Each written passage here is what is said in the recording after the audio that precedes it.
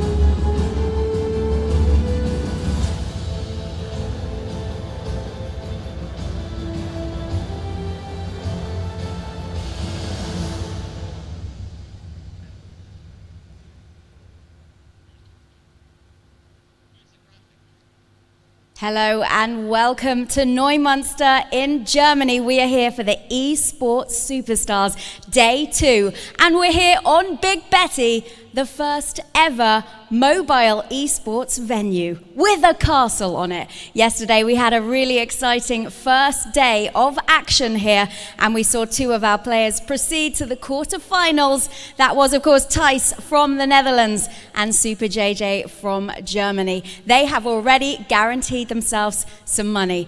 And first up today, we are continuing the action from Heat B, as we weren't able to finish it quite last night. First of all, though, we're going to take a look at the tournament rules.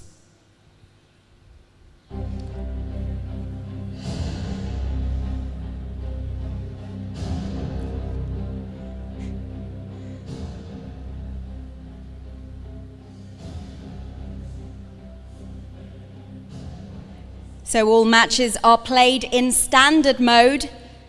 Last hero standing. If a player loses with a deck, that deck is locked for this match. The losing player can decide if he or she wants to switch decks or not. All matches are played in a best of 5. The first player who hits 3 points wins the match.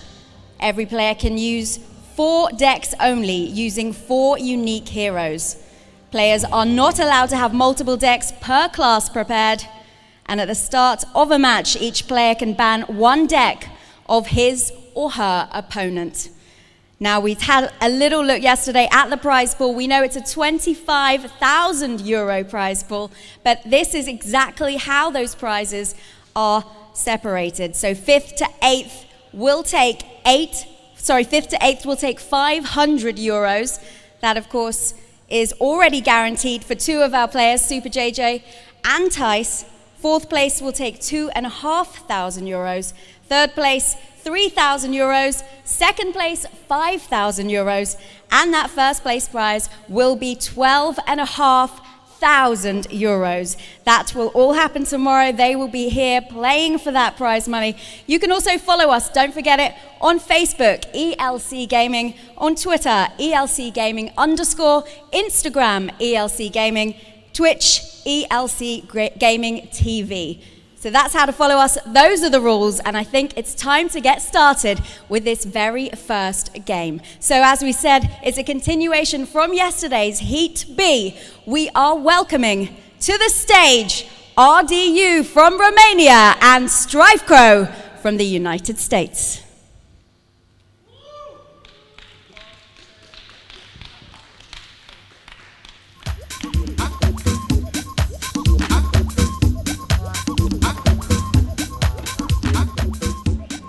Strifecrow, are you feeling a little more awake than when we saw you last night? Yeah, definitely. Feeling rested.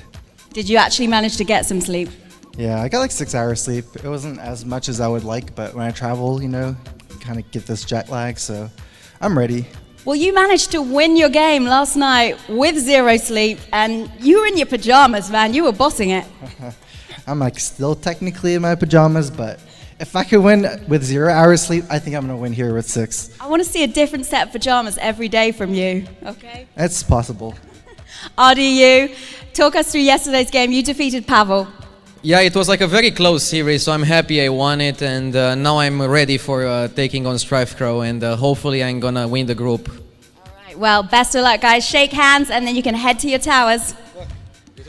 The game's about to start, so time to head over to our casters. All right, so Strifecrow versus RDU. Should we talk just a little bit about how they got to this stage? Yeah.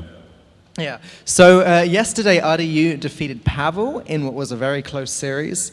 And then we had Strifecrow versus Wonder.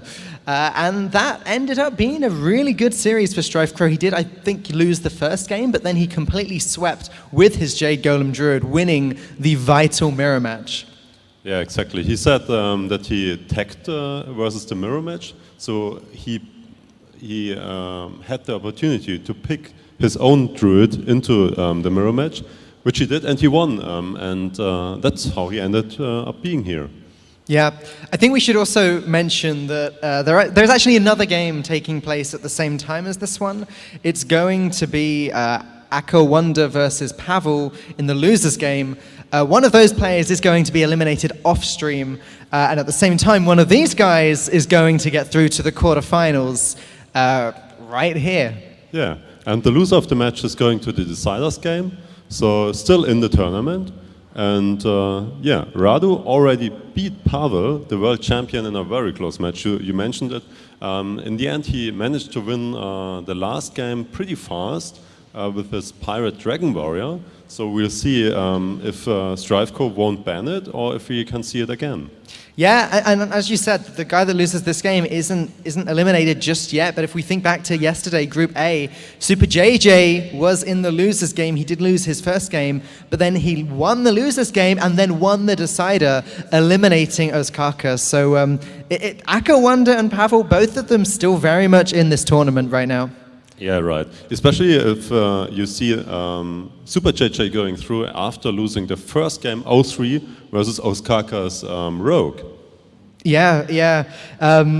You're right. We've seen quite a few sweeps today already. Both of these guys, they do not want their opponent to sweep them. It's going to be a really tough game. Do you have a favorite for this series, Kamlin?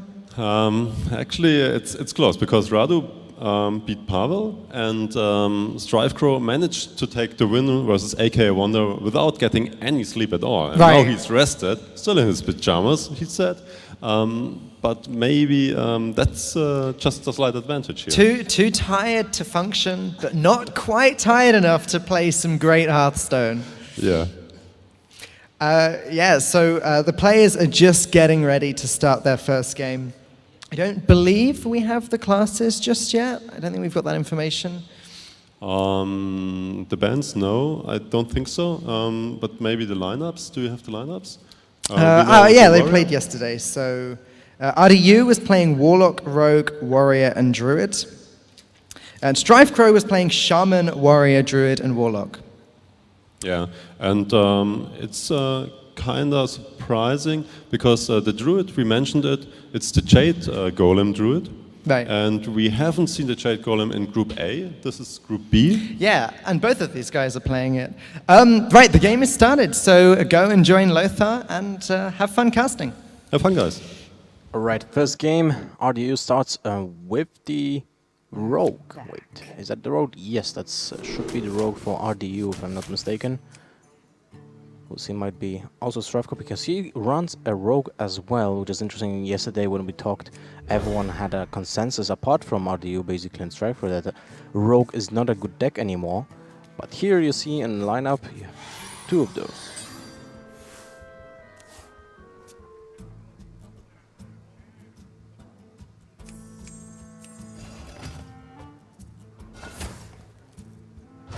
Strifeco starts with the Jade Idol.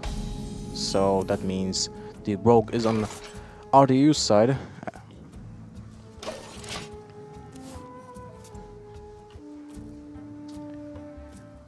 Actually, that's a really good opening hand for RDU now. With the Tomb Pillager on turn 3, he's able to play the Barns afterwards and still keep the coin when the Tomb Pillager dies. So that means he has a lot of options when it comes to upcoming turns, because he always wants to keep one coin for a Gadget and Auctioneer. And also the game plan here will be to keep Conceal for the Questioning Adventurers and just battle the game with bigger minions than the Jade Druid has. So, come on, what do you think about this matchup? I think Radu is in a good spot here because he can play turn 3, 4, 5 minion, and that's always good in the Rogue, especially because Strifecrow had to go like 3 mana off. He just used Hero Power and the Jade last turn. Oh my god, you got an Auctioneer out of Barns. Well, that kind of changes some stuff, because now he got the counterfeit coin, so I understand why he went with the Barns first instead of the Tomb Pillager, and actually turns out great. Yeah, so his only concern is Strifecrow having a swipe, but he's just going for the cycler. Why not?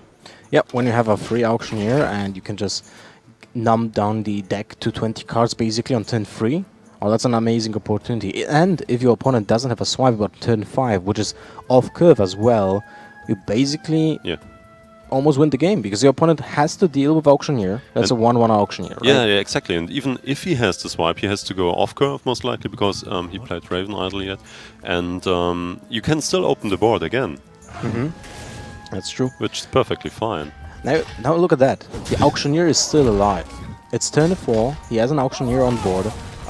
Although, basically now he has few options. He can either go for a cycle with the spells, but I don't believe there's an option since your opponent still needs to deal with the Auctioneer. Yeah. There's still the 1/1 Auctioneer that makes your opponent play off curve because now he has to use 2 mana to use his hero power. That leaves him with few options because basically there's only one 4 mana drop apart from Fandral in usual Jade Golems Druid. So and that is Jade Spirit, right? The Jade Spirit will be a 2/3 with a 3/3 on top, Yeah. which is not a problem to the board state from RDU. So he doesn't really he's not being intimidated by that. So he just goes for Tomb Pillager and hopes to make his opponent play off curve.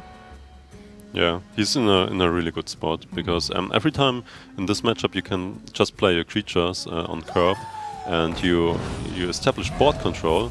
You're so far ahead. Yeah, on top he got like the Get-Gadget Auctioneer. Now it's gone, but still like it's kind of awkward because Strife Crow used the hero power I think 3 times now. Yeah. Which is just a waste of mana, but he had to do it. That's true. There were no other options, basically. It's either you take 7 damage twice from the Barnes with the Cold Blood, or you just kill the Auctioneer, right? And I mean, you either do that or you kill one or the other. He didn't have an option to kill both in the same turn, and that was disastrous actually for him, both when it comes to mana development in 2 turns in a row, and also decision making because it wasn't easy. That's for sure. Yeah, but Barnes off the top, and that's a good turn, right? Yep, We'll double do Boulder again. Cry for 4 and a 5/5 for 0 mana basically.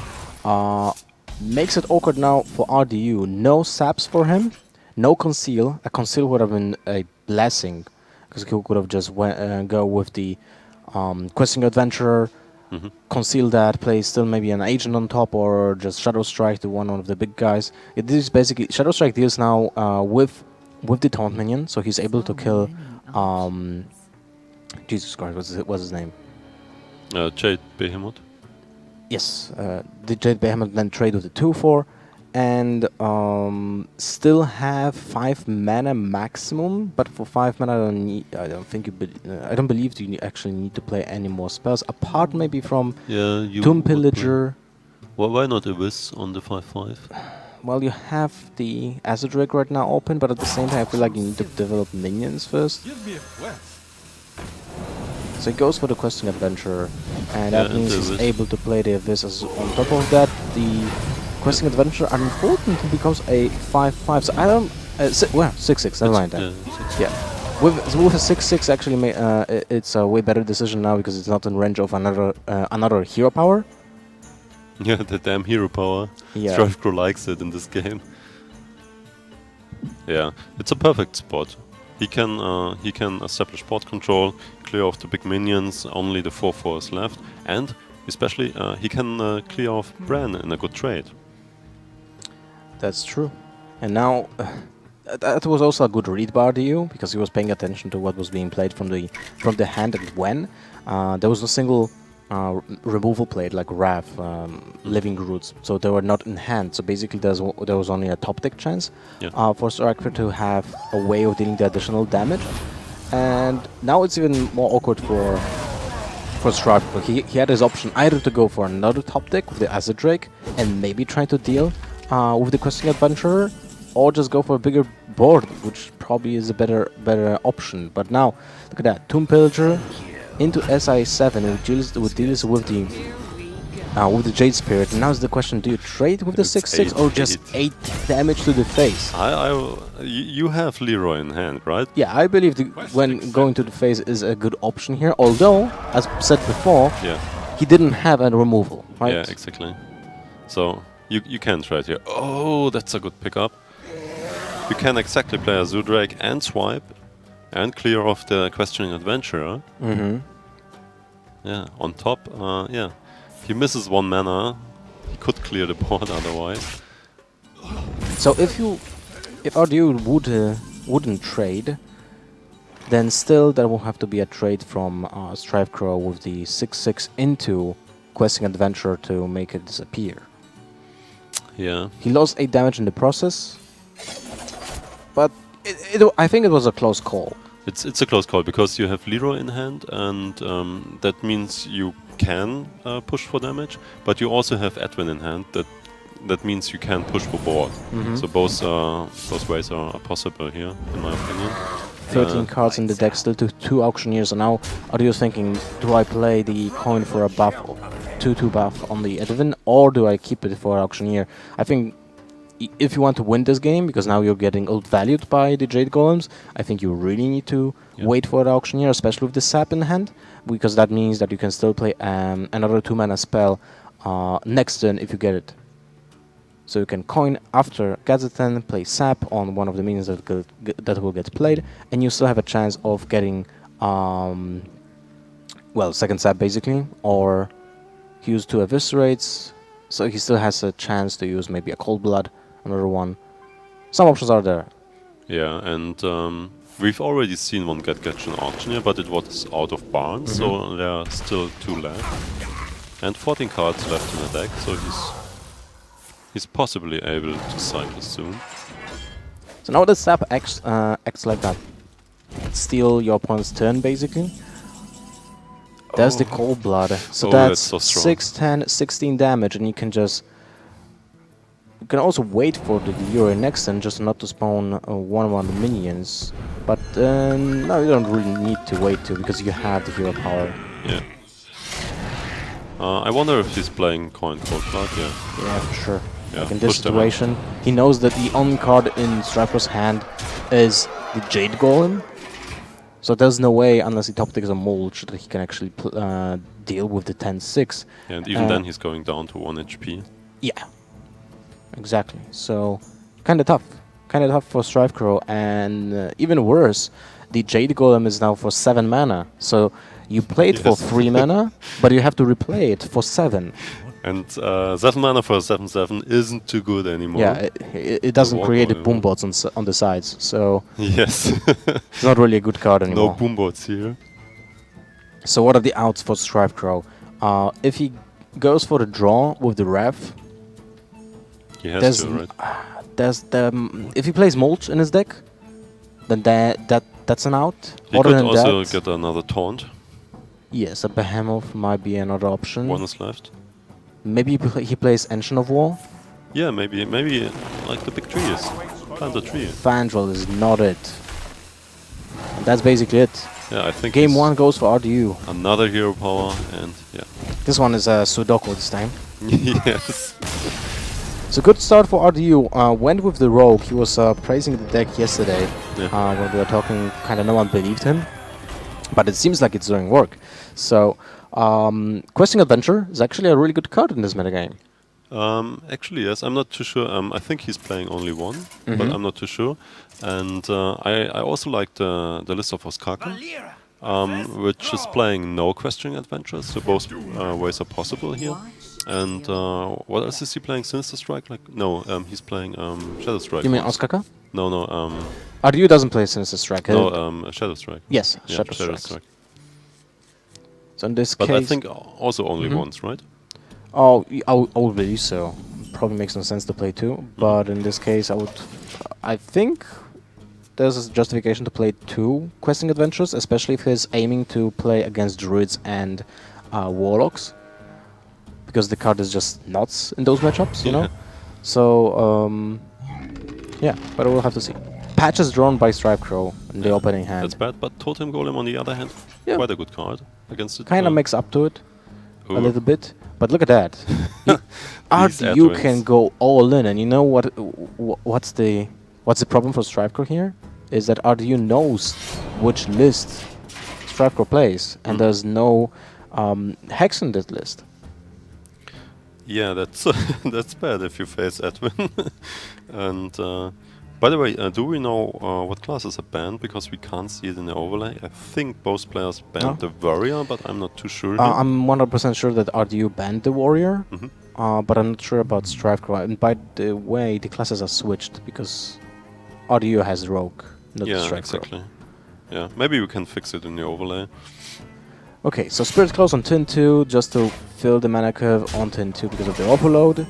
Which makes it kind of awkward to play the Edwin with the Baxa, because Baxa basically used as a free, 0 mana damage. But this the Shadow Strike makes up to it.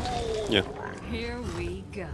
it's only 6/6. On a 6/6, but Only now 6/6 how turn do you deal three. with a 6/6 on turn 3 exactly? And then Strifefront would need to play Lava Burst and attack into it, Yes. which is possible, and it was turn 3, so there would have been a slight,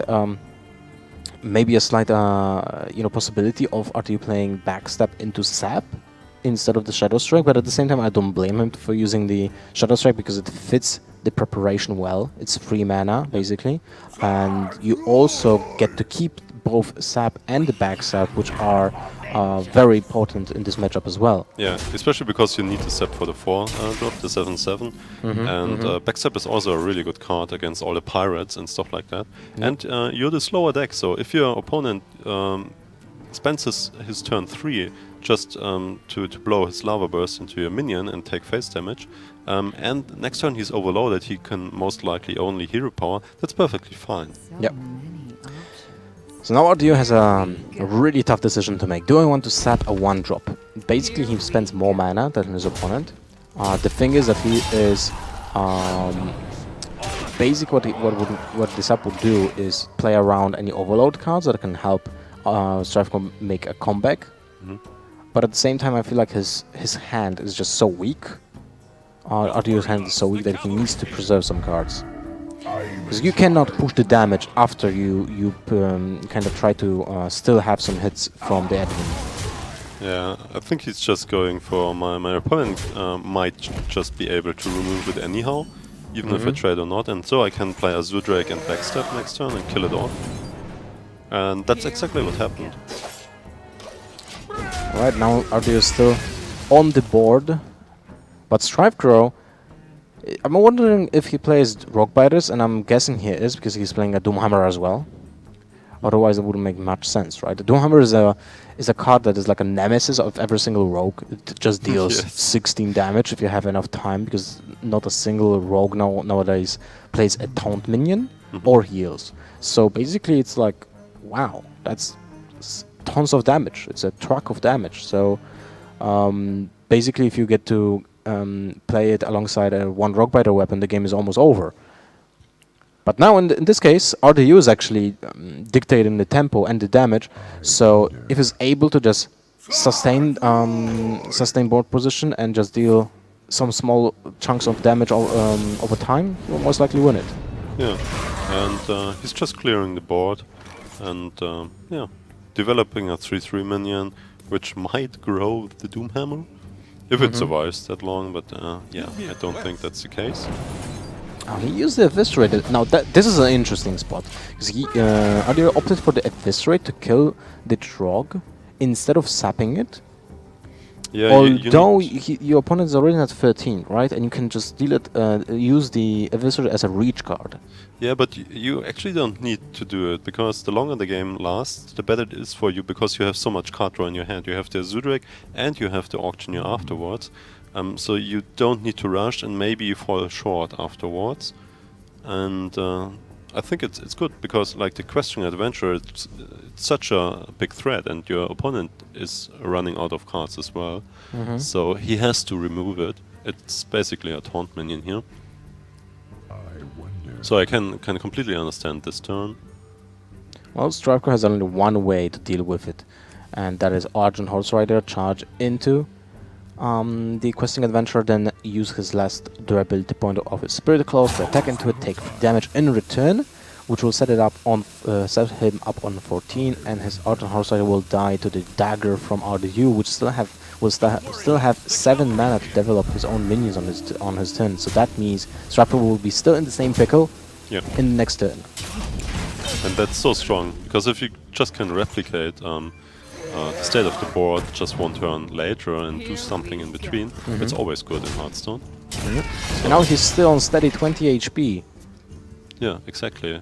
And as we can see, the coin and the backstep both are for free with the Gadgetron Auctioneer, which means 2 cards. Not an easy situation for Scrifro. Yeah. The Doomhammer doesn't really do much in this situation. There will be the sub target finally for RDU. The Flame Breath Faceless comes down. A potent minion, but it's now too late.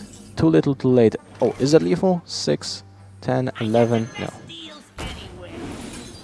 Not yet. A counterfeit coin. A new addition to the rogues. Kind of makes it less, the deck less consistent. Because it even more relies on Gadgeton in this case. But when it just hits in the sweet spot. Yeah, exactly. And you can either use it with Gadgetron, so it makes your Gadgetron a little bit better. But also, it's so important in the early game to develop your mid-range minions, like your 4-drops, 5-drops, or like as we've seen it in these days, just an Edwin 10-10. Yeah. You can actually play it on turn 1 if you have the coin and the counterfeit coin, which creates, just with one card, when you go in second, you can create a 6/6 Edwin on turn 1. Yeah, or you just to play backstab and it's prep 8/8, and right? Yeah, and it's nuts. and emote. Yeah. Basically, it's like a combo piece that can win you the game instantly in this very specific matchups, or is just a nuts card with Gadgeton, right? Backstab, Questing Invention, and the coin, Shadow Strike. So this is a matchup that is actually favoring Rogue a lot because of the Questing Adventure. So Adio is pretty happy about having it already in hand. He also has his coin. He's going second, so he's an additional coin, which is nuts as well. Yeah. Wow. Okay. So, but now we know they both. No, RDU banned the warrior then. Yes, Yeah, for sure. For sure. As we said, we don't know it the other way around, but I think it was also warrior. Might have been, because why would you basically ban the warrior when you play a warlock yourself? And Yeah. The thing is, RDU's warrior has Ragnaros, I guess, and Malkorok maybe. I'm not too sure. But Ragnaros itself, it makes the matchup against your Rhinolock like favorite. So. you still need to draw it. That's the thing. Yes. I mean, the game And then the it game needs to lasts hit like face. till turn 9 maximum, right? And if you don't draw the Ragnaros in like 10 cards, then you're basically like, I guess I didn't draw the best card in my matchup, right? So just draw kinda patches sucks. instead. Yeah, exactly. But look at that.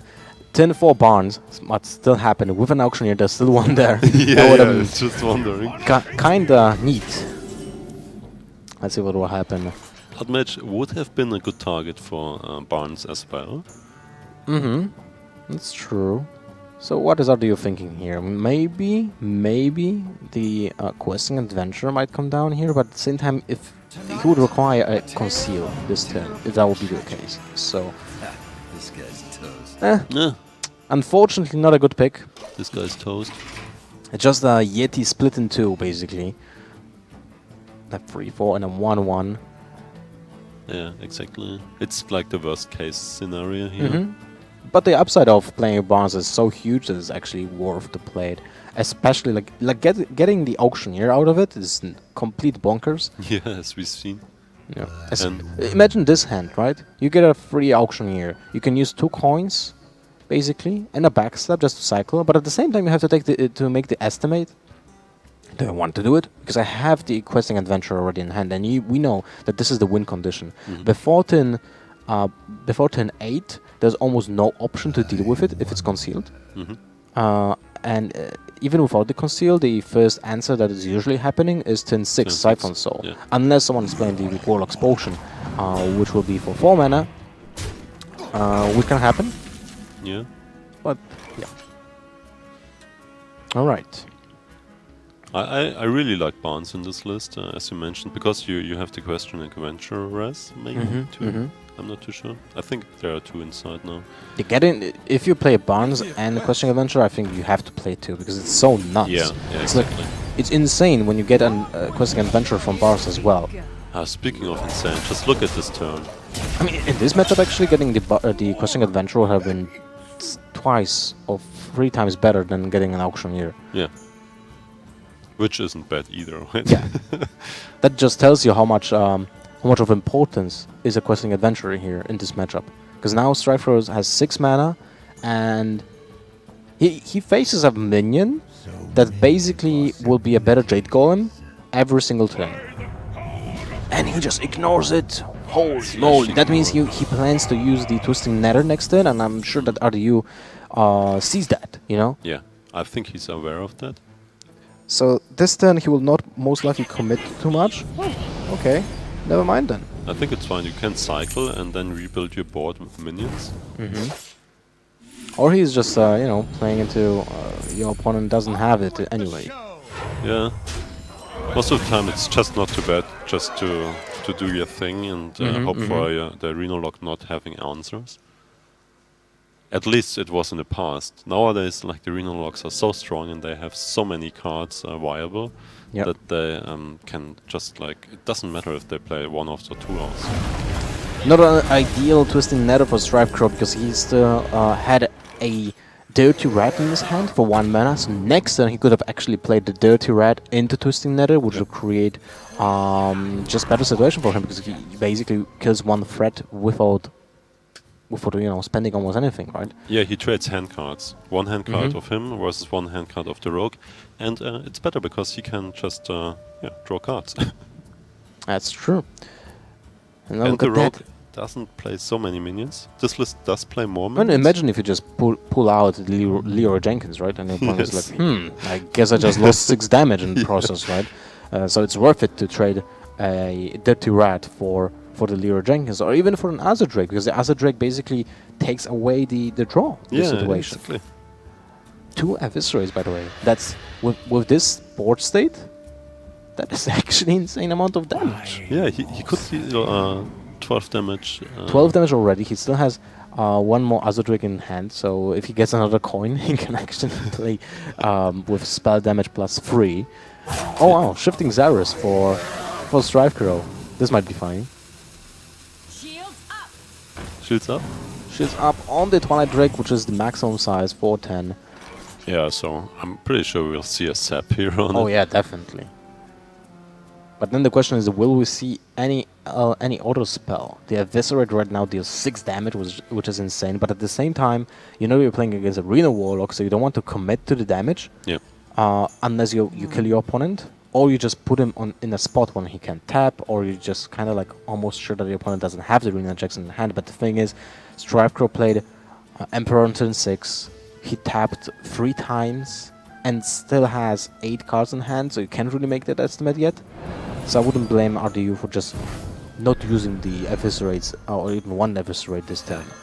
Yeah, especially because he has a really good turn here. I was thinking maybe I would cycling the Falnos first.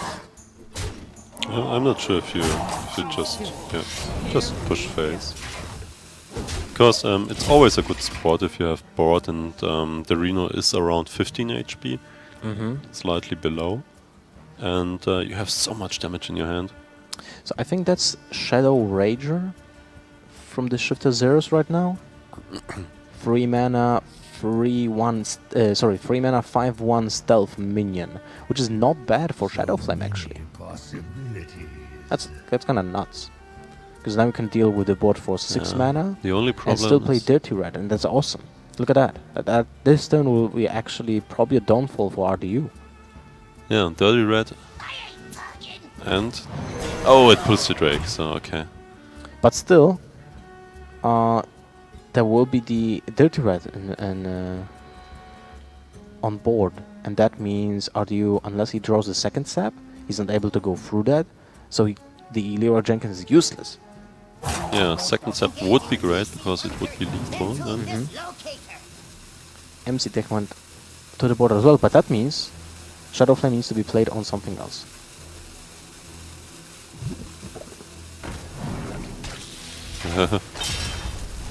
Alright.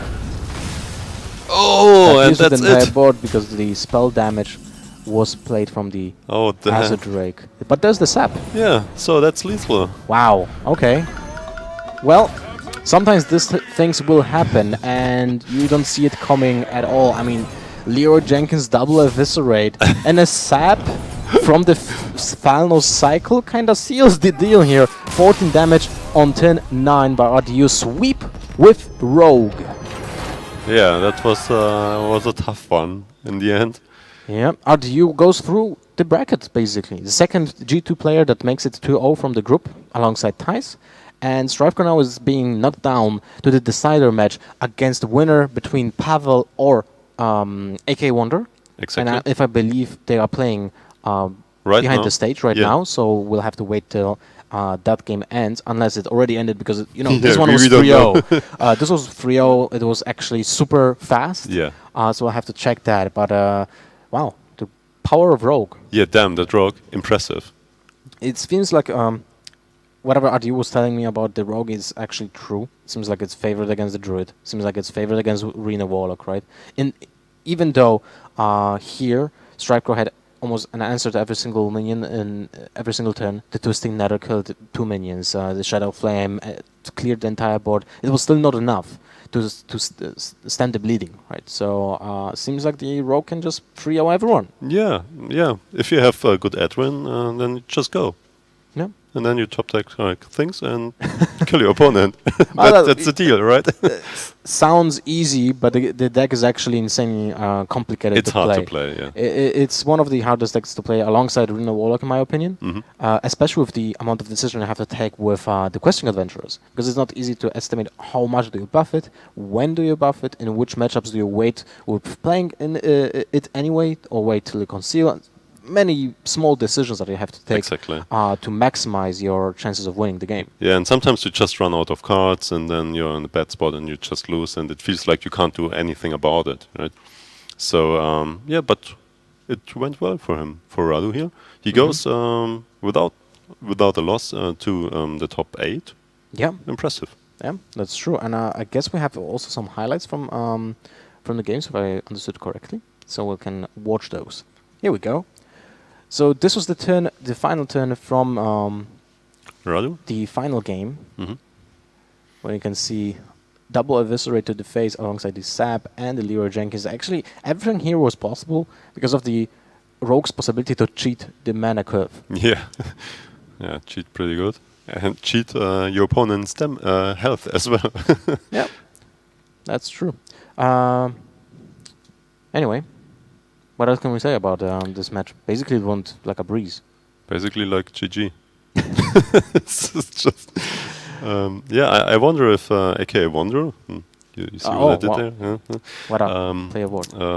Or who was Pavel. Oh, Pavel did make it, because if Pavel make it, we just see a rematch of Radu and no, Radu went through, but Yes. we can see Strifecro versus Well, Pavel, right? He can Or make a can we- rematch with IK Wonder, basically. But now we have RDU at the desk, so let's go to the interview. All right, I am joined by our winner, RDU, who is now through to the quarterfinals. RDU, how are you feeling right now? Very good, very good. Yeah, that was quite the performance with your Rogue deck. Can you tell us a little bit more about that? I think Rogue is like one of the best decks in the game right now if you can ban Warrior. Like your only bad matchup is Shaman, but the Shamans don't run Hexes, so if you go all in on a Questing or on an Edwin, you have like a huge chance to win. So you just keep Questing or Edwin if you have like a prep, backstabs, counterfeit coin, go all in, hope they don't have it. Also like the current Shaman builds play Flame Rift Faceless and you have double sap in your deck. If they play one of those and you sap it, it's almost like an insta-win too. Right. So like your worst matchup is not really that bad. And other than that, it can just beat anything. Like it's a very powerful deck. Back in the day, like 2 months ago, Rogue suffered because you had to play garbage cards like Swashbuckler and rely on like RNG, but now you can just cut Swashbucklers, play counterfeit coin, and just beat your opponents with that. Right, so as soon as you saw Strifecro's matchup lineup, I suppose you felt pretty confident, or were you afraid of the Shaman? Yeah, I was a bit afraid of the Shaman, but other than that, I was like super confident against his Druid and against his Rhinolock. Okay, great. While you were playing, of course, we mentioned earlier on that Echo Wonder and Pavel played against each other in the losers match. Pavel actually won that 3-0 with his warrior deck, meaning that Akawanda is eliminated, and Pavel will be playing against Strife Crow very, very soon. They're actually getting ready right now. But in the meantime, congratulations one more time, RDU. Thank you very much. We'll see you again tomorrow. Yep. I'm going to hand back to the stage.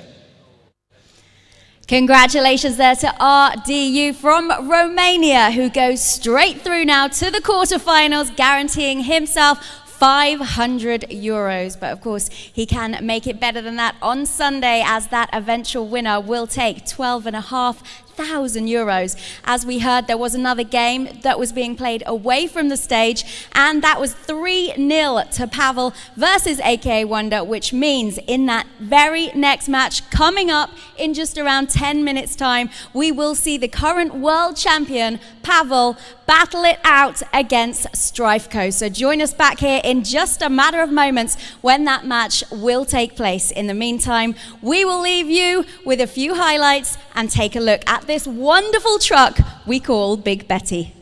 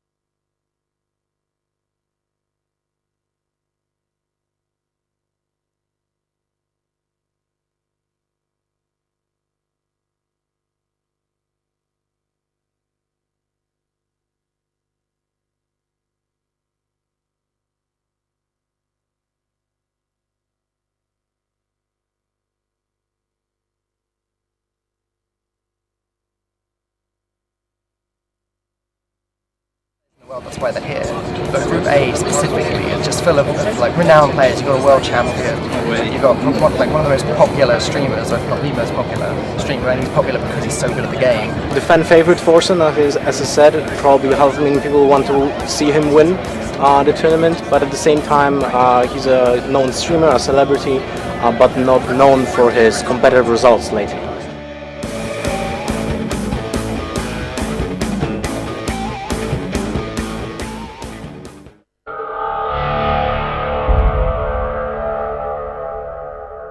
My first opponent is StrifeCrow, but I am in a group with Pavel, which is the world champion, and yeah, I am actually 2-1 in the last 3 best of 5 seconds him, so I don't want to face him, but I might. I think I am a really good analytical player, so once the meta is established, I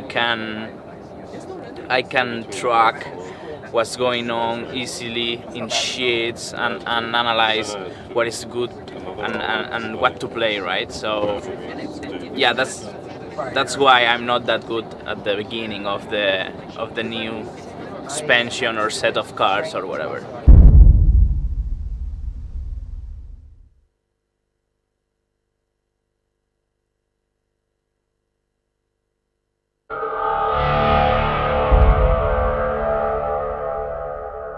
It's a really strong competition. We're also got a really strong group. I think I have good chances. We have now a new expansion, so I'm really prepared and I hope I can show it off.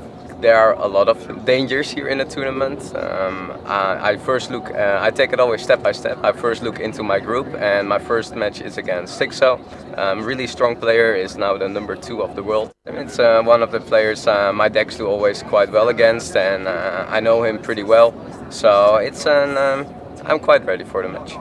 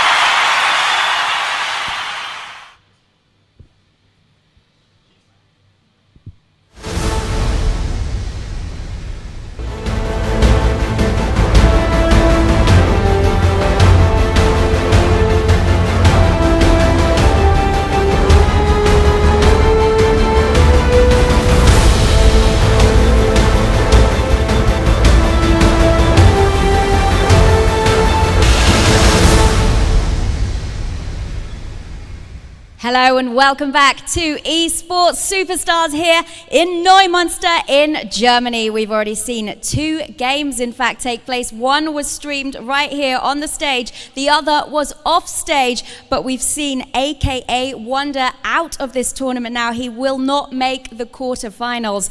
It meant Pavel won 3-0 in that one, and up here on stage we also saw a 3-0 defeat. This time Strifeco was defeated, and it meant Ardu would go through to the quarterfinals, and that means the next game coming your way will decide which other player will make the quarterfinals. Will it be Pavel, the current world champion, or will it be Strifecrow? We will find out, but first we're going to take a look at the tournament rules.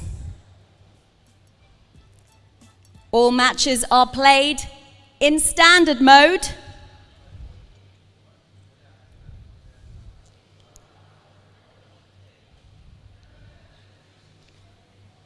All matches played in standard mode, last hero standing. If a player loses with a deck, that deck is locked for this match. The losing player can decide if he or she wants to switch decks or not. All matches are played in a best of 5. The first player to hit 3 points wins the match. Every player can use only 4 decks using 4 unique heroes. Players are not allowed to have multiple decks per class prepared. And at the start of a match, each player can ban 1 deck of his or her opponents. These are the prize pool information. First place, a whopping 12.5 thousand euros. Second will be 5,000 euros. Third, 3,000. Fourth, 2,500. And fifth place to 8th place, 500 euros. This is how you follow us on social media: Facebook, ELC Gaming; Twitter, ELC Gaming _; Instagram, ELC Gaming; YouTube, ELC Gaming; and Twitch, of course, ELC Gaming TV. So that's how you follow us. Those are the tournament rules, and now it's time to get on with this very next match. This is the last match of Heat B, and it will decide the last person from this heat going through to the quarterfinals. Let's welcome to the stage now Strifecrow from the US and Pavel from Russia.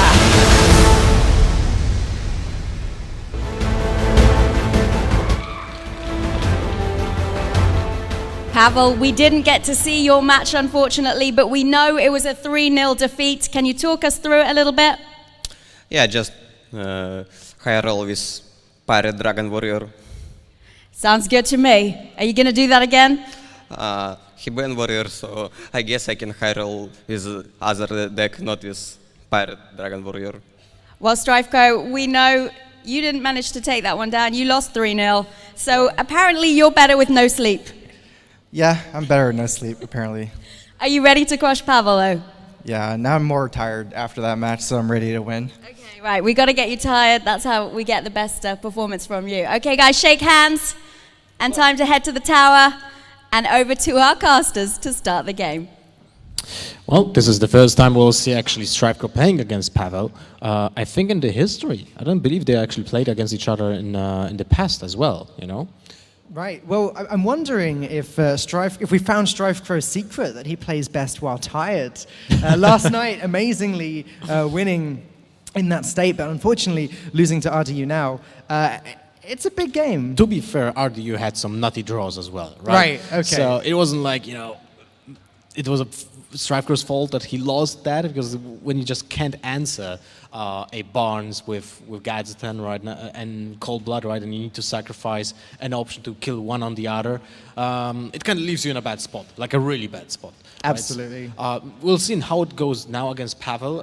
Pavel has a way different lineup than RDU, so this will be interesting. I'm still kind of looking into the performance of Jade Druid, because it's like one of the decks that is being praised as one of being the most consistent, right, in current metagame at least. But at the same time, it feels that it's just so damn slow, right? Right. So the thing is, the thing is that it might be a downfall for Sravko, or it might be just his winning race, right? And he will just go through with the entire match because of the Druid, because it will have insane draws. What do you think about the matchups? Well, I'm looking at the bans right now, actually. I don't know if you've been made aware of them yet, but Pavel has banned Strifecrow's Reno Lock. Okay, makes sense. Strifecrow has banned Pavel's Warrior, which makes a lot of sense given that we know behind the scenes Pavel did just get a 3-0 with it. Pavel obviously not too threatened by the Jade Druid, given that he hasn't banned that. I guess it's not considered necessarily one of the top decks yet, but given the performance that we saw yesterday, it could be well on its way there.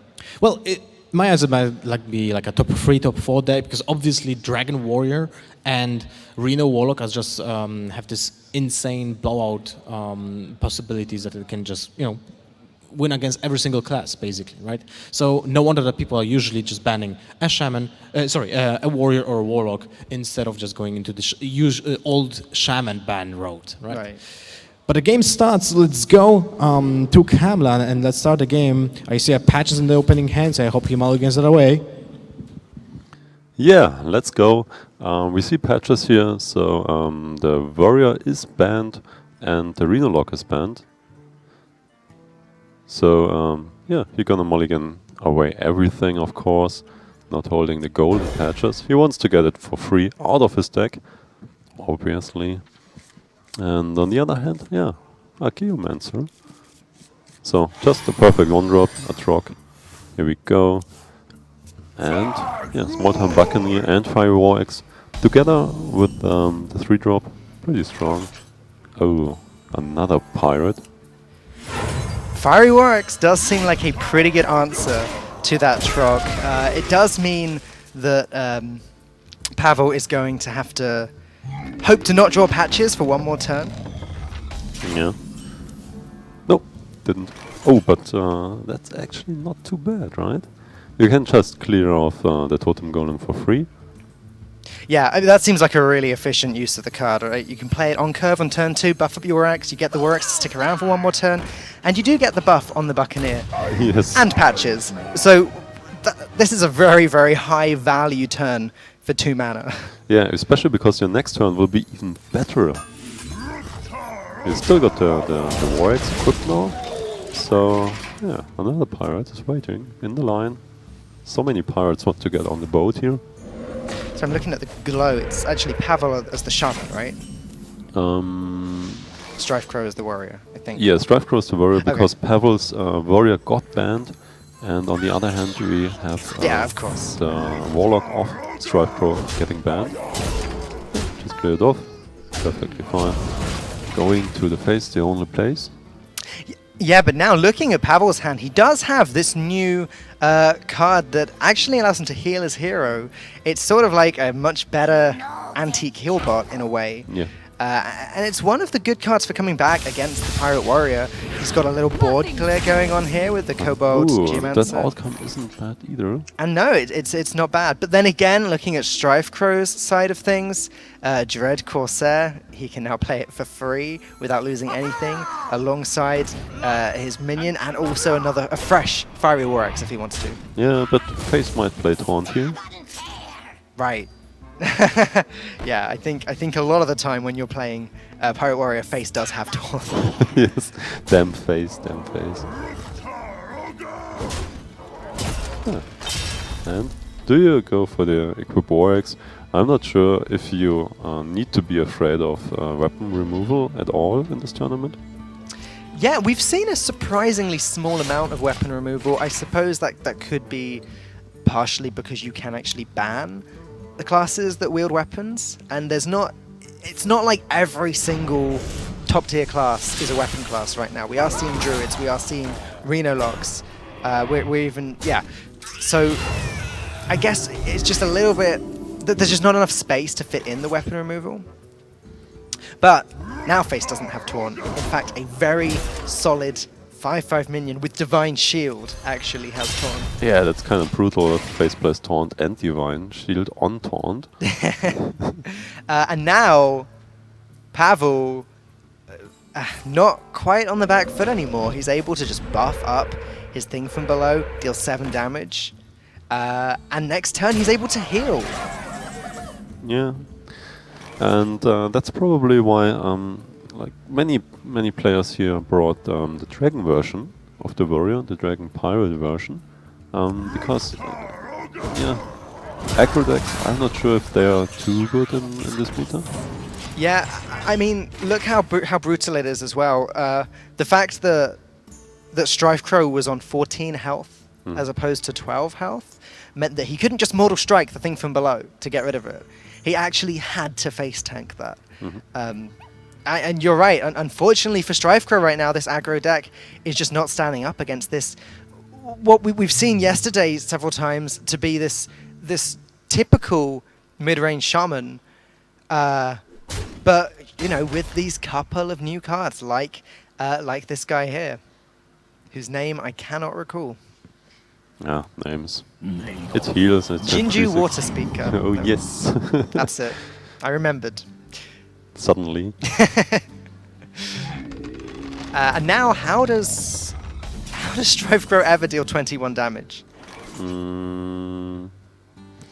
Yeah, maybe he can deal it next turn. He's got 16.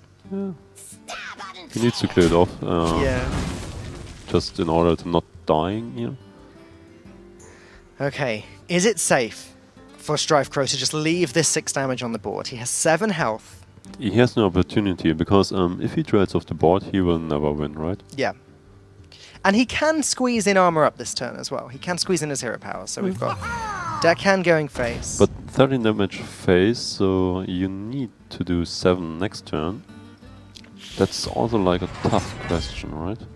Yeah, because you think Leroy Jenkins, and that's not quite 7 damage. No. Then again, if Pavel feels that he needs to now trade the board to not die, is it possible that Strife Crow gets 2 more turns? Yeah, it's possible, but unlikely. Yeah. Especially because you can roll the Totem Golem twice. Okay, that was an arrow. Yeah, I'm not exactly sure. What you wanted to suggest with this? Okay, well... Yeah, he's dead. That was an error because you die, right? Yeah, right. Pavel's Shaman takes game number 1, and Strife Crow's Warrior eliminated. You're absolutely right. The other Warrior was banned, so that's both Warriors out, one way or another, yes. in this series. What do you think of that matchup? The mid-range Shaman versus the aggro, specifically Pirate version of Warrior? I think he had a really good start with the Pirate Warrior. But yeah, as we see, face plays taunt, face plays heal, face wins. Yeah, I guess it's the fact as well that he got the nice Kobold Geomancer with Maelstrom Portal when he needed to. The fact that he got a free Divine Shield on his thing from below. Yes. Also, that was quite helpful, right? So yeah, it might not always go that way, but just the fact that Shaman does have these cheap ways of clearing the board, and now this brand new minion that also heals the face.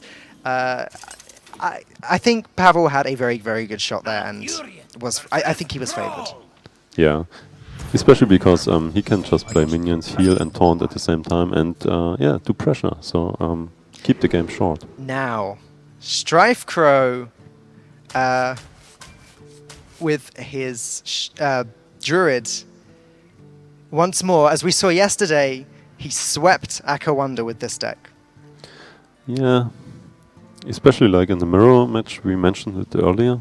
He did win because he said AK Wonder did tags that were against like the more aggressive types, and he was kind of favored because yeah, he just not tagged that much against aggressive builds. But yeah, I'm still not sure. It seems like the players are divided in which Druid deck is the best one. It seems like the best list isn't found yet, or maybe Strife Crow got it.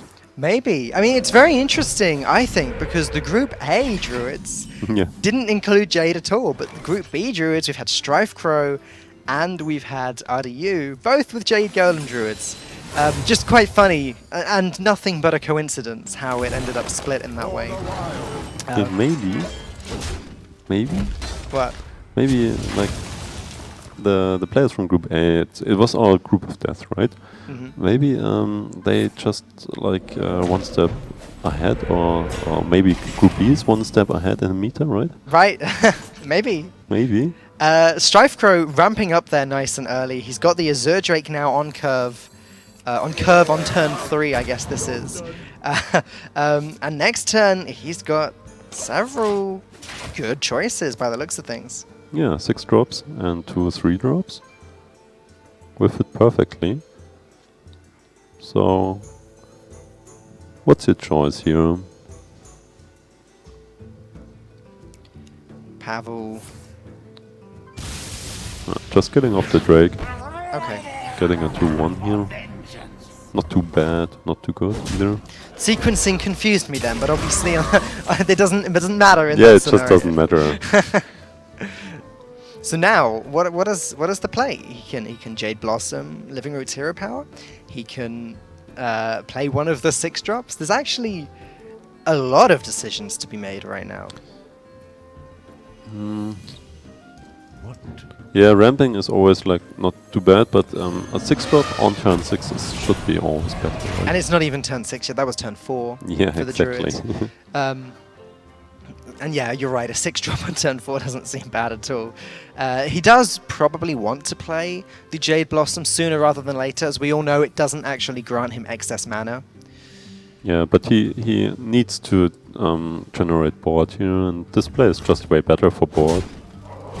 Problem is, for Strifecrow, is that he's let that Blood Mage Thanos live, so actually Pavel got the extra damage from the Spirit Claws there. Yeah, clean and easy kill here. That's kind of unfortunate.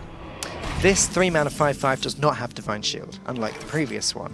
But it's still looking like a really strong card, one that Strifecrow is not going to be able to deal with very easily. Yeah, but now the big question is, do you play removal or do you develop the board? I think right, so he's only looking at 8 damage right now, 9 if you count the weapon as well. 30 health.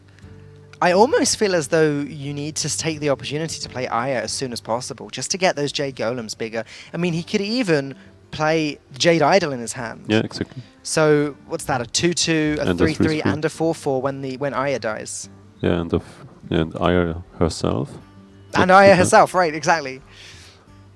Playing into an AoE, but you really can't avoid playing into AoEs against the Shaman if you're a Jade, right? Okay, so Strifecrow is going to take a slightly different approach. He's actually going to clear the entire board with this play. Yeah. Which is great too, you know, you can never complain about clearing the board. This way Pavel's Lightning Storm is completely useless. However... For this turn, yes. Yeah, but however there's still quite a few cards in Pavel's hand that are looking very strong right now. Yeah, and he can fill up the board next turn, so he just resets everything on board. Goes for the minion play next turn, most likely. Can still fit in Living Roots as well.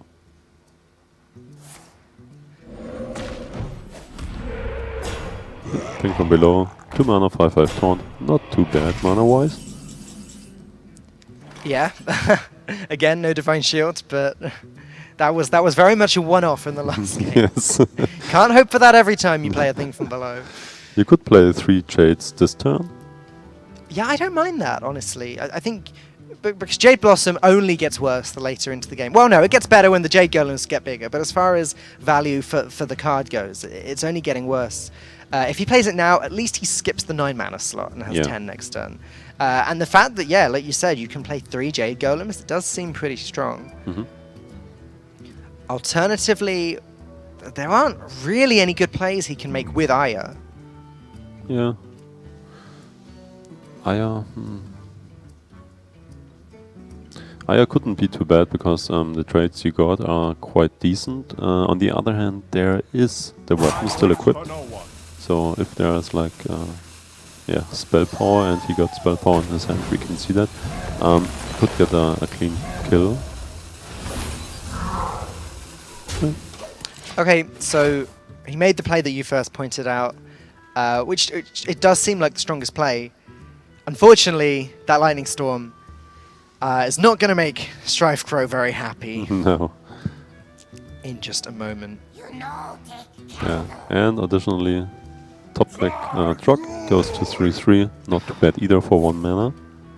He's playing very mana efficient in this game.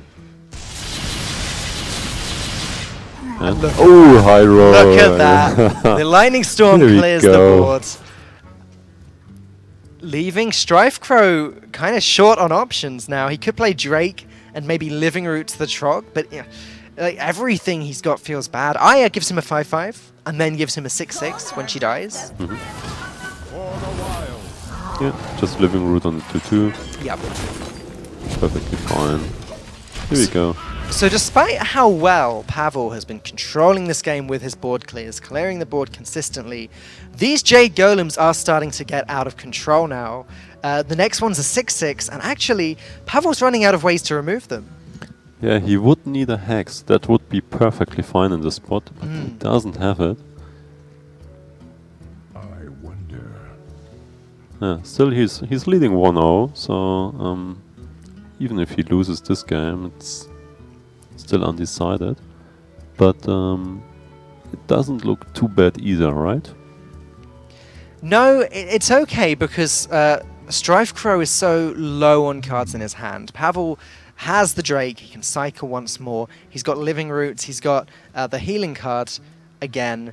Like he can stay at a pretty high health total for quite some time and rely on Drake and his next draw after that to hopefully pick up a Hex or something soon, just to help out to deal with the Jade Golems. The problem that Pavel is going to have is that it's going to get difficult soon for him to continue to develop the board and be aggressive to Strifecrow's face, whilst also fending off these Golems. Speaking of, do you mind going face here? What, with the Lightning Bolt? Yeah, just full face. I think it was worth considering because you need to, if you're Pavel, you need to kill Strifecrow soon. Yeah. You can't wait around. Jade Behemoth, this is another Golem. It's going to be a 6/6. Strifecrow trades in Aya. He's going to make a 7/7. Yeah, and board turned, and he got another taunt.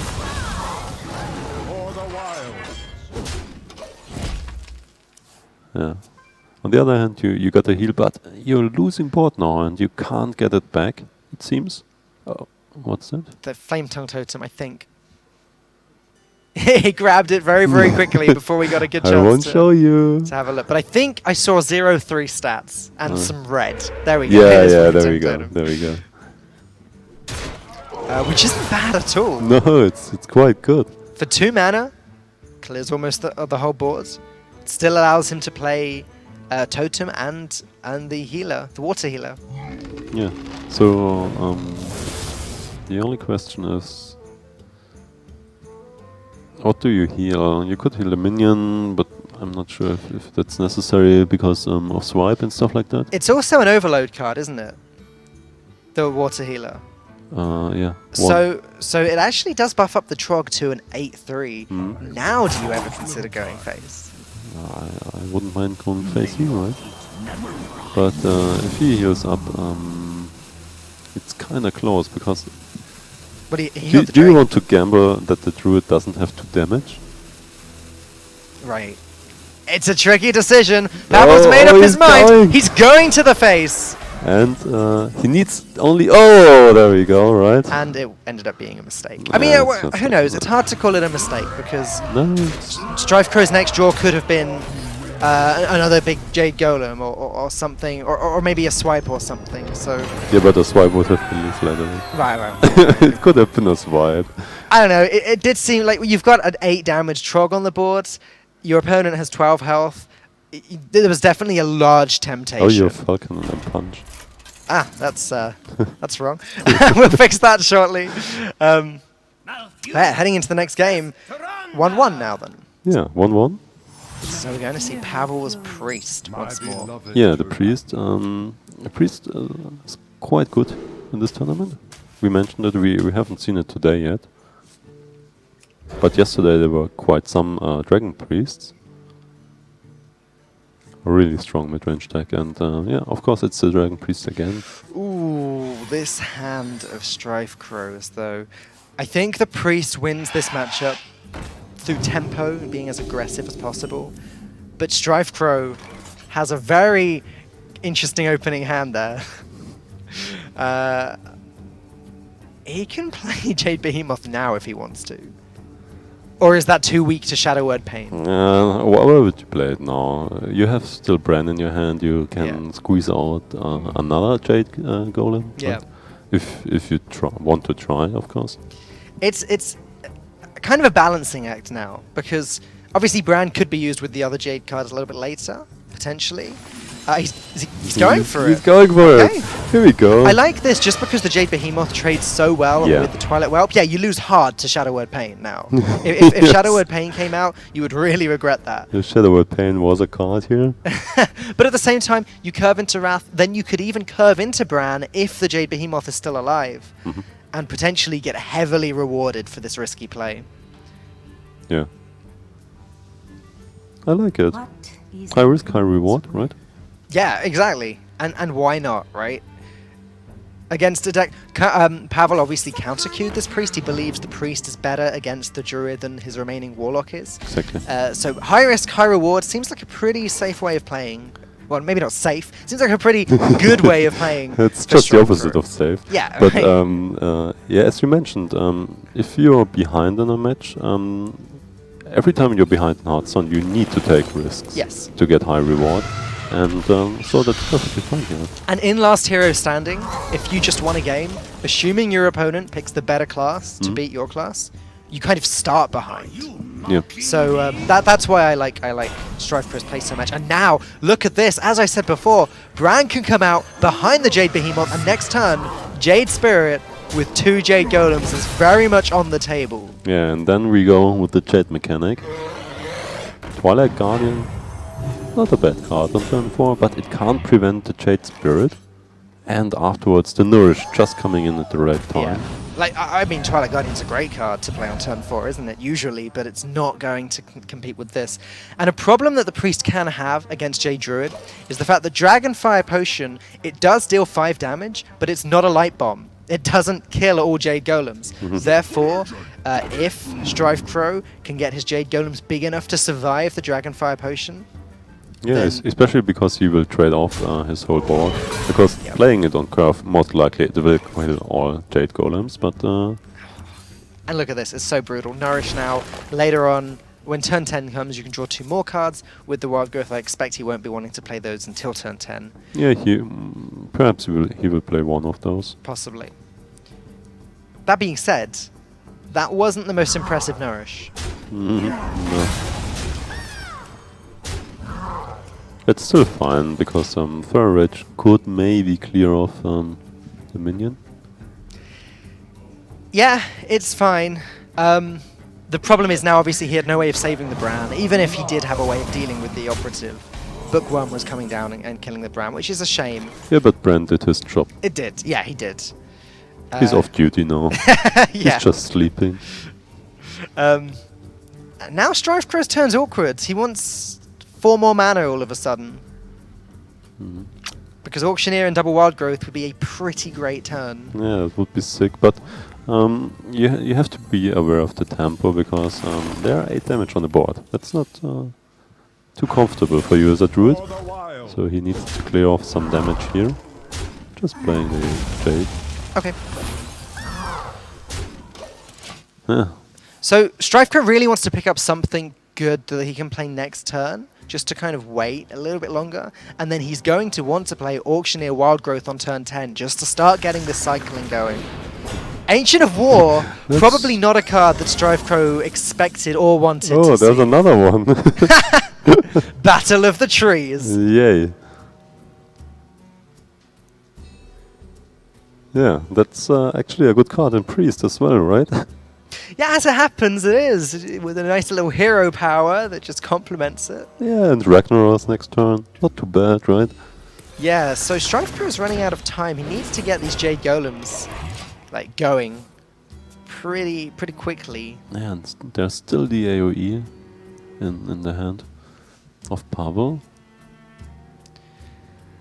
So what looks like a very strong start from Strifecrow. Oh my god, Silence is so strong here.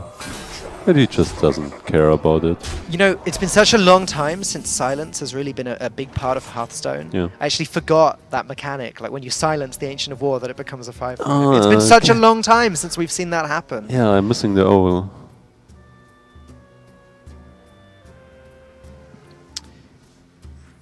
Okay, well, Gadgetzan Auctioneer comes down now. Strifecrow cannot afford to wait until he gets excess mana. And There's the concede! oh, damn. Okay, so his druid goes down. Leaving him with just the Shaman deck. Yeah, so we will see it, the druid versus the shaman next. And yeah, so the druid, did it perform good or bad? It's difficult to say because with that start, with the Bran, well, firstly, innovating out a 6-drop on turn 1. Yeah. We've seen what druids can do when they Yeah. innovate out a 6-drop on turn 1. And then with the Bran into the Jade Spirit, it seemed strong, but I guess the Priest was just able to get the kind of mid-game tempo down onto the board. Yeah. So Tunnel Truck, turn 1. Always a good start. Yep. Don't need 2 of them. The thing is now that Strifecrow has had to switch into his Shaman. Obviously, it's his only remaining deck, so he hasn't been able to choose. Which means if Strifecrow is going to win this series and stay in the tournament, he actually needs to beat both Pavel's Priest and his Warlock. Which, a bit of an uphill battle. Reno Lock, probably a matchup he's not particularly looking forward to. He gets back the second truck. It's just sticky. It's just like... You're not complaining if the cards that are staying in your hand even after the mulligan are 1-drops, though, are you? yeah. Especially if you got Tunnel Truck and Feral Spirits in your hand. Yeah. Are you mocking me? So, Rimust Agent. Another card you want to see. Oh. Yeah. Looking at Pavel's start here, Wormrest Agent into the, is it Cabal Talon Priest? Seems like a pretty strong start. Strifecrow really needs to not draw patches next turn. Yes. Like always, right? Yeah. Because he had the option to play both 1-drops now. Instead, he opted to go with the Totem Golem, which does raise the risk very slightly of him picking up hatches. Yeah, but it's just so much better overall. And Yes. why would you play Small Time Buccaneer into a 2/4? So Yeah, exactly. you can still play it next turn and kill it off. But yeah, there's another one. Yeah. Like what the? So patches and Totem Golem are going to be able to deal with one of these. It's funny how we're talking about a card that's still in the deck and what it's going to do next turn, because one way or another there is going to be a patches on the board. Ooh. And next turn there will be 7/7s. Yeah. Or one at least. Not too bad for 4 mana.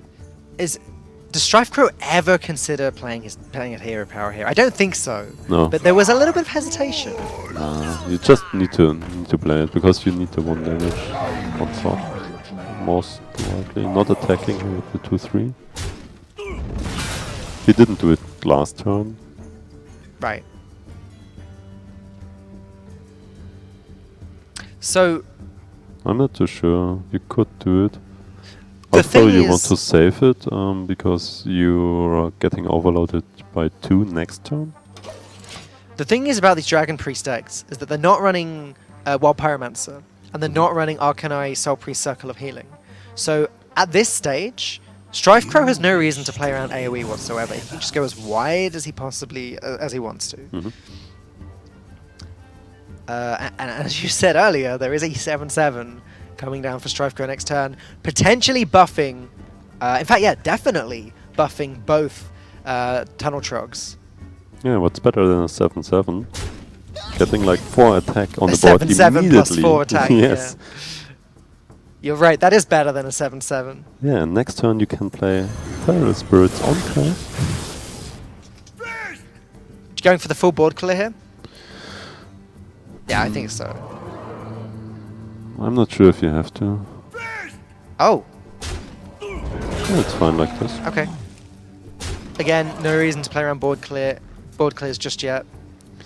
Yeah, you have a problem because you need to push damage now. The priest is still at full health, so just trading the board is too slow. Just want to point out how strong this Flamewreath Faceless was there. I gasped when I saw the Potion of Madness, and then realized, oh, it doesn't affect minions that have 3 or more attack. Yeah. So without the Flamewreath Faceless, one of those trogs, either of those trogs, could have been stolen with Potion of Madness. Yeah, and killed off your totem column. Yeah. So actually, that overload coming in really handy. And now, if he wants to, StrifeCro can buff up that Tunnel Trog even more.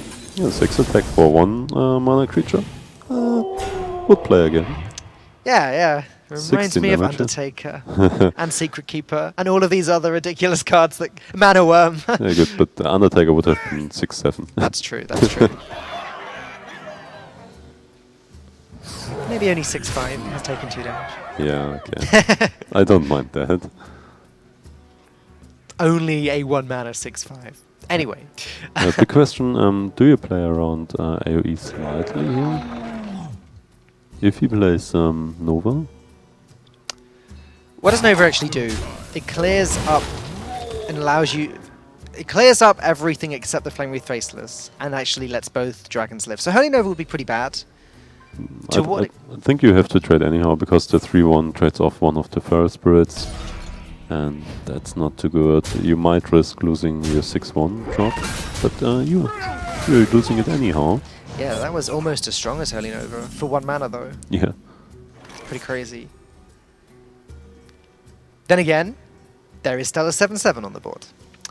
And potentially, Pavel, he can be put down to 7 health this turn if StrifeCro chooses to. Although I believe he's going to have to at least trade a little bit, yeah. Yeah, he needs to protect the 7/7. As he knows, there's no answer in the hand of Pavel. Oh, taunt? Well, that also, if Pavel wants to trade, that does allow him to clear the Flamewreath Faceless. My shield for Argus. Yeah, but you wouldn't do it, right? It's an aggressive deck, so you're not afraid of the AoEs. You could trade into the Horse Rider with the 4/6 and just go face with the 3/2. Okay, yeah, sure. Flamewreath Faceless can't hit the face anyway. Shaman does have board clears and does have spell damage. So, is it ever possible for StrifeCro to clear the board here? Not with this hand. But if his both cards were spell damage somehow, and then he picked up a Lightning Storm. Yeah. One card is pretty long in his hands. Think Yeah, from that's below, so you could set him onto an AoE or like think from below, which is or single damage. Ooh, this got close. Yeah. I think the play was quite fine.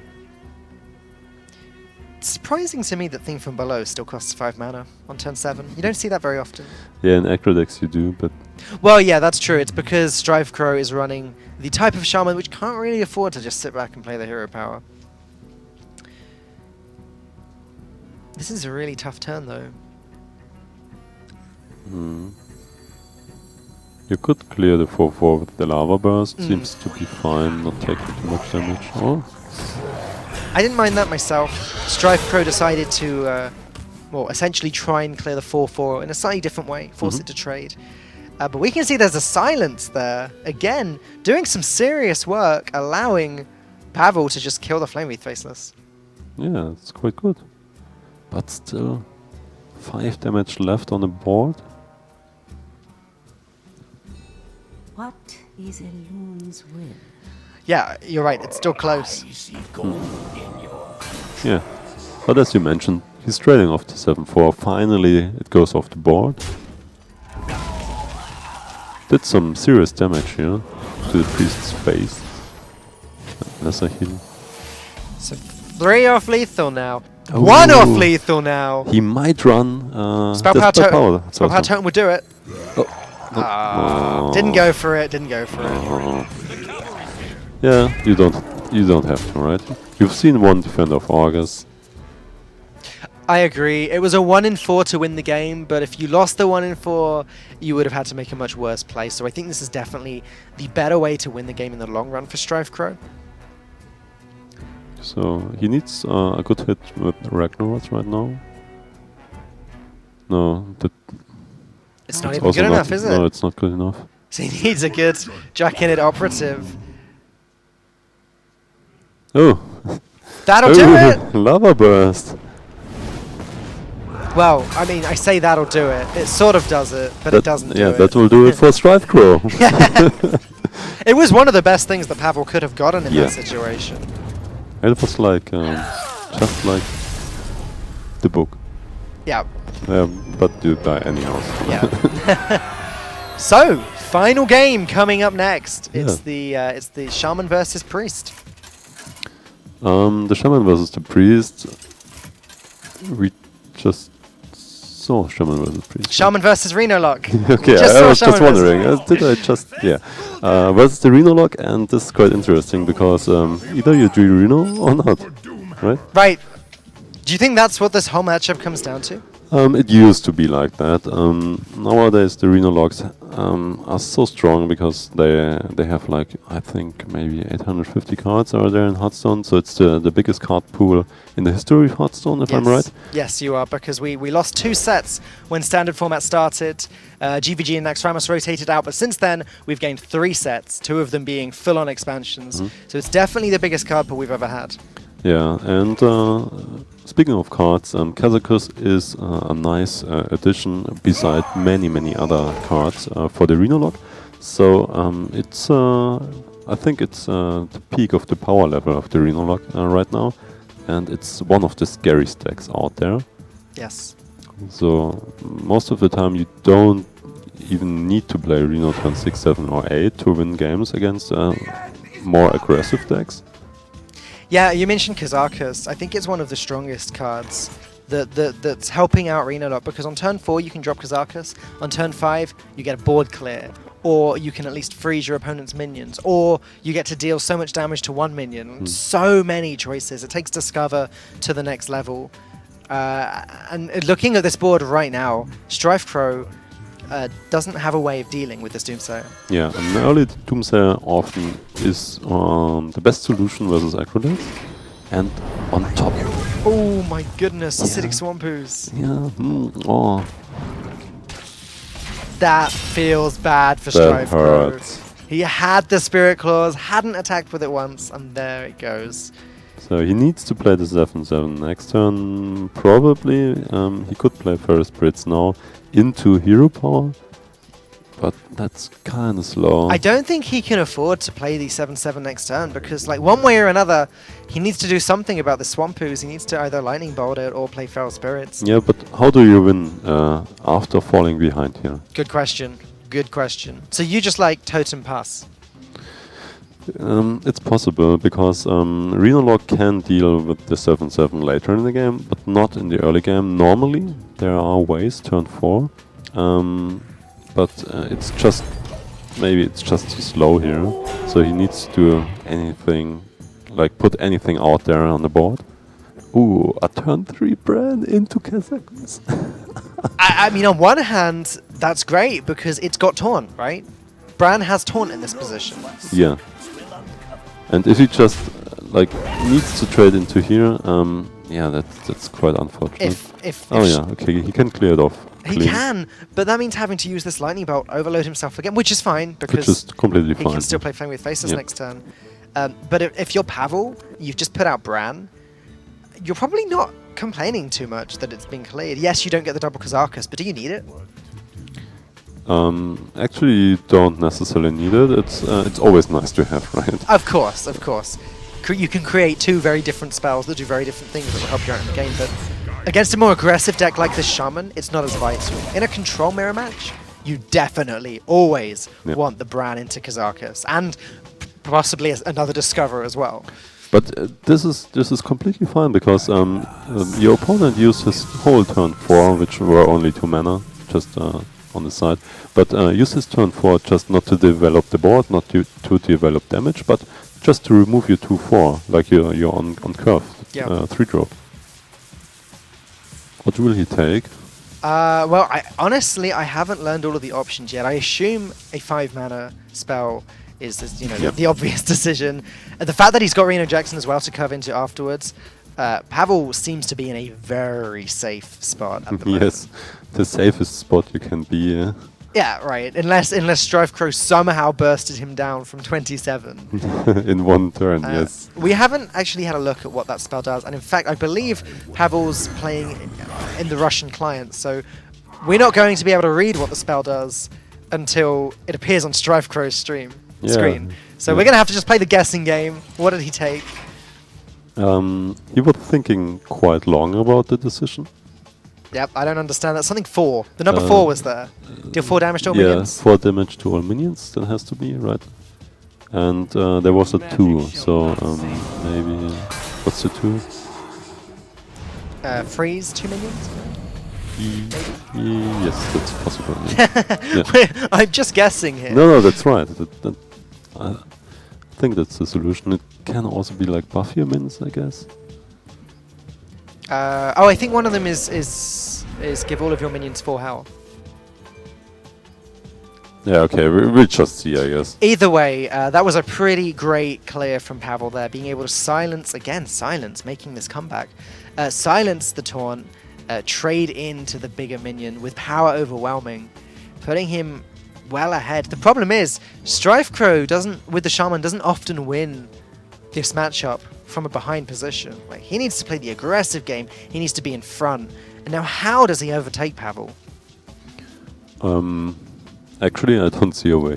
No, it seems a little bit early to call this game as being over, but you're right. I can't think of any miracle card in Strife Crow's deck that allows him to come back. Now we'll see what the card does. Yeah, I guess it's freeze. Deal 4 damage. Oh, draw 2 cards. We missed draw 2. That's the obvious one. If you're dealing 4 damage to all minions, why would you then want to freeze 2 of them, I guess? Yes. Especially as it actually sometimes freezes the one that just died as well. Yeah, okay. It makes sense to draw cards here. But basically one of the best outcomes here for him. Draw 2 cards, clear board. Yeah, right. For a Reno deck as well, which is you know, infamously inconsistent when it comes to card draw. That's the reason Reno Lock is so good, because they can draw every turn, but getting 2 more cards for free feels pretty good. Yeah. Feels like Christmas. Feels like Christmas. Very soon. Yeah. Very soon. Oh, Christmas already now for the Reno Lock at least. We're gonna be Christmas. Okay. Enough Christmas. Happy restuff. We unfortunately don't see the Discover either. It's a taunt. You know, that's fine. that's not... And Pavel's at the stage here where he's not even bothered. He doesn't even care about healing. Like, Refreshment Vendor, heal for 1. Yeah, that'll do. Right? Yeah, let's paint the number white again. He's not doing what you often have to do with this card, and waiting for maximum value and at least getting down to 26 health before you play it. He just doesn't care. He's got Reno, he's ahead on the board, and he has a bigger hand. Yeah, and it's just like, 1 more minion on my board. Yeah. And although Strife Crow's board is getting bigger, it doesn't look like it's ever going to last, because we can see Pavel has the Fellfire Potion. It's getting bigger but not better. Right. Yeah, charge. He's in charge and he's got charge. Yeah, that's a good one. I never noticed that before. Okay. I'm going to get flamed so bad by Twitch chat for saying that. Yeah. Yeah, hopefully. I deserve it too. Okay. Still 1 lonely lava burst in his hand. Leroy Jenkins is a card that Strife Crow wouldn't mind having right now. Yeah, but would it help? Probably not. He'd just attack with it and then Reno would come out. I'm surprised that Pavel's still not playing the Fellfire Potion. He's going for he might Shadow Flame, I guess. Sure. Yeah. He could have done it the other way around. Yeah, I it's was the same, thinking that. it's Either the way same around is the outcome, same so... Ooh, Blood Mage Tunnels adding 2 additional damage. Adding 3 additional damage, actually. It's the Lava Burst and also... If he played Lava Burst now, okay, alright. But I was thinking maybe he can hold on to I think Strife Crow had to. I think he's at the stage where he has to win now or he loses. And Strife Crow is also at the stage where if Pavel has Reno Jackson in his hand, he always loses. Yeah. Unfortunately for Pavel, Sorry, unfortunately for Strife Crow, Pavel's going to be rich, as this game is... And another shield bearer. Another shield bearer. It's just the second one. It's Poor just Strife like, Crow. oh, Strife Crow. He had the worst journey over here. Really tough game last night. And he won his first game. And he won it, but unfortunately wasn't quite good enough to get him through to the quarterfinals. I think in the meantime he got too much sleep.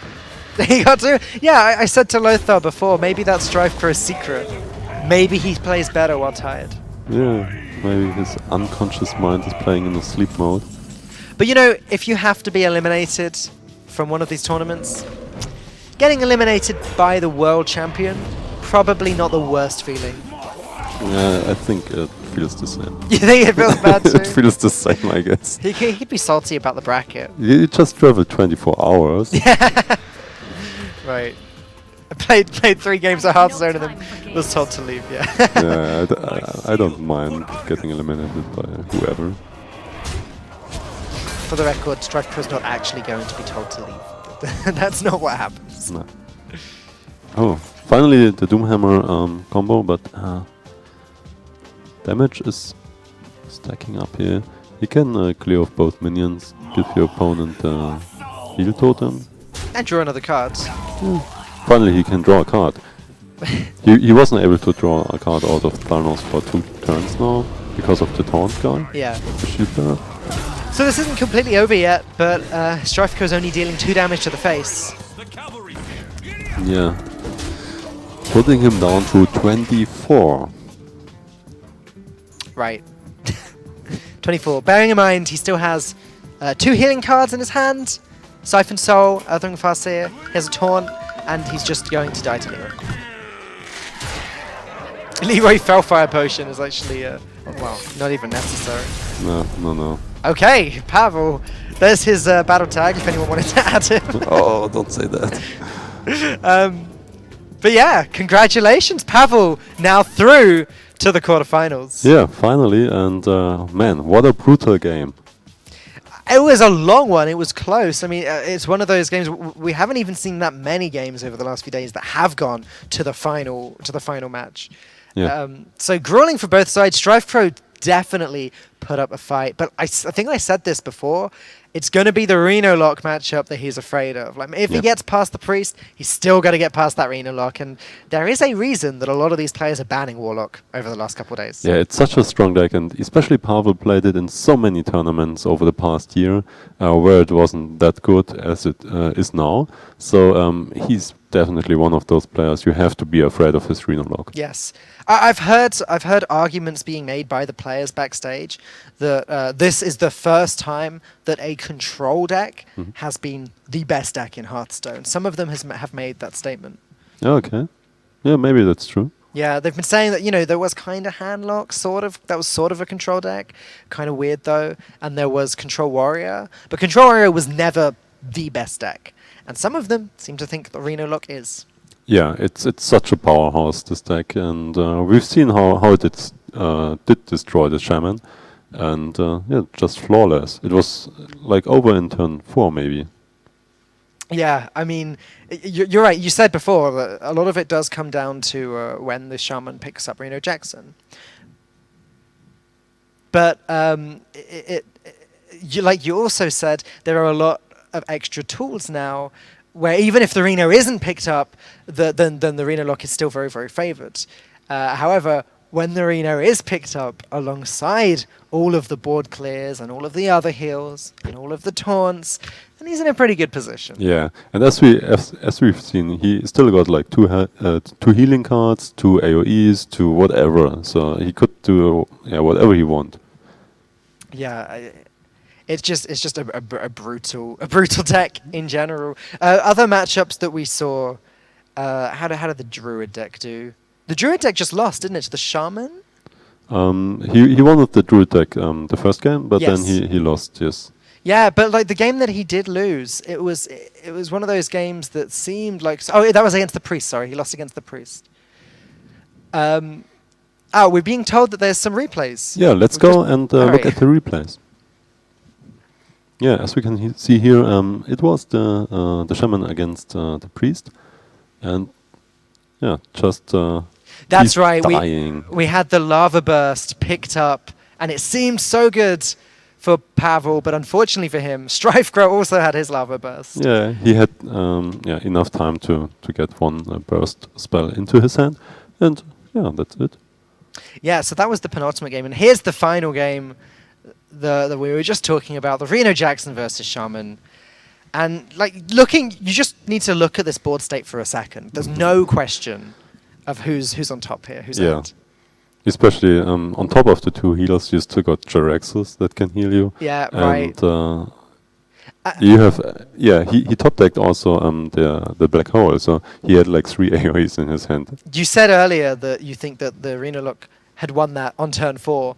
Yeah, I agree with you. I think that game was over very, very quickly, and Strifecrow's hand didn't matter. Yeah.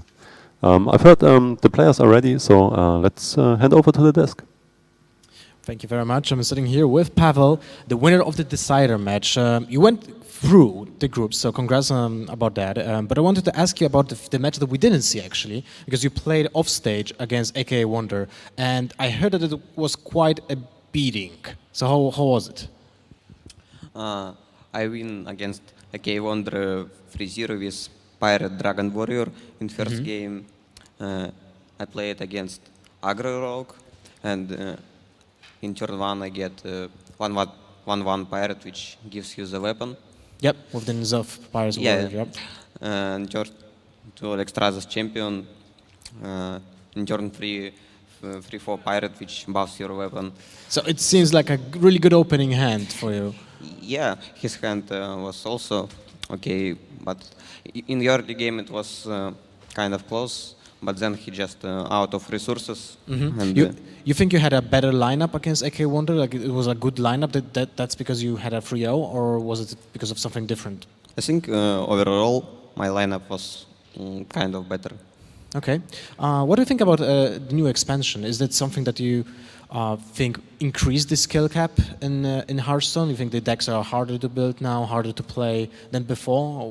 What's your opinion on that? I think in first weeks of new expansion, it's always increase the skill because everyone doesn't know yet which decks is good.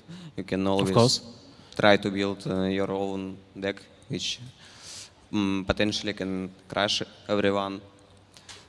So I think in first days of the new expansion, it's give advantage to better player, better deck builder. It seems like a popular opinion among players right nowadays, and everyone loves the new expansion time when it's the honeymoon time for every player. Yeah, and now everyone do very good results with absolutely different decks. If months ago it was only Shaman and sometimes Druid, now everyone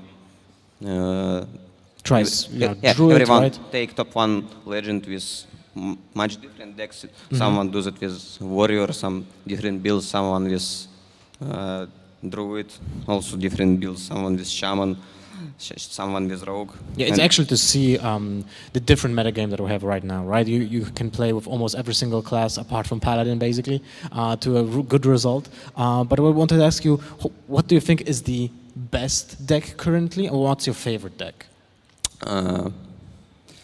It's hard to say which deck is the best now, but Pirate Dragon Warrior is very strong. I feel like Reno Warlock is very strong. Probably my favorite deck is Priest because I very enjoy to play Priest, and he's pretty good now. Okay, I actually wanted to ask one question about your Reno Warlock, because you play the Warlock Potion, the Fellfire, right? Any particular reason that you play it? You think it's better than, let's say, you need more AoEs because you feel like it's Hellfire not enough with the Demon Wrath. So, what do you think? What's the reason for the potion? I think potion is pretty good in mirror match against Shaman and against Priest. Okay. I'm not sure if it's the best choice. To be honest, I wasn't play Rhinolog too much, but I think it's okay. Okay. Anyway, thank you very much. Congratulations. You will play tomorrow in the playoffs, so you can now chill for the rest of the day and maybe watch some matches or just train or try to master your decks. So thank you very much again for the interview and good luck. And now we'll be moving to the stage. Thank you. Well, congratulations go to Pavel there, making it through to the quarterfinals on Sunday, where he will play, of course, with RDU, who also goes through from this heat.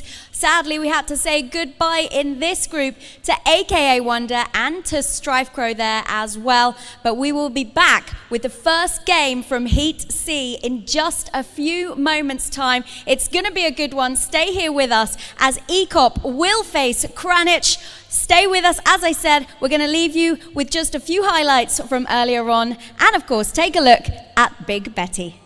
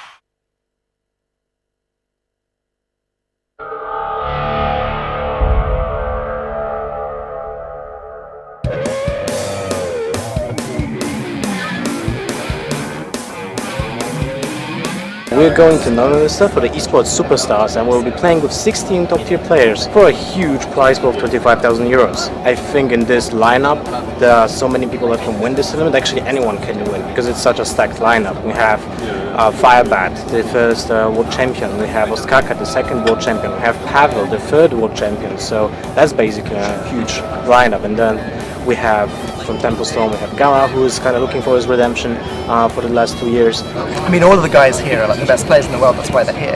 But Group A specifically is just full of like renowned players. You've got a world champion, you've got one of the most popular streamers, if not the most popular streamer, and he's popular because he's so good at the game. The fan favorite Forsen, as I said, probably half a million people want to see him win the tournament, but at the same time he's a known streamer, a celebrity, but not known for his competitive results lately.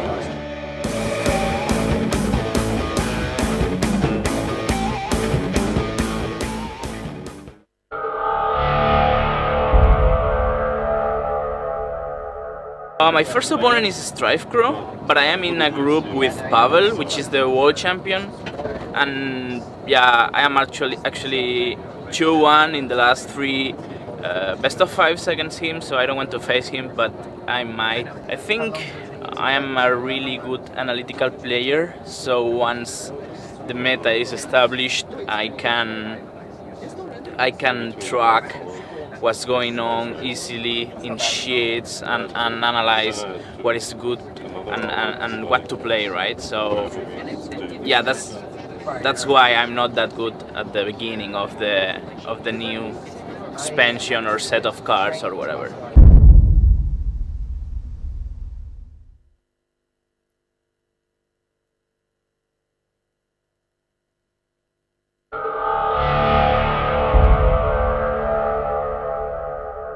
It's a really strong competition. We're also got a really strong group. I think I have good chances. We have now a new expansion, so I'm really prepared and I hope I can show it off.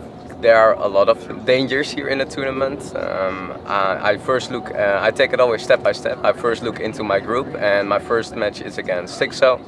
Really strong player, is now the number 2 of the world. It's one of the players my decks do always quite well against, and I know him pretty well.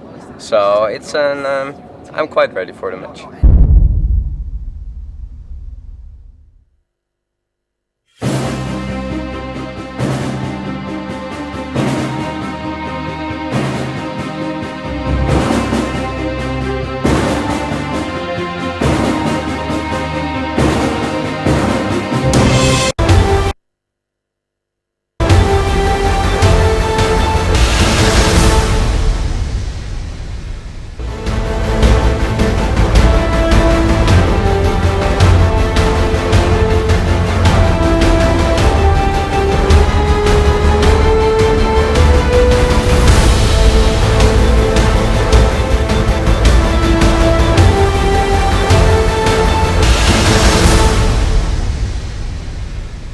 And welcome back to Neumünster in Germany for day 2 of the Esport Superstars. This is the game of Hearthstone. 16 of the world's best players are fighting it out for 25,000 euros worth of prize pool money. We're going to talk about that prize pool in just a little bit, but so far today we've seen the end of Heat B, which means we've seen Pavel and RDU both go through to the quarterfinals. Those 2 players will join Tice and Super JJ from Heat A. We are now about to start Heat C. Our first match is going to be Ekop versus Kranich. But before these 2 players join me on stage, let's take a look once more at the tournament rules.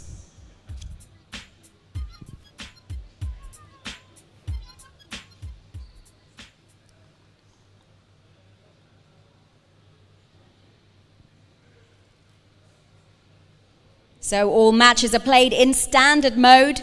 Last hero standing. If a player loses with a deck, that deck is locked for this match. The losing player can decide if he or she wants to switch decks or not.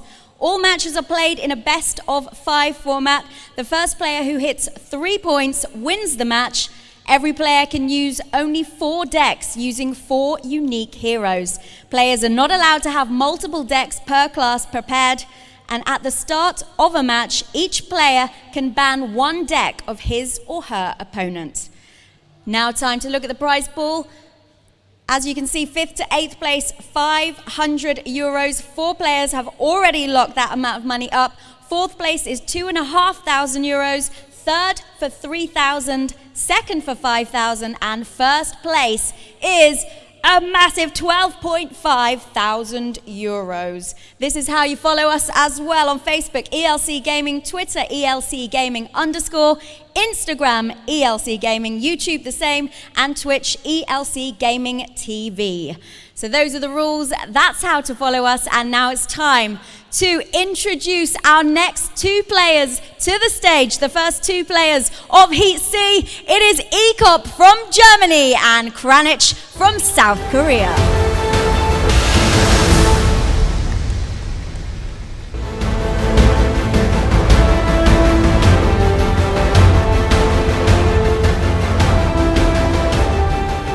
Ekop, I've heard you pull some funny faces, and I want to see it today. Maybe after I win. Oh, no, give me a face. No. He's a meanie, isn't he? Kranich, do you do any funny faces? Well, I don't enjoy it because like Ika will do the funny faces of two people, so it'll be enough. Okay, right, so no funny faces and lots of funny faces for you. Okay, shake hands, guys, and get to those towers. These guys are ready. Now time to head to our casters. I don't know about you, Camlin, but I just want to see some funny faces now. I don't want to watch Hearthstone anymore. It's a match of the faces. Yeah, what can we expect the players to bring? Right, well, this is the beginning of Group C, so we don't actually have decks or classes. We don't have the information. So we've only got what else we've seen today. Now, it turned out if we judged Group B based on Group A, we'd have been very wrong. Because if you look at the Druids, Group A did not bring Jade Druid, but Group B did. So, but you'd expect the players in Group C are bringing similar things to the first two. I think I would expect more Jade than Group A. Okay. Maybe not so many Jade than Group B. Maybe in between. So much Jade. Yeah, some Jade Druids will be there, I guess. Yeah, maybe Kranich won't bring it because I think he practices with Xixo, if I'm not too wrong. I actually don't know, but I expect him not to bring Jade Druid. Ecop, on the other hand, could bring Jade Druid, but I'm not too sure about this. Okay. I feel a little bit sorry for the grimy goons, you know. They're a little bit underrepresented in Hearthstone in general right now. Yeah, which means like not played at all. Which does mean not played at all. If we see a single Paladin or Hunter today, I will be shocked. Or even a Mage. Have we even seen Mage? What is Mage? One. What is it? What is a Mage? Yeah. No Mage, no Hunter, no Paladins so far. Collectively, the new Priest. Yeah, 3 new Priests. Therefore, Priest did perform pretty good and got played a lot. The Dragon Priests are very strong here. You know, there's a lot of interesting discussions that we can make about the classes that are being played and classes that aren't being played, but I think we've just been told that the game is starting, so we'll have to save that discussion for later. I'm going to go and join Lothar in Big Betty. Yeah, let's go. Have fun, guys.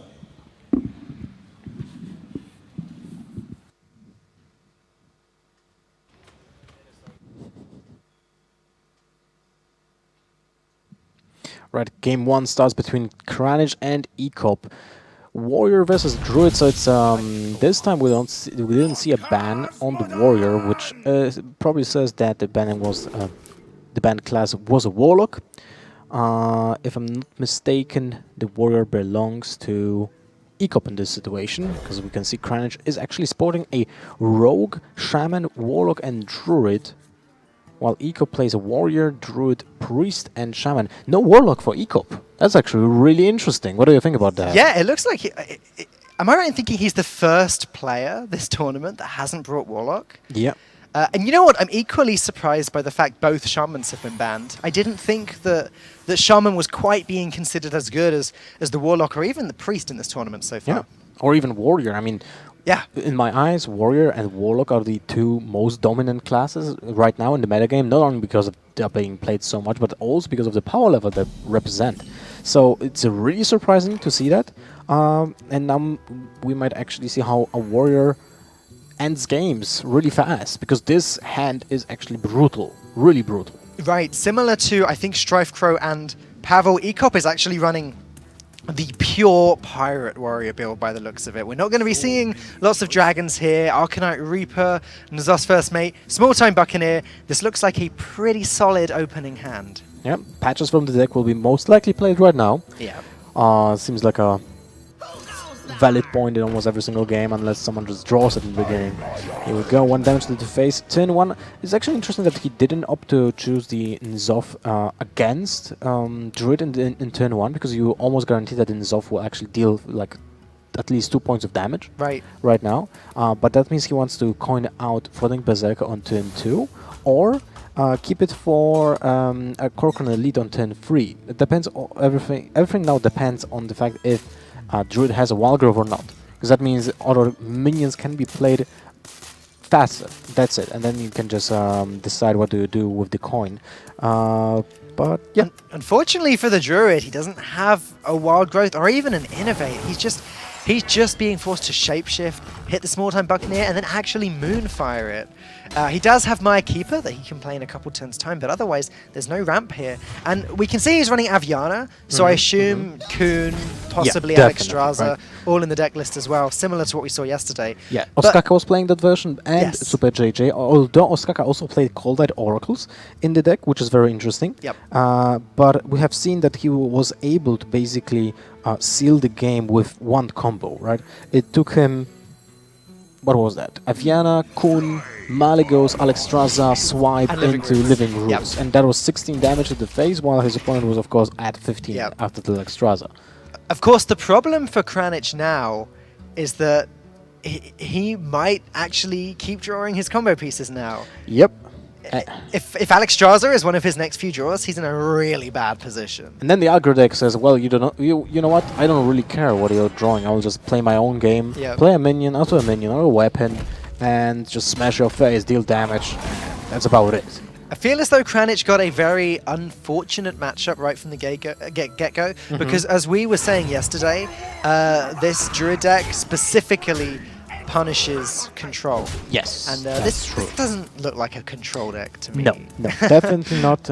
And it seems like a turn 3 Cochrane Elite into a turn 4 Cochrane Elite into an Arcanite Reaper is quite explosive. That's, when you think about it, that's basically at least 13 damage when you just count every single card of those swinging once. Yep. And usually Arcanite Reaper hits twice, so that's actually 18. But then the second Cochrane Elite probably will survive the attack as well, so that makes it really awkward.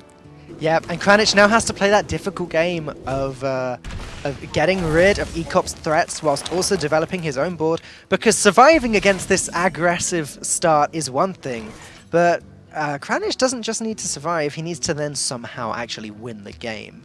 I think if Kuhn gets picked up in this game by Kranich, that's if we actually make it to turn 10. We're probably going to have to see it played for armor. I don't think there's any potential for a combo in this game. Maybe. Oh, that's a good point. I actually totally forgot that Kuhn can be played for armor. Yeah, you don't see it that often, but in a matchup like this, again, if, and it's a big if the game were to last long enough, that would have to be what happens. 10 armor, right? Yeah. Okay, well, that's a valid point, but still, that's like ages away. And oh, Ego goes for the Finley instead. So this then we'll see the Frothing Berserker just to curve out. It's an interesting choice because first of all, you know that your opponent doesn't have a removal anymore.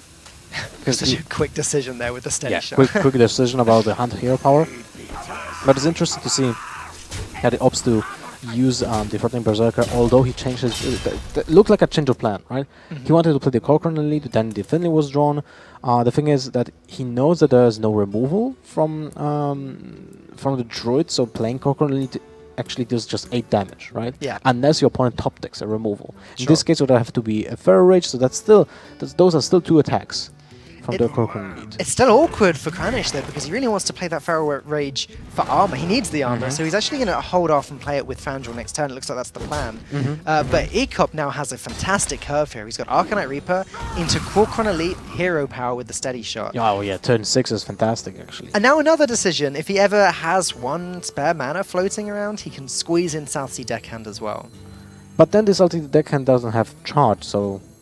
I guess it depends when it's played. Possibly another weapon gets picked up and it gets squeezed in with that. Or maybe it does get played next turn if Ecop finds another play he'd prefer. Okay. Trading, that's an interesting choice because basically what you do by trading the Finley, you add +1 damage this turn. Yeah. Because the Frothing gets buffed by 2. Frothing gets buffed by 2 because 2 minions got dealt damage. But at the same time, you didn't attack to the face. With the Finling, so you basically did 1 less damage, so it's +1 in result, but at the same time you lose a minion from the board. Yeah. Which is actually 1-3, so it's not that easy to remove, right? That's some interesting Hearthstone maths there, isn't it? Just weighing up the pros and cons. Obviously, Ecop is just thinking about the damage here. He doesn't care about the minion, he just wants damage. Second Salty Deckhand. Second Salty Deckhand, okay, that... It's probably better than Steady Shot now, right? It depends. It depends what do you read from the next turn, and if you use the weapon. I read lethal on the board. True. I'd only just noticed that there, but just it's early. It's early. That's my excuse. Yeah. No, I hadn't noticed until after you'd started talking there. But wow, what a devastating game from the Pirate Warrior. And I mean, on one hand, Kranich probably expected that. It's not the matchup he wanted. But now he is going to have to counter it with his Reno Lock or his Rogue. The Rogue is most likely not a good option. No.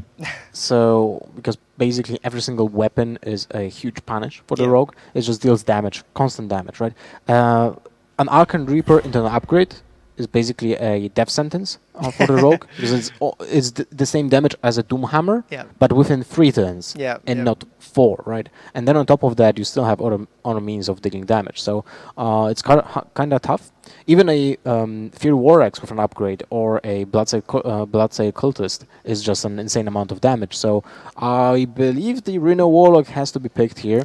And now it all depends what kind of build Crunch will be sporting when it comes to the Reno Warlock, because it can be tuned to deal with the Pirate Warrior with to have better chances. We have seen actually the insane choices, like yesterday from Super JJ. He was playing Patches and the Pirate that destroys the durability of the weapons, on top of the Acidic Swampus and a Harrison Jones. So surprisingly, this is quite a good mulligan for Ecop here, because throwing away Patches guarantees you don't then get it back in the mulligan. Yeah, but you know how it works, right? You then draw it as the first card. Believe me or not, but it actually happened to me 3 times, and I didn't play that many games of Pirate Warrior. I believe you. Don't worry, I believe you. I've seen it. I've seen it a few times today, even. I think with a Tunnel Trog earlier. Okay, not this time. Not this time. Actually, a turn 2 Fear Warrax is always great. The thing is that it's actually enough to kill a Doomsayer. It is. That is a terrifying thought. But looking at Kranich's hand for a second, Doomsayer will almost definitely come down this turn, or I guess next, maybe. No, I think it actually has to come down this turn. Yeah, otherwise it just gets harder and harder to actually get anything out of it, you know? I agree with you, but it's not... Kranich doesn't agree with you. I guess the argument that he's making is that it messes up my curve too much. I need to then play Demon Wrath. But Demon Wrath is good as well. He's got the Reno Jackson, which is something, assuming he lives until turn 6. Well, the thing is, if he wants to Demon Wrath right now, he just essentially kills 1 card. Yeah, because the Patches is free. Yeah, you kill a 1/2 minion, basically, by doing that. I mean, of course, it can get buffed, right? But at the same time, you used a coin and a Demon Wrath just to kill a little bit of damage, while if you would have played the Doomsayer, if there's no way of killing it, you do the same, and you have a lifetime on turn 2. And now... Okay, so awkward. With this method, he can play the Doomsayer now, Demon Wrath the next turn, and actually coin out Reno Jackson on turn 5. If he believes that by turn 5 he's already going to be 10 or lower in life, then being able to coin out Reno Jackson could be a way of saving yourself. But instead, he did go with the coin Demon Wrath. Looked like he struggled to decide for a moment there. Yeah, I actually think that now on the turn 2, it was basically better to just play the Doomsayer again. Yes. Because how do you survive with that Doomsayer now on board? It's even harder than it was before, right? Yeah, it's awkward. I guess it's just at some point a method of soaking up 7 damage now. It's not going to clear the board. Shadow Bolt seems good here though. Removes 5 damage from the board. You're not complaining about that. And it's looking more and more likely that he will get to Reno on turn 6. Which is great, because that kind of seals the deal, right? Yeah. Without the Reno, I assume this would be looking very grim, because he's at 18, he only tapped. Actually, he didn't tap at all yet. No. So that's kind of awkward. Like, the Mountain Giant is the worst card in this matchup they can draw, because usually you have to play cards from your hand just to live, and then you are not able to play the Mountain Giant maybe at all in the entire game. Yeah. So most likely it's a blank. But that's the awkward thing about Reno Lock in general, right? Because you've only got one-ofs of everything, you do have to run some cards that are good against certain matchups and other cards that are only good against other matchups. Leroy Jenkins, as well, isn't necessarily great against Pirate Warrior unless you need it as a desperate board clear at some point. Yeah. Now we see a really awkward turn for ECOP, and the reason why is it awkward is because of the fact that Warrior's hero power is detrimental to the plan of an aggro deck. It just doesn't really give you anything in this situation. Let's imagine this hero power creates a 1/1, deals damage. Yeah. Or even draws your card. Well, drawing cards would be amazing. Yeah. But even creating a Shaman Totem would have been better. Yeah, I agree. Dirty Rat now picked up by Kranich, and we can see that there is no minion. There are no minions in ECOP's hand whatsoever. So Kranich should read that as well. I mean, turn 4, not a single minion was played. You're right. You're right. That's a very good read to make, and he made the read. Now, Kranich is definitely going to live until turn 6. Reno Jackson is definitely going to get to come down this game, and ECOP suddenly has to deal a lot more than 30 damage in total this game. I think this turn you can actually tap. I don't see why not, because turn 6 has to be for sure Reno Jackson. So this means turn 4 is tapped, turn 5 might be still tap and Doomsayer, an example. Your opponent will not deal the damage because of the Dirty Rat to your face, so definitely tapping is a good good option. Yeah, Kranich agrees with you, picks up Mistress of Mixtures. Great card to have against an aggro deck as well. It's a 1 mana that heals you for 4. Yep, and it trades with 1 card, usually. Also, what is very insane in the current build of Reno Warlock is the fact that Mistress of Mixtures, and usually you don't want to see like a card like that being recurred by resurrection effects, right? But an example, when you play against an aggro deck and you get a Kazakus, and you use the Kazakus potion to get minions back, and you play against an aggro deck and you get back the Mistress of Mixtures, you're like, yeah, fine, I just got a half of a heal bot for 0 mana, so that's kind of amazing, right? And it then deals with a small minion, buys you another small chunk of health because it denied 1 attack. So it's actually amazing. And Kazakus actually pumped up the power level of this deck by a huge margin. Yes. It also kind of affects every single matchup, because against a Druid, when you play a Mountain Giant on turn 4, and then you get Kazakus Resurrection after that. Oh, that is lethal. Well, not actually lethal. Well, that is brutal, that is. Gotta be careful with the terminology there. Alright, turn 5. He's at half of the HP, but he can still tap because there's no chance he will die. The maximum damage output that can be happening next turn would be actually Heroic Strike, and another War and two Pirates, but that's not enough cards even in the hand. Yeah. So, not gonna happen at all. Oh, Naga Corsair. I have not seen this card played. Well, I've seen it being used, you know, to test out stuff. But the thing is, it's not really that great of a minion. No, 4 mana 5/4 doesn't quite seem as aggressive enough for such an aggressive deck. Now Kranich free to heal himself up to 30 health. He might even consider waiting. Yeah, exactly. Mistress of Mixtures and Sunfury Protector seems like a pretty good, or even Doomsayer seems I feel like actually tapping this turn, playing Doomsayer and Sunfury Protector is a better option. You attack for 2 to the face with the Mistress of Mixture, then you play the Doomsayer, you taunt up the Mistress of Mixture, only that, because it has to be killed first before you get to the Doomsayer, and if it gets killed then you heal for 4, and you can still tap this turn. And you will not die because your opponent's at 7 mana, so there's no way you can deal the damage. Yep. But he went for the Hellfire, which is, I guess it's okay, but would have given an out, because that's 4/6, no way of giving an out. No, Kranich has obviously done the calculations. He knows that there's no combination of cards that's lethal right now. He's just kind of playing with ECOP now. Yeah. Just waiting, see how long he can last until he absolutely has to play the Reno. I expect what he wants is to play Reno and then just for ECOP to concede immediately. Will most likely happen, because what the thing is, Personally, I like that about the current metagame and aggressive decks, is the fact that they just can deal more damage after the Reno Jackson. Usually they just concede because there's no way they can win. You know, I like the decision made by Ecop right now. I feel like this is the only way you can win. Yeah. If there's no Reno Jackson and you just deal the damage this turn, that's the best decision that he can make. Very quick, Reno, being played there from Greenwich. He knows it's time. Yeah, 22 health. Seems enough to maybe make Ecop concede, but it doesn't feel like it. Well, 22 health means that in total Ecop is going to have dealt 52 health to the face this game, plus the other heals and plus any damage he has to do to taunts. It's just not possible for this Pirate Warrior.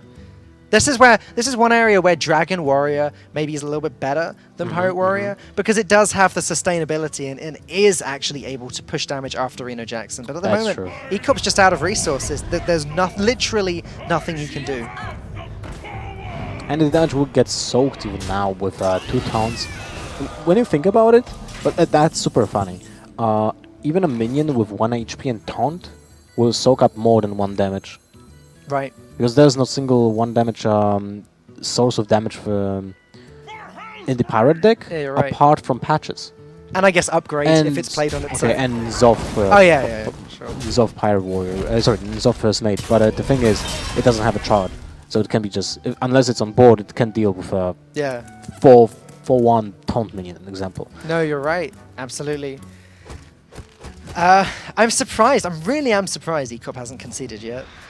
Yeah. But then speaking to some players, some of them say, I just don't concede. If I know I've lost a game, I just kind of go through the motions. It's a sufferer in tournaments as well, right? Yeah. It just looks bad. Yeah, right, sure. He's just going through the motions. And also, like, maybe if he knows he's lost, he doesn't need to think too hard. And he may be planning what he's going to do next, you know? He might also see more cards. That's true. That's true. In Last Hero Standing, that's definitely something to consider. There's the Kazakus. So that's 10, 16 damage and 5 from the potion. That's lethal. Yeah. Even without the potion, Kranich could have get it from Kazakus instead, an example. Right. Yeah, it was almost definitely over this turn. By the way, the Felfire potion is something that I can't really get a grasp on. You know, I don't know if it's good, if it's bad, if it's mediocre. Whenever I see it being played, it's like, maybe I would rather have something else. Usually you don't play Potion and Enforcer in the same deck. It's so tricky, right? Because if you do play it immediately before Reno, if you can play it on turn 5 or something, just before Reno Jackson, then it feels really good because the damage you do yourself doesn't matter. It's probably just an extra free board clear. But you're right, it can be so detrimental or tricky to play against something like a Pirate Warrior where you can play it and just lose as a result because you took the damage. I think you're right. I think you definitely play it or Abyssal Enforcer. I don't know if you can ever fit in both. So much damage to yourself, right? Yeah. You play Hellfire, that's 3 damage. Enforcer, that's 6 in general. And then Felfire Potion, that's 11 some. Right. So, quite a lot, right? Yeah. Though on the upside, you do have a card that heals you to full health. So I guess if there is a meta where there's constantly like things like Token Druids spamming the board with cheap minions, then maybe you'd consider it. But in a regular meta or one that we have now, I think it's one or the other. It is helpful actually in this matchup. So we'll see if it will shine, because the Jaded Druid is one of the classes that usually fills the board like wide, really wide, with minions that have less than 5 HP. Yep. And it's until the late game when the minions will just get really big. By the way, I'm playing a lot with Big Game Hunter in my Runa Warlock, and I'm super happy about it. Really? Big Game Hunter? Super happy about the results with Big Game Hunter. So, especially in this matchup. Yeah, well, that makes a lot of sense. You've heard it here first, guys. Get teching Big Game Hunter into the Warlock. Because you're right? So, like, Reno Jackson in Kranich's hand now, this is one of those matchups where I don't even think Reno matters that much. It's actually up to the Warlock to be aggressive and win before the Jade Golems get too big. That depends. It's really different based on the fact how you build your Runa Warlock. And actually, he plays Abyssal Enforcer as well, like that. So it's Felfire Potion and Abyssal Enforcer and Hellfire, Demon Wrath, Shadow Flame, and I'm guessing he's not playing in this case Twisting Nether. Right, yeah. I mean, you have to cut something. You can't fit it all in. And a Spellbreaker. Like, it's actually super crazy how many different builds are nowadays of the Arena Warlock, and it's that's actually super cool to see, because that means the deck can be tacked to different metagames. Yeah. And judging by that, I would say that this deck will not go anywhere in the near future. Sure. I think it's a little bit disappointing. I just realized. So Kranich played the different Druid, the more conventional Druid deck, whereas Ecop is playing the Jade Golem Druid. It's just a little bit of a shame we didn't get to see them play against each other, as it will be the first time that we've had two players both playing a different type of Druid. Right, Ecop, now he can innovate out Aya if he wants to. It looks like Nourish is a much better play for now, though. Do you think he ever tries to save Aya and play it with Bran? Let's think about it. 9 mana in general to play Aya with Bran. I feel like playing Aya with Bran is actually kind of tough on mana. Yeah. He played already one Jade Spirit. Jade Spirit, so you usually want to play that card. Yeah, with that's the Bran. Bran Super combo. easy, right? Or Jade Behemoth is sometimes used as well, because the taunt protecting the two Jade Golems. Players seem to like that quite a lot. And protects, of course, the Bran as well. But Yeah, in this case, he ramped up. That kind of surprised me. He used the Nourish to ramp up instead of drawing, because I feel like drawing right now was the turn when you actually can do that. Yep. And next turn you play Aya, and then the next turn, basically you have Auctioneer available with Innervate, and you will draw more options. So you might actually be drawing like a Raven Idol or Jade Idol, right? I think Auctioneer is the reason that Ecop didn't draw, because now the closer to turn 10 you get, obviously the better the gadgets and Auctioneer gets, and if he can on turn 10, when he gets 10 mana rather, if he can make the play where he goes Auctioneer, Wild Growth, excess mana, Innovate, like then he's really rolling. So maybe he's just trying to get the state of the game closer to being able to do that. The thing is, in this matchup, it's the Warlock that exhausts the Druid. Yeah. Sure. The thing is that the Warlock usually, the way the Warlock wins is just by getting a bigger board state, because he has more options to clear the board, right? Yep. A single Shadow Flame can be game swinging in the process. And in this situation, look at that, it's turn 8 and Ecop is already thinking about the Auctioneer for some reason, right? But it doesn't really get him anywhere. Sure. Because when he plays the swipe, he can kill the Twilight Drake, but there's still 2/1 minion left on the board and a 1/1 minion. So even a Mortal Coil guarantees a kill on the Auctioneer. Yeah. So there's a lot of options that can happen to the Auctioneer. So I feel like now he will not get as much value as you anticipated from the Auctioneer, and then he use already one Nourish as a ramp. Whoa! What? Deathwing. Okay, well that's something new. I was almost wondering in the last game if that's why he wasn't conceding, because with the Pirate Warrior, in case there was a mystery Deathwing, but we're actually seeing one here. So you think he was playing Deathwing in a Pirate Warrior as well? No. I was just thinking, like, what possible reasons would Ecop not be conceding now? Gameplay-wise, that would be the only reason. But it's just funny that I was thinking that then, and now we're actually seeing it in the Druid deck. Okay. Can't say that I've seen that tech in Druid. No, that's the first time I actually see that in a Jade Druid. It's interesting because the thing is about Jade Druid is if you play it in a specific way, you don't run out of cards. Right. Because Nourish is usually you use Nourish as a ramp. That's true. But in this case, when you run cards like Jade Idol, which is super cheap and it fills up your deck as well, you usually use the Nourish instead to just draw cards. Yeah. So it's interesting to see Deathwing, because that's like a different spectrum of approaching the game. Right. Alright, Bran can be used now with Aya. Yeah, which but the thing is, there's a awkward. Doomsayer. At the same time, Bran into Aya now, the Death Rattle still goes off. And the Jade Golems are still getting much, much bigger. Let's see. So it'd be a 3/3 or 4/4. The Death Rattle would summon a 5/5 Jade Golem. And it would mean any future Jade Golems are 6/6 or bigger. The question is, are you happy to waste these weaker Jade Golems into Doomsayer like that? There's no way you play anything on the board. Maybe just an Azure Drake and just cycle through your deck. Sure. It's a really, really awkward turn for Doomsayer. Maybe not with that Azure because you have a good turn 10 with the Aya and Bran as well. So using Azure Drake right now, you will not get a better card out of it, right? No. Because you still have Swipe in your hand, which can be used to kill a Emperor, an example. It can be used to kill what else do we have? From the Kazakhs poster, we didn't see that, but it might happen in the future. The 5/5 Demon can be killed with that as well. Outside of a few utilities, like for the swipe with the Azure Drake, so I definitely like the just hero power pass on the previous turn. Although I think everything what is happening to Eco right now, the super awkwardness for the game, is because of the fact that he used the Nourish for the ramp. Okay, yeah. That could be it. I mean, certainly Kranich found the best possible time to play the Doomsayer. It's not very often you can wait until your opponent has 8 or 9 mana and then play the Doomsayer and actually have it be as effective as this. Ecop picks up Jade Behemoth now, so he's got a lot of ways to summon Jade Golems, and I think he will go with the Behemoth now, as you said before, to protect Bran, and then potentially go with the Aya afterwards? No, he's going to go with... Yeah, I was just like, no, you don't play Aya here, you just go for the Behemoth. Well, that's what I was thinking. Okay. Yeah, exactly, and I agree with you. I feel like this is a way different play, of course, and it guarantees you one more Golem next turn, which will be a 5/5, even if the board gets cleared.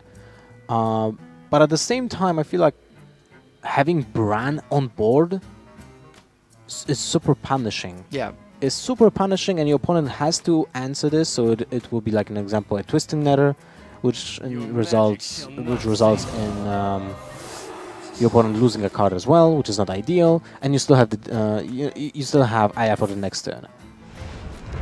Shadow Flame on a Spellbreaker, back-breaking. Yeah, really strong turn. I guess Ecop may have thought that there was no way Bran ever survives and wasn't even thinking about protecting it behind the Jade Behemoth, because he just assumed something like that, or Shadow Bolt, or Twisting Nether would happen, and just deal with Bran easily. Okay, I can't wait to see the Dirty Rat getting out of a Deathwing. That's like hilarious. Oh my goodness, you're right. That could actually turn the game around. Well, at some point you actually play the Dirty Rat in Warlock, because you don't anticipate, seeing a 12/12, but at the same time, you know that there will be a Jade Behemoth, an Azure Drake, well, Aya was actually played already, but almost second Jade Spirit, right? There might be minions that have battle cries, and you just deny that. This could be one of the reasons that Ecop is playing his Druid. He tried to counter the Arena Lock with his Druid. He's thinking, is there any way I can get Deathwing out from the Dirty Rat? For 0 mana. Because Kranich won't be expecting it. There's no way. We weren't expecting it. Yeah. Alright, so Kazakhs is available. You're at 21 health. Jackson will just wait patiently. Yeah. Tap into what? Oh, Giant. That's not bad at all. That is definitely not a bad draw. Kazakhs is much better with Bran, obviously. I don't know if in this if this is one of the important matchups to save that combo for, but I definitely prefer the Mountain Giant right now. In this matchup, you actually can go for different ways of using Bran. Very effective ones are, of course, Kazakhs, because the double 5 mana potions are just insane, especially when you can play it in one turn. It's just complete bonkers. You can just go... You can just go so wide on board and clear the board at the same time, just wing the game instantly, and win basically. But also Bran with Dirty Rat and MC Tech is something that you can play in this matchup, and it's actually pretty insane as well. So there's a lot of options. I'm kind of surprised he didn't go for the Shadow Bolt just to trade with the 3/6 Behemoth to avoid losing the Mountain Giant just from the board. Sure, yeah, I guess he just really wanted the taunts up. He is starting to take some damage, and while he's not under any real threat because he does have Reno Jackson in his hand, this way he is preventing this 8 damage, meaning he can save Reno Jackson for just a little bit longer. You're right, it would have been an efficient trade, but you can understand why Kranich would have made this play instead. Yep. Now, Feral Rage into Swipe seems like a good way to deal with the Giant. You just get 8 damage to the face, which is not terrible because you're still at 27, and you get to save your minions from the board, so your opponent will have to clear them with an AoE, and he already used a Shadow Flame, already used a Hellfire. Yep. Wait, did he use Yellow Hellfire? He only used Shadow Flame. Hellfire he used in the previous game. Oh, okay. Against the Pirate Warrior, I think. I think it's just Never Shadow mind Flame that. he's used. 6-6. Actually, that's a way better turn. Ecop, you're right. That's definitely a better turn than just using the Terra Rage. The question is now, is there a Twisted Nether in Kranish's deck? You were saying earlier you think there can't possibly be space for it. Yeah, I don't think there's a space if you play the Fellfire potion. Yeah, like it's funny, Warlock has so many board clears now, you literally can't fit every one of them into the deck. But when you think about it, I just feel like Twisted Nether is nuts. Yeah. In current meta game, just it doesn't really care how big the minions are, right? It just wrecks everyone, and it doesn't bite you back with the blowback damage from it. Right. 5 damage to the face. So, but at the same time, it's not a finisher, right? No. While Fellfire Potion can actually win the game by dealing the last 5 damage. Yeah, and speaking of board clears, actually, Kazarkus is fully capable of generating a board clear now, if Kranich feels like he needs one. Okay, we'll go for Kazakus. I'm guessing it's a 5-mana potion. Unfortunately, we don't see the options. But we'll see it most likely this turn. So we'll get to know. There are a few options that will be good. Dealing 5 damage and 4 damage. Ooh, okay, 10-mana potion. Greedy. Super greedy. And when you think about it, the difference between a 5-mana potion and a 10-mana potion is not that big. Did you see the spell there? It was transform all minions into a 1/1 sheep. Okay. And I think it said summon an 8/8 demon. I think that was the second. Okay, okay. So it's going to deal with all of these Jade Golems at one point or another. This might be the reason why he went for the 10-mana potion, because actually that's I have to admit I was kind of wrong. There's a difference in the 10 and 5-mana potion, because it deals with every single minion if it gets polymorph, and not only 3 or 2, sorry 2, because it's 1 mana and 1-mana potion, 2 mana and the 5-mana potion, and all in the 10-mana potion. So that's the biggest difference in those potions. But other than that, it's like 4 damage AoE, 6 damage AoE, right? And draw 2 cards, draw 3 cards. 5/5 demon, 8/8 demon. Not a big difference when it comes to spending 5 more mana. But the polymorph is a difference, and the reason why he went for the 10-mana potion in this case is because of the fact that he doesn't play Twisted Nether, right? Right, and look at this board now. It's currently, what's that, 16, 20 damage, staring Kranich down. Just by playing that potion, that 20 damage becomes 4 damage. Yep. He's not going to do it just yet, though. Okay, so what's the play here? Abyssal Enforcer deals with 2 minions. 7/4. Okay. Builds up the board as well. Now, this is kind of weird, because he took the potion with the polymorphs, right? Yeah. That's like almost the best board position that you can get to get that polymorphs, and at the same time you build an 8/8 instead of a 6/6. You get 4 damage, right? Yeah. But at the same time, you have an option to just defend of Argus next turn. Yeah, that's true. And without Emperor, you can't play Dirty Red and Polymorph Potion. So that's a problem. It's a little bit awkward, but it's a good board now. There's an 8/8 now on Ecop's side of the board. And I was just thinking about this Deathwing.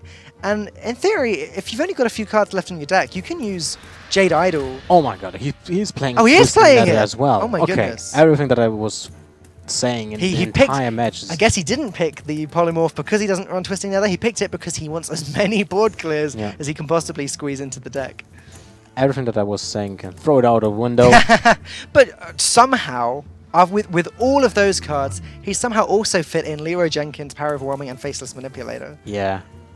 It's just a deck full of board clears, heals, taunts, and the combo. So in this case, it's 12 damage on board. 12 damage on board, but he can Argus, heal for free. That's 7 mana. I guess that's kind of okay-ish. Yeah, that's it, right? That's the play.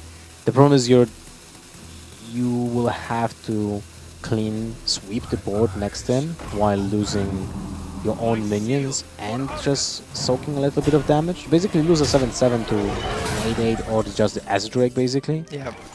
So it's really awkward. Yeah, that Drake is going to make a very good trade, possibly against that 7/4. The Jade Idol creates a 9/9 right now, but this is the second Jade Idol. Yeah, he has to shuffle that, I think. So, yes, it might actually get shuffled. And this is what I was saying a moment ago, right? Ecop could end up in the position where the remaining cards he's got are Deathwing, Innovate, and Jade Idol. So he could play Jade Idol to shuffle 3 into the deck, then play Deathwing, and then from that turn onwards, he's just going to be drawing a huge Jade Golem every turn. Okay, well, the Azudric has a simple move. It definitely goes to 7/4. Yeah. Now the question is, do you want to use the Druid with the Claw, charge through the 4/4, and deal 8 damage this turn to your opponent's face? Remember, he already played the Reno Jackson. Yeah, so it's very tempting because of that. There can't be that many heals left for Kranich, so once he's low on health for the rest of the game. He could actually, if he played Feral Rage as well, he could actually deal 12 damage to the face this turn. It looks like he's going for it, going to actually Feral Rage the minion. Okay. Full speed ahead. Yeah. Would you go for the Innovate Jade Idol this turn? I don't think there's any need to. Oh wait, you mean for a body on the board or to shuffle? No, for shuffling cards. Yeah, I don't think you need to yet. I think he's fine drawing what he's still got remaining. So here we have a Demon Wrath. Doesn't really do much, and the potion's not much good right now either. Yeah, the potion had a good moment to shine, but now it's just too late. Yeah, you kind of missed it. Dirty Rat looking horrible. Dirty Rat into Twisting Nether, that's the combo. You need to go for it this turn. That's true, that's true. The Twisting Nether does actually make Dirty Rat very strong. Oh no, he didn't use the Dirty Rat. Oh. I mean, 3 cards left in hand, right? Oh no, he's doing it after! Oh, well, GG. So the reason for that was obviously that he wanted to have a taunt. What the hell? I was expecting Happy Feast of Wintervale then. And now look at that, Fandral into Jade Idol. That's disgusting. It's not over yet, quite. Deathwing can't actually deal any damage to the face this turn. Yeah, well... But there's no board clear left, only the potion. And the potion isn't even good enough, because the 3/1/1 sheep would just kill Kranich. Yeah. So now, what do you need to do? You need a second Shadow Flame, so you can manipulate the Deathwing. Yeah. And then Shadow Flame. Yeah, but now it's impossible to do. I'm really interested by the fact that Kranich did go with the Dirty Rat second. I mean, he's low on health for sure. Yeah. And he kind of felt that he needs the taunt. But at the same time, you know that your opponent has 3 cards left in hand, and every single minion will be bigger than yours. Yeah, that's true. So the Dirty Rat only gives 1 more turn. Yeah. While you can just I guess possibly soak 1 minion. If there was a Feral Rage left, could he have been playing around that as well? That would have been I feel like in this position where Kranich was, it's like a losing battle. Yeah. So if you don't take risks, you will not win the game at all. Yeah. And when you think about it, the Dirty Rat taking out a minion out of the hand, it might have been even a, let's say, a basic 4/4 minion, right? Yeah. But or even a Jade Behemoth or whatever minion from the Druid's deck. It doesn't trade. The Dirty Rat will not trade with that minion in any time. Yeah. While playing a minion with the Twisting Nether clears it for sure. So it basically acts like the Dirty Rat kills that minion, right? So I feel like this maybe could have been played the other way around. I mean, there's no way he could have anticipated. He'd have never known. If he knew there was a Deathwing, then it definitely would have been played the other way around. I mean, it could have been awesome, right? If you went for the Dirty Rat first. But it feels like few things didn't go well with how Kranich planned it out. Yeah. I mean, he took the 10 mana potion. He didn't use it at all. No. And this is most likely how it ends in the matchups like that, when you just don't have enough time. Yeah. If you would have a Emperor in hand, I could understand the 10 mana potion, because then you use the Emperor, get the potion to 9 mana, and then you can squeeze other cards within this turn as well. And at the time you said you thought he took it as a Twisting Nether alternative. But once we found out that there was also a Twisting Nether, it just ended up being this awkward 10 mana card that just couldn't see play. Yeah. Okay, well, we've now got the Rogue. And it looks like an aggro rogue. I'm not really surprised. Kranich is an Asian player, and that means they have like a kind of like a bit of a fetish for aggro rogues, you know? Yeah, after the last couple of days, absolutely. And actually, looking at Ecop's opening hand, he does have Wild Growth, he does have Living Roots, but is this actually a fast enough start for him to keep up with this rogue? It looks pretty nuts. It looks pretty nuts. So this has to be a Living Roots, basically. Yeah. Or, wait, if you use Hero Power, kill patches, next turn you can Living Root into Wild Grove. Okay. That means you have 5 mana, so it's 10.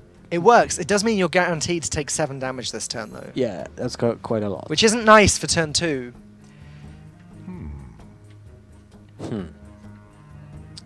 That's a good question. I feel like Hero Powering this turn might be the better option. But at the same time, if you use the Wild Grove this turn, you get to 4 mana next turn, so you can basically use the same Hero Power and Living Roots, but it'll take 1 more damage. Yeah, or you could play Jade Spirit, but the Jade Golem actually trades so poorly with the Small-Time Buccaneers. So if his plan is to play Jade Spirit next turn, he's almost dead. Yeah. So I don't know if that's a good plan. Probably, I mean, if he wants to play Jade Spirit, it's a death sentence almost, because that's look how much damage is that. Yeah, you're taking another 6, 7, 8 damage, potentially more. Yeah, but if you wanted to play Living Roots into Hero Power this turn, Feral Rage isn't a bad draw either. But he goes for the Hero Power, so he could have actually done that the other way around. Hero Power turn 2, turn 3, Living Roots into oh my god, turn into Wild Grove, right? Yeah, yeah. And it's exactly the same outcome, but 1 less damage. Of course, if he uses the Feral Rage, that changes stuff, because now he can kill the second Buccaneer, so that's 3 less damage. Yeah. I definitely agree with you. I think the Hero Power is pretty good this turn, because what does Feral Rage actually achieve? You deal with the Small-Time Buccaneer, but a Pirate still lives, and you're not healing. I think Ecop in this matchup kind of does need the Feral Rage to heal with. Alright, turn 3 for Kranich. Wow. Okay, this is not pure Pirate aggro. Oh my goodness, Well, Kuhn.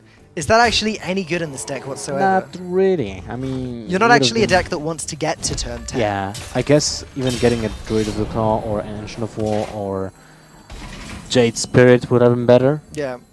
Could this be similar to what we saw, I think it was Kaka playing in the first group? As Kaka was playing what seemed like a very aggressive Pirate Rogue, but actually ran Gadgets and Auctioneer.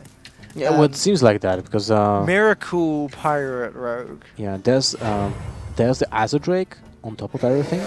Yeah. So my assumption was wrong. I mean, I based in my prediction on the fact that you can see 2 Small-Time Buccaneers on a Swashbuckler. Right. But then the Shadow Strike went into the hand. Yeah, and it kind of that's changes true. stuff. Also, Counterfeit Coin. That's like another card that you don't anticipate. Yeah. It definitely looked like the aggressive Pirate Rogue at first. And you were right to make the assumption, given that Kranich, given Kranich's region, it being such a popular deck there. But it's not. And that does change things significantly, because now Ecop's whole game can't just be about surviving. Because But very, now he's very dead. soon, Auctioneer comes out and he's going to die Wait, anyway. Is he dead? Because he can't combo it yet. So that's 2, 6, 7, 8 damage, 1 off. Oh, backstab. He Yeah. can now combo it. No, he can't. No, he can't, because he will kill his own minions. So Before he can cold-blood it. That's awkward. wait. He can go 3 attack on the Swashbuckler, 4 attack. That's still 1 off. Yeah. Oh, so close. Just the pieces aren't coming together. The rare occasion where Kranich is actually wishing that Ecop did have a minion on the board. But I think you still go for the cold blood. Yeah. Yeah, for sure. Wasn't really thinking about Eviscerate, but I guess that works as well. Well, I guess he did that to combo the cold blood, so that now the Swashbuckler's a 5-1. If Ecop can't deal with it, he just loses, and he can't deal with it. Yep, that's not a Raven Idol to get an answer. It's just a Jade Idol that can be shuffled back in this situation. So, game number 4 goes to Kranich. It's 2 versus 2, and now... Rogue versus Priest? Rogue versus Priest. Rogue versus Priest. Okay, let's think about it. Now, Rogue we versus haven't seen Priest. Ecop's Priest yet. We can assume it's Dragon Priest, because that's what Yeah. everyone's been playing. We haven't seen any Reno Priest yet. The thing about Reno Priest is basically it's a worse Reno Warlock. Yeah, exactly. Less consistent card draw. So why would you play that, right? Right, exactly. Whereas Dragon Priest is kind of its own deck now. It's almost a mid-range deck. It's getting to that stage. You play it very in a very tempo-y way, and then you rely on Drakenkin Operative and Netherspite Historian, maybe with Bran, to get you some of these late-game threats from your opponent's deck and from the pool of dragons. Yeah, that's true. I mean, the usual way, the first iteration of Dragon Priest that was made within the last expansion, if I remember correctly. Around the Grand Tournament, that kind of era? Yeah. The archetype was still playing like a druid, basically. Yep. You play big minions and outvalue your opponent. Yep. In this case, adding just the operative changed the way the deck plays. I mean, still plays a huge threat, but at the same time, you know that you have some late game threats as well. Right. Know? And it's not just mid-range deck. Because basically, the historian can add you an operative as well, which is nuts, because then you can just play a minion, discover into a minion, play that minion, discover into a minion, or even into another discovery. So it's like a never-ending cycle, and that this results of you not running out of gas anytime soon. Yeah. And you know, it can get an aggressive start like this. Not every class is able to, with the coin on turn 1, play 2/2/3s. But will it be the case? I mean, it actually might be. But the other thing that can happen is if you play Twilight Whelp this turn, you save the coin, you can go Northshire Cleric, kill patches, heal to draw a card. But at the same time, if your opponent will trade with the Buccaneer, you're kind of happy about it. But then you don't have an option to play the Northshire Cleric and heal. No, that's true, but I think even just putting Northshire Cleric down as a 1/3 is something against this aggressive deck. We do have to factor in the fact that, of course, it's not just an aggressive deck. We can now see clearly the Gadgetzan Auctioneer in hand, and that is one thing Dragon Priest in general struggle with, actually dealing with Gadgetzan Auctioneer. That's true. But look at that, that's actually very, very awkward for Kranich. If he can use the hero power, of course, this turn. But if he trades with the Corsair, the second dragon is still alive and can be healed by the hero power, so it's still a 2/3. What you can do is you can attack with the dagger into the Twilight Whelp right now. No, that changes nothing, actually. Never mind. Okay, so he's going to go with the Northshire Cleric rather than trading in and healing. I think that makes sense because from what Ecop can see right now, there is no way that Kranich has of dealing with the Twilight Whelp easily. And actually, Kranich may prefer to deal with the Northshire Cleric rather than the Twilight Whelp anyway. And also, there's no play for turn 3, so most likely we'll need to heal something to just get a draw. No more 1-drops in the deck, apart from Power Word Shields. So if he will draw a Power Shield, he could still use it alongside the hero power. But other than that, he's just looking forward to just use the hero power, get a cycle, turn 4 Twilight Guardian, turn 5 Blackwing Corruptor, and then we'll see. Because most likely might be the Dragon Operative if you get another dragon. But at the same time, you need to keep that one dragon just in your hand to have that synergies. Right. Not being able to play a card on turn 3 is very awkward. If Kranich did have a way of dealing with this board, he's going to just deal with the Twilight Whelp, which is pretty lucky for Ecop. It means that he can still play his hero power, draw a card, as you said. Hope to now draw Power Shields. Oh, it happened! Look at that. Pretty nuts, right? Yeah, that was exactly what Ecop wanted. And now suddenly, that Northshire Cleric has become a little bit too sticky for Kranich's liking. He's going to need to find a way of removing that. Shadow Strike does do it. But that's like super awkward. You never feel comfortable using a 3-mana removal on a 1-mana minion. And we have to take into account that there's the Gadgetzan Auctioneer waiting for the prep with the Shadow Strike mostly. Probably, right? I like the Azuric this turn though. Makes the game less awkward and makes you able to curve out. Drawing a second Azuric is actually insane, and now the Shadow Strike has, after the Twilight Guardian being played, has a perfect target. Yeah. So now you can kill both, and you still get mana to replenish your hero power. But he went for the prep. Okay, so he doesn't keep it for the Auctioneer, just set up 2 Acid Rakes, which makes sense because now you have 2 4 4 attack minions that can be really cleared in an easy way. Yeah, I don't mind this at all. I mean, not only are these guys 4 attack minions, which Priest can't deal with Shadow Word Pain or Death, but they're dragons, so Dragonfire Potion doesn't clear them either. We can see Ecop does have Blackwing Corruptors in his hand, so he's able to deal with one of these, but that Dragonfire Potion is completely useless until Gadgetzan Auctioneer comes down. Alright, turn 6, so this feels like a Tomb Pillager into Eviscerate and deal 4 damage to the face. Seems very clean, doesn't it? Yeah, it seems very clean, very neat. Even if the Tomb Pillager dies, you get a coin. Yep. And that means you can use that in the Auctioneer turn alongside 2 Cold Bloods. Yeah, so that's pretty nuts. That's the dream scenario for Kranich now, is that the Tomb Pillager does die, and then he can play Auctioneer, Cold Blood, Coin, Cold Blood. And actually, as we can see, Ecop doesn't have a way of dealing with that Azure Drake. He could Shadow Word Death the Tomb Pillager, so that dream turn of Kranich's could be a reality next turn. But if he uses the Shadow Word Death, then he can play the Vermis Agent. Yes. And that soaks up the damage. It will soak up the damage, But yeah. it doesn't really help with the Azure Drake at all, because then it still remains for the next turn, and you would have to use the Blackwing Corruptor on that. Actually, it goes for it. Okay.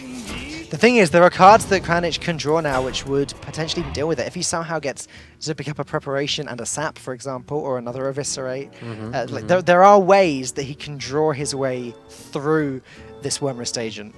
Okay, so Auctioneer into drawing an answer to the Vermis Agent. He needs to get that. Nope. That's not an answer. And now the question is, do you play the Cold Bloods for no reason at all, apart from cycling? Well, the thing is, he can still pick them up. If his next 2 draws are Preparation and Sap or Preparation and Eviscerate, oh my God, it's still possible. Such a far-fetched plan. It is, but it looks like he's going for it. It's not worked. It's not worked. Is it too late for him to change his mind? Now you don't play the second one, that's for sure. Yeah. That's like 100% sure you don't play the second one. Oh my God, he goes for it. Kranich again disagreeing. Counterfeit coin. Okay. Swashbuckler. So you need the prep. Nope. Oh wait, you can't forget a prep because you get it from... Yeah, never mind. Circle of Healing could have allowed him to draw 1 more card. Then again, Ecop's still going to struggle to deal with this board simply because Azure Drake is a dragon. Otherwise, Dragonfire Potion would be looking so great right now. Well, he needs to play the Blackwing Corruptor, but that results in the fact that Auctioneer is still on board. Yeah, that's annoying. But at the same time, your opponent just used almost every single spell. That's true.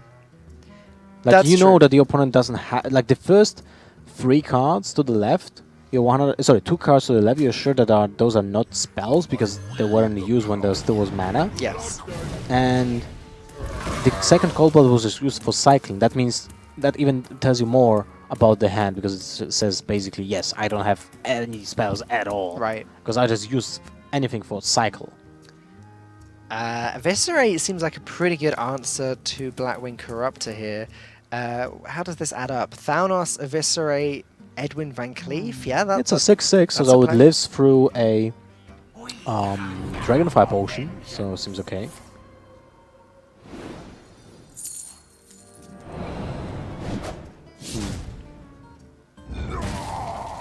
Tomb Pillager? Not really, then your entire board dies. Yeah, I like the. I really like Edwin Van Cleef here. I don't know when you're going to get a better one in this game now. That's true. A lot of your cheap spells are gone. 6/6 seems pretty optimistic, I think. Blackwing Technician. You don't see those that often nowadays. No, I mean, we never have, really. It's been a card that's kind of weaved its way in and out of the Dragon decks. Never really in Warrior, sometimes in Priest, sometimes in Warlock back in the kind of Malilock days. But I don't think we've seen much of it in this tournament at all in Dragon Priest. But look at that. That 6/1 at Edwin doesn't have an answer right now. That is crazy. And Ecop needs to play the Draconet Operative to get an answer, unless he top decks an answer to it. And there's a lot of damage coming to his face, actually. Just one of the ways that Priest is kind of flawed, isn't it? It's got no way of dealing a one damage hero power. It kind of suffers from the same problem as Warrior does in that respect. He can only heal, and when healing does nothing for him, he can still only heal.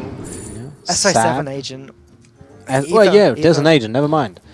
Yeah, the agent will deal with the Edwin, which is fine, but the opponent still has 8-9 damage on board.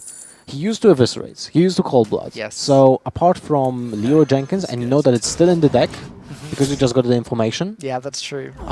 There's no way of getting killed, unless this is a Leroy. No, but it's an Auctioneer, which is going to get Kranich very close to his Leroy Jenkins very quickly. And Fan of Knives even closer to the target. Oh boy. Sap, perfect for taunts in the future. Oh, another Swarsburg. I was like, what the hell? How did he draw the, we're seeing these cards appear in healing potion? Strange orders here. Yeah. Kranich has 4 cards left in his deck, by the way. So Leroy Jenkins 25% to get Leroy Jenkins. Yeah. And it's still kind of awkward because now, look at that. You can deal with 1 minion, you can play a taunt, but there's still 2 minions on board. And one of those if you don't kill the Tomb Pillager, your opponent has way of dealing with the Twilight Guardian like just on board. Otherwise he will have to use the hero power. But he can do that and also heal, which takes him just out of Leroy Jenkins' range. But he needs to kill the Tomb Pillager, I think. Right. And leave the Gazetan alive, that's a problem. Like, if you leave the Gazetan, there's almost guaranteed chance that he will actually get the Leroy, so maybe that's not a good idea. So he trades into... Oh, he's going to go Blackmountain. Okay. Yeah, see, this pain seems obvious, so good starting with that first. But I think you actually kill the Auctioneer. Kill the Auctioneer, heal up. Yeah. Then Leroy Jenkins is still 1-off lethal. No, because there's a sap. But he doesn't see the sap. Yeah, of course, he doesn't know it. So maybe it's just better to... play the Blackwing Technician right now. I'm actually not sure about this turn. It's a very close call. Okay, 1 and 4 for Leroy Jenkins. It's a prep. Oh, a completely useless card right now. He can heal for 12. Yeah. Prep allows him to squeeze that in along with Excavated Evil and Sap. Probably not exactly what he's looking for. But this sap is actually pretty damn neat, and the Swashbuckler or the hero power might actually be used now to trade, and I guess this is the time where you use the dagger to kill the 5-1, because you don't care how low you get on damage. There's no way a priest can just kill you from that point. And the Swashbuckler will result in another damage next turn. And Ecop there just checked how many cards left in Crunch's deck. He just did it again. He knows that Leroy Jenkins is one of them. He's doing a lot of calculations to work out how dead he really is. So now, okay, let's think about it. You can play Dragon Operative, there are 2 cards left, and that means he will have only 2 options to actually discover, right? I guess that's how it works. I actually never had this. I don't think I have either. Oh wait, 3 cards left. Okay, never mind. Oh no, there are. Yeah, you're right. There's still 3 cards left. Okay. So just for our own, just for the sake of us learning, we really need Ecop to wait until next turn. Yeah. He probably doesn't care about that though. He just wants to win the game. Well, Twilight Guardian seems to be obvious. Now, if you use the Bookworm, then you guarantee kill on a 1-1. But if you play the Technician, you can heal yourself. So basically, the result is better because the body is almost the same. Yeah, okay. But you get to heal 1 more than just by removing a minion. Okay. And is it Leroy Jenkins? No, but it's an agent, and that is lethal, right? No, is it? No, it's free, right? Because you use the 1 damage here. Yeah, it's lethal. Oh, Excavated Evil. Never mind then. Yes. Of all of the cards to cause lethal for Kranich, it's Excavated Evil. So Kranich takes the first match of Group C. Yeah, amazing. Ecop is kicked down to loser's bracket, basically. He will be playing against a loser of the next match, which will be between Eloise and Forsen. That will be an interesting match, but Kranich won the game even though he lost to a Deathwing 1 time. Yeah, right. It was a very rough series of games for Kranich. Did he? I think he actually lost the first game. Yes, he did lose the first game. It was 1-2 for Ecop actually. Yeah. So Ecop was on match point for 2 games. That's right. Couldn't unfortunately pull it through, and now, well, the Rogue was actually his demise. Yeah. The Rogue deck, very, very strong from Kranich. It Interesting build, by the way, because he doesn't run Questing Adventurers, right? Instead of Questing Adventurers, he basically runs Swashbucklers. The pirate package, I guess. It was very, very similar, possibly the same as what we saw Osaka running. Yesterday morning Group A, it was the deck that he actually 3-0'd JJ with. Oh, you're right. That's true. So, but then he lost 0-3. Yeah, yeah, well, he did to the Warlock, JJ's Warlock. That's right. It was this right. Interesting though, because a lot of people were complaining about Rogue when the expansion was coming out, saying they got no new cards. It's the best thing we get. Shadow Rager. Well, there's the coin. Blizzard hate Rogue. I really don't know why people ignored the fact that the counterfeit coin is kind of busted. Like from one angle, it's busted, but at the same time, it makes your deck less consistent because of the fact that if you don't draw Auctioneer with it, the only busted thing that you can do with the coin is basically coin out Edwin Van Cleef on 10-1 and make it 6-6, right? Yeah. But sometimes, as an example, in this situation, the Azure Drake on 10-4, because of the counterfeit coin, pulled out a lot of weight, right? And it resulted in a Shadow Strike for 7 damage. So there was a lot of stuff. Okay. We've got some replays to watch, so let's see how some of those games ended once again. So this is the Twisting Nether in the Deathwing. This is hilarious. This is like super hilarious. Look at Ecop's little smile there. Yeah, spectacular. Oh my god, I can't repronounce that. Spectacular. Thank you. There you go, native English speaker here at your service. Thank you very much. Now, Fandral didn't help at that point, but still definitely just needed to hit twice, basically. Yeah, there was no coming back after that point. Another replay, Rogue versus Priest. Final game, and that Excavated Evil turned out to be very helpful for Kranich. Mm-hmm. So the Excavated Evil wasn't even used this game, because it was given to Kranich by the Swashbuckler. That's right, that's right. So there are a lot of ways you can get spells from other classes nowadays in Hearthstone. I like that a lot. Yeah, true. But now we'll go to the interview with Kranich to see what he has to say about the match. Yeah, thanks, guys. Congrats, Kranich. Thank you. Tell me about that ring. Well, I was considering about playing Dirty Red than Twisting Nether, but though like he probably had like several minions, whatever. So when I played Dirty Red, I was really surprised that he pulled Deathwing. But yeah, I thought like I just messed up that matchup, but it was fine. Yeah. Okay, it was a very close series in the end. How much is the sweat? I mean, I was pretty nervous, like, because the score is pretty close, and also the game was pretty close, like at the very end of the game, end of the series. So, well, I just feel really happy that I won this match. Yeah, congrats. And next match will be Forsen versus Eloise. If you could pick one opponent next, which one would it be? I mean, it's pretty hard. I mean, I can't even guess who will win that match, but I don't know. I haven't played against Forsen, I guess, before, so probably it would be really fun to play against him. So, I don't know. Okay, but both are fine, it seems. But yeah, we'll see, I guess. So good luck for your next match. Thank you. And we'll head over to the stage.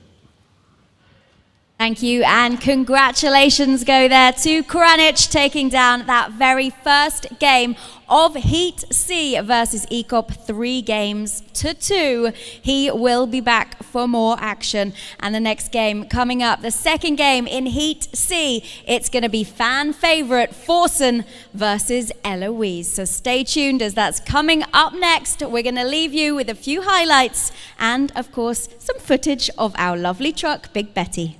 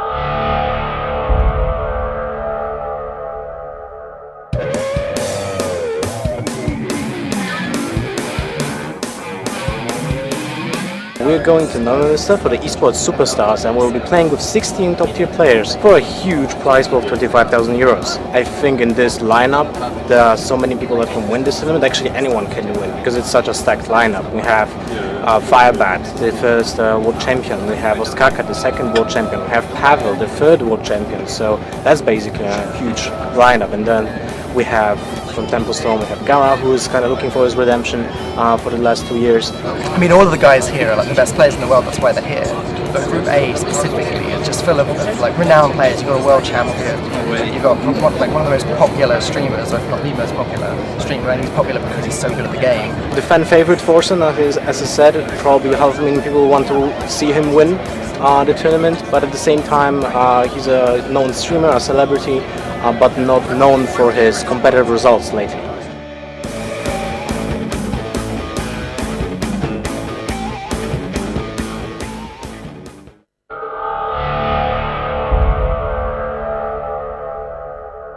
My first opponent is Strife Crow, but I am in a group with Pavel, which is the world champion, and yeah, I am actually 2-1 in the last 3 best of 5 against him, so I don't want to face him, but I might. I think I am a really good analytical player, so once the meta is established, I can track what's going on easily in sheets and analyze what is good and what to play, right? So yeah, that's why I'm not that good at the beginning of the new expansion or set of cards or whatever.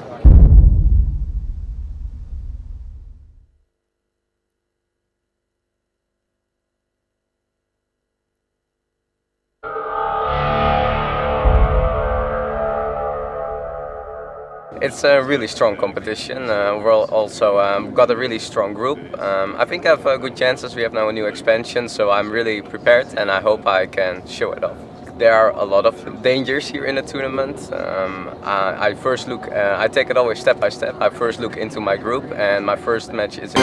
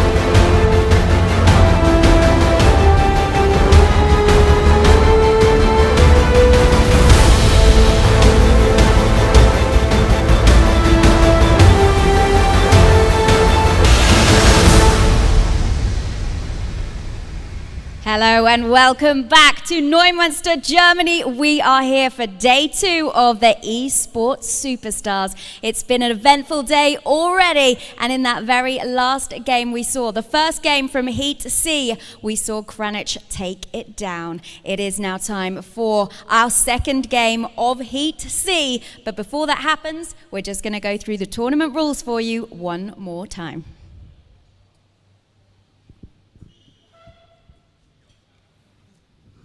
All matches are played in standard mode. Last hero standing. If a player loses with a deck, that deck is locked for this match. The winning player needs to keep playing the same deck. All matches are played in a best of 5. The first player who hits 3 points wins the match. Every player can use only 4 decks using 4 unique heroes. Players are not allowed to have multiple decks per class prepared, and at the start of a match, each player can ban 1 deck of his or her opponent.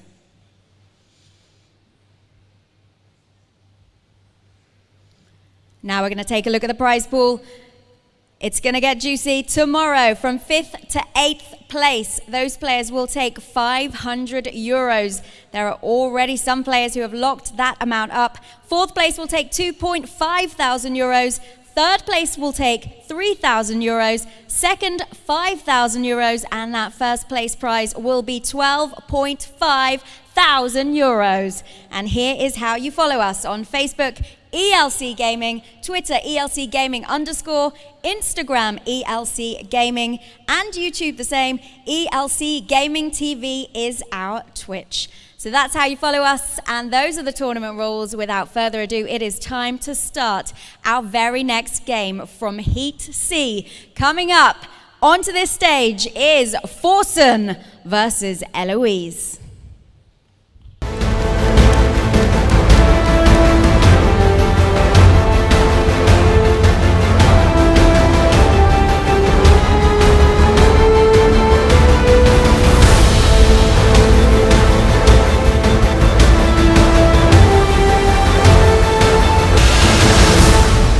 Forsen, are you ready? I've heard there could be some fireworks if you don't win this. Yeah, I'm absolutely ready. I'm a bit sick still, but I think I'm gonna win this group for sure. Okay, well, don't come near me then. Eloise, I love your outfit. I want this. Talk us through this. Haha, thank you. Love it. You're the only girl in this whole tournament.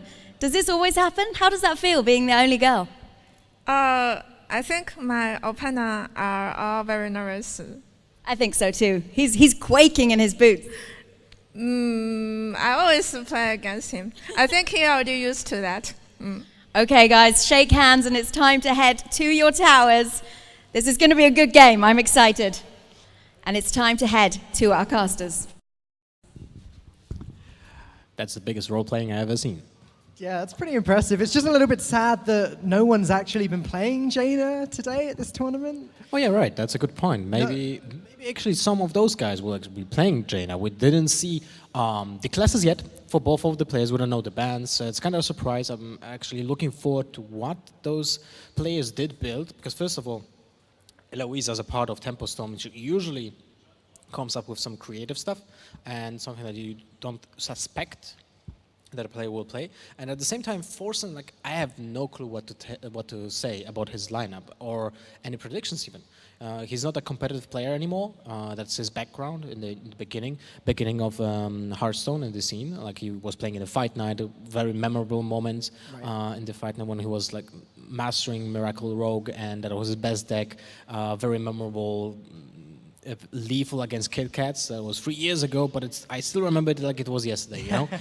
Well, nowadays, he's obviously a well-known streamer and a personality more than a competitive player, but you can't take that away that he's a very good player. So, right. Well, both of these players are some of the most popular streamers in Hearthstone, and there is a reason for that. They wouldn't have been popular in the first place if they were no good at the game. Oh yeah, right? definitely. Forsen, like you said, I mean, Miracle Rogue, I think a little bit of Freeze Mage as well. He's very good with the kind of combo style decks. That's true. The Freeze Mage, it's something that doesn't exist in current meta games so far. Right. Maybe someone will bring a Reno Mage. I would really like to see that because that's something that actually no one tried yet. Like, you know, on a big stage, or even I don't think I saw any kind of streamers play it. Yeah. But I feel like it might be one of the decks that can be, a surprise factor. Yeah, well, that's interesting, because we were talking a little bit about Reno Priest before, and you said, well, why would you play Reno Priest when Dragon Priest is just better? And Reno Lock is just better. Well, you could make the same argument about Reno Mage. It still lacks the card draw. Yeah. I mean, you have Cabalist Dome, but that's about it. Right. So basically we'll be now jumping into the game. So Yeah, you go join Camlin and have a great cast. We'll have to switch my places, but let's first go to the games and see what are the classes. So that's an important choice for both of the players, and then some information for us as well, right? Yeah, well, by the time you get there, I'm sure the deck list will be on screen with the gameplay and everything. I thought that the game was ready out. We're getting thumbs up now, so... right. There we go. Enjoy. Good luck. Okay, here we go. I can talk you through the classes. So the Shaman is banned on Forsen's side, while Eloise, also the Shaman is banned. So both Shamans banned. And here we go. It's the Reno Lock first. And as mentioned by Eloise, it's most likely the game of the game. These two players have played a couple of times in the past, like Seed Story Cup, and I think the last matchup they played was ATLC, and I'm not completely sure because I haven't seen it, but I think Forsen won, so maybe he has the upper hand here as well. And this kind of looks like a very aggressive build of the Pirate Warrior, so most likely no dragons in there, as we can see. Yeah, Pirates, here we go. And yeah, Eloise now, she could coin out a 2-drop, so it's 2-drop, 2-drop, 3-drop. Suspect when it comes to the matchups, right? Yeah. Warlock versus Warrior, nothing new, but at the same time, it's Eloise with the Warlock, right? Yeah, exactly. Bans are Shamans again, wow. Yeah, Shaman bans. I'm actually quite surprised by that, because I feel like Shamans are really not that powerful nowadays. I mean, they are just better decks than that. But yet you still see like the bans being done by Reflex from the previous metagame, right? But enough about that. The turn 1 Dirty Rat was nuts. It took a Heroic Strike, a minion, and a durability point of a weapon. There's an insane value when it comes to a 2-mana card being played on turn 1, and the Warrior is actually now on just 2 cards in hand. Well, it's turn 2. Turn 2, 2 cards. He will draw one though, but yeah, total mana is only 6 in his hand, now 7. And yeah, and those first made out of the Dirty Rat, that's not something you're gonna win the game with. Yeah, definitely true. And now it really doesn't look good for Forsen with this opening, and especially now after turn 3 for Eloise, because I'm 100% sure that you will go with the Ink Gang boss on turn 3, which guarantees another trade and spawning more minions, which can then trade with new minions. So that's kind of like an insane cycle. Yeah, that's such an important card. Never mind that, because this is the best answer that you could have got right now for that imp. Yeah.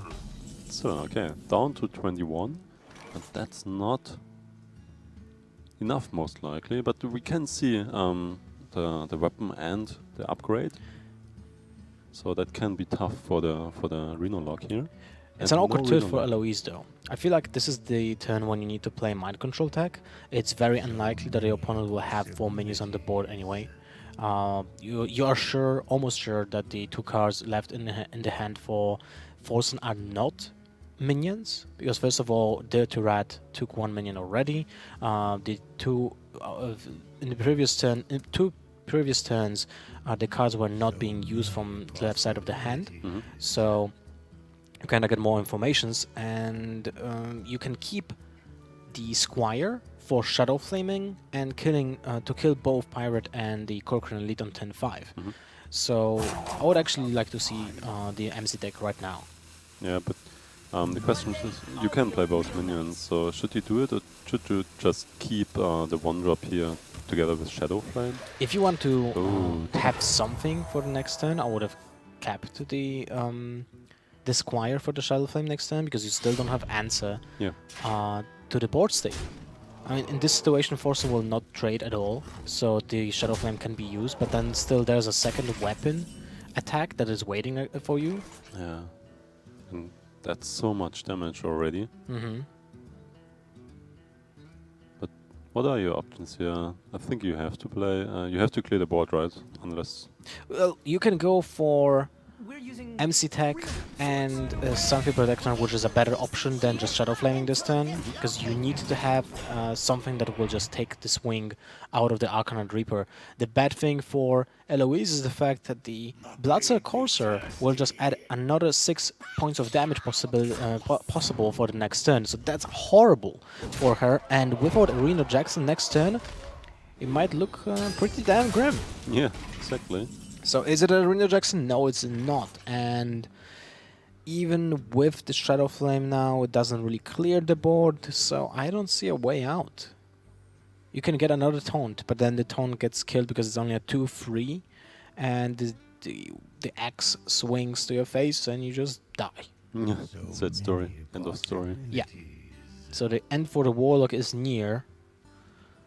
Is there any tap that can help here? Any tap? Hastening Swamp Boost gives you 6 health, but still doesn't deal with the board state. Yeah, and that's it. Yeah. Hellfire wasn't enough. Just like Hellfire kills you also. yeah, Demon Wrath doesn't deal with the board state as well. Doesn't deal with the weapon at the time. So you still have that 6 damage facing you.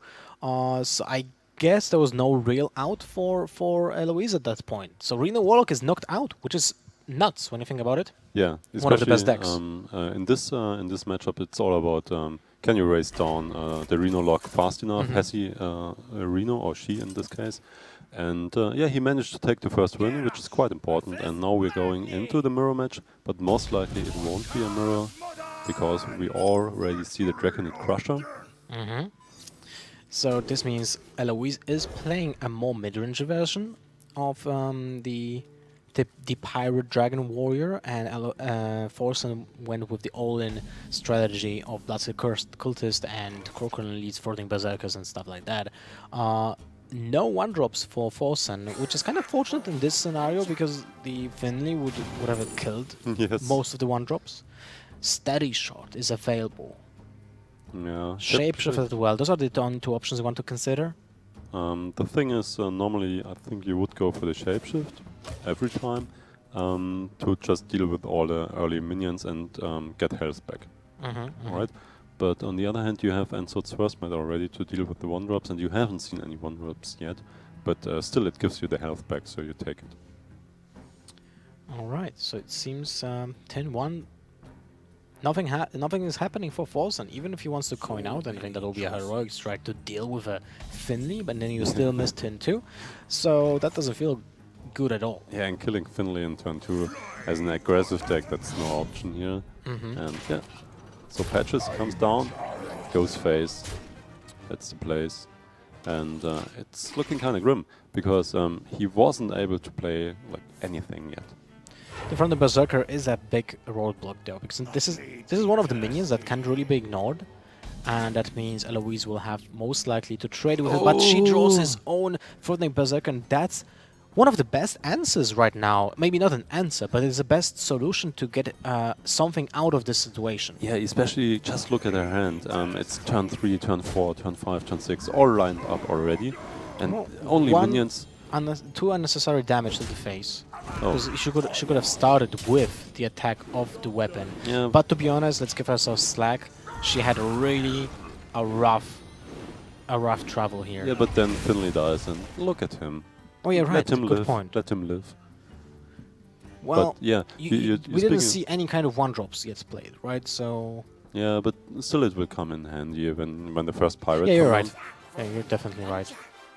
But you were talking about her traveling. Oh, yeah, she had issues stuck in Turkey. Her flight got cancelled. She got stuck in Turkey, and because of the fact that she's from China, she didn't have a visa for Turkey. Because why would you have a visa for Turkey when you're not staying there? So she couldn't go to the hotel that was given her. So she had to stay at the airport, which is terrible, to be honest. And I feel sorry for her. Well, but that's the life of a gamer, right? Mhm. Sometimes happens. Yeah, sometimes bad luck. Okay, just like playing the curve, going face. And you're in such a good spot here because you're the slower leg and yeah, you're making the pace here. The Twilight Guardian is just stopping everything. An ideal scenario to deal with it, it's an Arcanid Reaper, but it's then 4, not 5, and second of all, there's not even an Arcanid Reaper in opponent's hand. First Pirate is being played on turn 4, which is actually also a very good point to show how patches is important in this deck, because it just buffed the Floating Berserker damage by 2, just like that. Just like immediately. Yeah, so now you played a 3-mana 4/4 minion that can be bigger, and you dealt one damage to your opponent's minion. Yeah. 0 investment, apart from the fact that you had to play Auto Pirate, and yet it buffed your board significantly. Yeah. So it's one of the reasons why Patches is so powerful. It's just a free card that has synergy with the deck. It's quite insane. When Bloodsteel Courser just gets additional synergy from Patches as well, so you don't need to be worried that there's that your own Pirate would die because you just get 2. Yeah. It looked so strong before the expansion came out, just on paper, but in practice it's even stronger. Pushing space damage here. Third Floating Berserker died this game. Damn. They die so fast. Turn 5. No Arcanid Reaper. The Corcoran Lid needs to deal with the Twilight Guardian, but now it's starting to look very steep for Forsen. Every single minion that will get played by Eloise now will most likely outclass the minions from Forsen, so it will be pretty hard to catch up, especially since Eloise is at 23 health. Yeah, pushing face to play a 9/9. That's good enough, because next turn you have potential lethal already in hand. But yeah, it's it's just like a strange world where the faster warrior has the priest ability and it has to heal up because he's falling behind. Yeah, he can push now for damage and still stop the Draconid Crusher from attacking face, at least in theory. But we know that there's a Corcoran Elite that just can deal with the taunt and then smash the face for 9 damage, and that will make Forsen trade, but he's not even available to put that many points of damage into the Draconic Crusher. I think he could kill it with the weapon, but yeah, then he dies. So doesn't feel like an option. Yeah. Another taunt will be handy here. Nope. So I guess that's the end for Warriors live for the Forsen side. Yeah, 1-1. Still he managed to take the first win, and especially like the Reno Lock, it's such an important win, just to start the series with. Especially in LHS, if you win the first one, then like the counter queuing starts, and you're in a good spot because you still got one deck more to counter queue. Yep, that's true. I'm kind of surprised. Still thinking about the Shaman. I feel like the Shaman is not really that impactful in LHS, at least nowadays with the ways the whole decks are built. But at the same time, now we see that Forsen is also playing a rogue, so maybe that's the reason why he banned the Shaman, just not to play, against dual hammers, possible dual hammers. And you also don't want to play the Pirate Warrior against the Shaman, so I understand the ban here. All right, because he was playing the more aggressive version. Makes sense, exactly. Right. Okay, Eloise still on the Warrior. Oh, more pirates to come. But is this an aggressive version? I feel like it is, because there's the there's the Buccaneer with the second Buccaneer that buffs up the weapon. Too bad he doesn't have the coin, so he can coin out another 1-drop and then buff the weapon to a 2/2. That would have been nuts. Yeah, that would have been awesome. But it's good enough, right? So this is a good question. Do you coin out Fear War Axe? Yeah, you have to. It's because you can get it also patches, but then your minion is still a 1/2, and if your opponent will just dagger up, he trades, and that's terrible. So you have to go for the weapon, but then Forsen will use the tech, which is a Acidic Swamp Ooze, to kill the Fury War Axe. Interesting hand. 2 backstabs and a Buccaneer. Yeah, 2 backstabs. Oh my, a Gromash. That's something we didn't see a long time in any warrior. Even in Control Warriors, you don't even play Gromash that often nowadays. Yeah, but it's basically a tempo deck, so you could play it. It was played before the new expansion came out, so yeah, you can still do it. I think she has 2 slam here, yeah, she kills it. Fairy Dragon is just doing the same, but only 1 turn afterwards, so Buccaneer into the hero power, and here we go. The damage train started going face. And there's no good way of dealing with the pirates right now. You're very retroactive as Eloise, so it doesn't look good. I feel like you need to play the Fury Dragon here as well, but then it dies to the weapon. Yeah, but I think it's fine here, because all you need to do is establish bot control. Oh, What a draw! That is actually perfect. Now the patch is still alive, is a formidable 2-1 creature that puts some pressure. Oh no! A free turn? Oh, Eloise can't really feel good about that. That's Okay. disastrous. At Maybe least not you- disastrous, but if Forsen picks up a minion here, it's not a minion. Okay, so that's good for Eloise, because she skipped a turn, but Forsen didn't get to actually develop anything. Yeah, but he can still equip the dagger and go phase. But Eloise's next turn is just so clean. Blackwing Corruptor onto the Saucy.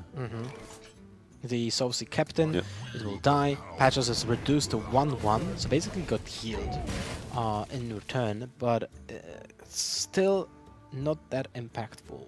Okay, Leroy Jenkins, you know that the opponent didn't have anything for 10-4. That means he has more expensive cards. More expensive cards can be Crushers, can be Azure Drake. Azure Drake, right? Another Corruptor. It's not a Twilight Guardian. So if you go for the Leroy Jenkins this turn, you're able to deal with everything basically, because you can trade with Patches and the hero. But he goes instead for the Eviscerate. Clearing the minion here. I was thinking like maybe you can use the backstabs to kill the whelps and just deal the 6 damage with the Leroy Jenkins to put pressure on board and still count on the fact that the opponent doesn't have an answer to the minion, right? Because he has only expensive cards in the hand. Yeah, true. And there was no Corcoran lead back then in the hand. And but maybe he thinks so many cards being in the hand, like the blank turn 4, maybe there are answers in the hand. But still, you can still do it next turn, right? But then you are aware that the opponent got 2 new cards, so that's gonna be an answer to Leroy. We'll see. Yeah, but it's not too bad to play it into your opponent's turn 7, because if Eloise plays Curator, we don't actually know, then she can't really play it on curve into the Leroy. So Leroy or Chieftain? Chieftain just dies to the Crusher, so it gets you +1 net damage, while Leroy just hits to the face. Hitting face is always fine, right? Yep. Seems like a good option. And now the question is, do you want to use 1 backstab? And I think 1 backstab is the answer, because 1 whelp is not enough to kill Leroy, and if you want to trade with the Draconic Crusher with Leroy, that's fine. You just killed a 6/6 minion and you dealt 6 damage to the face. Yeah, but maybe you can trade it off, because then like your patches will survive most likely, and patches means 2 damage with the hand card. So that's also a possibility, especially if the warrior is down to 6 HP. Now we have another way of answering the situation. It looks very clean. Corcoran Elite, Blood to Ichor, kill the Leroy Jenkins with Blood to Ichor and the Whelp, armor up, kill the 1/1 with the Corcoran Elite, deal 6 damage to the face. Yeah, and now his play kind of backfires, because Blood to Ichor can kill off Leroy now. Wouldn't have been possible unless you play it together with the Azure Drake. Now the question is, will he kill the Patches with the Corcoran Elite? I feel like he should. And it's the trade 4-3, a powerful minion trades into Patches, a free card. Yeah, you're aiming for the turn, like lethal in 2 turns. So no matter if he trades or not, he isn't 1 turn faster. So she actually, Eloise. 1 damage to the face, 2 pirates on board, but now that we know that the Leroy Jenkins was already played, there's no way that the rogue can kill you with 1 card. Yeah, especially not the pirate rogue. Yeah. No crazy stuff going on Unless Swashbuckler yes. into Mortal Strike. Into Mortal Strike, right? But now it's not in range of Mortal Strike. Yeah. It's 2 damage too much. Sorry, not enough to damage. Yeah, and basically that's it. Only 1 little pirate, and Eloise takes the 3rd game, 2-1. Pirate is on the let's say on fire right now, because the portrait of the warrior is on fire literally, and she will have to play against what was the last class, the warlock. So maybe we'll see the same scenario as with Forsen playing warrior against Eloise, but the thing is, Forsen was playing different warrior. But now the opener kind of looks the same. So yeah, that's a strong opener. The only question is, do you want to keep both pirates? Which could be fine, yeah. I feel you have to, because the thing is, Small-Time Buccaneer gets buffed if you have the weapon, right? And you don't have the weapon without the first mate right now. By the way, look at that. 2 mountain giants.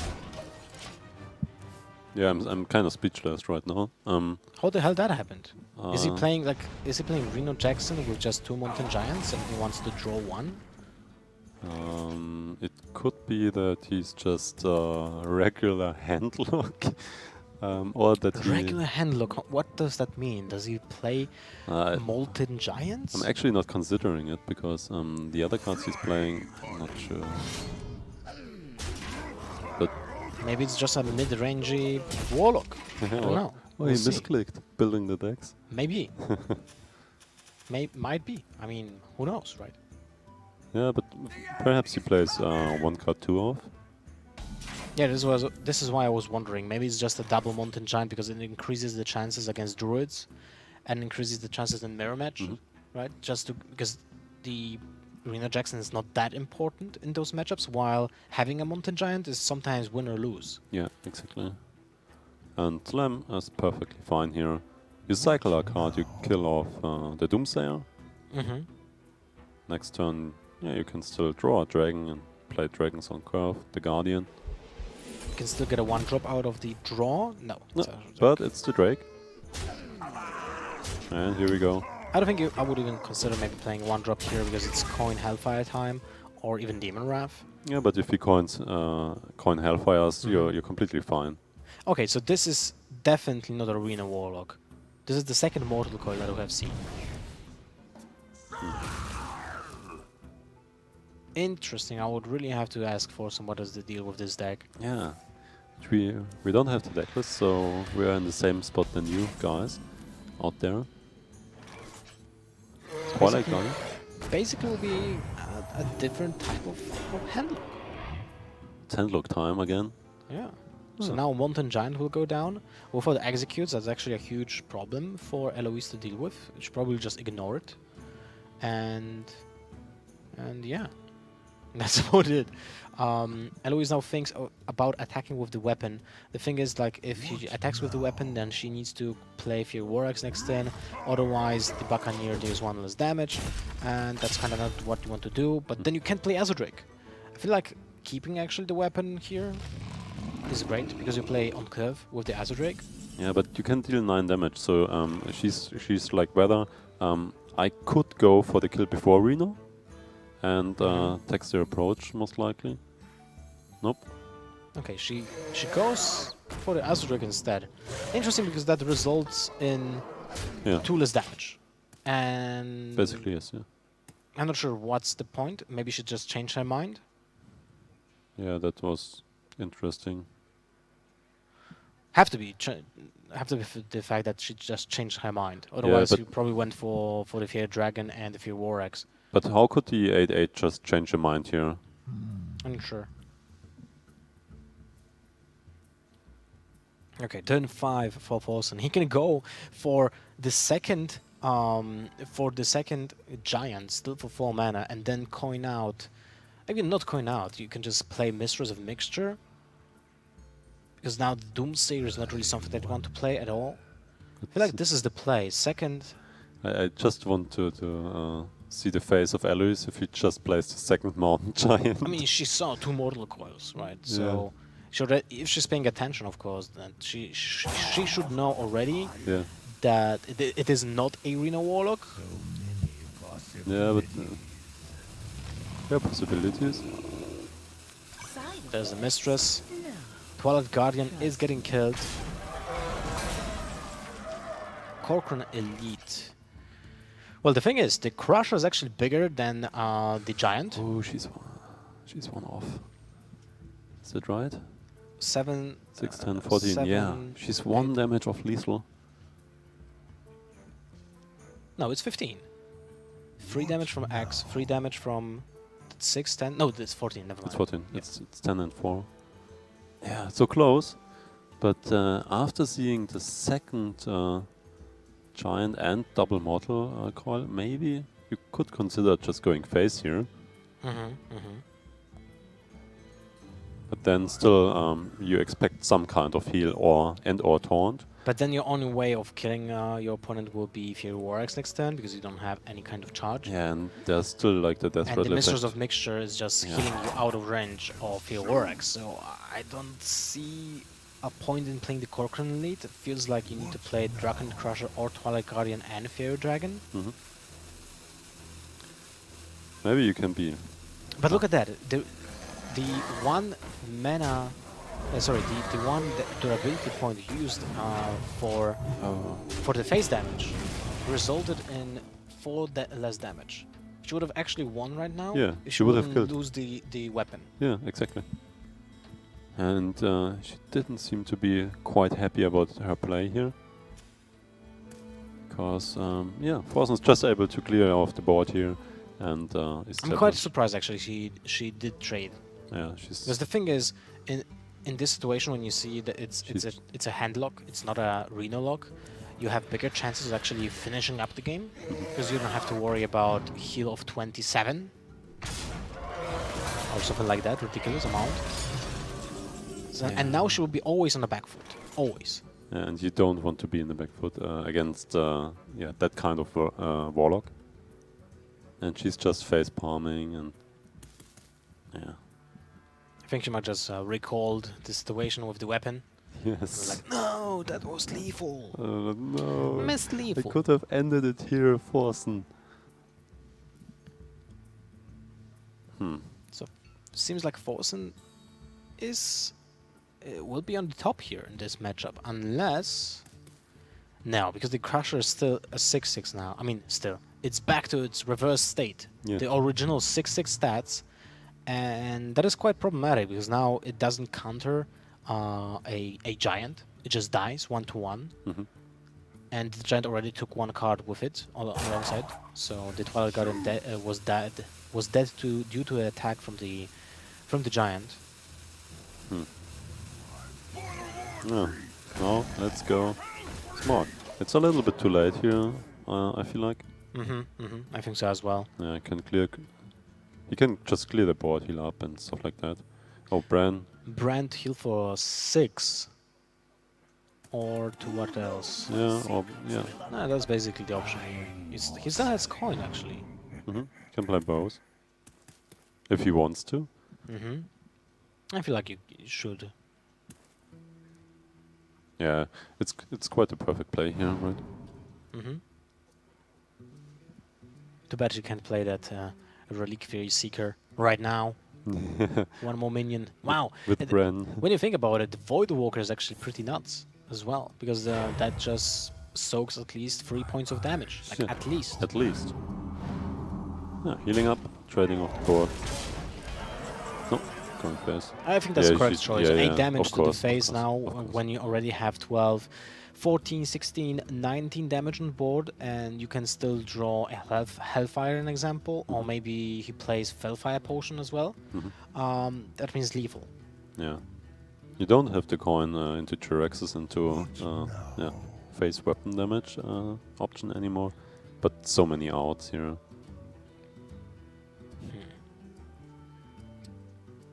So Grom is an option. You can trade with Bran, deal 3 damage to the face.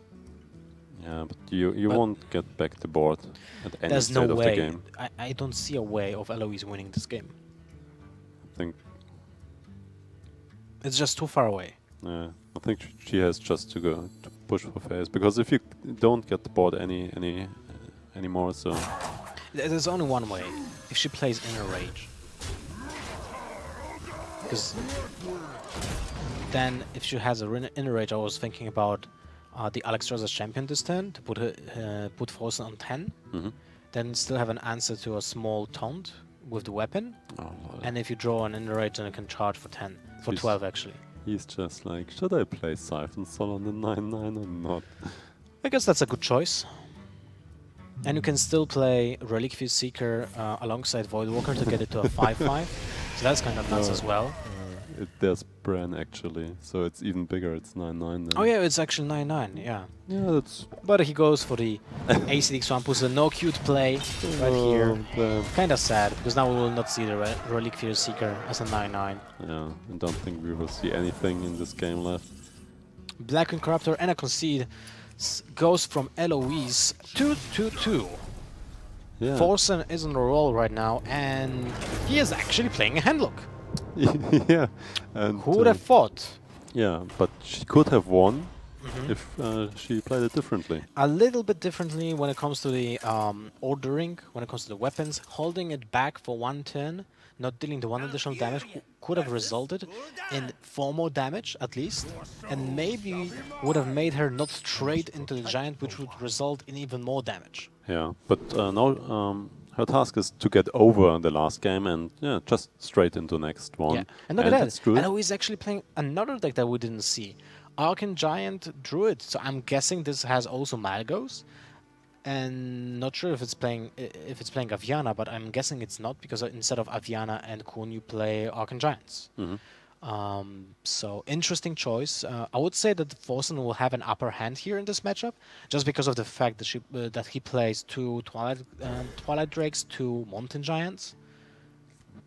And look at that, he has already the Twilight Drake and the Mountain Giant. Second Mountain Giant, that's like nuts in this matchup. Druid has nothing apart from Mulch against those minions. And I don't even know if Eloise plays Mulch. She can get it 1. There's a Naturalize, it can help. She saw 2 giants, right? Yeah, she has to take it. Oh, no, damn. Easy choice for Forsen now. Easy Tap, life tap. tap, turn 3 tap, turn 4 Mountain Giant. Turn 5 fun. Yep. And let's see what will Eloise do. She can play as a Drake on turn 2, but that's kind of sad because you know that the opponent is actually playing Handlock, so he might have 1 of 2 Shadow Bolts in his deck, and not just 1. So there's there's a bigger probability of just losing that Azure Drake to a single card. So then the Innervate kind of pays for the 1 card draw from Azure Drake, and that's not really great. Oh, There's the Kun, okay. There's the Kun. So she needs to play Aviana, I'm guessing, as well. Yeah, yeah. You just can't play Kun without Aviana, can you?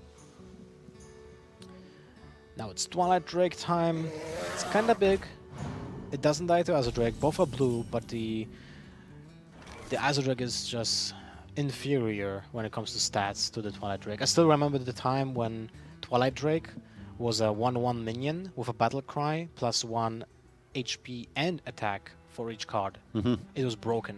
Yes. It just played a 8/8, 9/9 minion just for 4 mana, you know, just like Mountain Giants, but you had more of them. Yeah, you had just basically 4 of them, right? Yeah, kind of nuts when you think about it. And now Eloise is thinking about naturalizing this.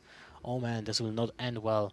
If she naturalizes, she can't play the Azure Drake. If she can't play the Azure Drake, that means she's behind on the board, basically. Because now he just can't hero power. I mean, okay, maybe not literally behind the board, because still she has the Azure Drake 1 on board. But for Forsen now, what are the options? He can go, actually like this. You can go for the Shadow Bolt into Doomsayer, so you prevent your opponent from dropping any minions. So in the next turn you can play a Giant, and Yeah, but what yeah. minions do you expect? You only expect the Drake next turn? So, wouldn't be too bad. Overdraw. Overdraw by Forsen. Yay. Well, Naturalize did that. Yeah. So nothing that Forsen could have done about it. No, I'm not playing around Naturalize. Yeah, of course you can't really play around Naturalize because this card will only appear if it's being drawn from Raven Idol. And that happened here. Oh, he got a Mortal Coin? Yeah, but he can't use it this turn. Yeah. Okay, so maybe the coin here, just a Drake. It's kind of bad here. You could also Pharaoh Rage and clear off the board, but yeah, you should be the faster deck. I'm not too sure because she obviously plays the combo, how it turns out in this particular matchup, because she could just go for the OTK in the end. I'm kind of surprised how that will work. Maybe also you could also play the Emperor. I think the cards are kind of valuable you got, but I'm not too sure about the combo then. Well, it's only one spell left, and she used one Innervate. It's a hard thing to estimate that because we don't know exactly the deck list. But well, Emperor on 10-5, I guess that's never bad, right? Yes, especially if you're a druid. Second Mountain Giant can be played. Well, okay, let's think about it because the Shambler can actually be played here for 4 mana and will get the same stats as the Mountain Giant. But if you play the second Giant and it dies, then you don't really get the same stats from Shambler again.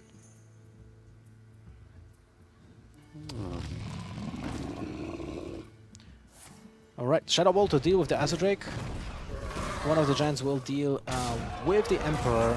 Makes it clean to use the mana.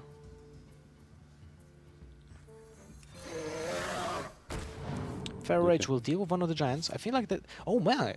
Okay, so this is like a really interesting deck. There's a Jade Idol as well. So maybe Eloise is just playing only Jade Idols in this deck. Just to cycle them in the end?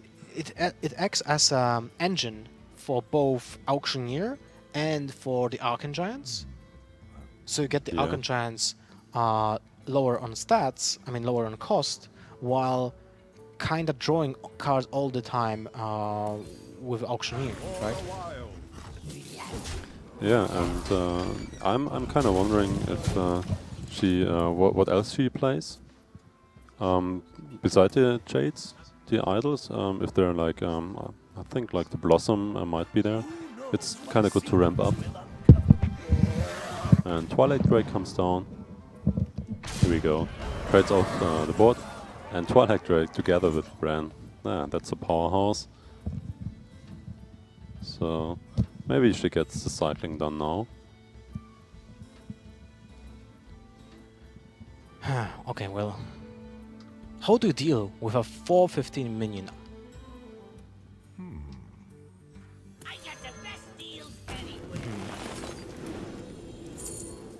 Second Archon Giant, okay. Do you hear the sound as well? Yes. Is it production? You can get a second shot, but there's a 4/15. How can you actually deal with that? I'm just thinking how Eloise might be winning this game anymore because I don't feel like you can go through those minions. She used one Raven Idol for the Naturalize, and Bran is just doing insane work. Okay, Jade Blossom is another engine for the Jade Golems, but it feels like Eloise just crammed everything into this deck, you know? Yes. I wonder what she doesn't play, actually, from what we've seen. So one Jade Idol here basically acts like an Innervate for the Archon Giants. So they will be costing 7. So she can go for Jade Idol into both giants. which is nice because it puts two 8/8 minions on board and a 1/1. Yes, and the oh, now you got me. You got me with the 1/1, but yeah, she's cycling. Oh, she's just cycling. Drop down, so. Well, I guess she doesn't die the next turn. Not yet. But if you play Giants next turn, then you died. So yeah, that's kind of odd. Another Dark Peddler. What are the options? Young Dragonhawk. And an Archangel. My god. Abusive Sergeant will definitely help killing the Auctioneer. Yeah. But I would really like to see Forsen setting up lethal for next turn. So you can 10 damage, go with the 10 damage to the face. Or use the Abusive Sergeant is actually +4 damage. He's going for the young Dragonhawk into Abusive Sergeant kill, it seems My like. god, that's so fancy. I mean, yes. That is super fancy. But he doesn't have space to play the Abusive Sergeant. Yeah, not yet. Not yet. You think Eloise has a way of dealing with the board?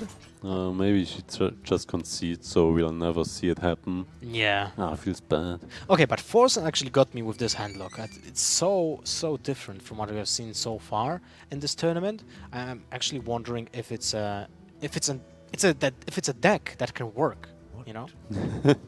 Well, it did work out for him, so he managed to get most likely his second win in the series here. And I'm kind of surprised with the deck.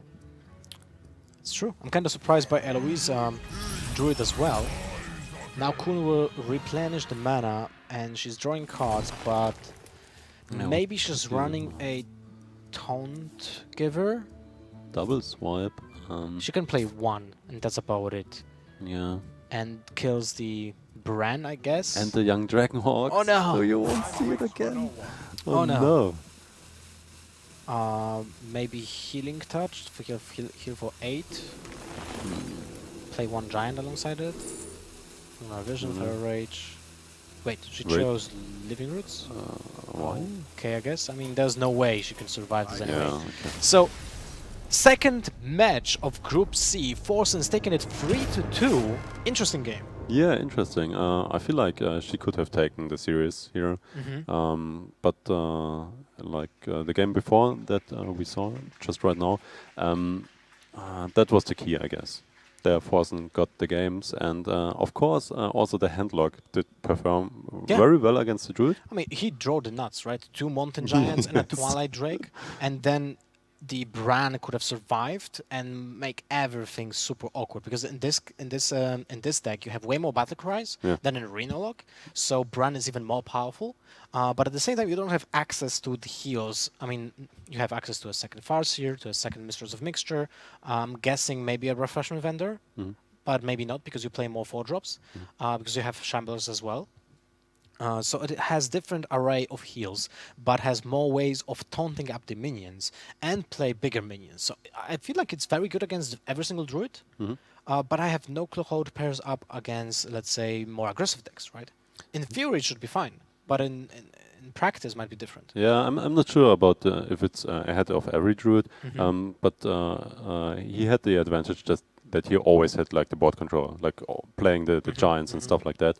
So she couldn't catch up. She couldn't play the giants. So yeah, that's Let's watch the replays actually to see it again.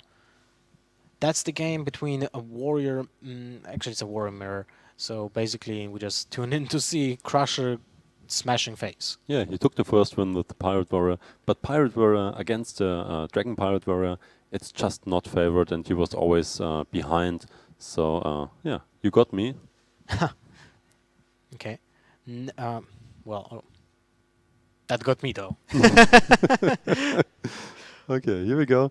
The second one was, the third game actually was against his Pirate Rogue. Pirate Rogue, I feel like this was a very all-in version of a Pirate Rogue. They don't really rely on any card draw, like Azure Drakes, like Auctioneers. So it was basically just I win on turn 5 or 6, or I lose. Yeah. Kind of that type of deck, you know. And when you play against a grindy deck like the Pirate Dragon Warrior, I feel like it's very hard to do, because when you think about the deck, it has minions that outvalue your minions, and at the same time you have a hero power that offers sustainability to the warrior. Basically, it's also the archetype aggro against the archetype tempo, and he just outvalues you while holding like almost the same tempo. So that's the problem in this matchup.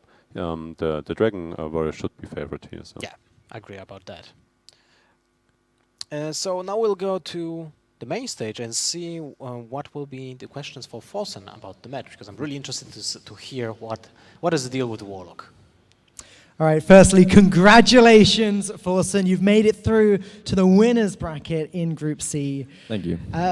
What can you tell us about this hand lock? Because I think every other person in the tournament's brought Reno lock so far, and this is a little bit different. I was just thinking about the meta, and obviously Reno Warlock is dominating everything, right? So, but I think that everyone is jerking off to that Kazakus card a bit too much. So I just figured, like, hey, hand lock. It really beats Reno Lock when you play the double Mountain Giant, the double Drake. They don't really have the answers, you know. They have the Siphon Soul. Sometimes they take in the 4-mana Assassinate card, destroys a crystal. But you can't really beat Handlock that often. So I just figured, hey, why not bring Handlock? No one is even looking at Handlock right now. And Handlock beats Jade consistently as well, where Reno fails. So I just figured it was a great deck to bring to this tournament. So did you have any concerns with the hand lock? Is it weak to the aggro decks at all? Or did you feel pretty confident all across the board? It's weaker to the aggro decks, but not by much. You have the double Doomsayer, you have double Mortal Coil, you have the double 1-drop that heals you for 4.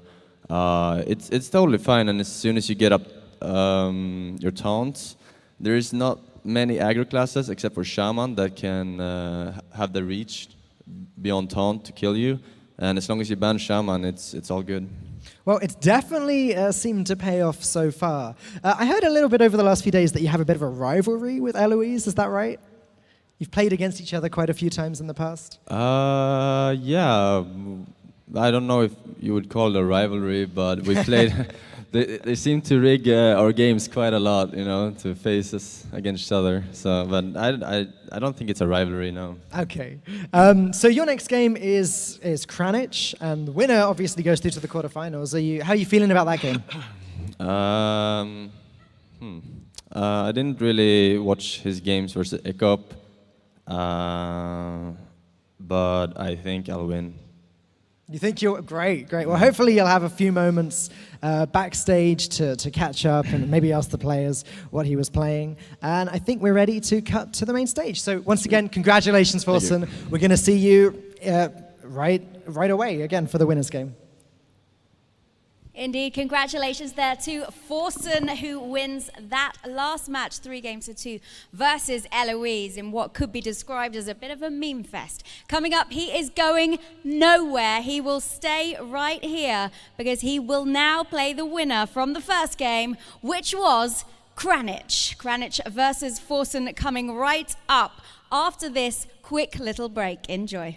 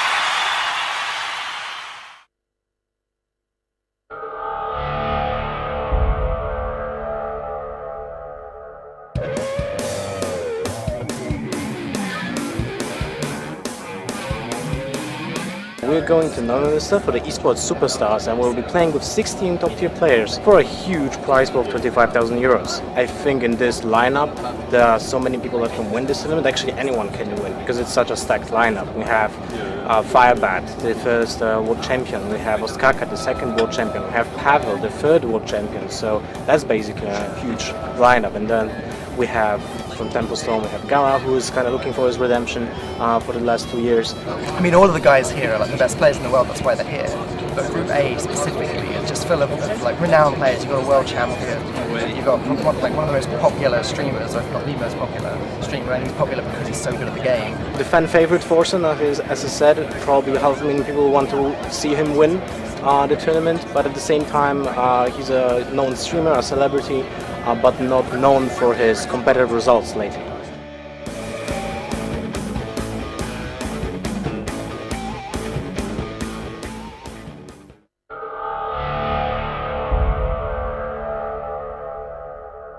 My first opponent is Strife Crow, but I am in a group with Pavel, which is the world champion, and yeah, I am actually 2-1 in the last 3 best of 5 against him, so I don't want to face him, but I might. I think I am a really good analytical player, so once the meta is established, I can track what's going on easily in sheets and analyze what is good and what to play, right? So yeah, that's why I'm not that good at the beginning of the new expansion or set of cards or whatever.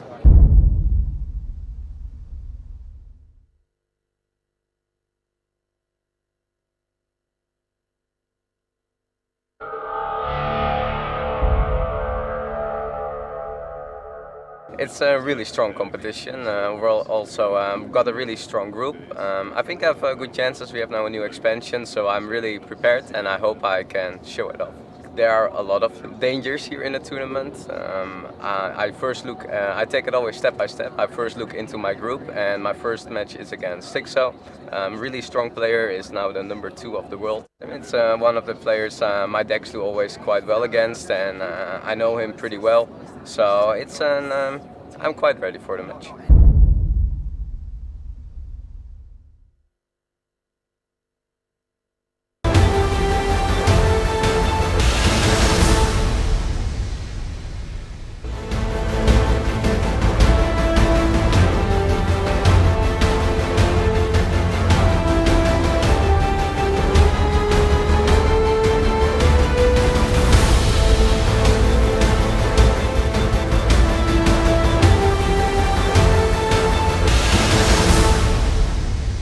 And welcome back to Neumünster in Germany and to day 2 of Esport Superstars. We've already seen quite a few games of Hearthstone played out already today, and there are still quite a few more to go. We have another epic match coming up for you in Heat C. It will be winner versus winner. We will see Forsen, who just beat Eloise there, take on Kranich, who won the first game in Heat C as well. But before that, we're going to let you take a little look at what is going on around here. You can see us, of course, on the truck that is Big Betty, but in this whole building, we have so much fun and games on offer. We need you to take a look. So these guys are in the Barcraft area. There's a few fireside gatherings going on. Anyone can come and join and play a little bit of Hearthstone, whether you're a pro or whether you're an amateur player. We've also got lots of games going on. We're going to have a cosplay tournament a little later. There is Jaina Proudmore, of course, the mage hero. She is going to be joining us for that cosplay competition a little later at around 6 p.m. Central European time. We've also got virtual reality. Anyone can have a go that comes to join us. It is free entry to come here to the Holstenhalle today. And of course, we do have a spongy floor, so if you're going to trip over, don't worry, you won't hurt yourself. But you may look a little bit stupid, of course. So these guys are immersing themselves in virtual reality. Lots of different games, lots of different formats going on as well. And as we mentioned, of course, that cosplay tournament, is going to be kicking off, or the cosplay competition, should I say. There are the lovely ladies. They will be helping to judge the competition. They're sat in the VIP area. They're watching the stream as well, so they are watching it as it happens, in action, giving us a little catwalk there. So there you have it. That's everything that's going on here in the Hearthstone today. And for tomorrow, it will be happening as well. Lots of fun and games. So if you are nearby and want to stop in and say hello to Big Betty and all of the players here, the 16 best Hearthstone players in the world, then please do feel free to drop on by. But without further ado, we now need to get to our next game because Kranich from South Korea will be taking on Forsen of Sweden.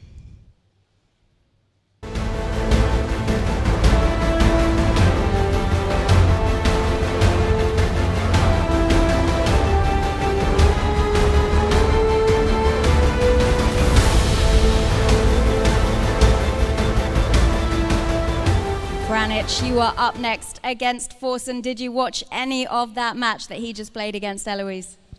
Well, sure, I have watched his games. I was really surprised about his decks. It was pretty creative, and I was just looking for it. So. Okay, well, he says your decks are creative. Do you have a creative deck for him?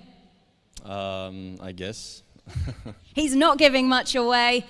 You said you didn't watch Kranich's game earlier as well. Yeah, I didn't watch. I'm not really sure about his druid, if it's Jade or Aviana combo, but it doesn't matter. I will beat him anyway. Well, we're about to find out if that will happen. Please shake hands and head to the towers. Good luck, guys. And it's time to start the game. Over to the casters. All right, well, Lothar, I'm a little bit disappointed that I didn't get to cast that handlock game with you. Yeah, it was actually quite interesting, and it makes a lot of sense. Thinking about the deck now after the game, feels like a handlock action might be a good pick in this meta game. You know, first of all, my first question when I judge a deck, right, is how he handles an aggro deck. Mm-hmm. And 2 Misters of Mixtures, 2 Farseers, 2 Doomsayers is already a lot, right? That's like 6 cards that can trade and give you health at the same time. Basically, all share the same idea, but also the fact that Forsen is banning Shaman makes it easier to survive. Yeah. Because Reno Warlock is actually good against Shaman because it has access to a lot of heals, and Reno Jackson basically resets the entire score, right? But Handlock doesn't have that access. It doesn't have the access to the burst heal. But at the same time, it has better matchups against other mid-range decks and control decks because our single Mountain Giant is already a huge threat. So it makes a lot of sense to ban Shaman in this case and just try to free our people with the Handlock.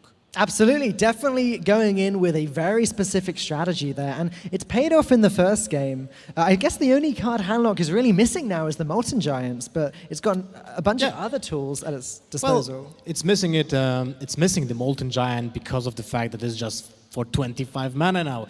It didn't get deleted from the collection, right? But 25 mana is just way too much, right? You don't really rely on getting to 5 health anymore. That's way too low. It's in the range of a Mortal Strike, an example, when the warriors, of course, unless less than 12 HP, 13 HP. But at the same time, I feel like the deck has so much explosiveness built in it that it can just end games faster than Reno Warlock, you know? Sure. And that's very interesting.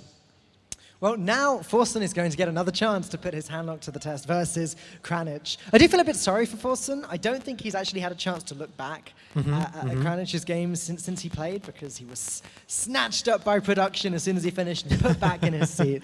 But yeah, I'm now being told the game is live, so I'm going to take you to Big Betty with Zixo and Camlin. Oh yeah, actually, Zixo will be casting the game, right? Yeah. So, first guest today, and I heard some little birdies told me that Strifecrow will be casting in the game after. Yeah, and here we go. I'm getting joined by Xixo. Hey guys. Hey guys. And yeah, we're already in the first match, so it's the Rogue. And it's the Rogue. Which Rogue is favorite? What do you think? We have Pirates on the side of Forsen, and Kranich not Pirate here. Yeah, Kranich is obviously still playing some Pirates, like we see now, but playing a Miraculist. I mean, you would guess that the more aggressive Rogue is favored, but I don't have too much experience in the matchup. But yeah, expect Forsen to have a decent edge here. Look at those hands. Yeah, it's pretty A hand here from Forsen. Yeah, you could coin backstab and play kill the patches with your Undercity Valiant. Hope that's the name. But he wants to get the patches out before he draws it, I guess. Yes. Like every time you're so scared that you just draw patches on turn 2 if you don't play a pirate on turn 1. have to get rid of this. Yeah, on the other hand, it's kind of awkward right now. Are you going just for the Thresh Burglar or like the hero power into nothing? I guess they get it down. Yeah. For the right course of action. Yeah. The captain is on board. Yeah, I played the list and I ended up cutting the captain. I was like, not too excited about it, but if you get it like early on while having a pirate on board, it definitely gives you a huge tempo. It's like kind of like Shadow Sun Cleric that before the nerf when it was 3/3, and it can buff more than 1 million. Yeah, exactly. And yeah, there's patches. Most of the time just jumping out of the deck, but you play so many pirates, it's already gone by that time, as we can see now here. And this is like whatever always happens to work. Like you always throw backstab off your fan. Like we would have loved to play the backstab before the fan to kill that captain. Yeah, and another pirate's getting buffed. So the card is getting value here. Undercity Valiant, damage phase. That's not the best use for the card, but yeah, you can stay on curve, deal damage, that's all about, right? So, I think the play here is coin trick, perp fan. Trucks the 1/1 out of like, that's 21 times. So it's like almost 5%. No, never lucky. He tried. I can respect that. Okay. Do you still have Krennic's handy, by the way? A mobile phone?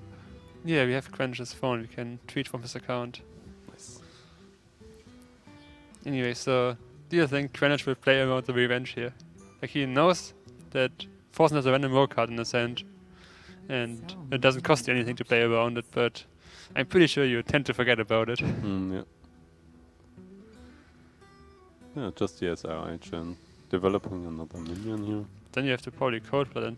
no wait, if you do can't. that you would Cold Blood first, right? Cold Blood on your captain, trade the 2/2 in and SI it.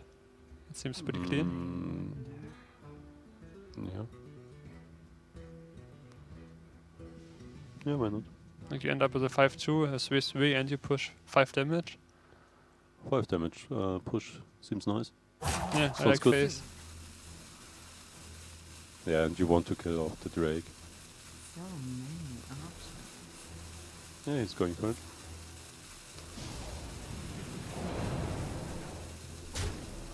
Yeah, perfectly fine here. So... if he doesn't draw anything, he says the pirates and the SI, he can prep whatever he gets. Or prep the Shadow Strike as he gets now. So you Thresh Burglar first, see what you get. That's not a play, so you prep the Shadow Strike, SI, and play your pirate. Yeah, and you take overboard. But so. let's see, he plays around. He plays around the betrayal, so good on him. Yes, playing around betrayal. That's a good play. Okay, both players are not having many cards left, you know? Yeah, but Poison Blade will actually get some value here. Like next time you can play Poison Blade and make it a 2/3 weapon. Yes. For 6 mana. Yes. Yeah, but what else could you do with 6 mana, right? Yeah, I mean, if you don't draw a minion next turn, you will probably do that. Yeah. But... so Forsen could attack the 1/1, then Betrayal on the SI to kill the small-time Buccaneer. Yeah. Hope that's the name.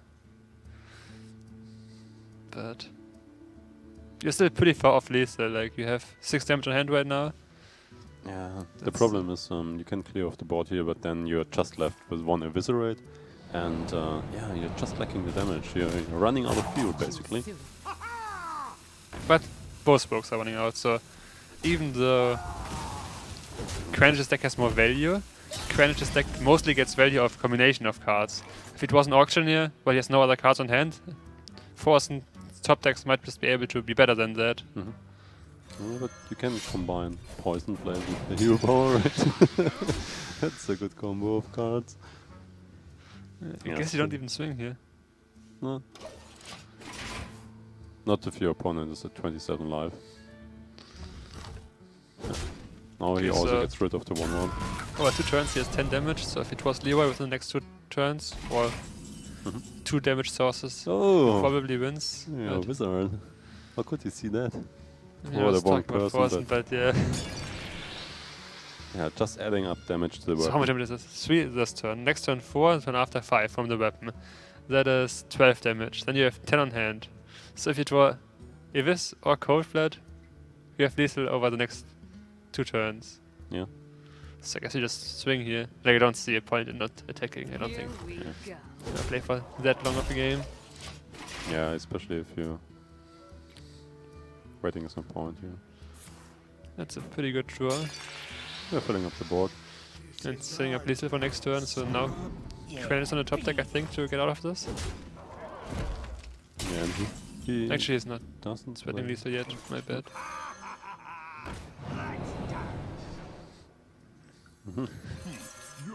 Okay. So, you can visit 2/2 and go face for 4? Maybe you just YOLO and go all face. Yeah. Like your opponent's holding 1 card for a couple of turns now. Yeah, but it's 1 card, so unless it's Leroy, it's not lethal. And? If he would be able to combo both, it would be lethal, but since he has to play 1 without the combo, it's 2 off. Yeah. So Kranich still wins with Evis or with Cold Blood, even if his board gets cleared.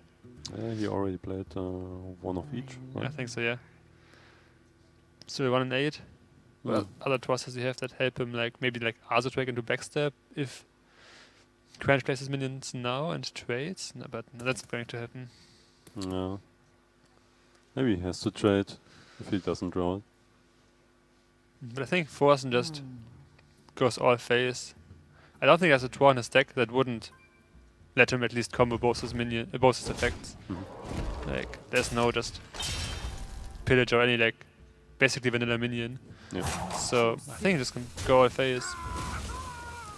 But plays around that 2-card combination being lethal. Yeah. Since you don't have lethal on hand anyway now, I think you play your hand. It's like you have to top deck lethal anyway. It's not like the majority of your deck. Maybe the boss of his was give him some sort of damage anyway. I'm not quite sure what he has left. He will have lethal next turn anyhow, so I can understand that play. And he's short. Yeah, and Kranich has no way to deny lethal here.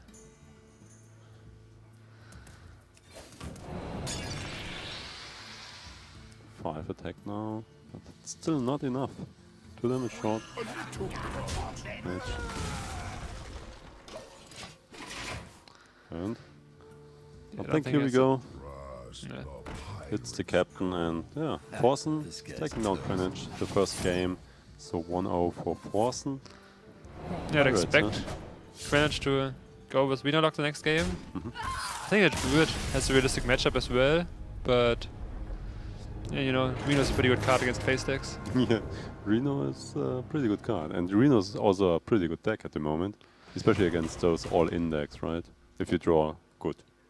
Yeah, but Kranich banned Shaman, so his Reno-Lock might not be as anti-aggro tagged as other Reno-Locks. Like I think there's 2 strategies, basically either ban Shaman or you ban Reno-Lock, and if you ban the Reno-Lock, you don't have to care about the mirror match, then you can like play way more early game in your Reno-Lock. Yeah, but since he didn't do for that... It's Forsen's handlock, right? Yeah, no, what I'm saying, since Kranich's strategy wasn't to ban the Reno-Lock, but was to ban Shaman, he expects to play less matchups against like aggressive decks, so his deck is probably less tagged against that. But we will see in a short moment, because I already hear that the game is starting. So let's see. Yeah, cooldown, as you said. Watch your back. Already two acceptable cards, right? Yeah, but it's not like insane card in this matchup. Like the ooze just there's deadly poison, but the chance of you getting good value of the ooze isn't that high. Yeah, but Imperium Boss is fine here. So on the other hand, Forsen has a pretty sick hand again. So many pirates here. Yeah. Usually would want to play Buccaneer here first because the dagger next turn when I have the 2 attack dagger rather than just 1 more damage to face, but you want to play on the Mortal Coil a little, so he does that by playing this 1/2 minion first. The issue with playing both your 1-drops is you can't combo your Defier Swing Leader next turn either, so we might see a dagger into 1-drop and Defiers the turn after. Yeah, you still push enough damage here. I think 5 damage for turn 2. That's reasonable at least. Yeah, considering it's only 1 card you've played so far. Yes. So I guess you'll see the ooze here. No? Yeah. Actually, this makes sense because you want to play ooze the turn you attack into the minion because then it only has 1 attack. So Forsen will be like, okay, I just save my dagger, leave my minion at 3 attacks, so the Imgang boss almost dies when it trades into it. Yeah. But you only take 1 damage. Yeah. And as we see, Swamp Ooze is getting better over time here. Okay, so Forsen considers playing on the Demon Rest here. You could do that by playing Sap, but yeah, but Sap isn't too bad, right? yeah, Greenwich has used his coin, so that is 1 more turn you have before Reno can come down. So you might play for a more board-centric game by sapping here. Yeah, and I think if you use Sap as a tempo player, which you should in this matchup, then it's right about now, right?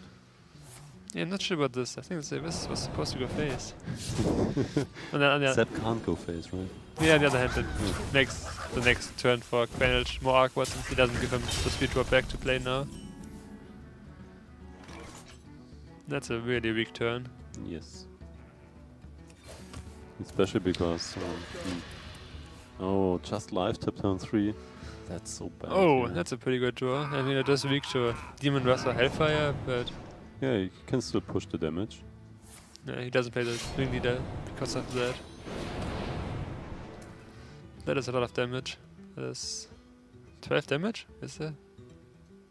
Yeah, so he gets him to 6 HP on turn into Quench's turn 4. Yes. So he has played 3 turns so far and is on 4 HP, no 6, my bad. But yeah, and as you said, Swamp Ooze still in his hand. Therefore that it was a keep. Not doing too much here. and that's a concede. Oh man, those pirates. What happened? Happy Beast of Winterway happened, I guess. Yeah, it's kind of fitting they gave us this emote at the same time as they gave us patches. Yeah, well played, Blizzard. And yeah, Forsen is leading 2-0. What happened? I mean, I guess pirates are pretty good. Like, getting a 3-1-1 with charge on turn 1, basically every game. I take that. Yeah, that's just enough forward. And so what's left? The Druid is left, right? Yes, I think it was Kant Druid. I'm not sure if he plays like the full combo, just part of the combo, but we'll see. Yeah. And how does it end up here? Like pirates again? I mean, I think pirates are. I'm not sure. The matchup's probably pretty even, considering if you get like Rampage to swipe, you're in a decent spot. Yeah. But Raven Idol keep or not? usually I don't keep Raven Idols in matchups where I want to play turn 1 Living Roots. But I'm not even sure if you want to play turn 1 Living Roots against Rogue if you go first, because you just play it like maybe, since you used to have it like against Rogue, you just play it and they dagger on turn 2 and don't care about it. But since they want to play minions on turn 1, maybe it is a play now. Yeah. So I like the card itself in the queue and meta, especially on ladder, because you meet so many really fast deck and so many really slow decks, so you can put whatever is good in the situation. Yeah, there's the Buccaneer. And He is our in friend. charge now. Yes. Okay, so you Yeah. consider playing the Wild Crows or the Hero Power here. Like Hero Power on a 1-drop is pretty clean, but since your curve says Wild Crows, Fendril, Nourish, I guess you listen to your curve. Yeah, but your curve says you'll take 6 damage then.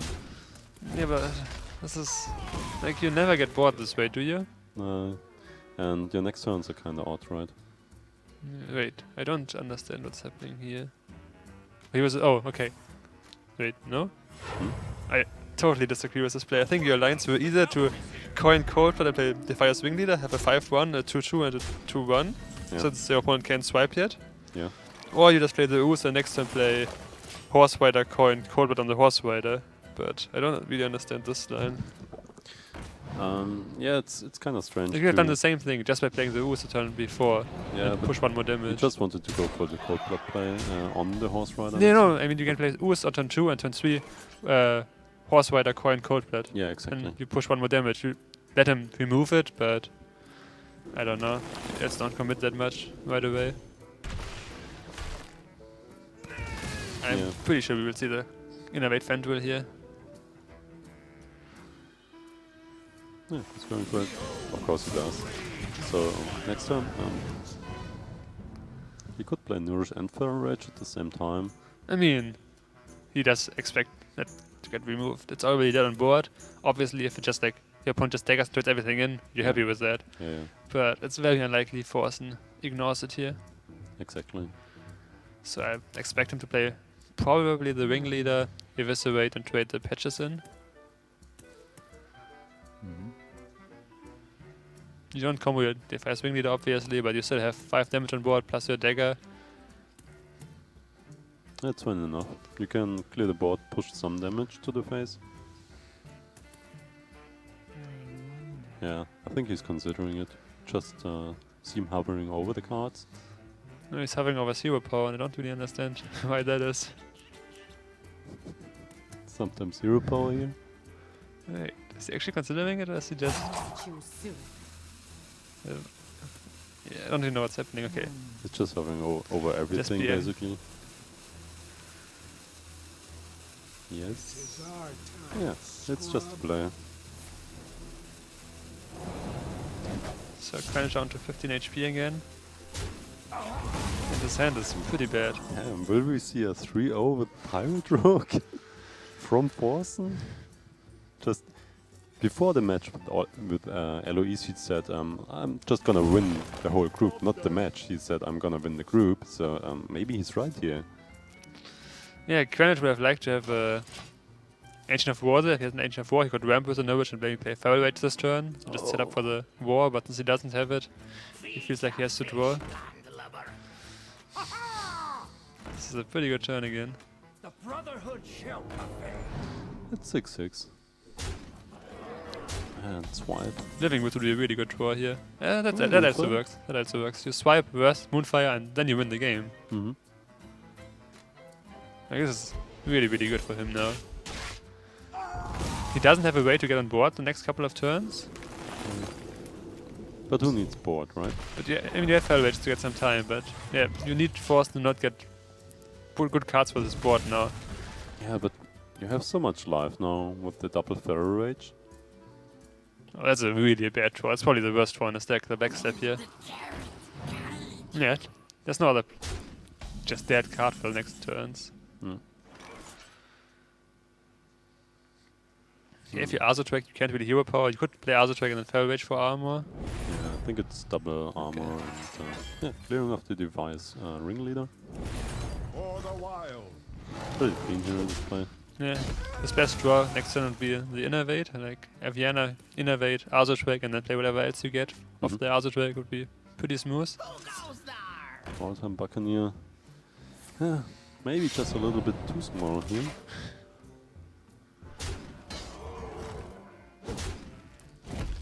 So let's see what he gets. Oh, That's pretty good. Oh man. So do you Nourish here? I think you Nourish, because the Azotrack doesn't do much. You can play your your full hand anyway next turn, so you might as well just draw 3 cards instead of 1 to remove more right now. Will you get another heal? Yes. I think you would prefer a taunt here, honestly, but heal is also good. Yeah, you can turn up next turn, right? Oh, yeah, but I mean, your opponent will never put enough damage this turn to set you up to like kill you with an eviscerate or whatever. So if he gets a spell that gives you taunt on another minion in the wall, so you have 2 taunts, you basically never lose. But yeah, the heal is most likely enough as well. But would you have gone for the minion here because it's No, I mean a spell that gives taunt. Ah, yeah. Okay.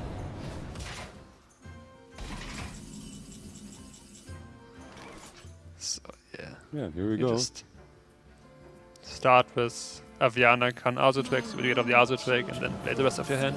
Yeah. Yeah, that's such a strong I think the correct play here is to go Happy Feast of Wintervale. yeah, just to return the favor, right? But maybe he just saves it for the very last. Yeah, it's like you still wanna win 2 more games with Druid. Can do it after that. Yeah, right. But you could do it now, right? Nope.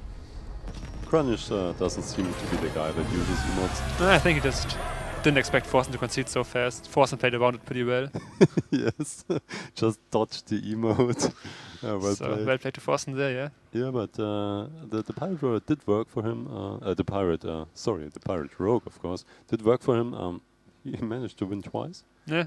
And falls a little bit short here. His handlock beat the Druid in his last match against Eloise, but Eloise's Druid was a very weird list. Yeah. Let's put it that way. So I'm not sure how it will do against Kranish's list. Yeah, we we'll have see. more like mid-range pressure with 2 giants, but is it enough? Yeah, maybe not. I think we'll see. Yeah, just head over to the game. No, not yet. Yeah, no, okay. versus Magni. Yeah, maybe we were just a little bit too fast. I must protect. She said. Seriously.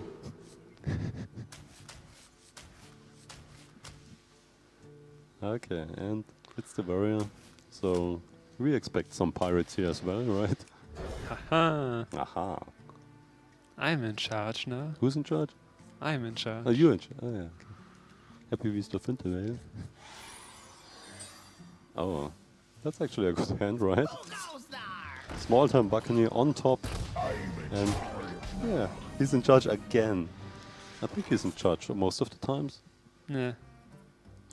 Yeah, Forsen has gotten patches off his deck every game so far. That's very likely to happen, but... And that's just a good curve here. Yeah, like, Quench is in a decent spot, I think, if he draws Wild Crows now, but other than that, his hand seems too slow. Didn't attack with the weapon, just to have it up. Yeah, you kinda want to kill Maya Keepers in this matchup. And he's just hero powering, and that's... I'm just gonna use Moonfire to kill the 3-2, but... Do you go for it? Yeah. For the wild. Left to right. Yeah, there's no really reason to save Moonfire here. Not saving it up for the Maligas combo and I don't know, 12, 13. Thinking. Yeah, so I'm pretty sure we will see the first swipe after that. Yeah, you could Pharaoh Rage it as well to protect your coin. But I would like to see the 2 pirates here. Or? Maybe. I mean, then No, you maybe. definitely steal coin swipe. Yeah. Yeah, maybe. Yeah, it's fine. It's fine. He has second Pharaoh Rage and he has like probably a bunch of taunts in this deck.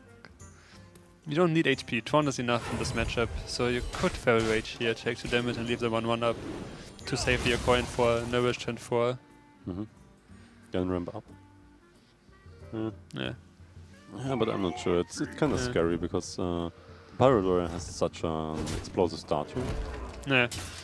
Like, if he gets to 10 mana, he has a pretty good turn with Aviana Khan, but getting there. Yeah, that's. I think that's the hard part about it. Just like last game, turn 4, 15 HP. Yeah. Oh, thank you. Oh, that's a pretty good draw. Oh man. That's basically the nut draw here, so here we go, 4 damage to the face. And getting down to 11 HP. 11, 1. So... You have two plays here, Mulch Hero Power or Bottom White Buddy. I will go for the Mulch. Bottom White Buddy is pretty tempting. Yeah. It's a winner's match, so Kranich, if he loses this one, will go to the deciders match. Yeah, in that match he played against either Ecop or Eloise. He won against Ecop before, he didn't seem very scared of Eloise's decks, so should still be a decent chance he makes out of group, but losing is never fun. I'm pretty sure about that, I've tried it yesterday. You It's tried not it fun. yesterday? That Trust sounded me. so sad, I just wanted to just leave it here, but happy Feast of Winterwear, he's, yeah. And he's also happy Feast of Winterwear. So just like expected, Forsen won his group? Yeah, I don't just think anyone doubted that. As expected, yeah, because Forsen did practice in the last couple of weeks quite some. He managed also to get a 100 finish On on the an A, ladder. though. Yeah, on an A. That's Yeah, like, right. it's like getting legend on the EU. It's okay. You say that, being from EU. But would you have expected like the Pirates just going over Greenwich's lineup here? I mean, I think that Greenwich had a good chance to get a couple of wins with his Venolog, since that Venolog just lost to Evoke the first time. It kind of came down to that, I guess. But yeah, it's like if his Venolog doesn't draw well, then it's kind of expected that he loses to Pirates. Yeah, okay. So kind of as expected. So Greenwich, what are his odds in the next games? If he faces like Ecop, as you mentioned, or maybe also Eloise? I think he's probably slightly favored against both, but I mean, we haven't seen all the decks since there was a ban, and both players only played one match so far, so it's hard to say, but he won against Ecop before and might do it again. Yeah, might do it again. Yeah, but we'll see. And yeah, congrats to Forsen. Damn, he made it. Yeah. With some emotes as well. I like the Happy Beast of Winterwear here. Okay, maybe let's take a look at the replays.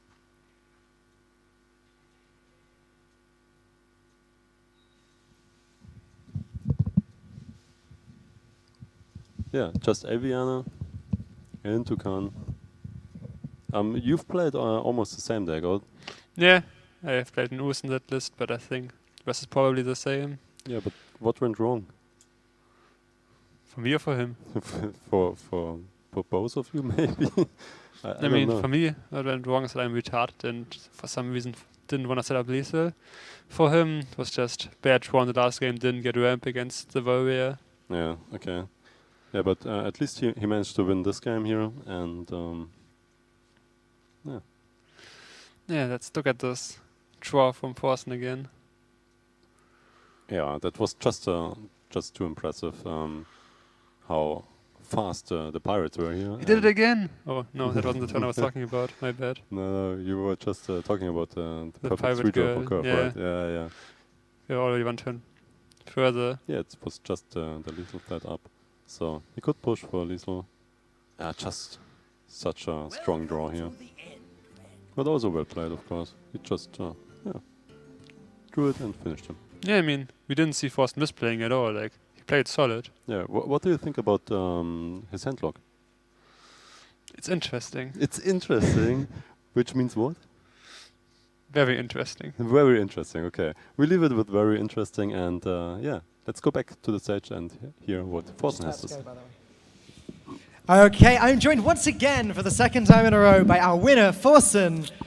We didn't even get to see the handlock this time, but why don't you tell us a little bit about the rogue deck?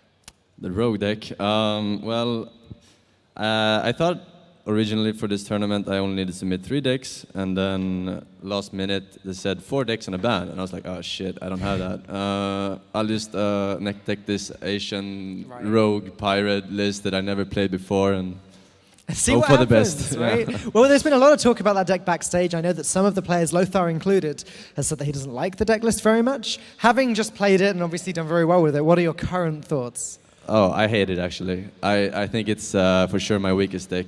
That's why I started with it this time, to get it out of the way. But it managed to win 1 game at least. I think you got 2 of it. 2 games, yeah. So it did pretty the thing is well. that it runs out of steam really, really, really fast compared to other classes. So you really have to kill him by like turn 8 or something, or turn 7, or you're gonna be in trouble. Right. For sure. Sure. And then finally there was the warrior deck. Again, what can you say about that? Well, the warrior deck is pretty straightforward. I've been seeing a lot of dragon warrior in this tournament, and it beats my warrior, but my warrior beats Reno Lock more consistently, and druid, I think. Okay, so you just prefer the straight up Smork pirate version. Yeah, I prefer that. Okay, and lastly, I guess I should ask, what do you think of the expansion in general? Do you like it? Is it a good addition to Hearthstone? Yeah, I mean, it's 100 times better than the previous one, for sure. I think it's nice that I mean, we see a lot of aggro, but I think that it's gonna shift more towards control decks as soon as the meta stabilizes a bit and people refine the control decks to not be so greedy. And I like controls, so I'm looking forward to it. Sure. Well, thanks very much, Forsen. Congratulations once again. We're going to see you again tomorrow in the quarterfinals. Back to the stage. Well, there you go. That was Forsen. Congratulations to him. He couldn't even remember how many games he won. I can inform you it was 2 today. He beat Kranich and Eloise, which means he goes straight through to the quarterfinals tomorrow, guaranteeing himself a minimum of 500 euros. But he won't want that. He will be playing for that first place prize of 12,500 euros. We will be back in just a few moments. We have another match coming up for you in Group C. And this time, it will be Eloise versus Ecop.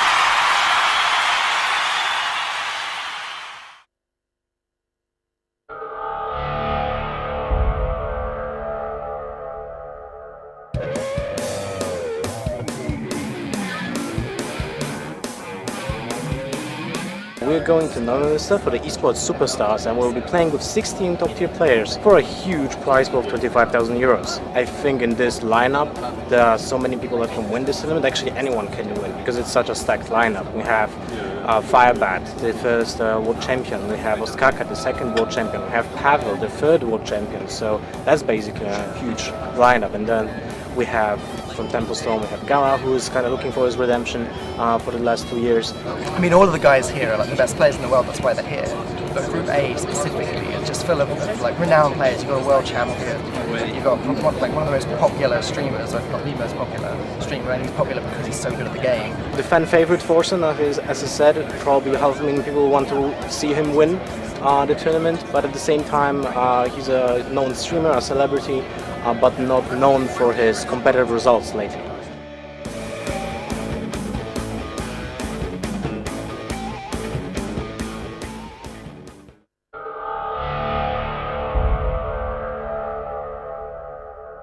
My first opponent is Strife Crow, but I am in a group with Pavel, which is the world champion, and yeah, I am actually 2-1 in the last 3 best of 5s against him, so I don't want to face him, but I might. I think I am a really good analytical player, so once the meta is established, I can track what's going on easily in sheets and analyze what is good and what to play, right? So yeah, that's why I'm not that good at the beginning of the new expansion or set of cards or whatever.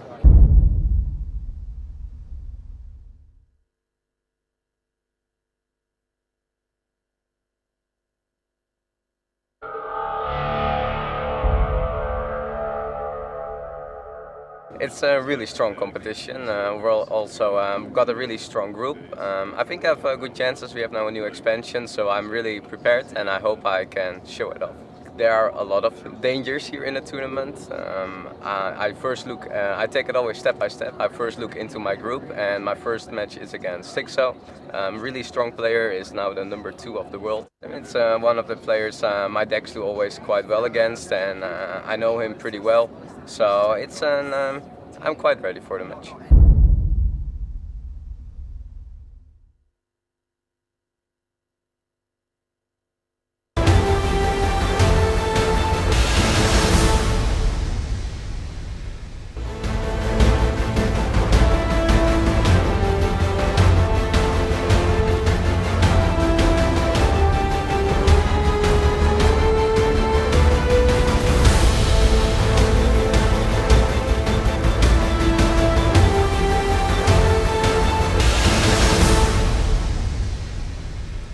Hello and welcome back to Neumünster, Germany, and to day 2 of the Esport Superstars.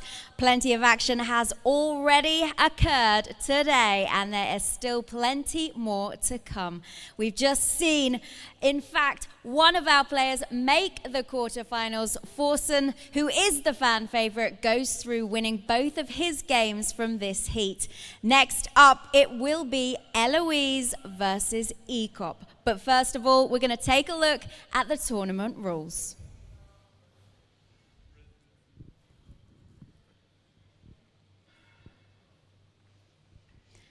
All matches are played in standard mode.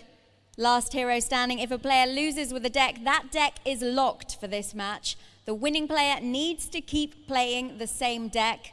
All matches are played in a best of 5 format. The first player who hits 3 points wins the match. Every player can only use 4 decks using 4 unique heroes. Players are not allowed to have multiple decks per class prepared, and at the start of a match, each player can ban 1 deck of his or her opponent. We'll next look at the prize pool, 25k, and 5th to 8th place will take 500 euros, 4th place 2.5 thousand euros, 3rd place 3,000 euros, 2nd is 5,000 euros, and 1st is 12.5 thousand euros. And if you want to follow us on social media, you can do Facebook, ELC Gaming, Twitter ELC Gaming _, Instagram ELC Gaming, YouTube ELC Gaming, and Twitch ELC Gaming TV. That's how you follow us. Those are the rules, and now it's time to introduce our players to the stage for this very next game in Heat C. Here it comes, Eloise from China versus Ekop from Germany.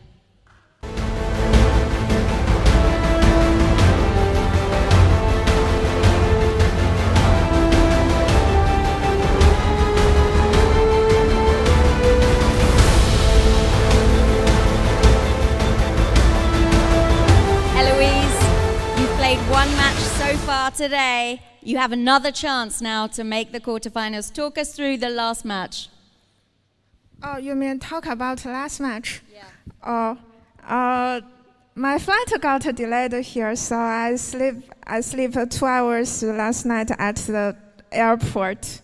So I actually misclicked the card in my last match, feels bad, man. But I hope I don't make a more silly mistake this time. I think you're gonna do good. Are we gonna get to see your face yet? Well, that was kind of a face. What?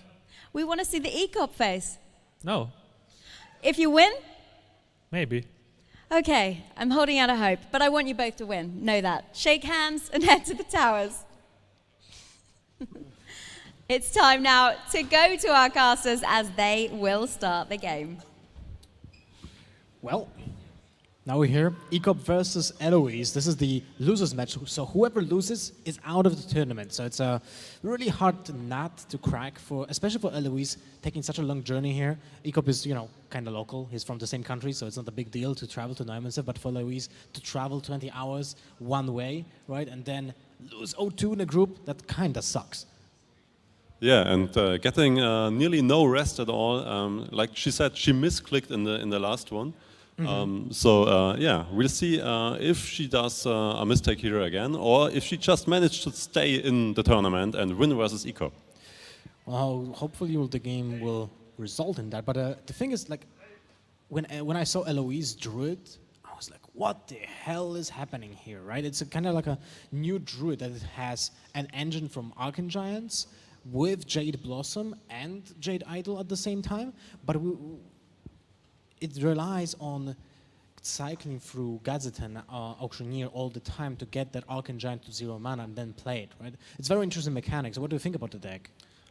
It's interesting, but the question is how often does it work, especially versus like the pirate decks or stuff like that. And she seemed also to be kind of surprised to see like the handlock of Forsen. Oh, yeah. So yeah, no surprises left here anymore, I guess. But yeah, I'm pretty curious how the Druid list is exactly, because we haven't seen it one by one, and how she does manage to play with it.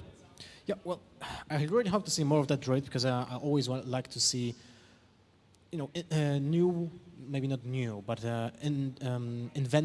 inventions from players, and we have seen a lot of inventions from Forsen. Actually, I think it's one step ahead when it comes to the metagame right now. Handlock seems to be, I guess, doing well. I mean, we didn't see that many games, but when it comes to like theory crafting, it seems like Handlock can actually make an impact in this tournament. So I would be really happy to see Forsen even winning the entire tournament with this deck. It's always cool to have a story like that.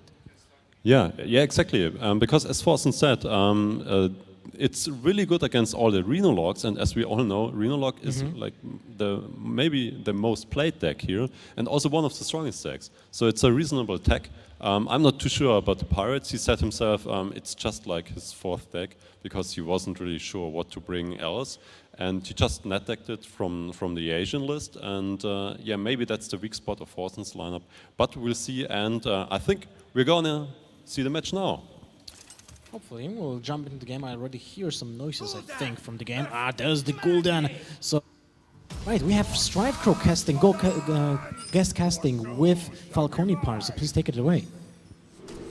All right, yeah, well, I'm joined by someone who definitely knows how Eloise feels right now when it comes to tiredness, that's for sure. How are you doing, Strife? I'm recovered after my loss. I was feeling pretty bad after, but I'm in an okay mood now. Good, ready to cast. Yeah, I'm ready to cast. I was talking to Eloise earlier about some of the stuff. I was teammates with Ecop for a long time. He was in C9, so Yep. yeah, Ecop's one of my favorite European players. So I'm expecting good things in this match. A little bit of bias here then. So yeah, we've got Eloise with the Reno lock. And Ecop with the Pirate Warrior. Now this is one of those versions of the deck that's sheer pirates by the looks of it. There's no Alex Jones that top deck, dude, that was actually so sick because when you have this opening, this Buccaneer opening into the patches, the only thing, you know, when we're playing Doomsayer, you're always kind of praying that there's no Fire War Axe, right? And so Ecop actually manages to top deck the Axe to get the Doomsayer. Yeah, Nice. for the exact amount of damage he needs as well. That's such a good combination of cards to deal with the Doomsayer. Though second-rate Bruiser, that's the word, isn't a bad card to drop onto this board. What do you think? Yeah, it's actually pretty good. I mean, ultimately, though, like one of the things that Warrior's actually really good at doing is kind of pushing in through like minions early. So that's why, you know, a lot of decks don't do very well against these pirate decks because they kind of like pressure you on multiple fronts. It's not just the minions that are pressuring. It's the fact that if you try to contest their board by playing minions yourself, there's these kind of like free weapons that kind of just stop you from doing that. So they can just make really aggressive trades with the weapon and keep the minions going into the face. yeah, so like the most important cards for Reno Lock in this matchup is stuff like Doomsayer, stuff like Acidic Swamp Ooze, like even stuff like Hellfire, Demon Wrath, its removal. Eloise, you know, kind of curved out, right? She played a 2 and 3 drop. So at this point, her Twilight Drake is not really like an unfair card. It's pretty much just the Chill One Yeti. Actually not looking very good for Eloise at this point because she's pretty far behind on board and she doesn't really have a way to stabilize no AoE board clear for a long time. Yeah, so. and look at that, the 4-drop Core Chrono Elite being picked up off the top there. Next turn, Ecop's got Arcanite Reaper, which is just going to tear through any minion that's still standing. One thing I am looking at for Eloise, though, is if she can get a minion to stick, Power Overwhelming plus Faceless Shambler is a potential combo just to get a huge taunt onto the board. Oh yeah, that's actually pretty interesting because you know, your Power Overwhelming minion is gonna die next turn, and you very likely don't need that +4/+4. But you get that, you know, you just get that big taunt, and it's actually something that's a pretty viable move in this matchup. Yeah, it's just something a little bit different, but against such an aggressive deck where the more taunts the better, and the better statted your taunts are, the better, it could work out. Though it looks like she's going to struggle to actually get a minion to stick to the board, as Ecop is actually clearing everything. Yeah, it's that's a kind of a turn. That's a very decisive turn by Ecop. Right, he had kind of like two options. One's like Core Chrono Elite and go face. The other one that he did was ended up like just say Mortal Striking trading off, because if he Core Chrono went face, there'd be some. Actually, like with the way Eloise played, she didn't really get too much stuff on board. Ecop was always trading, but it does mean that her health total is pretty high, so she was kind of far away from dying. Ecop did decide to kind of play a little bit longer game because he's actually still like keeping his board alive, so that's what's important. So he can actually go for a little bit longer game because his board is kind of snowballing. Right. The question is now, does Ecop stay consistent to his former plan and trade with his weapon into the Twilight Drake, or does he now decide it's time to put Eloise down to 8? It's almost guaranteed lethal next turn. It just doesn't play around Reno Jackson.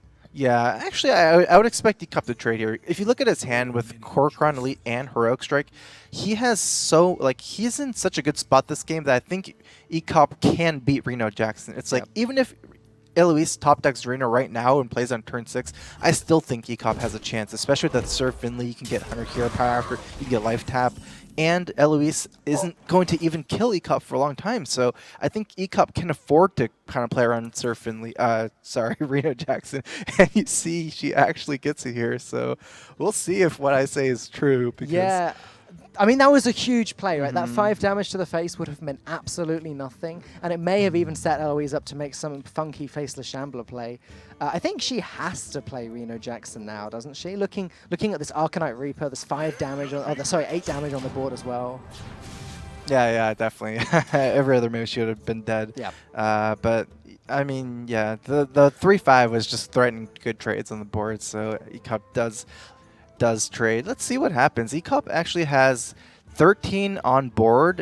He has, I believe, 8 on hand and getting this upgrade. So he has 8 damage burst next turn or anytime he wants. And that upgrade is worth, what, 6 damage? Yeah. No, it's worth 7 damage. Right? Yeah, that's a 7 damage upgrade. So I actually think Ecop's still in good shape. Eloise's hand is kind of small at this point, so she can't really do a lot with all these situational cards from Warlock. There's only like maybe 1 or 2 good moves left from Eloise's part, whereas all of Ecop's top deck are presumably just more damage. Right. It's funny because we've been saying in the previous games, once Reno Jackson's played in this matchup, the aggro warrior just loses. But the way that Ecop's been playing this, making the trades with the weapons, having these minions stick around for such a long time, that actually might be a broken rule in this game. Yeah. Reno Jackson might not actually be enough to save Eloise. Yeah, I don't like Ecop's move to trade here. I think after this Reno at this point, I think he should have just gone face. Okay. So if, like, I guess he's trying to play around maybe something like Shadow Flame and try to keep his board, but there's a decent amount of board clears that would do pretty good here anyways. And even turn 7 is even kind of like another break point for mana costs of say something like Abyssal Enforcer, right, which would mostly clear board. I don't know. It seems like a lot of damage to give up. 6 damage there when your opponent has used Reno and you have this 8 damage burst from your hand as well. So yeah, it's got to be said, Eloise hasn't actually drawn. I don't think she's drawn any board clears yet this game. That could be one factor as to why Reno Jackson wasn't enough to save her. It's not like she was able to Demon Wrath an early board or play an early Hellfire and then Reno Jackson. She had to play it while Ecop still had this huge board of minions ready to continue dealing the damage. yeah. Ecop's play actually kind of worked out for him because Eloise had this PO Shambler combo. She doesn't have any minion to even Shambler at all, so there's basically no play she can do here. Does decide to go life tap, maybe try to draw something like Hellfire to at least like kind of clear the board. Has to do the next best move after Blastar Potion, but isn't this just lethal? Yeah, it does look like this game is gonna be a win for Ecop. Taking one for the Pirate Warriors even through Reno Jackson on turn 6.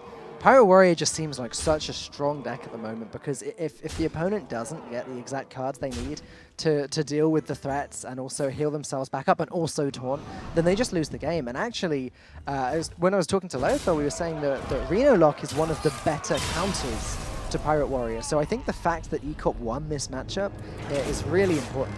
Yeah, this matchup often is like super dependent on some of the early game plays. Ecop actually had the best possible opening with Buccaneer and Patches and then the Fireworks kill Doomsayer. That's actually the only opening that does kill Doomsayer on turn 2, and so I think that's a large part of what kind of happened this game. Do you think that was the game-winning play then, right at the start when the Doomsayer was dealt with? Yeah, I think so. I think it was very likely a game-losing play if you can't kill a Doomsayer. Right, but, sure. Maybe there's still... Yeah, it was the same thing, right? Other way around. I mean, either way, the Doomsayer soaks up 7 damage. It either soaks up 7 damage or deals a board. And usually, even if you're the Pirate Warrior, you'd rather not deal the damage but keep your board. And Ecop showed why that's such a good strategy because he was able to keep the board through the whole game. Now Eloise is coming back with her Jade Druid.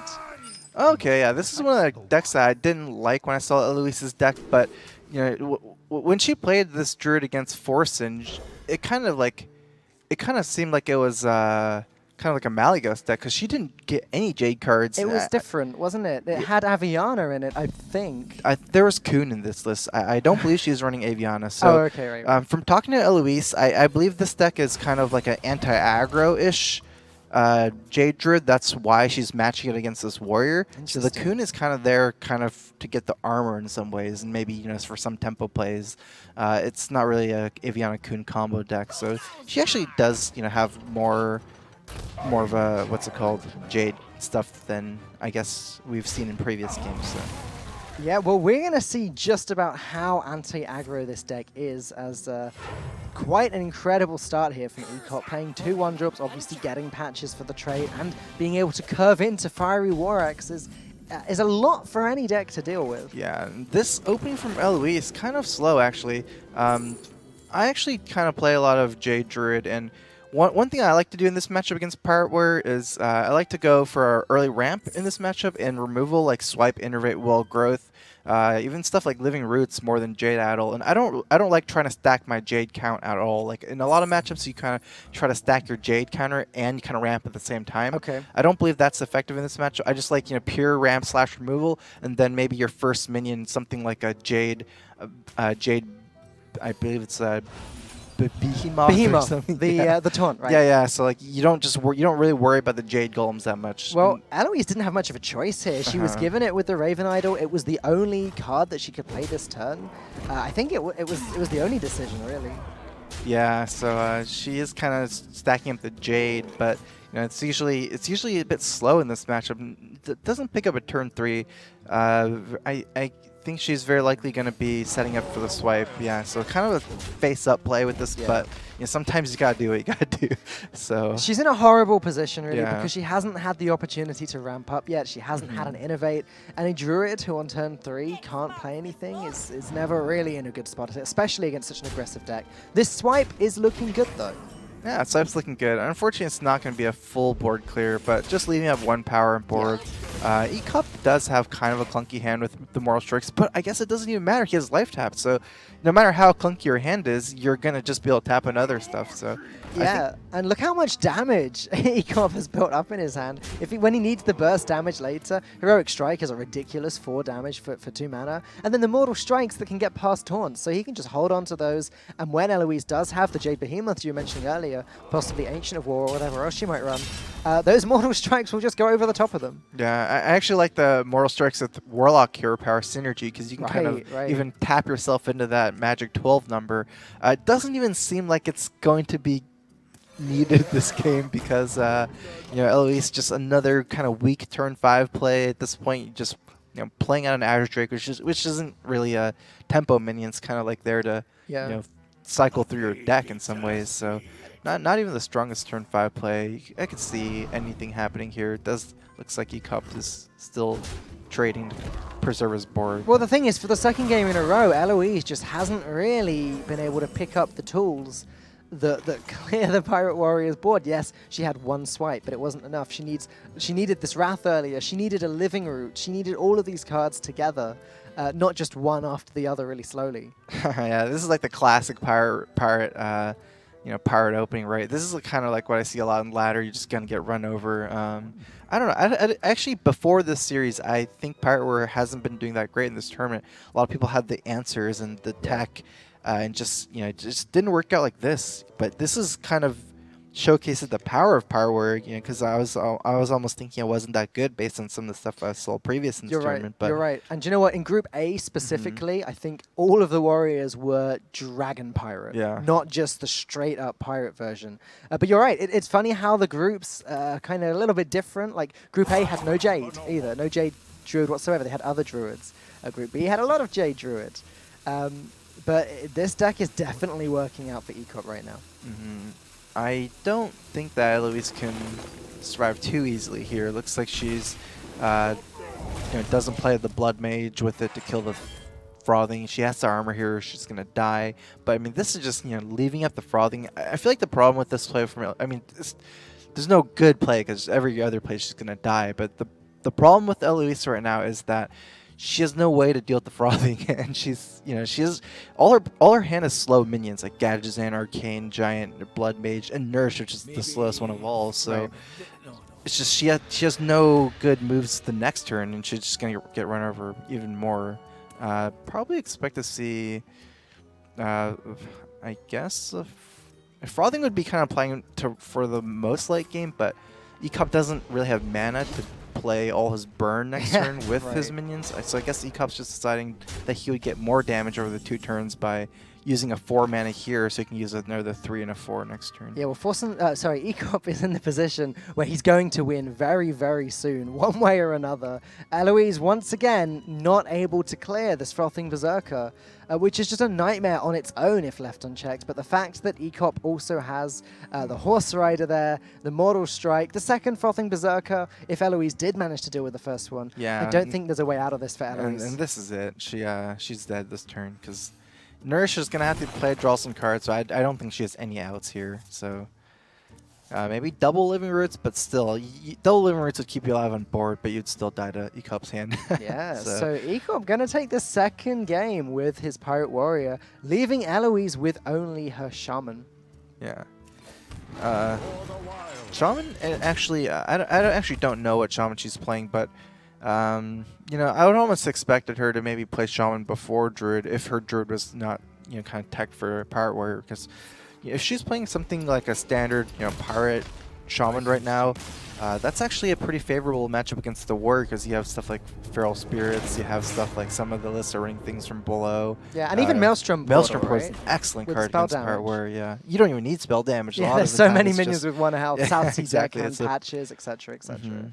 Actually a pretty good turn 2 play, so. The thing is, though, Eloise counter-cued her Druid into the Pirate Warrior, which implies that she doesn't think that the Shaman is as good as the Yeah. Druid in that matchup, which means she's in a pretty bad position. Yeah, I think she thinks that her Druid's even better, so depending on what this Shaman has, she has to all-kill the Shaman, so, you know, probably her best chance of all-killing is something like a pretty strong, like, Pirate Shaman. It's just like, I've talked to Firebat about it and some other people. You know, a lot of people think that the best deck right now in all of, you know, mainstream Gadget is this Pirate kind of Shaman. So this is actually a strong contender for the best deck in the format right now. Right. I know that I think Tyler, he's gotten rank 1 on both NA and U at the same time, just playing a Pirate Shaman. Wow, so that's impressive. I think this might be almost the exact, or just not even almost, it might just be the exact list. Yeah, I know that Sodal was saying as well that he thinks that Shaman is tier 1 at the moment alongside Warlock, which is a big thing to say considering the amount of people that have been bringing, you know, Warriors and Druids as well, thinking that they're strong decks. Yeah, and this is actually one of the most explosive openings that this deck can have. In fact, I prefer to see this opening from the Shaman against Pirate Warrior than even a Tunnel Trog opening, because you kind of want to play Jade Claws on turn 2 in this matchup, because the Jade Claws does so well against some of the early Pirates, and when you play Jade Claws turn 2 and you have this kind of pirate little dude, he grows at 3/2, so actually it'd be pretty good with Tunnel Trog as well. But either way, this way you get a Patches. So. Ecop still, though, coming out with more and more minions. South Sea Deckhand comes down, makes the trade with Eloise. Ecop has been trading a lot in this series, but it has been working out really well for him. Yeah, this is actually a matchup where it's kind of a lot about trading. When you take like 2 face decks against each other, they actually stop going face a lot and they start trading, because if you kind of just, you know, lose board control really quickly, you're going to lose the race. Like you actually need to fight for the board. You know, you can't just heroic strike face turn 2 and they just play more minions. So, yeah, it's going to be an interesting one. Blood Cell Raider, not too good for Eloise. Her great comeback now. It feels like she needs something. She needs like a Maelstrom Portal that clears the board, but she's almost too late for that, because the only 1 mana minion left, 1 health minion left on the board is this N'Zoth's First Mate. There's another in her hand, but that's it. Maelstrom Portal's not going to do much else. Yeah, this is looking so bad for Eloise. It turns out that she's not even an aggro deck. She's running Aya Blackball, so kind of a weird deck. I'm not sure what it is, but Ecop has this Pirate, so he can kind of upgrade this weapon. Looks like Ecop does want to play that on his next weapon, right, on turn 4 with N'Zoth's First Mate and the Bloodsilk Corsair next turn. Doesn't want to upgrade a 1 durability weapon, so still is a strong play here. I would expect to see Ecop take the trade on the Spell Power. Spell Power is just too scary to leave up a lot of times. Yeah, I agree. I mean, ever since Karazhan, really, we've seen the strength of the Spell Power totem. Thanks to the Spirit Claws we can see there. And unfortunately for Eloise, Ecop is not even going to give her the chance to play the Spirit Claws for 3 damage, though it looks like there's a fairly obvious turn here from Eloise.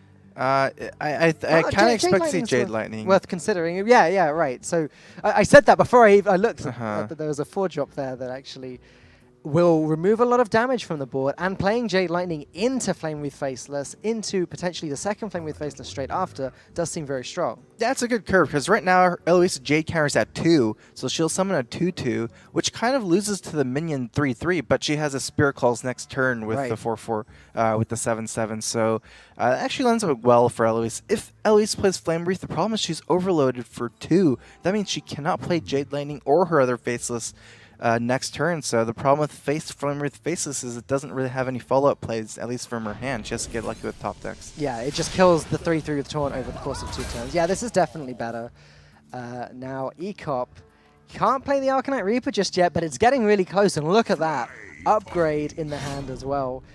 That Arcanite Reaper, when it eventually hits the board, isn't going to be going anywhere for a long time. Yeah. Actually, the perfect kind of answer here from Ecop, right? He doesn't even let Eloise take the trade with the 2/2. Just that exact number perfectly works out for Ecop. So this turn, Eloise doesn't really have too much things going on for her here. Like We might see a Lightning Bolt maybe on the 3/3, though it does overload her so that she's only got 3 mana next turn, which is quite awkward when you've got Flamewreath Faceless sitting there ready to go. Yeah. So she doesn't want to overload.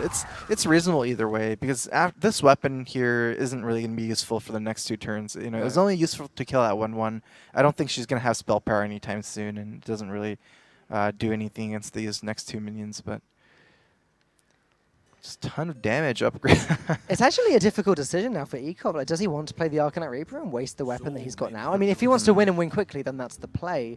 But he could Heroic Strike this weapon, hit with that, and then equip the Arcanite Reaper and upgrade next turn, potentially. That's what I expect to see, and I expect to see Ecop never trade this turn. I don't think you ever kill Flamewreath Faceless here. So no matter what Ecop decides to do, it's going to be some face play. He has no more minions. He's going to kind of expect to lose board control soon, and at this point, it's not worth turning the 7/7 into a 7/7 with Taunt. It's just the face of the place. He's just trying to burn out the game. Shaman doesn't have healing, or at least usually doesn't have healing. And I wouldn't expect Ecop to think that Eloise would have healing this list either. So just decides to do the play, 6 to the face, and then I guess he's thinking whether he wants to upgrade here or next turn with Arcanite Reaper. We have seen some more mid-range Shaman that does run the new healing card over the last few days. Yeah. And actually, we did in Group A see a Shaman just like this one, which seemed aggressive at first, but did also run Aya. So it's not just Eloise that's running a list like this, but it's not looking good for her right now. Yeah, let's see. How can she survive? I think that she needs to roll a Taunt Totem. So she can trade her 7/7 into 3/4. That's still what, 5 damage on board with the weapon.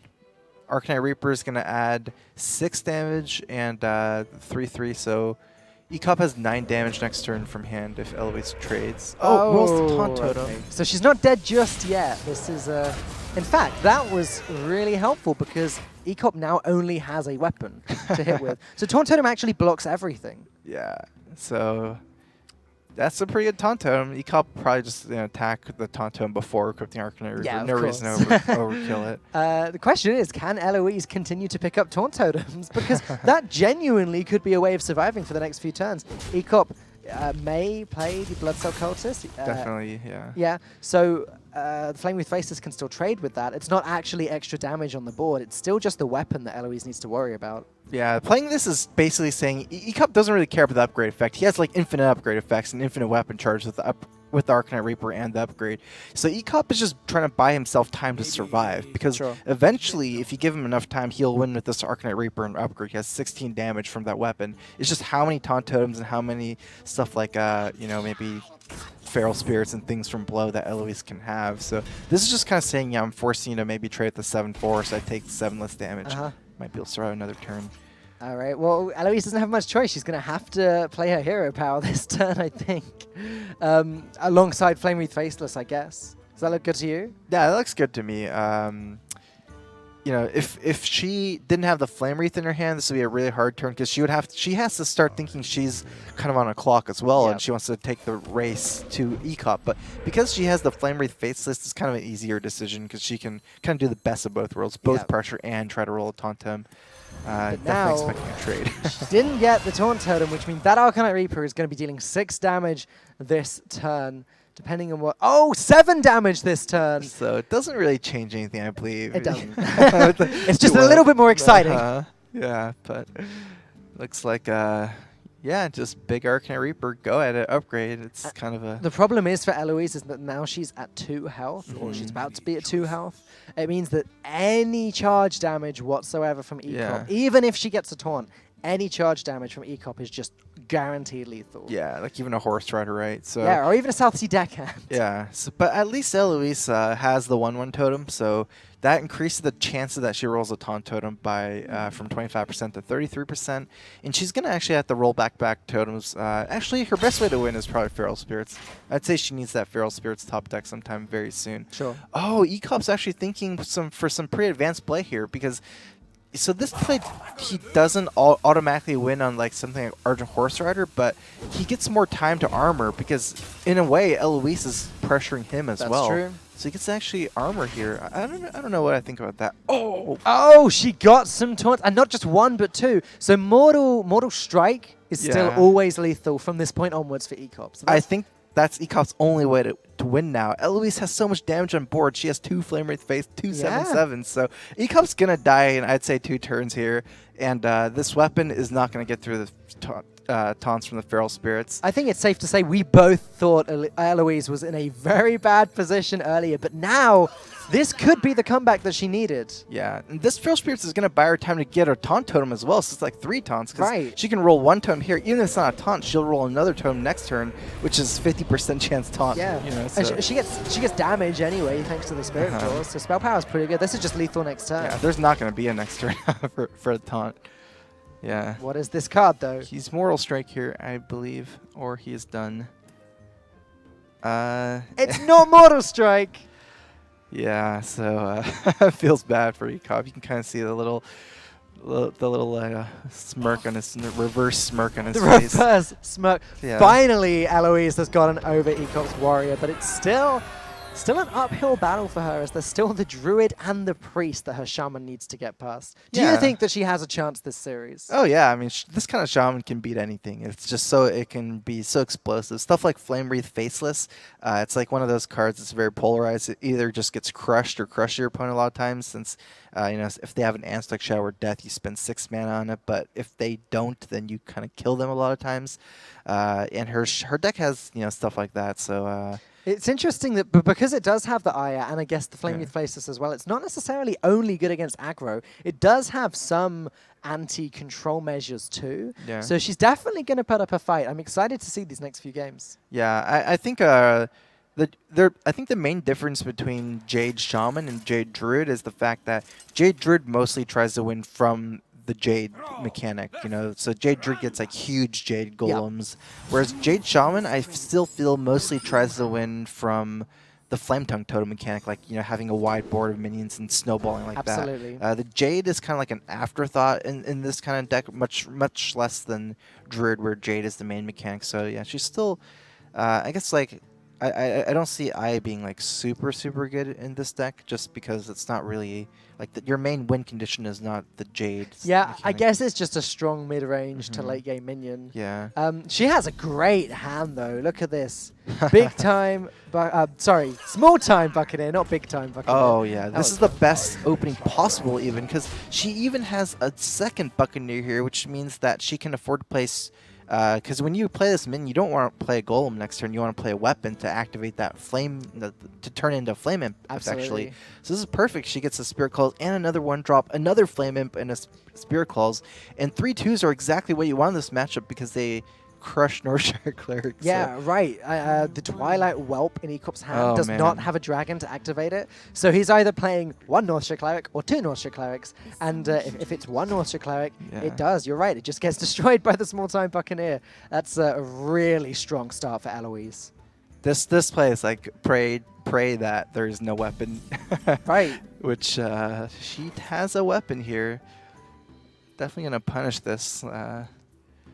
With the weapon and then set up another flame imp. So thing here is Priest doesn't have AoE until turn 6 with Dragonfire Potion, right? Yeah, so absolutely. They sometimes run Holy Nova, I think, but it's not quite as severe. And the thing is, by turn 5, turn 6, you're too late, really. The big minions have come down. It's now that the Priest needs the board clear, and there's no Arcanine Circle, there's no Wild Pyromancer.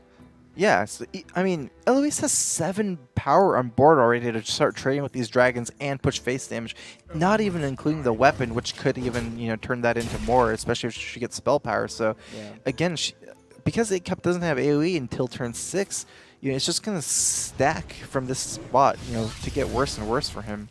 Looks like Eloise has calculated that she's not likely to get spell power anytime soon. She might not even get a chance to roll a totem. So she's decided to start hitting with the weapon straight away. That Shadowwood Pain was a little bit annoying for her, as now Ecop's able to play Nausea Cleric, and there's no clean way of dealing with it on the board. Yeah, I love Ecop's decision here to coin out the North Shark, because he doesn't really need his coin for any of this stuff in his hand. And the point is, Eloise probably doesn't want to try to roll a spell power totem, or even if she tries, she might not hit it. So the fact of the matter is that once this Buccaneer's at 3-1, he can effectively try to use this North Star Cleric as kind of like another Shower Pain if Eloise cannot activate her weapon or doesn't have something like a Flame Tongue Totem, or there's a lot of ors because it could also be something like a Lightning Bolt, but it's something that contests and kind of. Because she can't even really go face and allow Ecop to make the trades, because then she loses Patches. Whereas at the moment, Patches, if she does make the trade, Patches is just going to sit there and continue to deal 1 damage every single turn.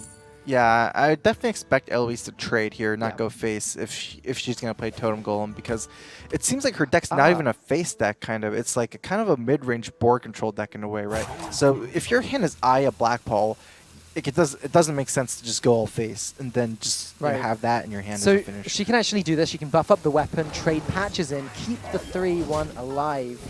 For now, obviously, the problem with that is that it's not going to be a 3-1 for long. The Claws only has 1 more charge on it, but that's a problem for next turn. For now, Eloise has kept a powerful board, and she doesn't necessarily have to hit in the weapon next turn if she doesn't want to. Yeah, that's a really good play on her part. If you look at her hand, all she has is Aya and a Totem Golem, so she does have to kind of like stabilize the board until turn 6 to play Aya, and this way she gets to kind of make the most out of her hero power to get some value off of that. Whereas if she played just Totem Golem, then her hand is just Aya and 3 mana next turn, and she doesn't have anything, so she might as well kind of use that hero power there, get some value from it. Lava Burst, okay. It's kind of awkward to play this turn, firstly because it's off curve, and secondly because of the amount of overload you get from it. Yeah, I would expect to see Totem Golem here. Part of it is like you kind of do want to play Lava Burst this turn because you don't want to overload on turn 5 before Aya. But if you play Lava Burst this turn, you play Totem Golem. Oh no! Oh, that is not good. Ecop! Oh, feels bad. That is so disheartening to watch. Poor Eloise. Yeah. To finish my thought, I guess, I was going to say, even if she was Totem Golem on turn 5, she's still overlaid for Aya, so might as well do this, but that's a game-changing play. You can tell this is why you need sleep. This is why you need sleep.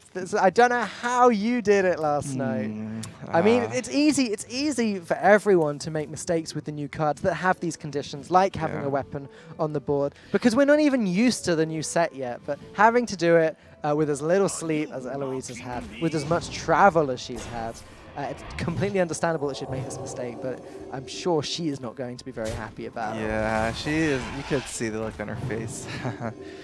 She's her deck is kind of weird, right? Because she's running like Lava Burst, so she's running like a lot of. She is kind of like a face deck in a way, but the Aya almost doesn't really make sense in her deck. Like you can see from this game that by the time that although she made a mistake this game, but by the time that she's playing Aya, it feels like if the rest of your deck is all like a face shell, you play a 6-drop that doesn't have charge, like Leroy, for example. That might be a better card to have instead of Aya. And for this kind of deck, it's just it forces you to play for board control, right? Because you don't want to go face and then lose board control and then play Aya. You need to continue rolling board control and then play Aya when you still have board control. So I don't know. I guess it's almost the equivalent of a hybrid shaman as a result, because it does have sort of a mid to late game win condition. But I guess it's more built to beat aggro. And Eloise did manage to get over the aggro deck, but now, especially down to that unfortunate sequencing error, she is going to struggle to stay on top of this game now. Yeah, she actually had to just overload again last turn, so next turn is actually still not an Aya turn. So next turn she has to try to get something good for a top deck, but Ecop's quickly pulling ahead. Dragon Priest doesn't really run out of steam. He can just continue going at it. You see this kind of Twilight Drake picked up. You don't see that a lot in in Dragon Priest for reasons similar to this. Right. It's like a 4-mana, 4/4, 4/3 in this spot, but. Yeah, Twilight Guardian was sort of the replacement to the Twilight Drake in the Dragon decks when it came out. Like a good mid-range Dragon minion that's good in all scenarios. The awkward thing is for now for Eloise is that she can't Lava Burst because that means the next turn's not an Aya turn either. Okay, yeah. So Lightning Bolt Hero Power to deal with the Drake seems fine. Yeah, this is kind of setting for Aya, but I mean, she's pretty far behind. What's your J count? I think it's only at 2 or even 1, maybe? Yeah, I don't. Just from the claws, I think. You're right. I think it was just the claw. Actually, no, wait, we the didn't claws even was see last Spirit game. Claws this game. It's a 1. It's a Jade it's a Claws even. 1. It's a 1. It's yeah. a 1/1 from Aya. Oh, no. And a 2/2. Okay, eventually a 2/2. And a 6/3. Yeah. But Aya is just going to die to either Shadow Word Death or Blackwing Corruptor or Twilight Drake. Yeah, so I like Ecop's decision to save the dragon to activate the Corruptor. He also gets to just use all his mana and get the heal. You know, the 2 points of healing is actually nice here. Probably to see Aya come down, you know, might as well play her. This is like all to finally play Aya coming down, but yeah, I mean, at least does have some stuff late game. I just don't think that she has the density of Jade cards in her deck to really snowball this Aya after, you know, because Aya is increasing her Jade counter by 2, but you know, what does she have? She has like Lava, Jade Lightning, and Jade Claws after Aya. Yeah, there are still other cards. Like Jade Lightning wouldn't be the worst card right now. Unfortunately, Flame Wreath Faceless is a pretty bad card right now. Yeah. Just because we can clearly see Shadow Word Death there. Yeah. Still have to play it. Well, it's the only play, isn't it? In fact, she's going to clear the whole board, overloading herself by 5, and this is going to end badly for her. Yeah, the Shower Death is going to clear the only threat. You know, eventually Ecop is just going to heal out of range for any kind of aggro. I guess the way Eloise is playing is she's going to try to win from her Jade counter, but I don't think it'll probably happen. It's actually kind of weird to see the 2/3 being played here, because that means that the Bookworm cannot be played next turn, very likely, and you know, Bookworm can hit like almost every minion in this deck. The main problem Eloise has here is just the fact that she has no cards in her hand, and as far as I'm aware, she doesn't have any mechanics to refill her hand unless she does run an Ancestral Knowledge, which I don't think we've seen yet. She just has no way to build up her hand again. If that Druid Hero Power was even Life Tap, then maybe she'd still have a chance to gather up a bigger hand and win the game, but unfortunately, it's just not happening at the moment. Yeah. I guess one of the reasons why Ecop might have played this is because he has Shattered Pain, so he doesn't really need the Bookworm. But you know, I guess from my perspective, I kind of think that you want to develop Bookworm as soon as possible instead of Shattered Pain, just because the 3/6 body is really good as well. So I'd kind of rather try to get the Battle Cry off from the Bookworm. I don't think it'll matter. It doesn't look like it.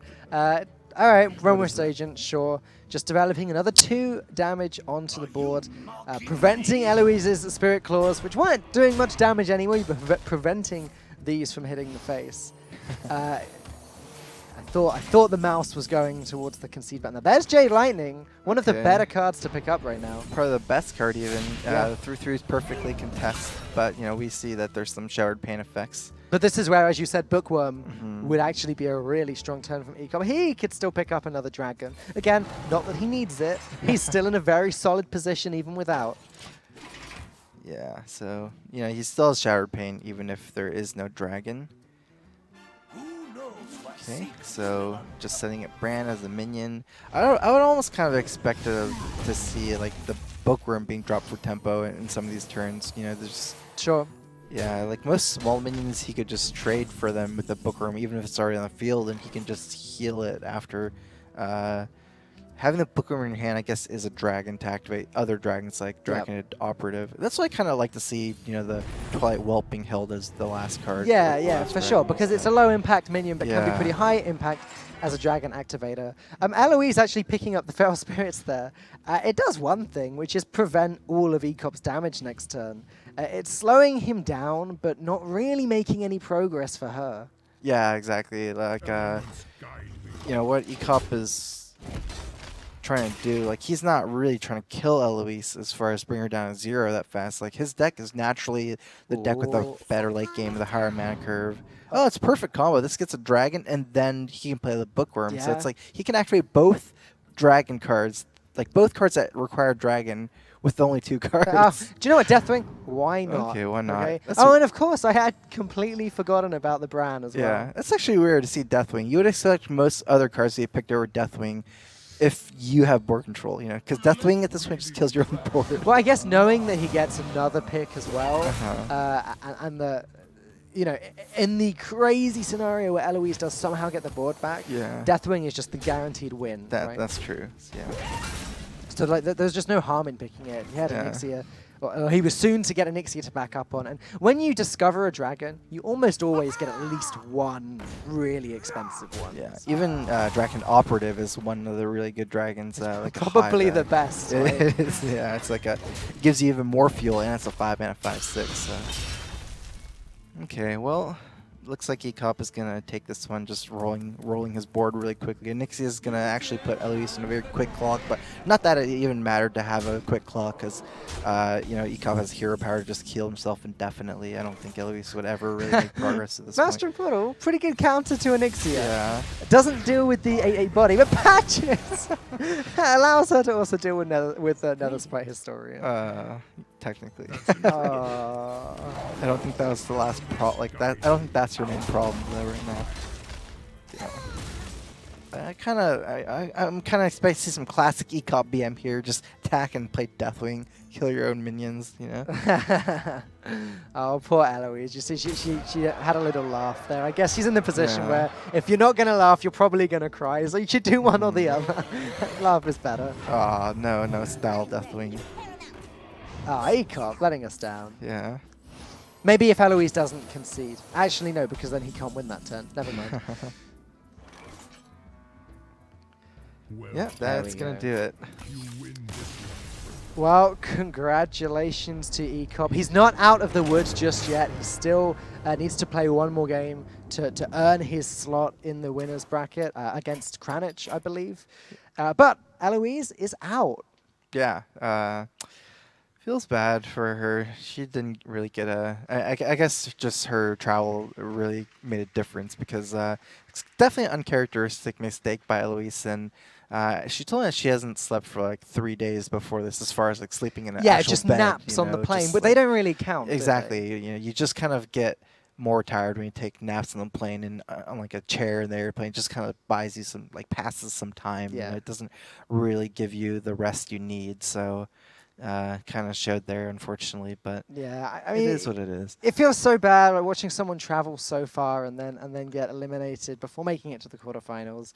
But at the end of the day, that's Hearthstone for you. You win some, you lose some, and Ecop now, like I said, not out of the woods just yet, but in an okay position going forwards. Yeah, Ecop versus Kranich should be a good matchup. They've been both in the scene for a long time. They've been, I think, even from the first BlizzCon, they were both, you know, very, very, very active in the scene. So nice to see them get the. I actually don't know if they've ever played each other before. But Oh, really? Not that I know of. Not that I would know of all of them, but I don't remember seeing it before. So. Well, in just a moment, hopefully I'll be told in a moment that there are some highlights ready, so we can watch back the. All right, they'll be ready in just a moment. We're going to watch back the end of the last 2 games. It has to be said, Ecop's Pirate Warrior, obviously it did lose in the end, but it won in the first 2 games in a row, and that's really important in Last Hero Standing because it beat the deck that counter-queued it. Yeah, definitely. I actually think that even winning the first match in last year's standing is actually maybe even more important than Conquest, because ultimately Conquest doesn't really have any memory. You know, it kind of just like you play random decks every game, and like winning the first match or losing the first match, I mean, it does progress in the sense it does progress you in the series, just, you know, taking the win, but it doesn't change the outcome of the second game. Whereas last year's standing, when you win the first game, it kind of like changes the whole pace of the series from there on, because when you take out one of their decks, they have effectively 2 options instead of 3, and then when you take out that one, they have 1 option. And since last year's standing is a format where you can always counterpick. When you finally lose with whatever deck you lose, then you just put yourself in so much better position when you win the first game. The interesting thing about last hero standing is what happens a lot is the first player wins, and then the second player counters, and then wins, and then the first player wins, and it goes like that. It's like win, win on each side. But we haven't actually seen too much of that recently. Like with this one today, Eloise counter-queued one deck, lost with it, played the deck that she thought was worse, and actually won with it. Yeah, so I mean, that is kind of like the deck that I thought Jade Druid doesn't classically do better against Pirate Warrior than most shamans do. So maybe it's due to some of her tech choices in the Jade Druid. And the other thing, thinking right back to game number 1, she did start with the Reno Warlock, which some of us were saying before seems pretty good against the aggro warrior, but unfortunately she didn't pick up a single board clear, and her Doomsayer was dealt with straight away. Yeah, so... Right, our highlights are ready, so we're going to have a quick look back at the final 2 games. Here's the last game with the what Onyxia. clips they're going to show. The Onyxia. Yeah, I mean, Eloise was just in such a tough position for the majority of that game. I don't think there was any card in her deck that would have allowed her to claw her way back in. No, I think mostly it was that turn. Unless she ran a surprise Deathwing. Oh yeah, that's a pretty good one. Surprise in which case, Ecop's Deathwing would have would have then destroyed Eloise's surprise Deathwing, and he still would have won. Yeah. In fact, one of the players, I think it was Ecop, was running Deathwing in his Druid. Oh yeah, I actually saw some Deathwing Jade Druid. Not a card that would from the Dirty Rat. See, it got summoned by the Dirty Rat, which was pretty hilarious. Not expected by Kranich at all. Yeah. Right, well, that is the end of our cast. We are now going to go to the desk for the winners interview. Yeah. Thanks, guys. And yeah, here with me it's Ekop. Congrats in winning. And Continue. congrats in winning. And what was like the most like the player you had to think about the most in this series?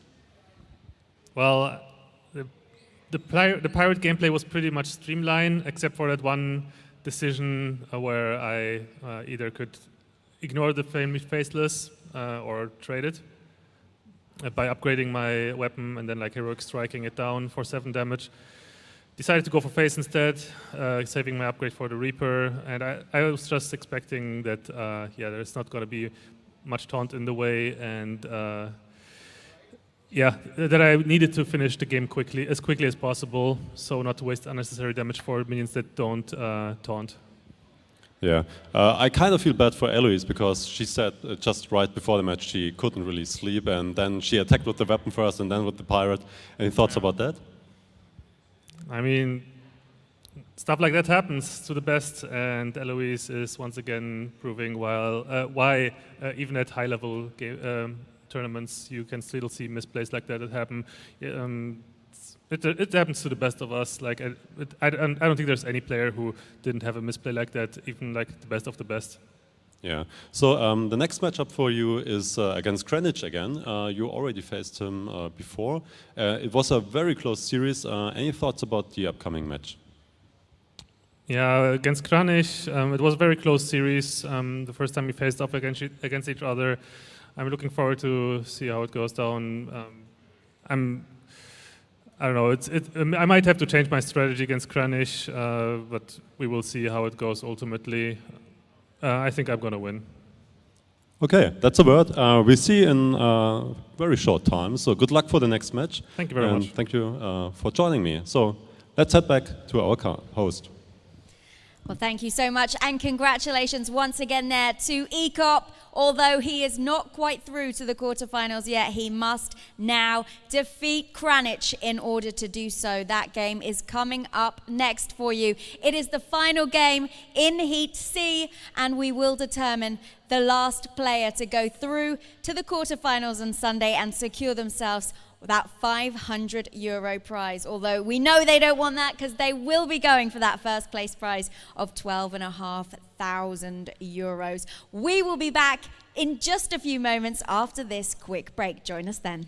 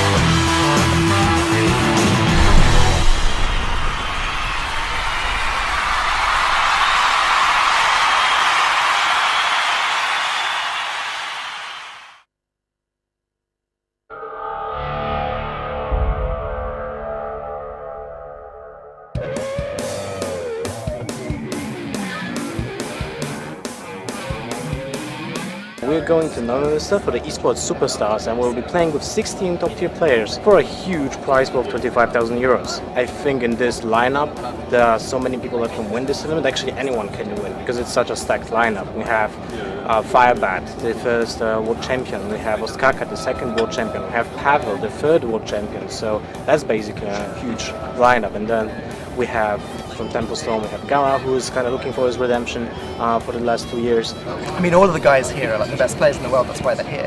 But Group A specifically is just full of like renowned players. You've got a world champion, you've got one of the most popular streamers, if not the most popular streamer, and he's popular because he's so good at the game. The fan favorite Forsen, as I said, probably half a million people want to see him win the tournament, but at the same time he's a known streamer, a celebrity, but not known for his competitive results lately.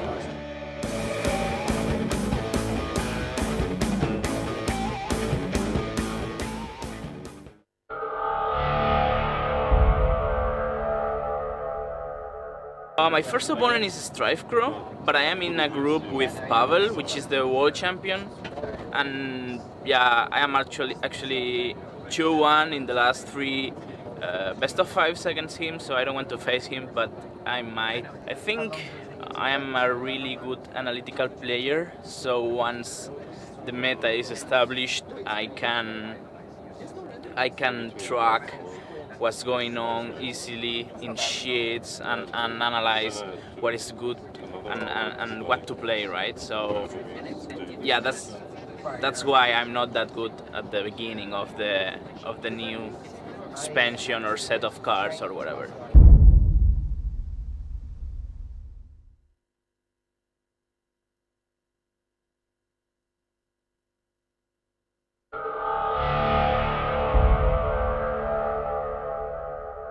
It's a really strong competition. We're also got a really strong group. I think I have good chances. We have now a new expansion, so I'm really prepared and I hope I can show it off. There are a lot of dangers here in the tournament. I take it always step by step. I first look into my group, and my first match is against Sixo. Really strong player, is now the number 2 of the world. It's one of the players my decks do always quite well against, and I know him pretty well. So it's I'm quite ready for the match.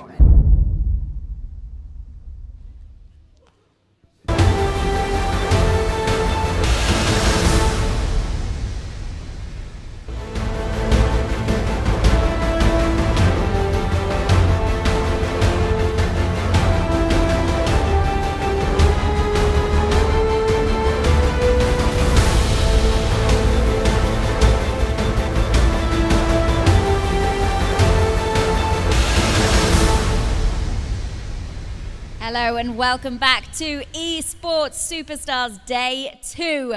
And we've already seen so much great Hearthstone action here from Big Betty, the world's first mobile esports arena. We've got more for you to come though.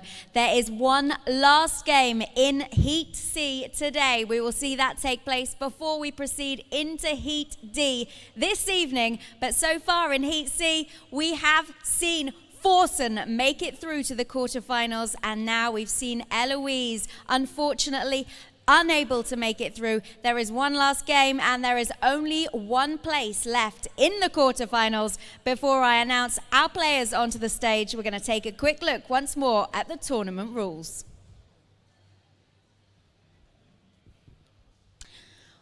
In fact, we're going to not take a look at the tournament rules. We're going to take a look at what is going on right here in the Holstenhalle, in the hall, because there is so much more than just Big Betty. We have all sorts happening in the back of the room, from virtual reality to cosplay competitions and to everyone being able to play a little bit of Hearthstone, whether you are a professional gamer or an amateur yourself. So that's what we've got going on in the back of the room right now. This is the bar craft area.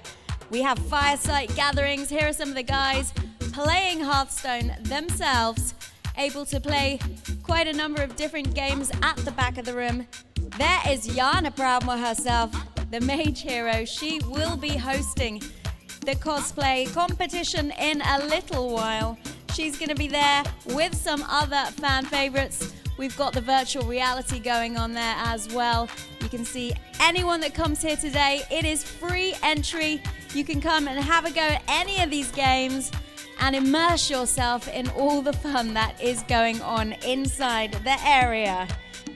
And they are also able to chill. At the back, we have a special VIP area as well, which is where all of our 16 Hearthstone players are chilling out. Also, some of the cosplay girls are chilling out there as well. They're going to be judging that competition in just an hour or two whilst they are watching the live stream and everything that's going on the stage here right now. There they are strutting their stuff, and the lovely Jana will be coming up to the stage in just a matter of moments to bring the players up here and announce game one. So as I said, just one player so far in this heat going through to the quarterfinals. That player is Forsen. So we're going to decide right now who will go into the quarterfinals as well. Welcome, please, Kranich and Ekop.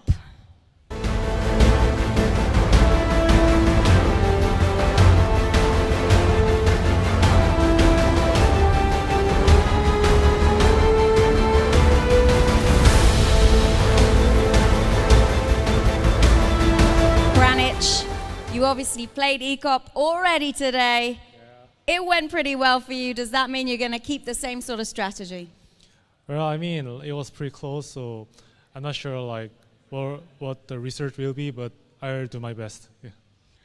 And are you going to change your strategy because you didn't win? We'll see. But you won the last one, so I get the face. I'm more than just a pretty face, you know. Really? Go prove yourself then, gentlemen. Shake hands. And to the castle. Right, these guys are off to play this last remaining game in Heat C. Time to head now to the casters. Do or die, right? You either win this game or just fall off the planet. Yeah, it's one of the scary ones, isn't it? Like, all of the decider matches seem to have the highest stakes because, like, I mean, the losers match, sure, someone gets eliminated. The winners match, sure, someone gets through. But in this case, like, both players, the result is so polarizing. Yeah, exactly. You just either through to the quarterfinals and you win some cash already, or you just lose after an initial, you know, you had some good luck because you won one game already, right? And this is the decider match when if you just fail, you know that you didn't achieve anything in this tournament. So the pressure is high, but also those games should be the most interesting ones. Yeah. Right? Yeah. Because both players know that the stakes are high. Yeah, and we've already seen both of these guys. They've played 2 games each. The fact that they've got to play a third game as well, it just makes it even worse that if they lose this, they go home with nothing after all of that work. Yeah, it's a tense game, that's for certain. For sure. But we have seen Ekop actually we have seen Ekop 3-0ing, you know, like having super fast games, super fast-paced games as well, which in general should be beneficial for him because you don't use that much time and you don't stress yourself so much, right? Because you play less games in general. Yeah. So it's actually better for a player when you have like a full day of playing to just play fast-paced games, right? So when for Kranich, it was actually the other way around. It was more slow. It was the games were closer. The games were more intense. Right? Okay, so you think Kranich might be a little bit more fatigued? Yeah, of course. I mean, it might affect the mind a little bit, even if it's not a Swiss tournament. When you play 9 or 10 grueling rounds, you know, for 2 days, it's still affecting a little bit. But now we are jumping straight into the game. So the first game will be Warlock versus Priest, and let's see who is casting that. I think Camelan and Xixo. Yeah, I'm gonna be joined by Xixo again, so it's a pleasure again, Xixo. Same. Oh, that's nice of you. Okay, let's go. We have the Warlock and the Priest. Yeah, this Warlock hand feels pretty bad. Like, he had Reno before the money gain, but you don't really need Reno against Priest.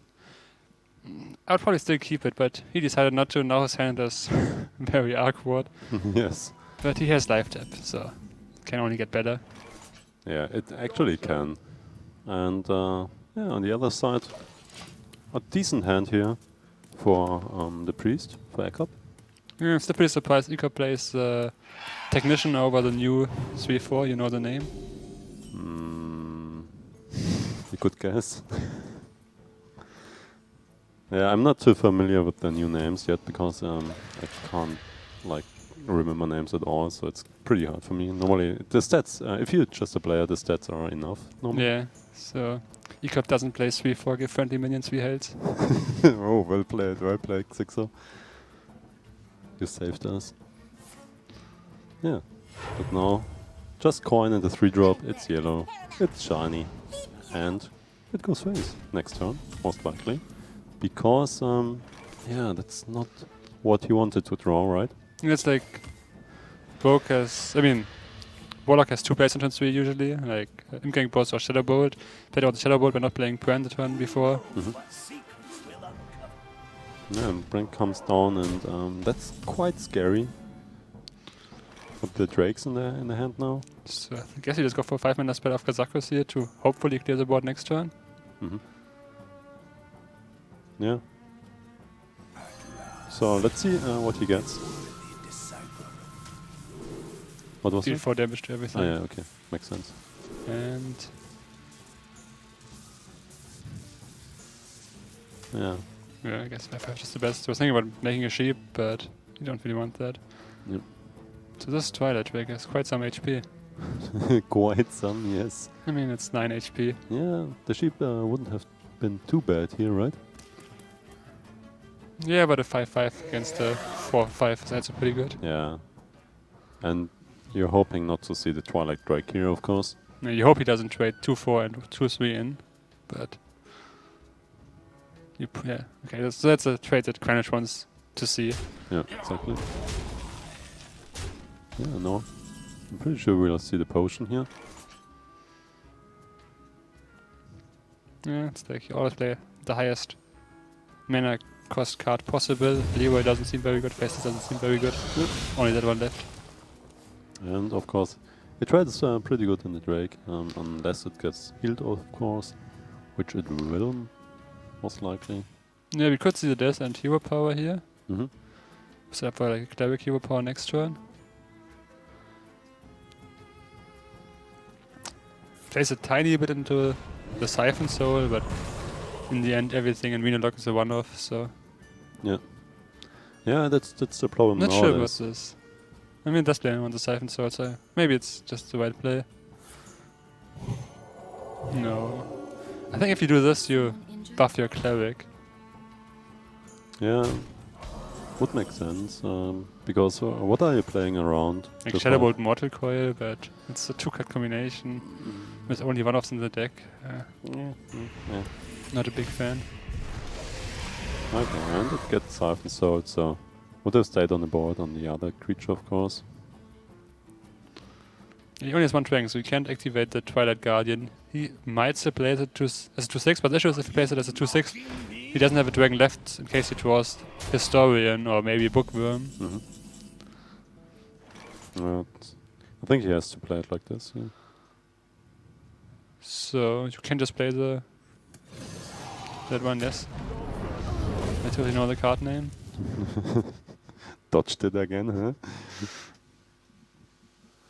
Okay, you could just Death and play the Twilight Guardian. He doesn't have a dragon left, but like for next turn, but he might draw one. I don't know. Seems pretty efficient to just do that instead. Yeah, but maybe he's just pushing and hoping that there won't be an answer for the 2-1, which is like kind of unlikely, right? Yeah, I don't know. This is like leaving a 6-6 up that potentially trades into your 5-6 and you have like no way to proc 1 damage. Maybe you get a Mortal Coil. Nope, Sad face. Yeah, he heals up and goes for the risky play here. Yeah. So, we have to Shadow Bolt trade. That's like a given. I'm pretty sure. The issue is after that 5 damage AoE, a Black Corruptor would kill the Warlock if he doesn't draw a heal. So I guess we see a... Oh, Faceless? Okay, I can get behind that. You don't need to taunt. The priest has no minion. It's very unlikely he plays charge. Yeah, you already had Leroy in hand, so you couldn't discover Leroy. Yeah. But yeah, if you see the 5 damage AoE, if Ecop draws a Black Corruptor before Greenwich draws heal, he would just win. Yeah, so he needs to hold the dragon in his hand, just in case of. Yeah, but I think he played a 5 damage AoE here. He thinks about it, I guess. What else could you do? I don't know. It's like, you could play the Death, but it's... Nah. Death does the same, leaves a 6-1 up, but doesn't push 5 damage to face. You can argue that you can use AoE for more value later on, but you have the Dragonfire for that. Dragonfire potion. Is it your best chance just to go for my opponent doesn't heal next I mean, how do you win if he has Reno? You have 5 cards on hand, he would heal full, has 2 minutes on board, has like double your hand size. Yeah, but it's not has only better hero Reno, power. it's like the other heals as well. Yeah, but how do you win against that either? Like, I think at this point, killing your opponent is the only win condition, like killing him before he gets like way out of the range. Or he just feels safe because you're a priest and you kill him with the Fellfire. Maybe, just luring him into it. Yeah, maybe, but... Yeah, okay. This does play into any sort of taunt. I mean, even just a trade, like, this trade is going to happen. Like, I don't see you just ignoring the 2-6 and going face for... Yeah, but he 6, can and even if play the 2 damage don't make a difference, like, it's still 1 damage off. And there's no attack buff in priest. So yeah, like it's still unlikely that the Relock doesn't have feel and you draw a Black Corruptor, but I think it's your best chance. Yeah. And Bran into Defender of Argus. Now he can even trade and without dying. Yeah, I like the trade to play on on the potion. Not sure what the Sun Fury here, but it's like he doesn't really need. Like at this point, he doesn't expect to lose board. Oh no! What just happened? Who called that other play? Oh damn! How do you have vision in the deck? Tell me. Yeah, I don't know. It's like if it's not my game, I'm pretty good at the game. It's just when I'm playing, it's just doesn't work. Do you want to talk about it? Sure, let's do it. Yeah, let's do it. Okay. So you might have won this game if you've played it, but you didn't. Instead, I wanted to. I had a pretty good year, and like to Christmas, I think it's like let other people win. Like I can win next year again. So it's an AoE Happy Feast of Winterray here. Yes. Oh, okay, can see that. But yeah, you're absolutely right. He draws into the Blackwing Corruptor and could have gotten this.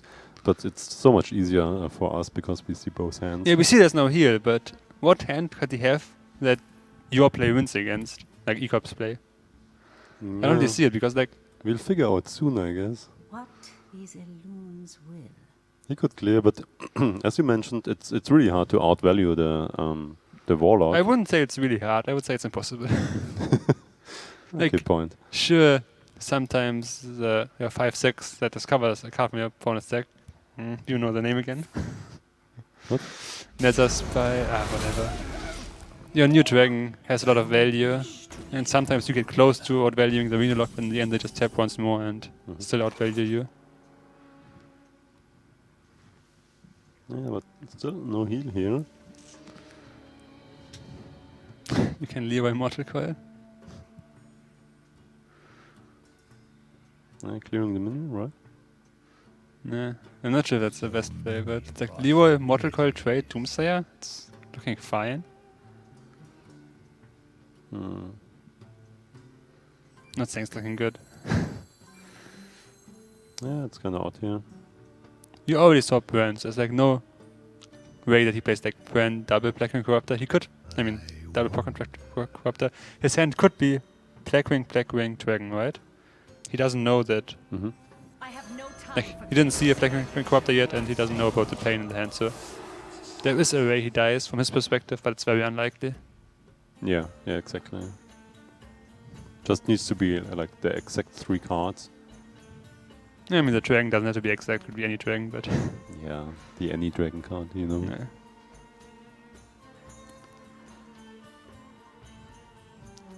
Yeah. Yeah, but I like it. Just climbing the board here. Yeah, but Leroy Coil is way more fancy. Oh, more fancy. You're just, maybe that's why you're out, right? Just finding the fancy place. So, I like PO here. Like, I didn't think about the rest of the turn, but I think, like, you never trade, because if you trade, you lose both minions. If you PO, you go 9 damage to face, and you get a 5/4. Yeah. Like one of those plays seems better than the other. You just wait. Ooh, Emperor comes in. Yeah. Maybe the Twilight Drake is better because of Dragonfire Potion. Like the reduction doesn't really do much. I didn't count. Like sets up lethal earlier with the 5 damage or the reduction, but yeah. It's 11. I wouldn't mind 11 and Twilight 5. Drake. But let's count now. He has 10 damage on board, 6 showing, so you can see if he wins this way. But he has way overkill with a potion, so Yeah, exactly. you could have played on Dragonfire Potion by playing his Drake instead, since he has lethal regardless, but whatever. Like, I'm not even sure if there's something this plays around. This play might be better than just missing it. I don't mind it. Yeah, I think he's kind of far ahead. Kinda. Just, like, Slightly. yeah, a little bit. Can see him winning here. Yeah, phase we go, and that's Doesn't it. even Mortal Coil. Yeah, you would call Mortal Coil, yeah? Yeah, the Leroy Mortal Coil. Emoten. Since the Leroy is reduced, it's like 4 mana Leroy plus 0 mana Mortal Coil, so you put 2 on Torino. Okay. as we said, taking the fancy plays, right? But yeah, Reno Lock so strong here, winning against the Dragon Priest. Yeah, I mean, that's the matchup you expect to win as Reno Lock. Yeah. He had a not optimal starting hand, but just a life tap makes you draw into your essential cards at some point, most likely. But Ecop would have won if he played it differently. Oh yes, yeah, the fancy So, play. I mean, I think it was a correct play, but Yeah, but kind of impressive that he just drew it like you said. yeah, it's just like Next level vision. yeah, what if there's like someone in Blizzard just like rigging the RNG to like make bad players get punished so that people think the game is very skillful? I'm not going too deep into that one. Okay. But okay, let's see. Worth a try. Yeah, it was worth a try, but I don't fall for that one. So we're going to the next match. It's of course the Reno Warlock again, and he's facing the Druid. Yeah, a lot of people think that this matchup is very fair for Druid with the Jade Jade mechanic. Yeah, it's like I always play without sound. Just like imagine how the cards are supposed to be called. So don't judge me on the names, but yeah, the Jade mechanic. Yeah, but he got Blossom and the 4-drop as well, so quite good. But on the other hand, like the 3-drop and the Twilight Drake, and as well the Mountain Giant, and we've seen in the matchup of Forsen how strong the Mountain Giant was in this matchup. Yeah, Ecop's hand is very fast. You could go to 1 Living Roots and 2 Coin Ramp, 24. You know the card name again? Just call it 4-drop. 1, 2, 4. No, 1, 3, 4 with a coin. It's just like the small numbers, you know. Easy to recognize again. So yeah, Ecop could have went 1, 3, 4, 5. Instead he goes nothing, 3, 4. Yeah, but we'll see what he will draw. Maybe any insights here? Again? No, I don't feel it right now. Yeah. Drawing 2 cards, so next turn he will play the 4-drop, either the Twilight Drake or the Mountain Giant. Yeah, and by either Twilight Drake or Mountain Giant you mean Twilight Drake. Good job. Yeah, there you go. Yeah, like usually you, way back in the time you wanted to play around either Keeper by playing the Giant or around BGH by playing the Drake, but Keeper and BGH basically are both like cycled out of the game. Exactly. So you can just like play your curve now, which is Drake into tap Giant. Yeah, Nourish, not too bad either. But he will get some good trades here. Deathring already in the hand of Ecop. And Ecop's Jade is still at 2, so it's like he has no more Jade cards in his hand, so that's like that mechanic is very not very scary. It's like just teasing Greenwich, but he doesn't really care about like the 3/3 that eventually comes up. He cares if it's like a 5/5 or a 6/6, but since Iga would have to draw like 4 more cards for that to happen, it's like a very good situation for Kranich right now. He has board. He doesn't have to be worried about much. Like eventual innovate play maybe. Yeah, but he has the 8-8, so there has to be a mush, or he's always ahead, right? And there's no. Just the wild growth, and I'm pretty sure Kranich will feel kind of released to see nothing really happening here. Yeah, Ikap is setting up for the Fentril double Worth on the Giant next turn. Probably trading it. Oh, he kills it and then he does it on the Drake next turn. It's basically the same. It's better to do it his way. So. Yeah, just getting rid of the Giant. Yeah, but suddenly he's in the driver's seat. Actually, I'm not sure if this was better. Like this plays on Argus, but it plays into Farseer because you can't kill the Drake if it gets Farseered. I was actually thinking about that before he top decked the Farseer, but I don't have proof for that, so it's unlucky. No, you have to take my word for it. You can see into the deck, so you didn't mention it before he drew it, right? You see? Yeah, Farseer heals up the Drake, and now he got a little problem here. Just like a tiny little problem. It's like, yeah, it's like 2 turns behind, and it's gonna get run over by Crunch's board, but just a tiny little problem. Yeah, it has only 4 attack, you know. Yeah, like he can double Russ into a 3-3 and a 2-4, but even that leaves Kranich with a 4-9 and a 1-1, which trade very favorably into the Fendril. And then he has 7 mana to develop whatever he wants to with a basically full hand. It's kind of interesting that in this group there are trade decks and Kranich is not playing the trade mechanic. In your group there wasn't any trade deck. How do you like it for LHS in general? Because you didn't bring it yourself. Yeah, I think that the Khan deck is like newer. It was like basically just got popular while everyone else was already traveling here. It's like some people played it before, but yeah, like people have results while you're already traveling. But I think it's just the better deck, the Khan Aviana combination. Especially in this matchup, I guess. Or just in general, like in this matchup, both decks are pretty good. Yeah. But as you said, the trade mechanic, he didn't really get it to go. Only 2-2 and in the beginnings and facing the Giant and stuff like that and the Twilight Drake. So it's kind of odd here for him. Yeah, Kranch's hand is kind of weird for this turn. It's like no clean play. I wouldn't be surprised to just see a Tempo Reno here, because the other play is live tap, which I don't think he will play the Dirty Red again after what happened the last time he played against D-Cup. Yes. Yeah, last time he pulled out the Deathwing, for those who didn't see it. He might do it next turn, there's a Siphon Soul in case like, there's a Deathwing. Like, he might just test for the Deathwing again. Yeah, but this time he will only play the Dirty Red if he has an answer for Deathwing. He won't just do it. You won't fall for that twice, right? Yeah, I mean, I don't mind his play. Like, you don't really expect there to be a Deathwing. Again, yes.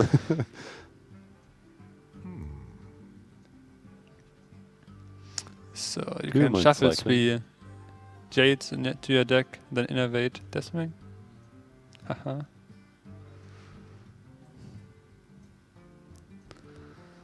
The Auctioneer isn't that clean because you can like innovate swipe and play the idol, but what does that really accomplish? The swipe doesn't kill anything. Yeah, exactly. So I guess that will just give him 8 armor. Yeah, he's just getting rid of his hand. Your opponent is at 30 HP, has board, has a larger hand size, and you have to gain armor. That's... Yeah, it kind of reminds me of the last game. What happened in the last game? Oh, you mean the last game of the series? Huh? Yes, it's just like 10 minutes ago, this last game. It's like... You remember? Only 10 minutes ago. I'm an old man. You're old, okay. Yeah. Telling me, right? Yeah. I'm not that old, like, but you know, I'm getting there. Okay. You're so kind today. Okay, so swipe, hero power would clear the board. I guess we will see Auctioneer's swipe, because he really needs to draw, but maybe just gives up on that and double swipes hero power, hope Quench overcommits, and then gets a hero power, innervate, Deathwing out. So Yeah, yeah, but at this point I'm pretty sure he doesn't think he will play the Auctioneer anymore. Yeah, but it's kind of odd because if you just clear the board here with double swipe, yeah, then what do you expect him to play? I mean, to be fair, there's no other play that was good for him there. Yeah, you're right. It's like you need your opponent to like somewhat not have any answers for Deathwing and that connected twice, but yeah, like that's a true. full-sized Warlock hand is usually able to deal with Deathwing, even if it's just like a taunt. Yeah, he just ran out of Jade. He didn't draw his mid game. Yeah. Also, you can play the Dirty Red after Deathwing. I'm very scared of a random minion from your opponent's hand after he discarded his full hand. Okay, with that draw he will play the Auctioneer, but he has to decide now if he wants to shuffle into his deck, which he probably will, or summon a 4/4. Yeah, I think you should just shuffle and try to get the engine going. Yeah, you have to draw them. But it's so unlikely. He has 12 cards in his deck. Oh, you don't play that without the Auctioneer. You're thinking about shuffling into his deck and then innovating Deathwing maybe, but I don't see how that wins because shuffling those into your deck doesn't do anything if you don't have card draw, because it doesn't matter if you draw 1 mana 7/7s or 8 mana 7/7s if you have no cards in hand and enough mana anyway. Yeah, so you need some sort of card draw to make the Jade shuffling worth it. Yeah, but you need to draw into removal with the Gadgetron, because I think you need to be afraid of Yeah, but dying either way, you so. would play this Auctioneer first. That's what I'm saying. That, like, if he shuffles and then innovates Deathwing, the other idols are not very good. Like, sure, they are 4/4s and 5/5, but that's basically 10 mana because he has no other card to use mana on. So. Yeah, but wouldn't you just discarding it or what then? I think just play Auctioneer this turn. Okay. Like Auctioneer, shuffle your Yardas, innovate, hope you innovate in the Jade card, the Jade idol, draw into more Jade idols, and like hope to get like cycling going. It's not very likely, but it's probably more likely you win that way than this way, but I don't know. Either way, it's very unlikely he would have won this game. Yeah, he's in such a tough spot. Yeah. Just realized Ecop doesn't have Warlock in his lineup. That's crazy to me. Yeah, not bringing the Warlock, but Shaman got banned on both sides again. Yeah, I actually don't know. Like, Greenwich isn't very happy about playing against Reno. He has a good lineup against it, but playing against the Reno is never fun. Like, Kazako's Reno. Brand Kazako's Reno. Yeah, speaking about Kazako's. Not too sure which one you go for. Like, I can see just a 1 mana spell for tempo. I don't like a 10 mana one because you have a full hand anyway, but Yeah, sure. he's going for the value one. Yeah, you summon 3 friendly minions, yeah. You didn't play Doomsayer this game. It's like, you also have to think if Doomsayer died this game, because then it's kind of sketchy to get 3 random minions. Get 3 minions, and the one kills the rest. So it gives you kind of tempo because your opponent can't develop anything into your Doomsayer, but it's not really what you want to, yeah. Yeah, protecting your Doomsayer for 10 mana. Yeah, Jade Blossom, and it's only 4/4. He just skipped all cards in the middle of the game, so that's quite. So Quench is 16 damage. I mean 14, but he needs 16, so I guess he will see what he draws first. I think. Wait, what was the first? What did he pick first? Oh, delayed damage. Okay, never mind then. It was just. Yeah, so yeah. It wouldn't matter anyhow because he's so far ahead. Yeah, and that's it. This is Warrior last. 2-0, and yeah, both players already met each other. Yeah, I think that Ecop has issues in the next matchup, but if he wins against the Warlock, his Warrior is decently favored, I'd say, against the other 2 decks. Yeah, but we mentioned it during those days. Like winning the first one in LHS is so important, but winning the 2 first matches even I think better. winning the first game isn't as important while the meta isn't refined. Like for this meta, there wasn't any tournaments before this where people could like really think what everyone else brings and like you save that deck to pick into that. Like it's not really how you build your lineup. You basically just bring the best decks that make sense with your ban idea. So I think in this matchup, in this format, since it's so new, one deck is very likely to get 2 or 3 wins. So I think getting the first win isn't as important as later on in the set, but it's still just a 1-0 lead is always nice. Yeah, leading 2-0, and then it's your Reno log that you're gonna play again. It's kind of comfortable here. Yeah, and you keep that Reno. You don't expect to tap much this game, so I wouldn't surprise to see him ditch the Twilight Drake, obviously ditch the Faceless. Could even keep the Twilight Drake if he feels like it, but it's this hand is pretty juicy. Thinking. Oh. Is this a good hand? That's probably one of the better hands you can get as a Reno log. Okay, at least there's the 1-drop, and also yeah, a good start for Ecopy. Yeah, this means that he can deal with Doomsday at any point. With the Borgs in hand. Yeah, that's kind of unfortunate for Greenwich. Oh, that's a pretty good draw as well. Oh yes, he's just filling the curve off the top. I mean, he still has the next turn to draw. He didn't need it this turn, so. But yeah, that's both players having a really nice hand, and no matter what Greenwich does here, it all gets punished by the Pirate Grill. The Pirate Grill. The Pirate Grill. Okay. Yeah, but Bloodsail Cultist is my guess on the name. Oh, you read it. I just see the cheated, Cultist. right? I'm not quite sure if it's Bloodsail or not, but it's like most pirates are either South Sea or Bloodsail, and I'm pretty sure it's not South Sea. Yeah. You should Sometimes be right. lucky. Sometimes lucky. That's a pretty good draw. Yeah. You know the name of that card, don't you? Yeah, it's a Corsair. Dread Corsair. You sure? Yeah. Okay. It's for free basically, so you read it, right? It wasn't shown on stream. Yeah. When you had 4 cards in hand, you couldn't see it. Okay. But is he playing it or not? Because kind of have to be afraid of AoE, but on the other hand... I mean, Coin Hellfire doesn't look that tempting here. It plays around MC Tech, though it should not play it. I'm not even sure if Greenwich wants MC Tech. Yeah, you can. You could still play it next turn together with the with one of the 4-drops. Yeah, but you miss 3 damage then. Yeah. I like 3 damage. Yeah. Especially in this matchup. Yeah, I like 3 damage in any matchup.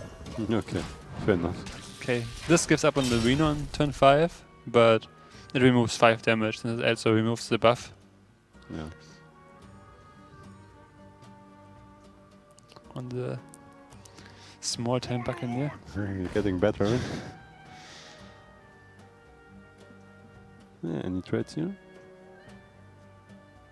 Those trades don't feel good.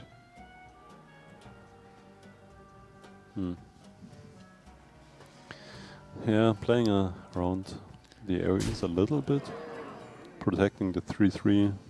I mean, you have to kill the Ooze, I'm pretty sure, just because just Shadow Flame would clear the board otherwise. You can ignore the 2/2 though, since neither Shadow Flame nor Hellfire do anything with a 2/2. Yeah. Peddler. And if he has an AoE, you don't. Most of the time, you don't have enough resources to catch up. Yeah, I mean, this way, no AoE does anything. So yeah, I like this.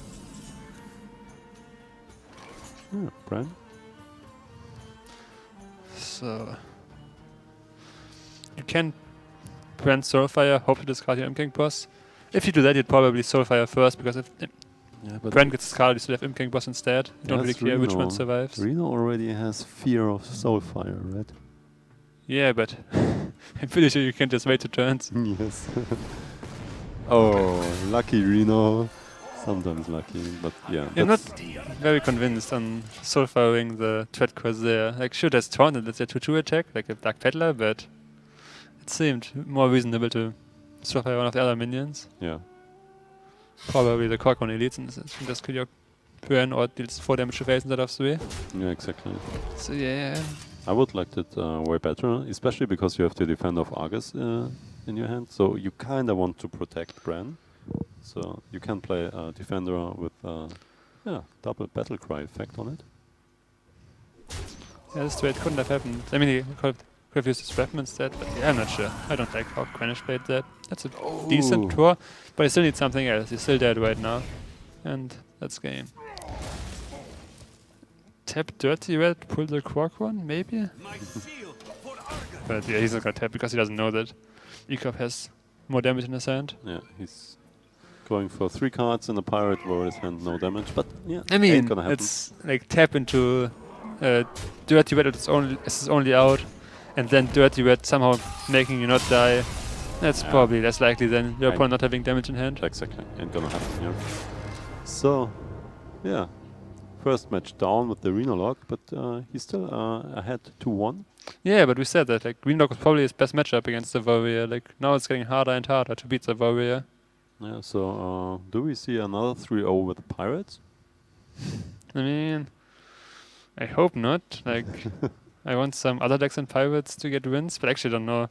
I guess we only have Pirate decks left for Greenwich anyway, so some Pirate is going to take the series. Yeah, okay, so we'll see which Pirates are taking it. I think yes, Miracle Walk with the Pirate Synergy and Pirate Dragon Warrior, I imagine. So, yeah. Let's see who is in charge now. I'm pretty sure Patches is in charge now, right? Yeah, but who's Patches?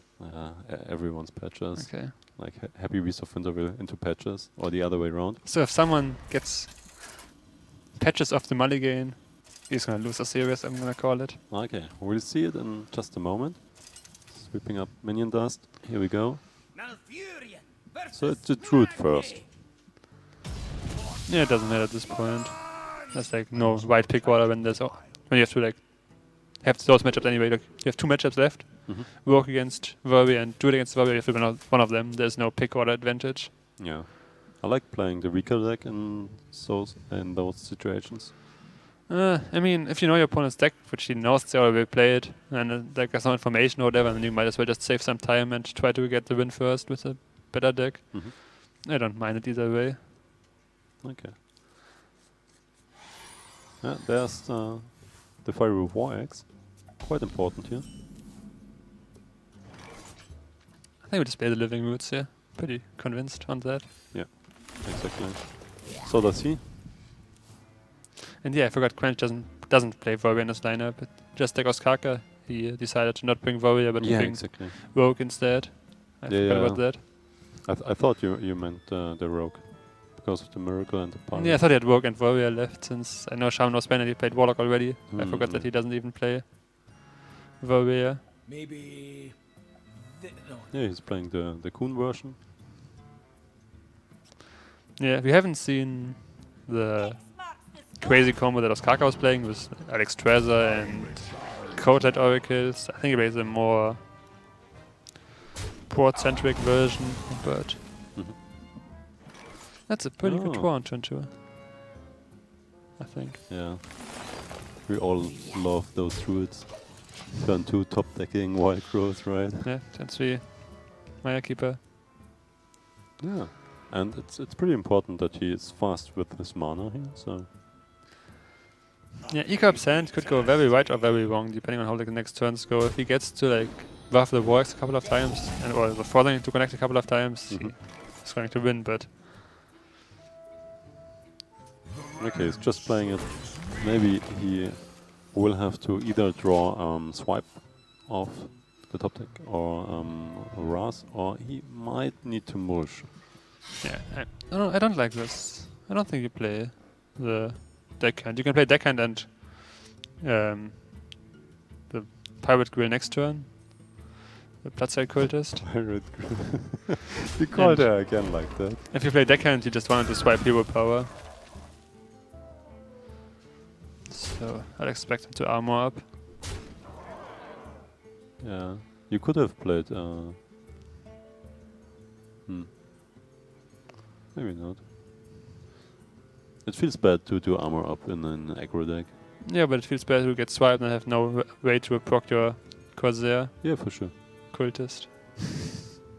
Same. Maybe... No. Tough call. Yeah, but what else could you do now? You already attacked. Armor up. No, he's going for... Let there be a swipe, let there be justice. Yeah, but maybe he has to read this, that his opponent doesn't have any swipes, because otherwise he would have maybe played it already, right? I'm not too sure about it, maybe, but it's like, if you don't have a follow-up on turn 5, like you don't want to play turn 5 Maya Keeper, so I'm not too sure about it, but Yeah. he can ramp with no rush here. Like, he doesn't want to play the war, he wants to play the war once he has dealt with the Falling Berserker. Yeah, exactly. So he's gonna either ramp with no rush and then mulch or mulch hero power. Yeah, mulch hero power. And... Oh, another pirate! That's actually not too bad. Yeah, but he can't play it with a second war axe, so he can only play it with like a one charge out. But he doesn't even want to hold it, he wants to attack here. So I guess we just see Cultist and Smorg. Maybe play the Mortal Strike already. Heroic Strike. Getting better with those names. The 4 damage strike thing. Yeah, it's a red thing that uses 4 damage, right? Yeah, no, Mortal Strike and Heroic Strike do the same thing, just that they're different on mana cost. It's easy to confuse them. One bypasses Taunt. Face doesn't play Taunt. Face will play Taunt next, I guess. Okay, so I guess he's not going to attack now and just play the 2 cultists next turn. Yeah. Not too sure about that, but it's probably going to work out. I'm actually not that convinced if it's working out that well for him. Wait, it is. His weapon gets to... Like, the weapon and the 4/4 together kill the Ancient of War. So it's actually working out really well for him. Cultist, your weapon goes to 5, you trade it in, your weapon goes to 7, it's a 5/6, so you push 2 damage to face, you add up 2 minions and get a 7/2 weapon. 7/2. Maybe. Damn. Would Pretty play good again. weapon, pretty good war axe. I would play a 2 mana 7/2 weapon in my deck. Yes, I would play like 3 of them. That's a cultist. Oh. Yeah, he's just... No. No, what? Yeah, he wants to keep... Yeah, but you buff your weapon and you say... No. No, you have such a sad face, no. I wish you could see that. I want to have a 7/2 weapon there instead of like a 5/1 or whatever it is. Like you have some more damage on board, but you don't have the 4 damage from the strike anymore, so that kinda evens out and you have a worse weapon. Nah. Oh, here's the swipe finally. Yeah, it seems kinda too late. Little bit. A little bit too late. Yeah. Can't really deal with the weapon, right? Only taking off 3 damage off the board. Yeah, would have had lethal here. I think Ecop if you played the last one differently, but oh, never mind. Yeah, it's the other red card that Yeah. deals 4 damage, right?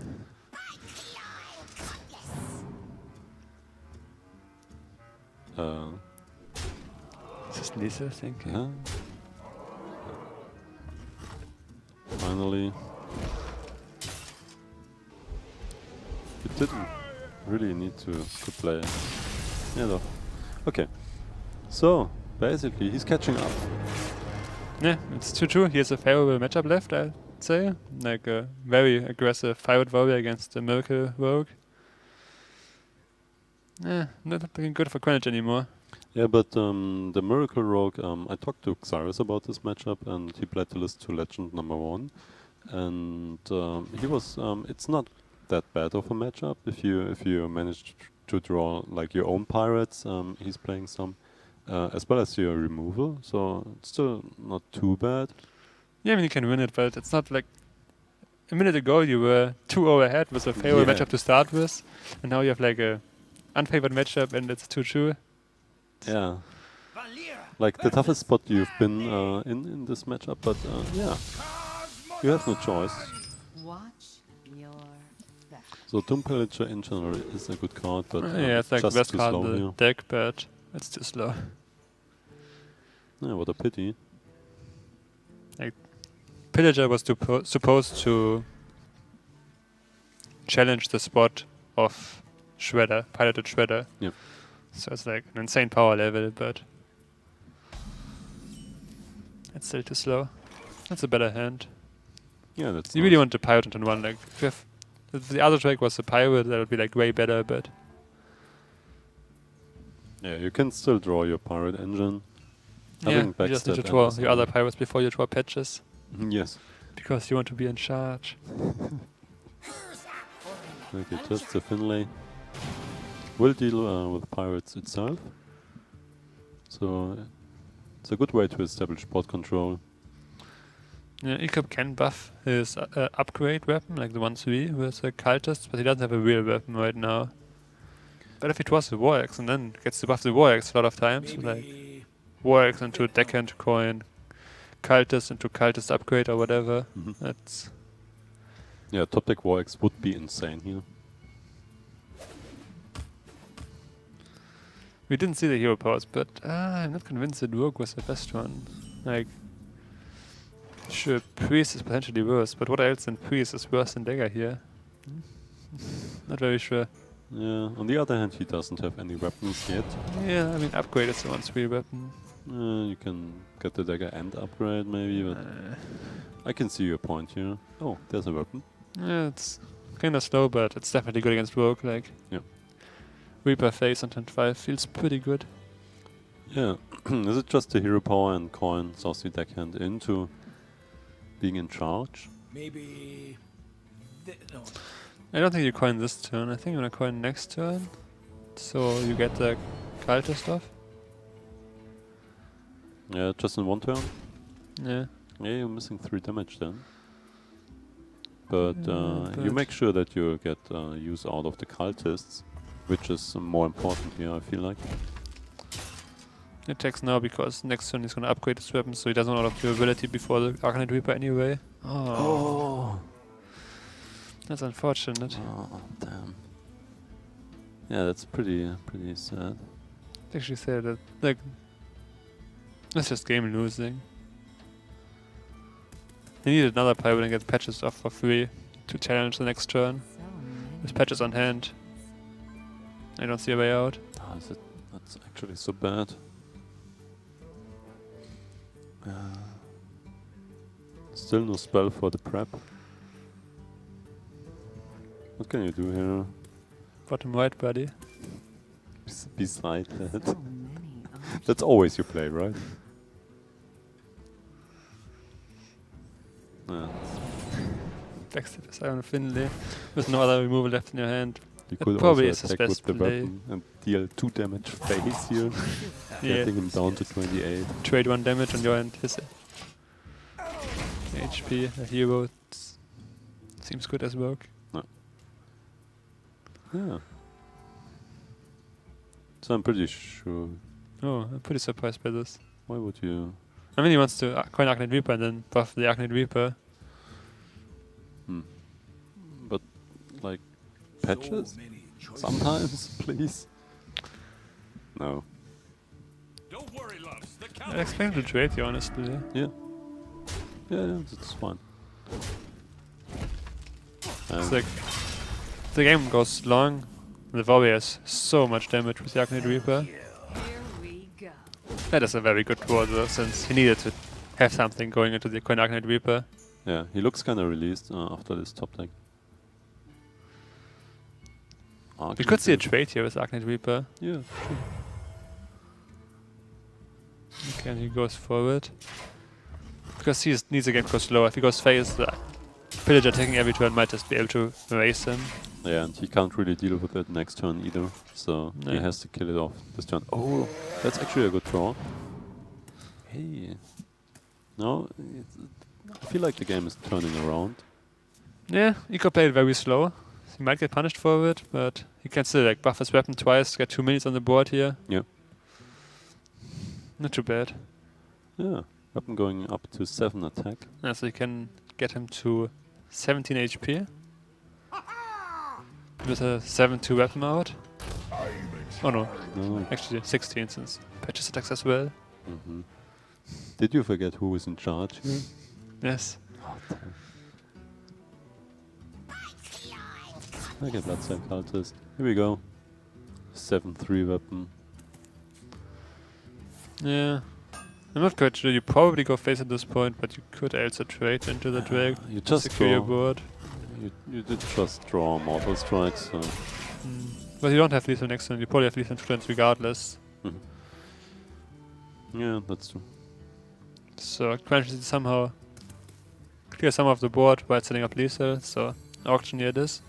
Yeah, it's auctioneer time. Into coin, into prep. Yeah, you just prep first, I guess. Always. That's always. You could like instead of playing a Swashbuckler, if you know what your outs are. But yeah, that's not happening. So I guess we play patches. I mean, you know you only have one turn. You know you have to kill your opponent next turn. But now he has 7 damage on the weapon, that's 10 damage showing. And if you go face for 9, you only get him to 13, so Mortal Strike doesn't proc. So you can consider Cold Blood and face. Maybe that's the play here. Yeah, what do you need to draw next turn? I mean, you just threaten lethal on board already. So your opponent might have to trade then. Then maybe have another turn. Oh, he's trading. I mean, that has to go face. I'm convinced. Oh. You disappointed? Yeah, I think I just lost him the game.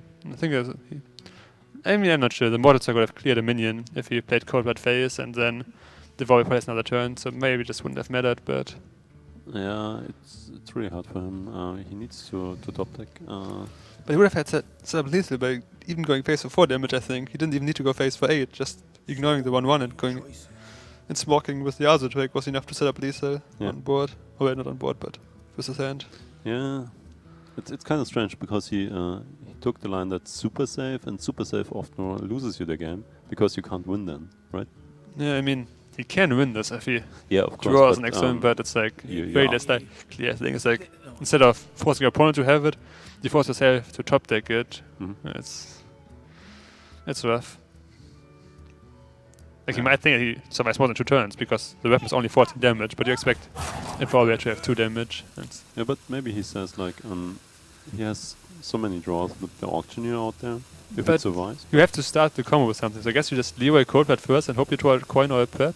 Yeah, I guess, but we just go Special Burglar into Heroics. You know you're dead next turn, so you can just leeway Cold Blood first, I think. No. No, he's going for the heroic. Oh, no, but he still needs Cold Blood. He still needs a prep, right? He only has 1 more to get it. Just better than you in calling stuff. Wait. Oh. Needs to play. Nope. So needs to do the Splash Burglar and get what? No, there's no out. I guess maybe like a shield block? Is that an out? No, I don't know. Go. Oh. Okay. Well, what can he? This is getting out of hand. Well, just strikes. There's a prep going on. No, it's not. Oh wait, it was another card at least. Yeah, but it's an upgrade, which means another draw. Yeah, so like Eviscerate or Cold Blood, I guess do it? No. 12. 12 plus 5 is 17, so yeah, he needs 4 more damage. So you play that first, Eviscerate or Cold Blood are your outs. I'm not sure if he has an Eviscerate left. Yeah, there should be one. Is there a prep? No, he was both preps, so there's no out left, I don't think. Oh no. Oh wait, is that Cold Blood? Oh. Oh, that was so close. What a turn. Oh my Happy Beast of Winter Wayland, he knows. That was a game. Holy shit. Oh, what a turn. What a turn. It looked so bad in the beginning. For Yeah, him, but then you had so many outs for like so many draws to like, Yeah. get an Evis or a Cold Blood. He just missed it. Yeah, I'm kind of speechless. What a game, what a series. Yeah, I feel pretty bad for Quench now, but yeah. he might have won if he just went face with the other Drake the Yeah. turn before. Yeah. Like maybe you're supposed to not Cold Blood it because then he can Mortal Strike, but maybe just go face for 4, ignore the patches, but well, But Patrick is in charge. yeah, he wanted to be in charge. Yeah. What a close series again. He just reverse sweeped him here. Krennic, and just looking at the game, he lost the first matchup against Krennic, and now he took revenge with the Happy Beast of Winterwheel just in the end of the game. So, yeah, any thoughts for his upcoming matches? I mean, he will play tomorrow again, I think against RDU if I'm not mistaken. But damn, I wanted Krennic to win. I feel like he came here from Korea, didn't have a good performance recently. He wanted to win something again. And I want him to win something again as well. Yeah, but yeah, then just getting reverse swept by these damn pirates. Yeah, it's like the last game, if it wasn't for him throwing patches and his opponent not throwing patches, it would look like very different. Yeah, but he had also like kind of good draws, like the turn 4. He just top decked into the curve and stuff like that.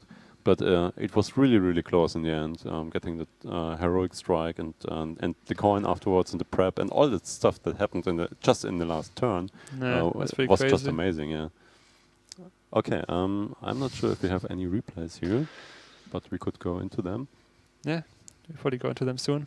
Yes, maybe. And yeah, just the Renolock did have a great performance again as one of the strongest, or the strongest deck, I guess. Yeah, he did get 2 wins, but yeah, he had a pretty good hand as well against the Warrior, but the Warrior also had a very good hand that game.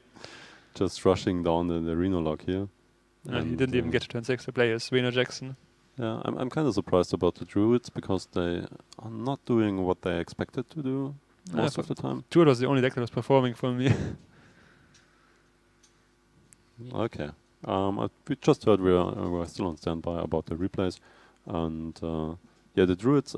It's still the question if Jade or Kuhn or maybe like Bose, as Eloise played. No. No, Eloise deck is like way too greedy. It's like the win conditions are either like Arcane Giants and Kuhn, just like for 3 minions, or Jades. But like everything is like basically when you just like ran out of cards in the deck and just like cycle and like played 10 spells already that game or whatever, but at that point you have so much value anyway with either the Arcane Giants or the Jade function. You don't need both. So I think you either play the one or the other. I don't think you ever need both, and like it makes your early game so much weaker to have like so much awkwardness in your hand. Yeah, but in the upcoming tournaments, what do you think will the Druid be? Will it be Jade, or will it be the OTK one with Kuhn, or maybe even with Cartoon and Kuhn? I think it will be some sort of Kuhn, but I'm not sure which one. It might be the new Cartoon synergy with Khan, just like curve your mates and then like Aviana Khan and just bullshit with some Cartoon synergies. I don't know, but I think that Khan and Aviana is a pretty good synergy. And I think we'll go into the replays now. Okay, let's see. Yeah. This was the last turn of the game. And he pulls out the upgrade first, plays it for free. I consider for quite some time to play Dagger first, think about his outs, but since he needs 4 more damage afterwards, 4 or 3 is the same for his deck. There's no deal 3 damage in his deck. So he goes for the upgrade first to have mana for Eviscerate. Just cycling cards. Yeah. And there it's almost too late. Nope, he still has the coin. So if it was coin into Cold Blood, it was still enough at this point, but that's not it. Yeah, that would have been really sick here. That would have been pretty insane, yeah. Yeah, but what a strong turn. It's just that Rogue is also pretty good right now. If he can like kind of catch up with the aggressive warrior, he still lost here to the huge weapon. Yeah, but it was very close. Yeah.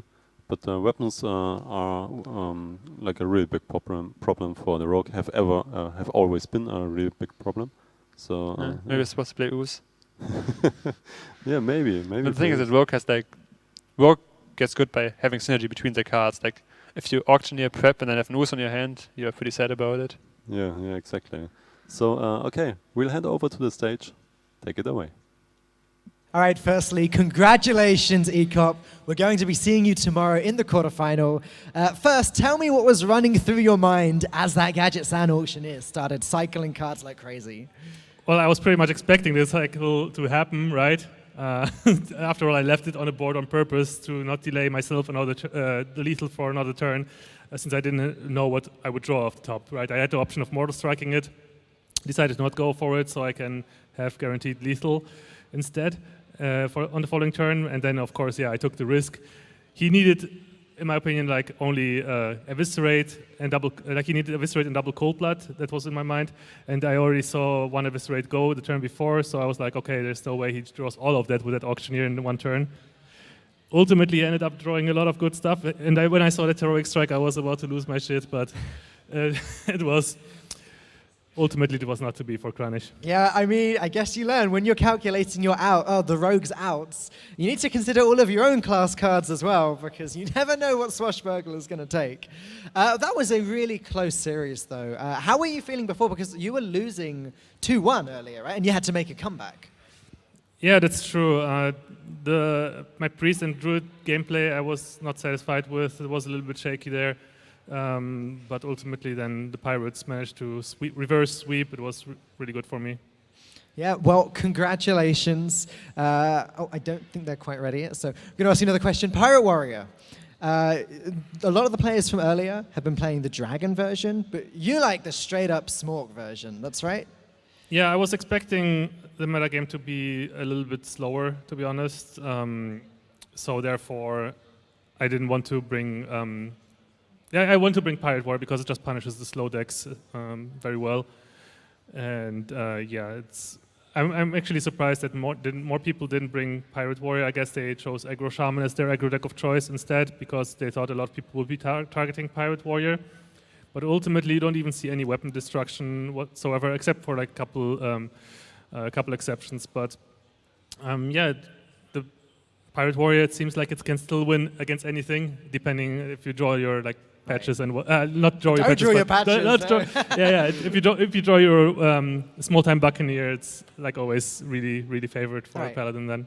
Okay, and let me know quickly your thoughts on Druid as well at the moment, because we've had kind of a 50-50 split in the last few days. Some like the Jade Druid, some don't, and you had Jade in your Druid, so tell us more about that. Personally, I love the Jade Druid.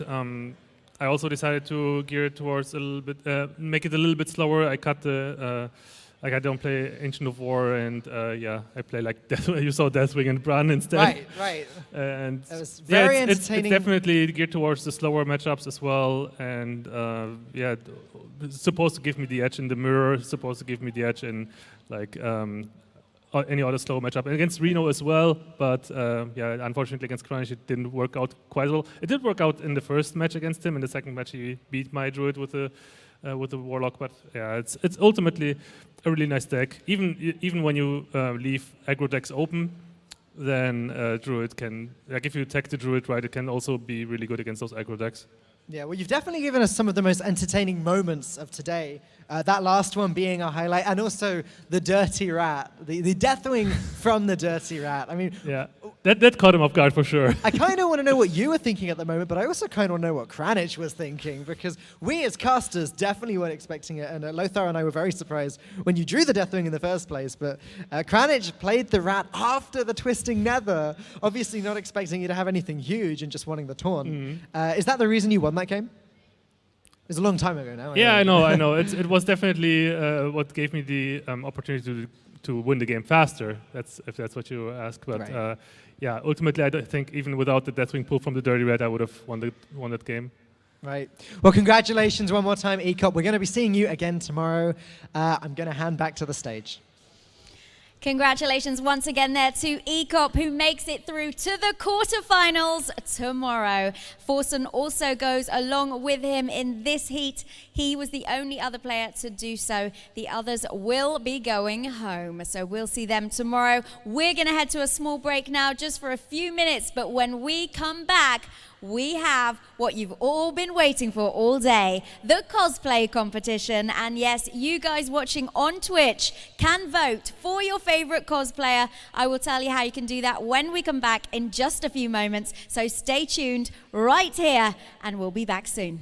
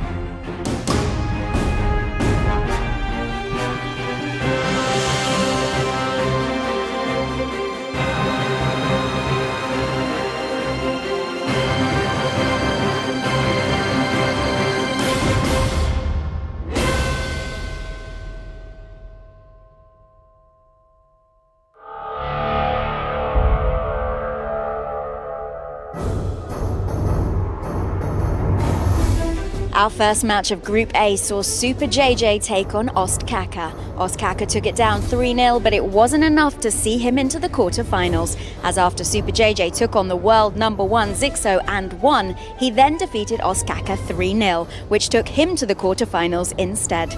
Tice beat Zixo and then beat Ostkaka too, which meant he would make it to the quarterfinals before anyone else, guaranteeing himself the €500. In Group B, Ardu beat the world champion Pavel first up, and Strifecrow with no sleep beat AKA Wonder. Ardu then won versus Strifecrow, meaning he was the first player to make the quarterfinals. Pavel beat AKA Wonder as well, meaning the Spaniard was out of the tournament and Pavel was left to play Strifecrow, but it was of course current world champion Pavel who made it through in 5 games to secure his place also in the playoffs.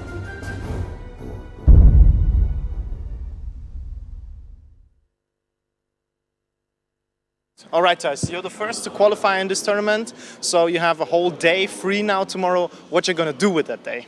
Well, that day will be just spent on taking a good rest, prepare for the next matches. The new tournament meta is still quite new, so I want to get used a little bit more to my decks. And yes, Siwo is my opponent going to be.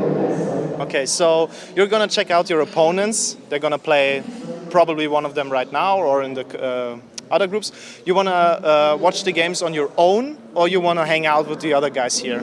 I will probably take an extra look at my from my own. Once they are playing, still don't know who it's facing. It's going to be 4 guys against each other, so I will just take a look from here, and then once I really know my opponent, I'm going to watch all the series back and then make my analysis. All right, so you're pretty close to your home country, right? Netherlands is not so far away. So do you feel kind of a vibe here? Like it's Germany, Netherlands, do you feel it's like something like your home favorites? You know, you're pretty near, you get some support. Yeah, well, tournaments in Germany I also really enjoy, and also the attitude of the people here in Germany. It's so similar to Netherlands, so there's some kind of comparable feeling from home, and I really like it here. It's also so close, you don't have to travel that far, so it's a perfect tournament for me to play in. All right, and one last question. Of course, it's going to be on Sunday decided, but what place are you going for? Well, I will be lying if I won't say if I go for the first place. So that will for sure be my end goal, but I take it step by step. For now, I'm super proud that I could become first in my group, then the quarterfinals, and slightly looking there already for the finals maybe. All right, one last question. Warlock or OP or not? Strong, but Warlock is not as broken as other decks were before. So I think it's strong, but it's okay. It's okay.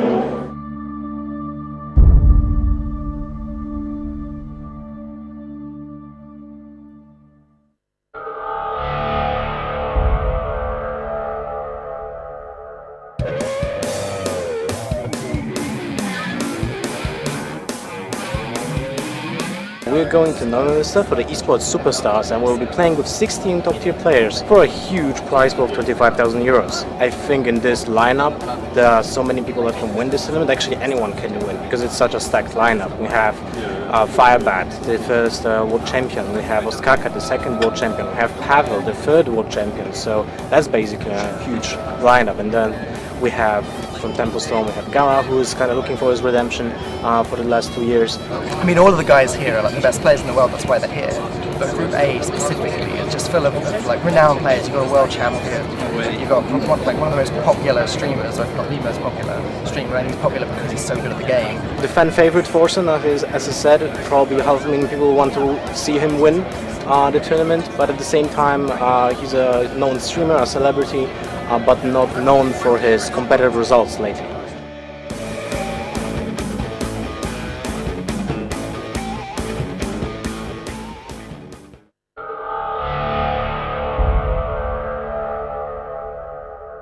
My first opponent is Strifecrow, but I am in a group with Pavel, which is the world champion, and I am actually 2-1 in the last 3 best of 5s against him, so I don't want to face him, but I might. I think I am a really good analytical player, so once the meta is established, I can track what's going on easily in sheets and analyze what is good and what to play, right? So yeah, that's why I'm not that good at the beginning of the new expansion or set of cards or whatever.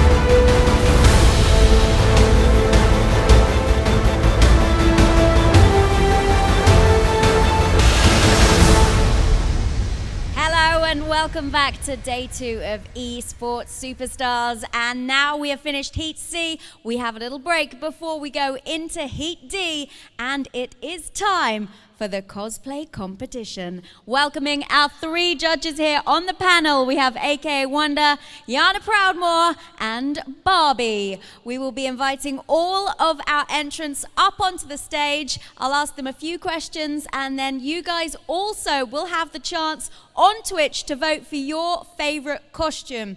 You can do so by pressing the exclamation button, then press vote, and then the number of the costume you like. So it will be numbers 1 up to 7.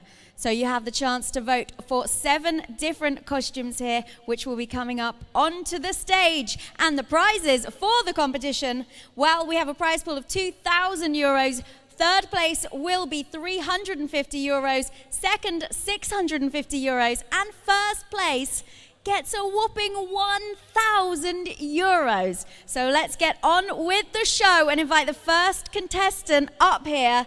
This is number 1, and Pancake Cosplay is gonna walk up the stage.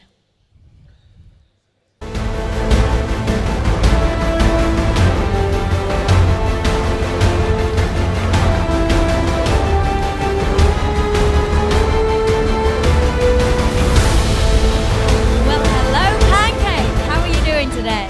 Hey guys, hello. Okay, talk us through your costume, please, and the character that you were playing today. I'm cosplaying as Constance from the 2011 movie The Three Musketeers, and I'm sorry, I'm super nervous. You're doing good, gal. You can give us a little twirl, you can walk around the fire. We'd also like to know why you've picked this character. Is it a favorite one of yours? Yes, that's definitely the best costume I've ever seen. It's like already 4 years old, but I still love the character, and yeah, that's why I wear this cosplay today. And how much effort has gone into this costume? With overall, it has to be like 50 hours of work. Where there's not including the search for fabric and stuff like this. That would be way more.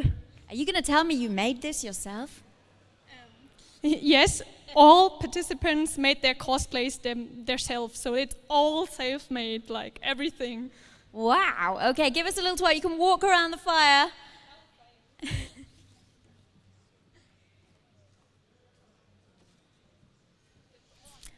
And let's hear it for Pancake Cosplay. You can take a seat back down, and then we'll invite you all back up again at the end. Yeah, thank you. Thank you. Thank you to Pancake, and now second up, it's Lulu! Woohoo!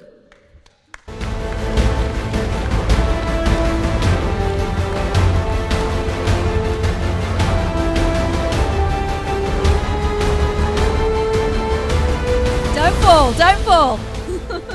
Wow, and I wish we could have a camera to zoom in up close because you have amazing contact lenses in too. Talk us through your costume, what effort's gone into it? The character is Hatsune Miku from Vocaloid, and yeah, it's all self-made of course, and I think it took about 1.5 months in whole to make this cosplay. Okay. And why is this character so important to you? Vocaloid is my favorite kind of music, and I really like the song, and so I really like the costume, and yes. Can I ask how much money does it cost to make this? I think it was about €200. Okay. Yeah. All right, well, good makeup as well. You have the tear down the face as well, I can see. Yes. If you can give us a walk around, try not to fall over.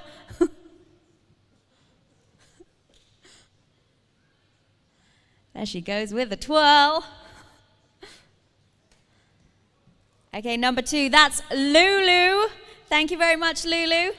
And we will welcome you back on stage shortly. Remember, if you guys want to vote at home on Twitch, you can do so by pressing !vote and then the number of the costume you like best, but you won't be able to do this until you have seen all 7 costumes.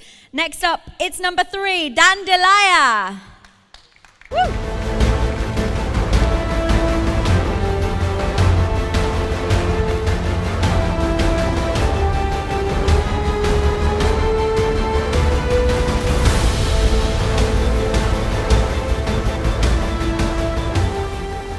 Well, look at you, pretty in pink. Talk us through your costume and your character.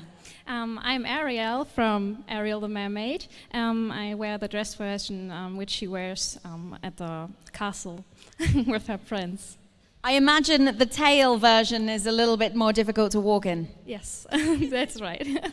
And talk us through how long it's taken to make this costume and how much it's cost, what has gone into it. Much blood and tears, and it took 3.5 months with a bit breaks and much money. So The Little Mermaid is one of your favorite Disney films, I imagine. Yeah, definitely. I loved every Disney princess, and I love to be some of them, one of them. All right, give us a walk around the fire. This is number 3, Dandelion, who is dressed as Ariel. Giving us a twirl. Thank you very much.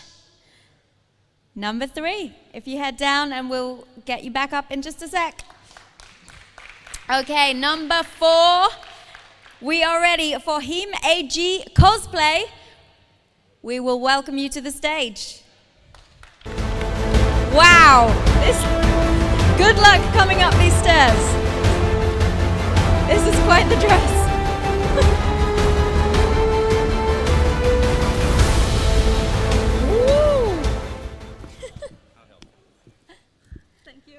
Wow, how much material is involved in this dress? I don't know, but it's like 6 kilograms. It's heavy? Yes. Okay, tell us, obviously you're a bride of some description. Which bride are you? No, I'm Sakura Hime from Tsubasa Chronicle. It's a manga. And tell me, why did you pick this character? Because it's my first cosplay character and I love it because it's my first animes I watched, so yes. And how much effort has gone into making this? Much. I have like a year and I have a little bit motivation help because after a half year I don't want to do this anymore, and then I'm like, my friends were like, okay, you do this, and I'm okay. How long does it take you to get to places? Because it's like you're carrying another person. Oh, it's not so carrying because I have a, okay, it just... chains here as well. Yes, it's because for the, yes, it's a, yeah. It's for the character. Because there's a monster too, but I don't have a partner. Well, you know what? I'm not sure whether to ask you to walk around there. It's up to you if you want to do that. You can just walk down if it's easier. I'm sure the judges can see your dress from there. Thank you so much. That's number 4, Him AG Cosplay. And now welcoming to the stage, number 5, it's Hyora Cosplay.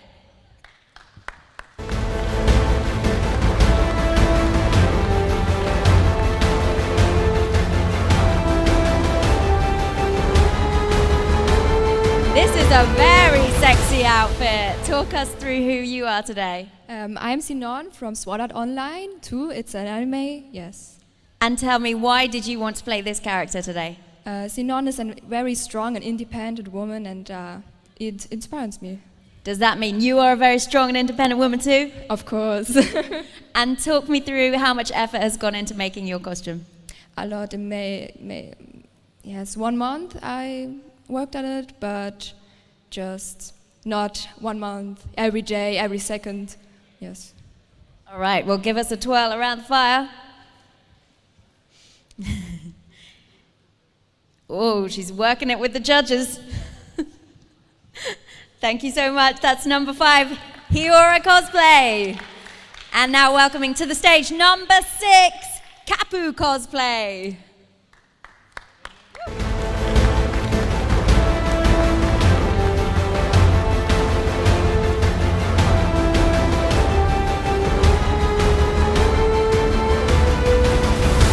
Well, they are some big bunny ears you've got there. Talk us through what is going on with your outfit today. I'm cosplaying an Ailey from the online game Terra Online. And why did you want to play this part today? To be honest, because I love how fucking cute they are. That is true, they are very cute.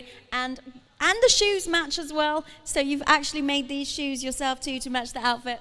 Kinda. I glued on the stars and painted it blue, so a little bit. And how long have you been working on this outfit? I started this Monday. Well, you've done a good job for just only working since Monday. Thank you. And you can't see up close, but you've got great eyelashes as well. I can verify that. Okay, give the judges a twirl.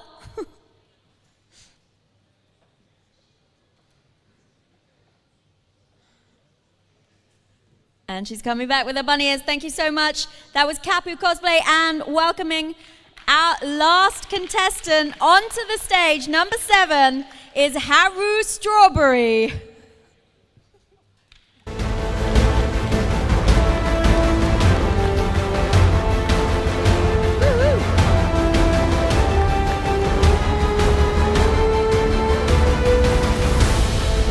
Wow, you got not just one sword, but 2. I'm a bit scared. Don't hurt me.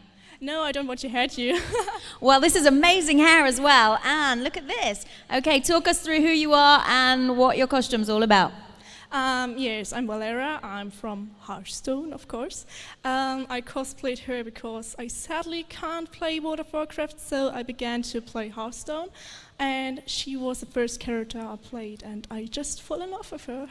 Did you make this yourself? Yes. Yes, it's all safe-made out of Warbra, and yes. So how do you do it? I started 2 years ago, and it was my first armor. I had a long break, and I finished it for the Gamescom this year. Okay, wow, amazing stuff. You can give us a twirl, and then we will get everyone to come up on stage.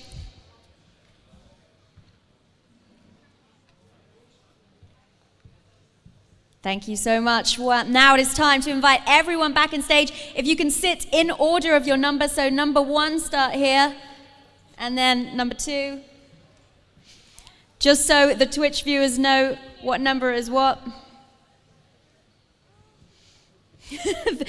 This dress causing issues. Okay, so our Twitch viewers, now you have the chance to vote online for your favorite costume today. As I said, all you need to do is write in the exclamation mark, then vote, and then the number that you want to win. So 1, 2, 3, 4, 5, 6, or 7. I'll stand here. Our judges, of course, will vote as well. The Twitch viewers will be worth 20% of the vote, who will decide who will take the first place prize of 1,000 euros, the second place prize of 650 euros, and the third place prize of 350 euros. So make your votes, and also you can turn around as well so our judges can see you one more time. That's okay, yeah, you can give them a little twirl so they know.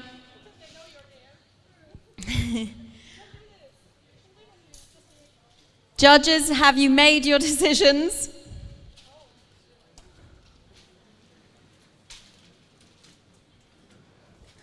Do we have decisions, judges? No, they are still deciding. So just so you are aware, we have number 1, Pancake Cosplay. There she is. Number 2, Lulu. There she is. Number 3, Dandelion. Number 4, Him AG Cosplay.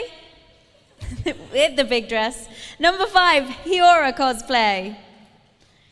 Number 6, Kapu Cosplay. And finally, number 7, Haru Strawberry. So those are our 7 competitors in the cosplay competition. We'll find out shortly what you guys have voted on Twitch, and we'll get a decision for the judges and find out who will win that first place prize. Okay, so we have some votes coming in from Twitch, the man with the computer. We like that. He will tell us how you guys are deciding, and then we will be able to make a decision. Just to remind you, first place, 1,000 euros. Second place, 650 euros. And third place, 350 euros. I'm kind of annoyed I had to present this because I would have dressed up too. Okay, they are just finalizing who will win this. And just to remind you folks, we will be starting Heat D at around 7 p.m. this evening. And that first match, we will see Gara versus Life Coach. That will be our first match in Group D coming up at 7 p.m. So we'll have a little break after the cosplay competition before Heat D starts. Do we have decisions? Not yet. We are counting Twitch votes right now. Okay, still counting. But I have to say that I'm impressed of the level. It's very close. I don't see the rest of the votes, but I see myself, and it was hard for me.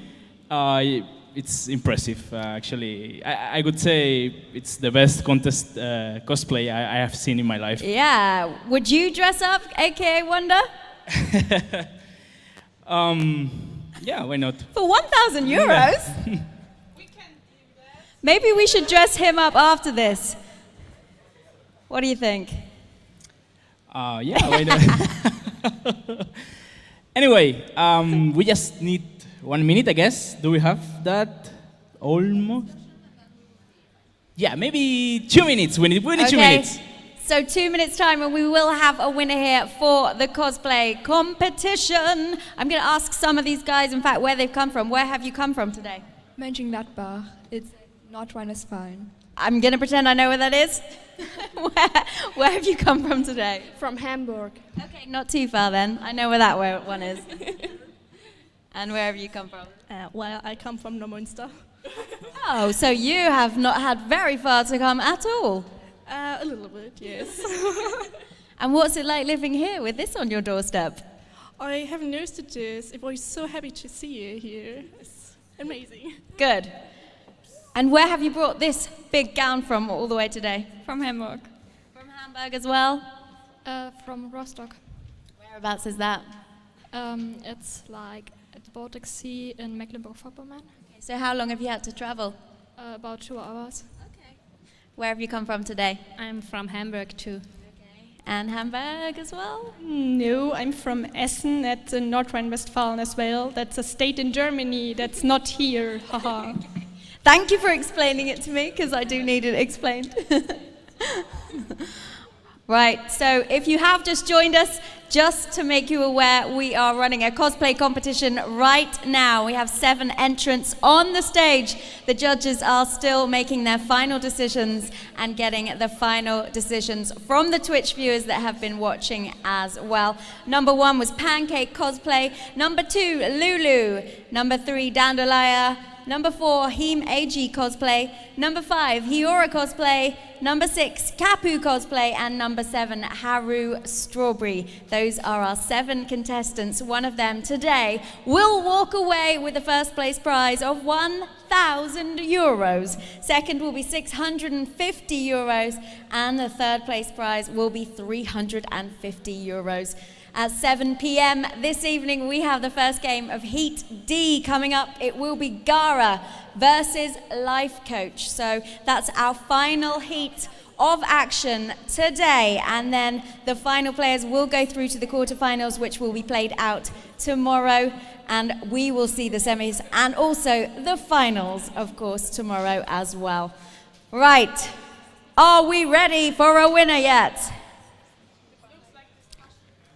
Looks like a big discussion. There's Lots of counting and lots of decisions being made back there. I'm sure it will happen eventually.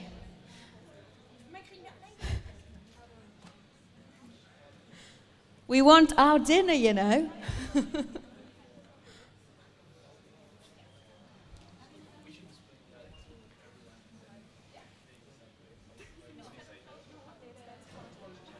So 7 contestants here. One will take 1,000 euros for the first place prize.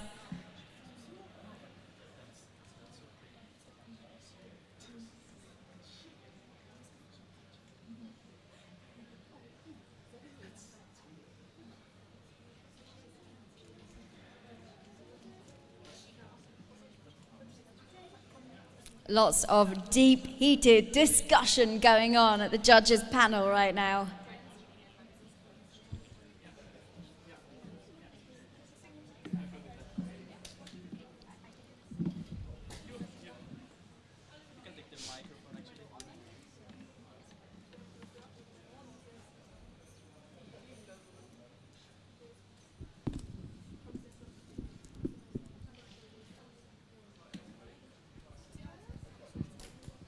Okay, I'm getting the look that tells me a decision may have been made on this cosplay competition. Do we have a decision, guys?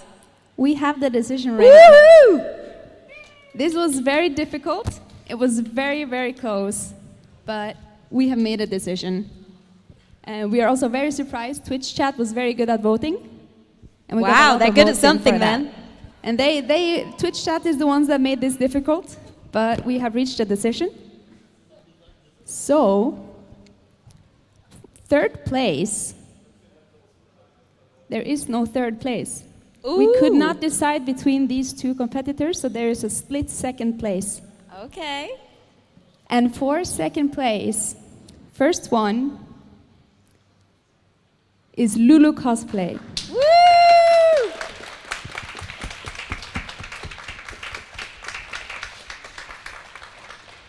Lulu is sharing her second place with Hiora Cosplay. Woo! Congratulations. And now- Congratulations indeed, second place to both. But who is our winner? Are you guys ready for the winner? On first place, with definitely the most points, is Hara Strawberry cosplaying as Valera.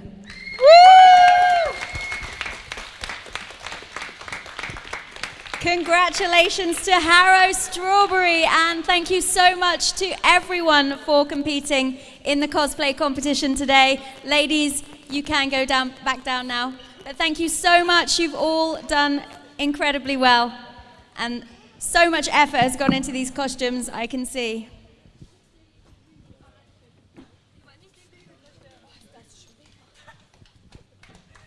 Thank you, ladies. And congratulations once again to Haru Strawberry, who wins our cosplay competition this evening. So that is that wrapped up. We will be back here for the start of Heat D, which is the last remaining heat here. This evening, we will begin with Gara versus Life Coach. So join us back here, back then, and we will have some exciting action for you to come.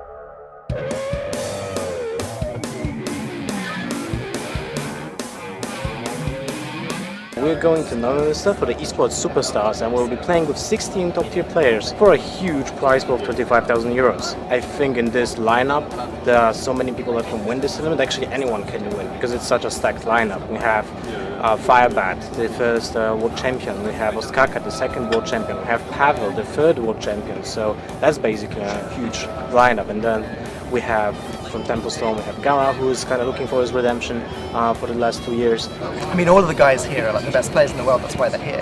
But Group A specifically is just full of like renowned players. You've got a world champion, you've got one of the most popular streamers, if not the most popular streamer, and he's popular because he's so good at the game. The fan favorite Forsen, as I said, probably half a million people want to see him win the tournament, but at the same time he's a known streamer, a celebrity, but not known for his competitive results lately.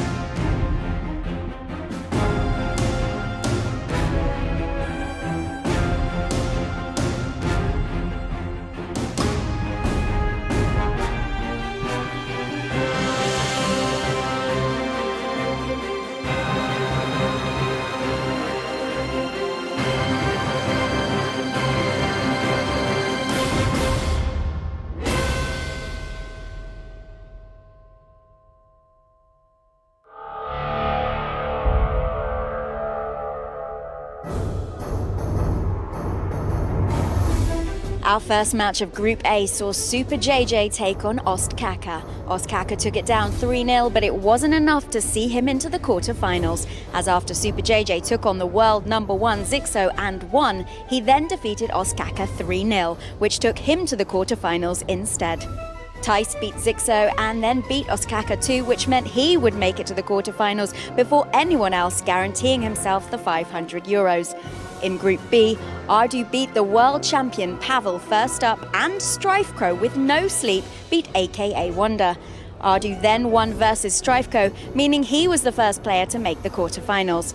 Pavel beat AKA Wonder as well, meaning the Spaniard was out of the tournament and Pavel was left to play Strifecrow, but it was of course current world champion Pavel who made it through in 5 games to secure his place also in the playoffs.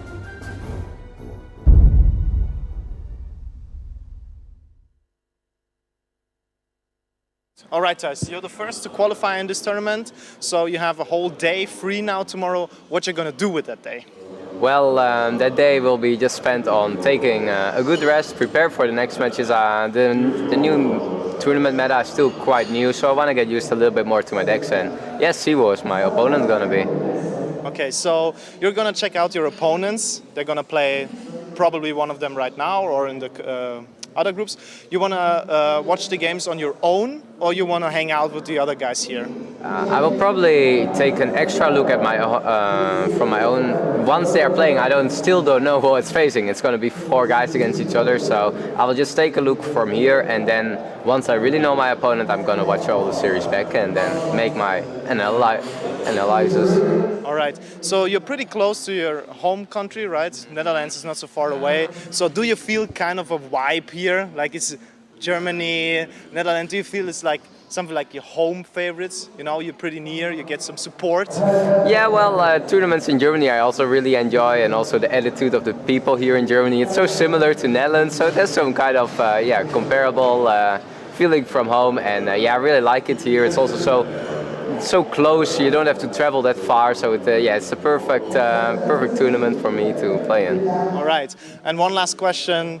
Of course, it's gonna be on Sunday decided, but what place are you going for? Well, I will be lying if I won't say if I go for the first place. So that will for sure be my end goal. But I take it step by step.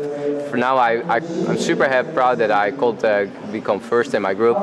Then the quarterfinals, and yeah, slightly looking there already for the finals maybe. All right, one last question: Warlock or OP or not?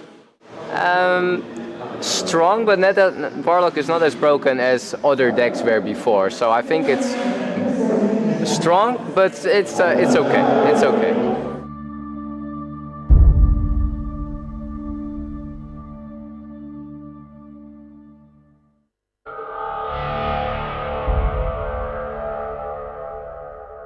It's a really strong competition. We're also got a really strong group. I think I have good chances. We have now a new expansion, so I'm really prepared and I hope I can show it off. There are a lot of dangers here in the tournament. I take it always step by step. I first look into my group, and my first match is against Sixo. Really strong player, is now the number 2 of the world. It's one of the players my decks do always quite well against, and I know him pretty well. So it's I'm quite ready for the match.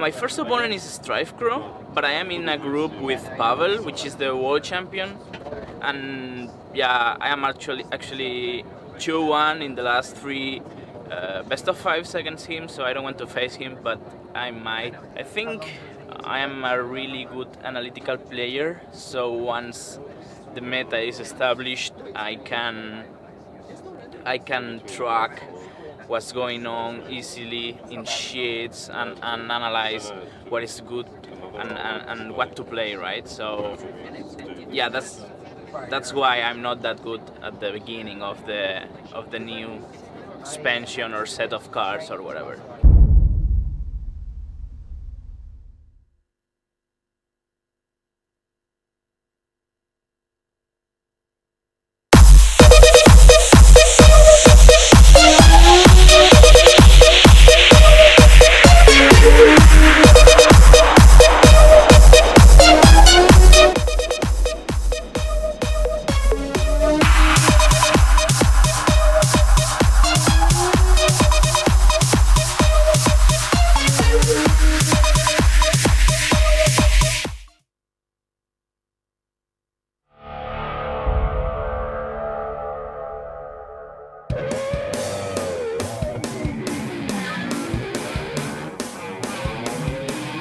We're going to Manchester for the Esport Superstars, and we'll be playing with 16 top-tier players for a huge prize pool of 25,000 euros. I think in this lineup, there are so many people that can win this tournament. Actually, anyone can win because it's such a stacked lineup. We have Firebat, the first world champion. We have Ostkaka, the second world champion. We have Pavel, the third world champion. So that's basically a huge lineup. And then we have from Templestone, we have Gara, who is kind of looking for his redemption for the last 2 years.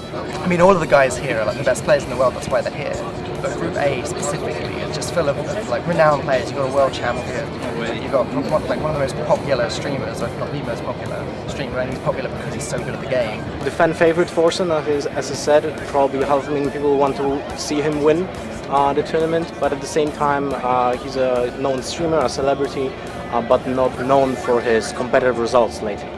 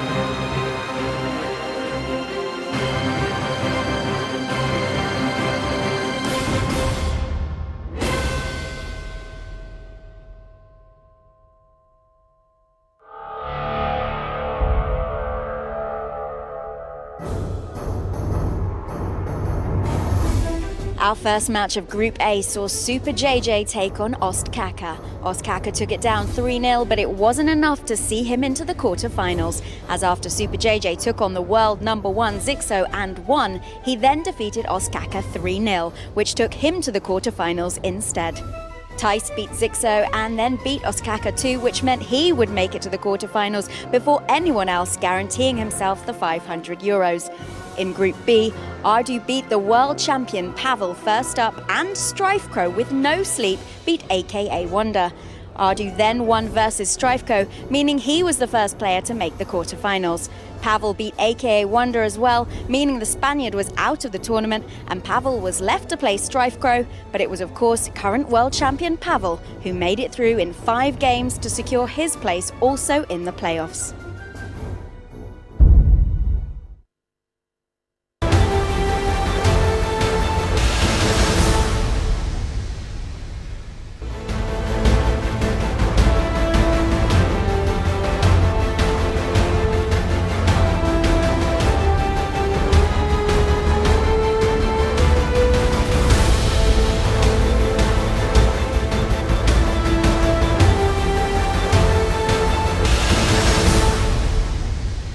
Hello, welcome back to day 2 of Esports Superstars. We are here on Big Betty, the first ever live mobile esports arena. This truck has been traveling all around. We are now here in Neumünster in Germany, and it's day 2 where we will see 16 of the world's best Hearthstone players battle it out for €25,000. So we've already seen action from Group C earlier on today. We saw Forsen and Ecop go through to the quarterfinals. Now it is time for Heat D, and in Heat D we will be watching the first game very shortly. Life Coach will be playing Gara, but only Life Coach will be here on stage. Gara will be playing from his hotel just a little bit down the road. He will have an observer there because he is not very well at this moment in time. So Life Coach will be just joining me here on the stage shortly, and of course Gara will be playing from home. But at the moment we're just going to take a look at the tournament rules.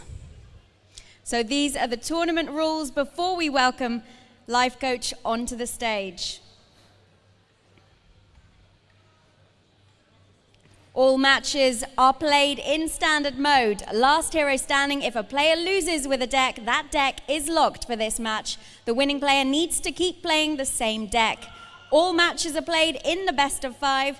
The first player who hits 3 points wins the match. Every player can use only 4 decks using 4 unique heroes. Players are not allowed to have multiple decks per class prepared, and at the start of a match, each player can ban 1 deck of his or her opponents. The prize pool looks a little bit like this. 5th to 8th place will take €500, 4th will take 2.5, 3rd, €3,000, 2nd, €5,000, and 1st, €12,500.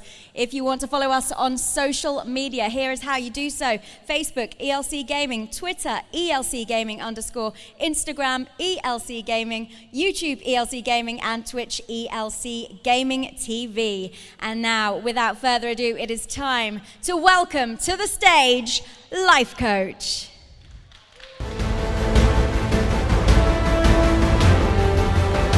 Life Coach, I'm a little sad I've only got you up here today, but talk us through your preparations for this match. Right, yeah, so very unfortunate that Gara cannot join us. Well, at least he will join us during the gameplay.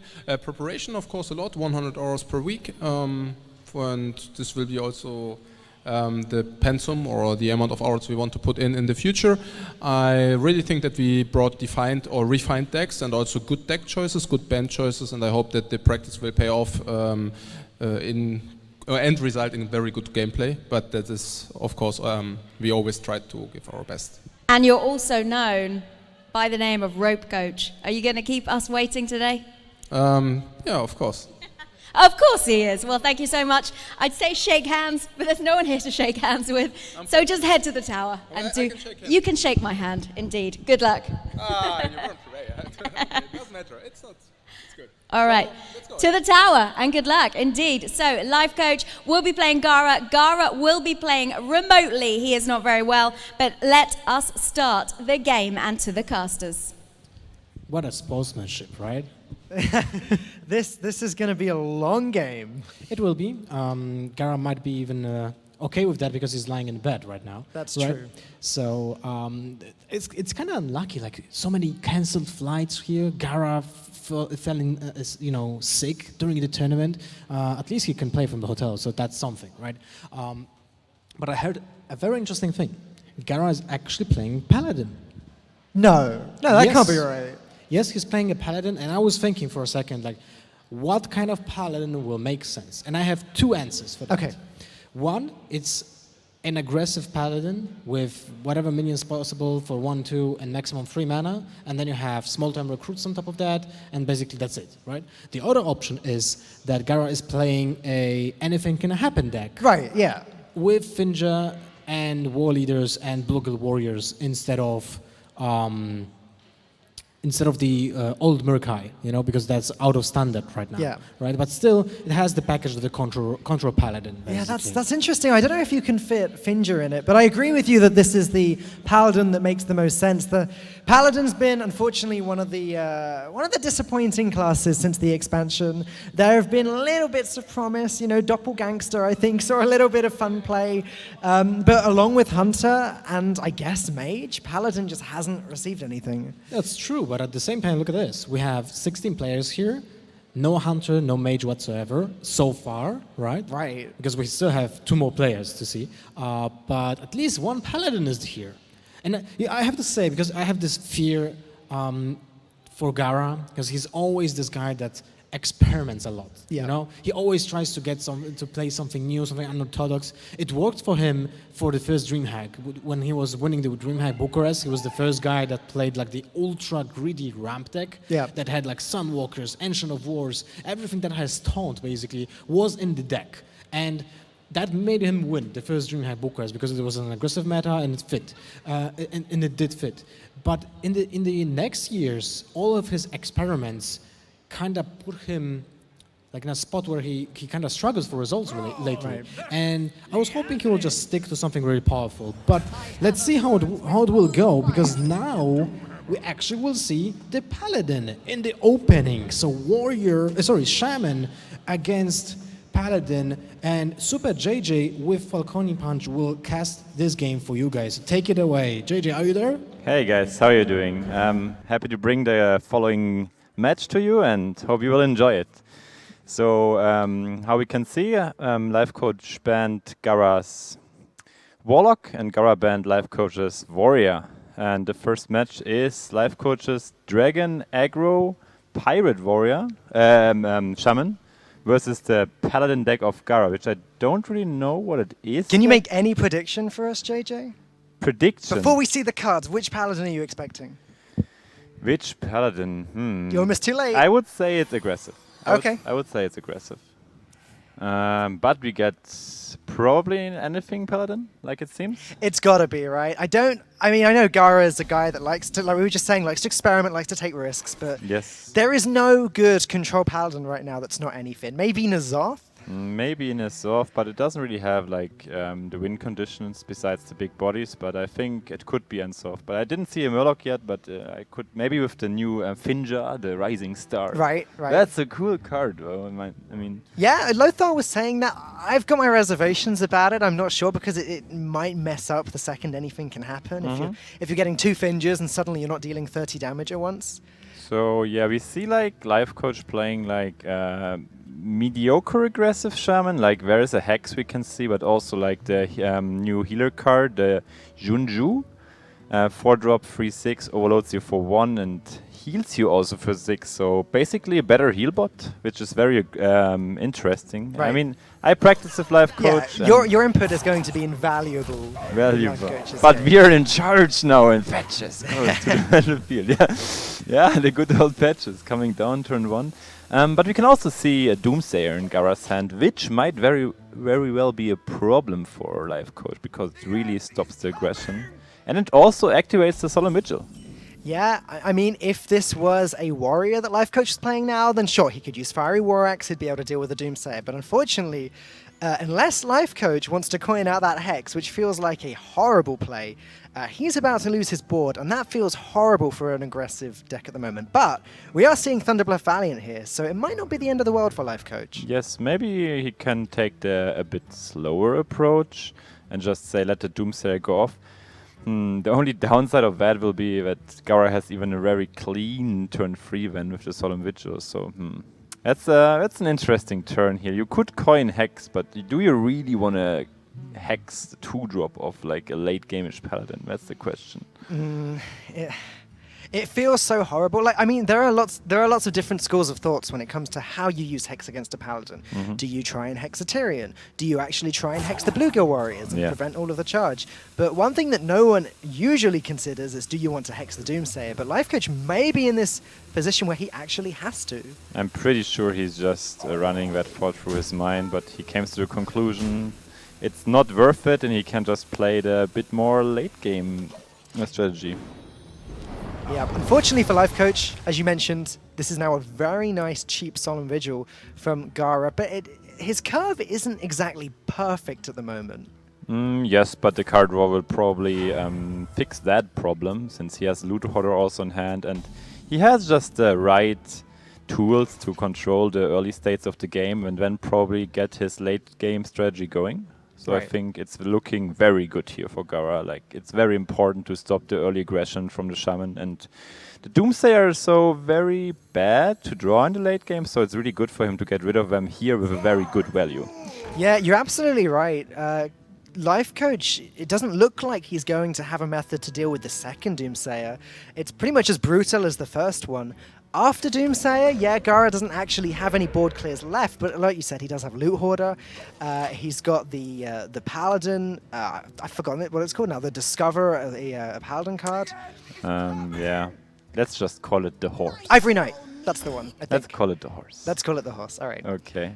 But yeah, look at this. Gara playing Doomsayer with Loot Hoarder. So even if Life Coach did somehow deal with the Doomsayer, he'd have to kill Loot Hoarder as well. There's also even the second Solemn Vigil waiting, so yeah, that's very interesting. Like, now you could really consider that Hex too, because you don't really want to give the Paladin another free turn. Right. So yeah. So even though it doesn't really achieve anything, Life Coach may consider trading in the Searing Totem into Loot Hoarder next turn. Yes. That's going to be a very, very complicated turn for Life Coach now. He gets the Maelstrom Portal, which doesn't really accomplish anything. So yeah, So unless he wants to hex this Doomsayer, it's proccing at the end of this turn. Yes, yes. So I think these early turns here are deciding the tempo the game will take. So either it's gonna be he's gonna be saying, "Hey, I can handle that mid to late game, and I will probably outvalue you," or he will say, "I need that tempo now, and I approach just the faster road." Right.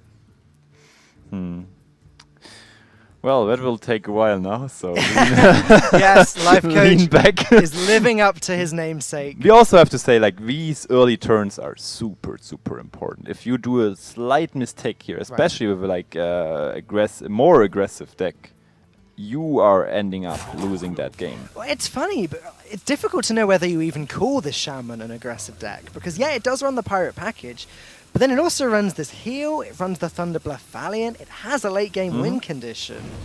I think the main strategy is like you run the Pirate for like counter the opponent's pirates to get the board, and then like get the big value with like the healer in, so they can't burn you down, and you develop your stronger mid-game creatures and just win. But we see the Blue Eagle Warrior, and I am really curious if Gara runs Finja, because I do really want to see Finja. Life Coach made the exact same play you were saying then, by the way, just Searing Totem trading in, missing the damage but preventing the cheap Solemn Vigil. That being said, Gara did still squeeze Loot Hoarder into the curve, could have done it with Blue Eagle Warrior as well. Yes. Do you think Gara saves Blue Eagle Warrior and plays it on a turn where he can trade it in immediately to prevent the hex? Yeah, I would assume so, because you can also get like a War Leader and maybe buff it up to trade into like, let's say, an Azure Drake, like we see here.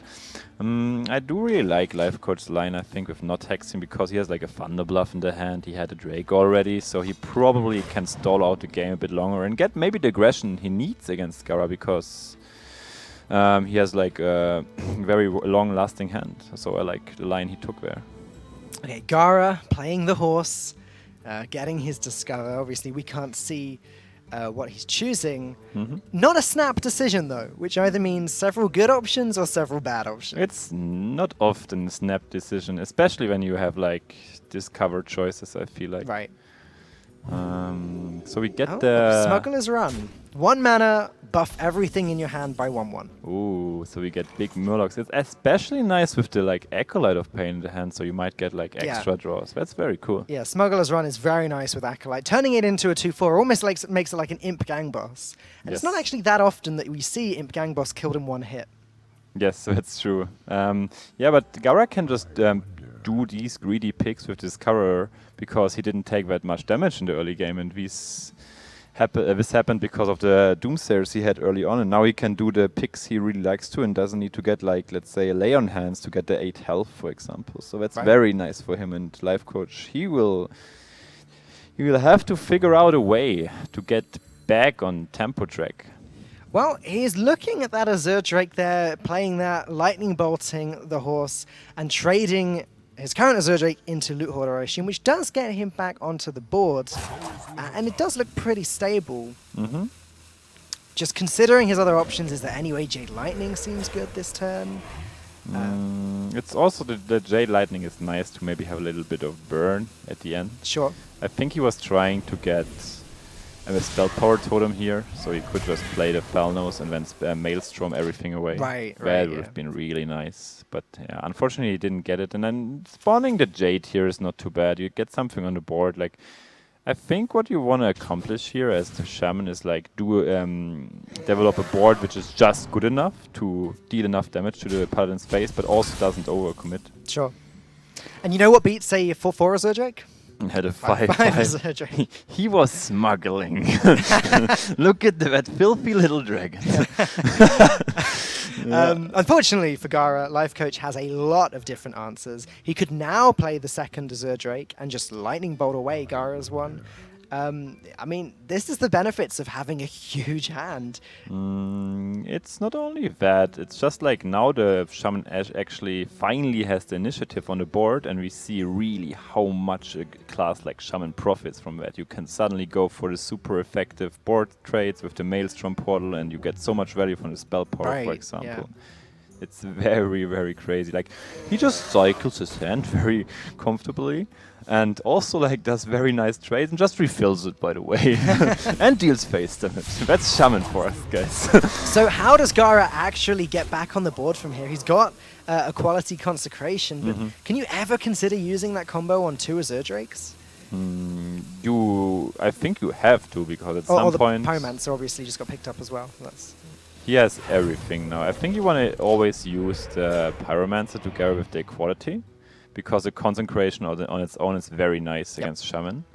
So yeah, I think it's just like for Gara, the goal is to drain the game just out till he has his finishers, like the war leaders, and when he gets the very good anythings out. So he wants to just slow down the game here and tries to not take too much damage. It's really interesting spectating Life Coach on the bottom here, because we haven't actually had many players before now actually, thumb through the bit on the left and check the game history. And it's nice to see Life Coach's analytical nature, actually checking every move that was made and just trying to work out what Gara's got in his hand. Yeah, he's just like taking every information he can get and tries to like just calculate his way through, and you see very often it's working out for him. Yeah. He's very much in his zone and he's playing where you see it.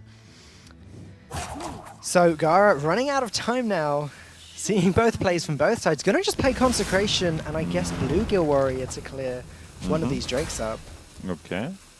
Ooh, 3-2. Yeah, I forgot it was a 3-2. Oh, casting Grimy Goons cards, it's hard. It's okay.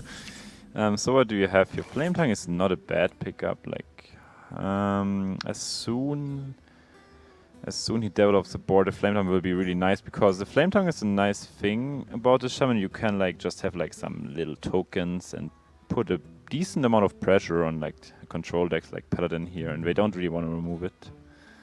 So what would you like to see here? Like Thunder Bluff seems decent, but you rather want to play him to push immediate damage with the totems. So I would like to see maybe something like the Totem Golem here. You can also consider dropping the thing from below, or maybe just even heal your Azure Drake up. So yeah, he's got a lot of options when it comes to playing these totems. If Life Coach wanted to, he could play Totem Golem and Flame Tongue Totem and Hero Power, though the question is, how wide does he want to go? He's seen one Consecration, which is obviously a great card against a board full of totems, but he knows there's still 2 Equalities and 2 Pyromancers in the deck. I think you want to keep the thing from below for after a board clear, because they are really cheap, big stat. They're really cheap and have a big stat line, so that's very nice. I think you just play maybe the healer on the Azure Drake. Yeah.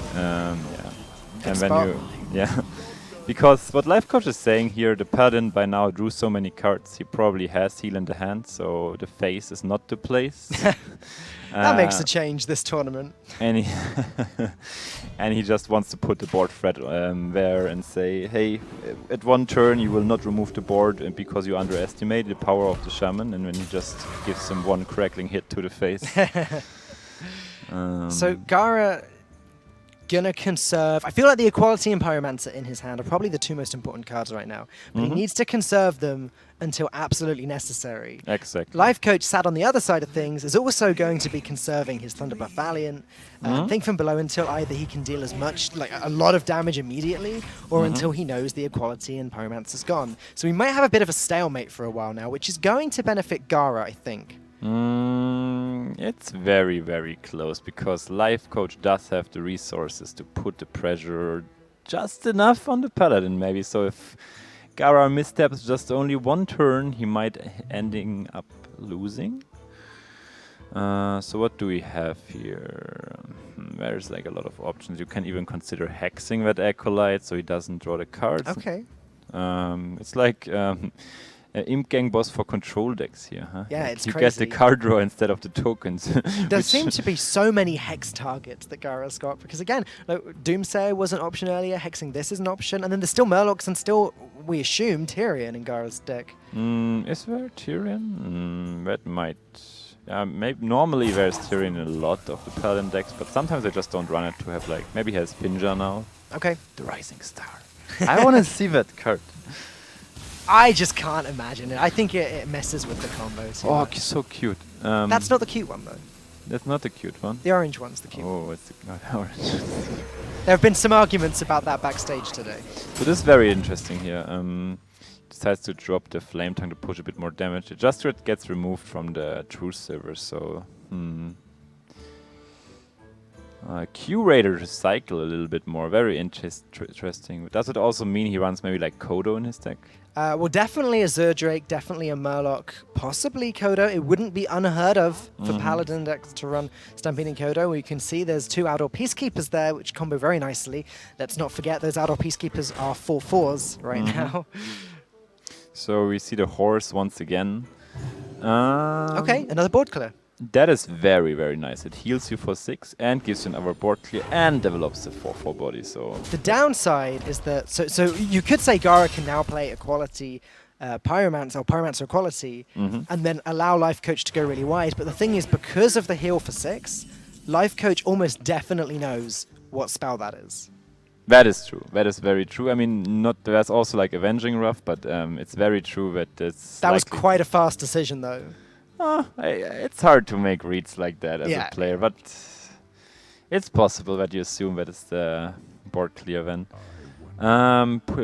Picks up the second Jade Lightning, yeah. So are our Jade minions 2/2s now? They're 2/2s. Still not that much. It doesn't really matter. I think the Jade minions here and there are nice to have, but it's more about how do I develop my board the right way. Yeah. How much damage can he put on there now? He could play the Thunder Bluff and get immediately 2 from the Searing Totem. This is very, very hard because you're running out of resources slowly, but you still have to put the right amount of pressure on the Paladin. So Life Coach, the game is slowly slipping away, but he will find a way. Maybe you even want to cycle that Felnos, so you just play it. Okay. He's going with the Valiant now. He's going to Valiant and says it's time. He absolutely knows that this board is probably not going to stick around. This board is going to get cleared. But I assume he holds on to that thing from below so that he can maybe go as wide as possible afterwards. He will definitely hold on to it. Yeah, the problem for Life Coach here is like Gara has even 2 board clears now and the heal and the cycle. It's like it's an embarrassment of riches, I guess, for him, and Life Coach just running out of options. Like maybe a card like Bloodlust would be very nice here. Yeah. I am wondering which board clear Gara goes for. It looks like he is going with the Equality. It doesn't seem like it. No? It's very nice to have like the Enter the Colosseum here because the actual threat dies, which is the Valiant. So it's just like a Totem Golem there and a 4/4 Aldor just. Right.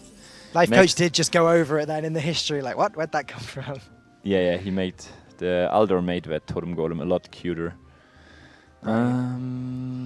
Yeah. So now Jade Lightning just looks very, very clean as a method to start to swing the board back into your favor. Jade Claws, obviously, it's kind of a way that Life Coach can go wide without using up his huge threats. So that's very interesting. This might be a point of the game where Life Coach has to say, I have to go all in and hope he doesn't have another board clear. But it's not even like Gara already had a board clear. He just used the board clear he got from the Ivory Knight. So yeah. There are 9 cards left in Gara's deck, and we've seen 1 Consecration. That's it. So Life Coach expects 2 Equalities, 2 Pyromancers, and another Consecration. I guess Consecration on its own. Oh, he didn't count that Jade Lightning. The Jade Claws, right? He wanted to play them, I guess. All right. So yeah, he was just like, help. He just moused over it like, oh man. Yeah, that's funny. So this is probably the end of the game then. Or do you think Life Coach has a way to come back after this board gets cleared, now that he's kind of gone all in? I guess Thanos does give him 1 more card. I think he has a second Valiant left, but it's time runs out. Yeah. Time runs out. Totem Golem number 2, we get more Jade. Okay, well, it's a 3/3 now. I think not a bad board. I think if Life Coach top deck something like Aya, he could have enough pressure to get the Paladin because you get 2 additional bodies and the Jade Golems are growing. But the problem is like Gara, he's still like, do I heal? Do I develop? How do I win? Yeah. Anything can happen is ready to go from Gara as well. Although I believe we've just seen a single Bluegill Warrior and that's it. That's it, yes. So, which is pretty weird considering, again, Gara now has 7 cards left in his deck. He's seen 1 Murloc. I would have maybe liked to see Life Coach preserving his burst cards a bit more, like the Jade Lightnings, like for have like a bigger reach. That would have been something he could have done. The one turn where he developed his Thunder Bluff, that was the turning point, I think. So very discussable, but also very like these are the real hard matchups, like especially as a shaman, because you have to say what do I play around, how much pressure do I develop. It's like very skill heavy. Right. So what do we get here? I think Gara's just gonna develop that wall leader and keep going. Maybe he can also heal because he doesn't want to die. You might be starting to feel the pressure here. You just have a single taunt, 9 health. I guess the only way Life Coach really has of removing this easily is Hex, so Gara might consider quite safe. There's also 1 Hex out already, and the taunt is enough to make you feel comfortable, right? Because you realized you didn't play against like aggro shaman, more like mid-range shaman. Ooh, that Finlay is gonna mess up that anything. I don't think he's gonna make the fish big. I was really confused for a moment there because I was expecting Finlay to get the buff, but obviously they changed it recently. Yeah, they did change it. So Life Coach punished by the punished by buff to Blizzard. Murlocs. Yeah. Or buff to his opponent's Murlocs.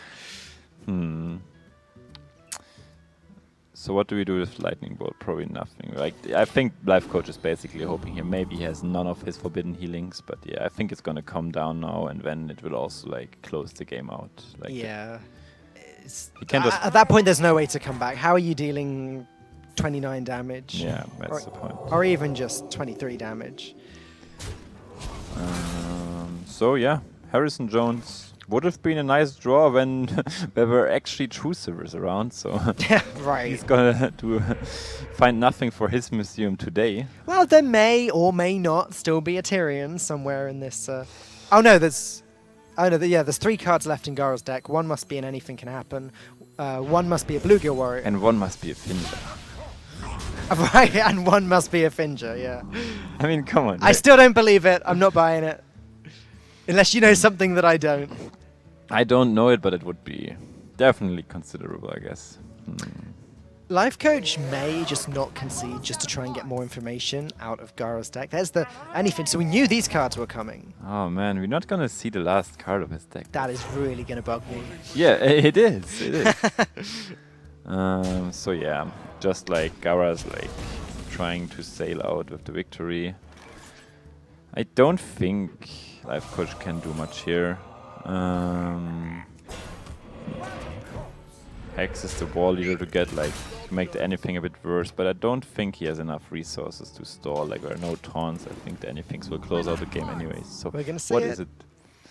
Last card. Equality! So it was just no Tyrion, no Finja, just very cycle heavy with the no Curator. Ragnaroses. Also no beasts with the Curators. Basically just the Drakes and the Murlocs. Interesting. You probably don't mind that so much, though. 7 mana, 4/6 taunt, draw 2 cards. It's like pretty good. a better Ancient of Lore, like in the old days. So I think it's fine.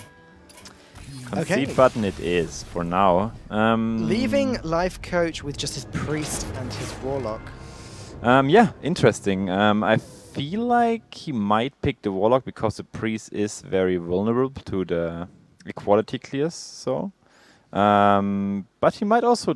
The good thing about the Priest, you don't really run out of resources, right? Because you have like now the operatives. You can even just go and pick the fishes. Like you can just pick anything from the opponent with the operative. Yeah, that's true. Yeah, because back in the days they could just. What could they do? They just pick your. You just pick their anything now, and back in the day they couldn't do that, so they would just finish you down with them. Right, yeah, or unless they happen to run a Thought Steal and got the Anything Can Happen from Thought Steal. But now, as you say, Dragonkin Operative actually does give them the choice between 3 cards, which is a much higher chance than Thought Steal. Yes. So that could be... a much higher chance. Yeah. Oh, Thought Steal, you get 2 cards at random. This time you get the choice between 3. And obviously you get the Operative twice. You could even play it with Bran. It's actually a pretty high chance that the Priest can pull that off. Yes, I feel so. I feel like Priest might be the right pick. Also, I know that our Rhinolock is a bit more there to counter the aggressive deck, so it's not as good against this particular Paladin deck. So I would really like to see him picking the Priest there. I think it's a fine pick. Okay, yeah, it's definitely a tough decision. I think I mean, were you expecting Paladins in this tournament at all? No, I wasn't expecting Paladins, but if somebody brings Paladin, it's probably Gara, right? Right, okay. Yeah. So maybe as soon as Life Coach saw his group and what his first game was, maybe then he expected a little bit of weirdness. But the thing is, you can't exactly build a deck around around the idea that a weird deck is going to be in the tournament, because you don't just have to beat Gara, you'd have to beat everyone else as well in the quarterfinals I mean, onwards. a deck like the Paladin maybe has a surprise factor, but it's usually if it wears like some kind of weird deck, it normally means it's not really strong. That's the Right. point. So And as far as Gara's surprise factor goes, we've just seen every card in the deck. All of the players backstage have just seen every card in the deck. So while I it may mean- have been a surprise at first, now they know exactly what to play yeah, around. because before you weren't sure, is it maybe the Murloc Paladin or the Aggro Paladin? But now you know for sure.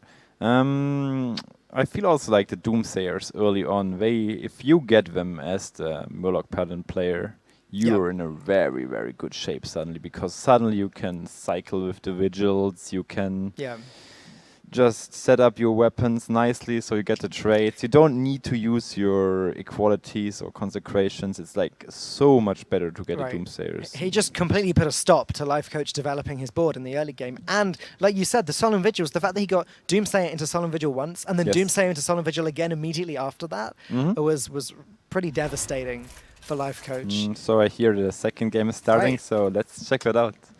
Pretty excited. Okay, he did go with the Priest. You called it right.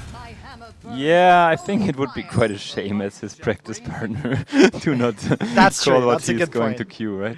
Like I said, you're incredibly valuable to cast this game with. Hopefully we can get Life Coach to cast your one later. Tomorrow. He did cast my matchup. Oh, he did, didn't he? Yeah, Yeah, he right. did. He did.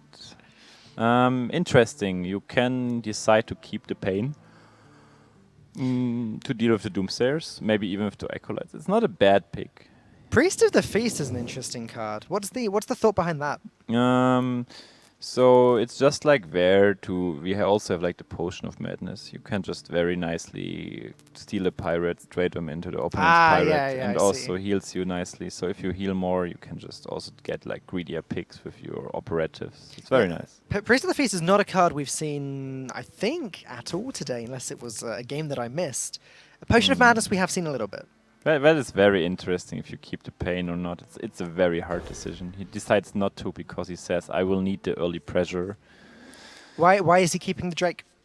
He keeps the Drake to just have a dragon for the dragon activators like you see here. Sure. Like you need it for the Historian. And that's a very nice curve from his side. And this time Gara didn't get like the Doomsayer start. We see double anything in his hand, which is like super dead. It's not necessarily a bad thing, though, because that prevents Drakenkin Operative from stealing anything can happen. Meaning that potential win condition we were talking about for the Priest has just been taken away from Life Coach. I would have maybe liked to see Life Coach picking the Bookworm there to like deal with Doomsayers more efficiently. Okay. But what he's saying, he needs the card draw. I don't mind either way. I think Bookworm or Azure Drake are both very viable.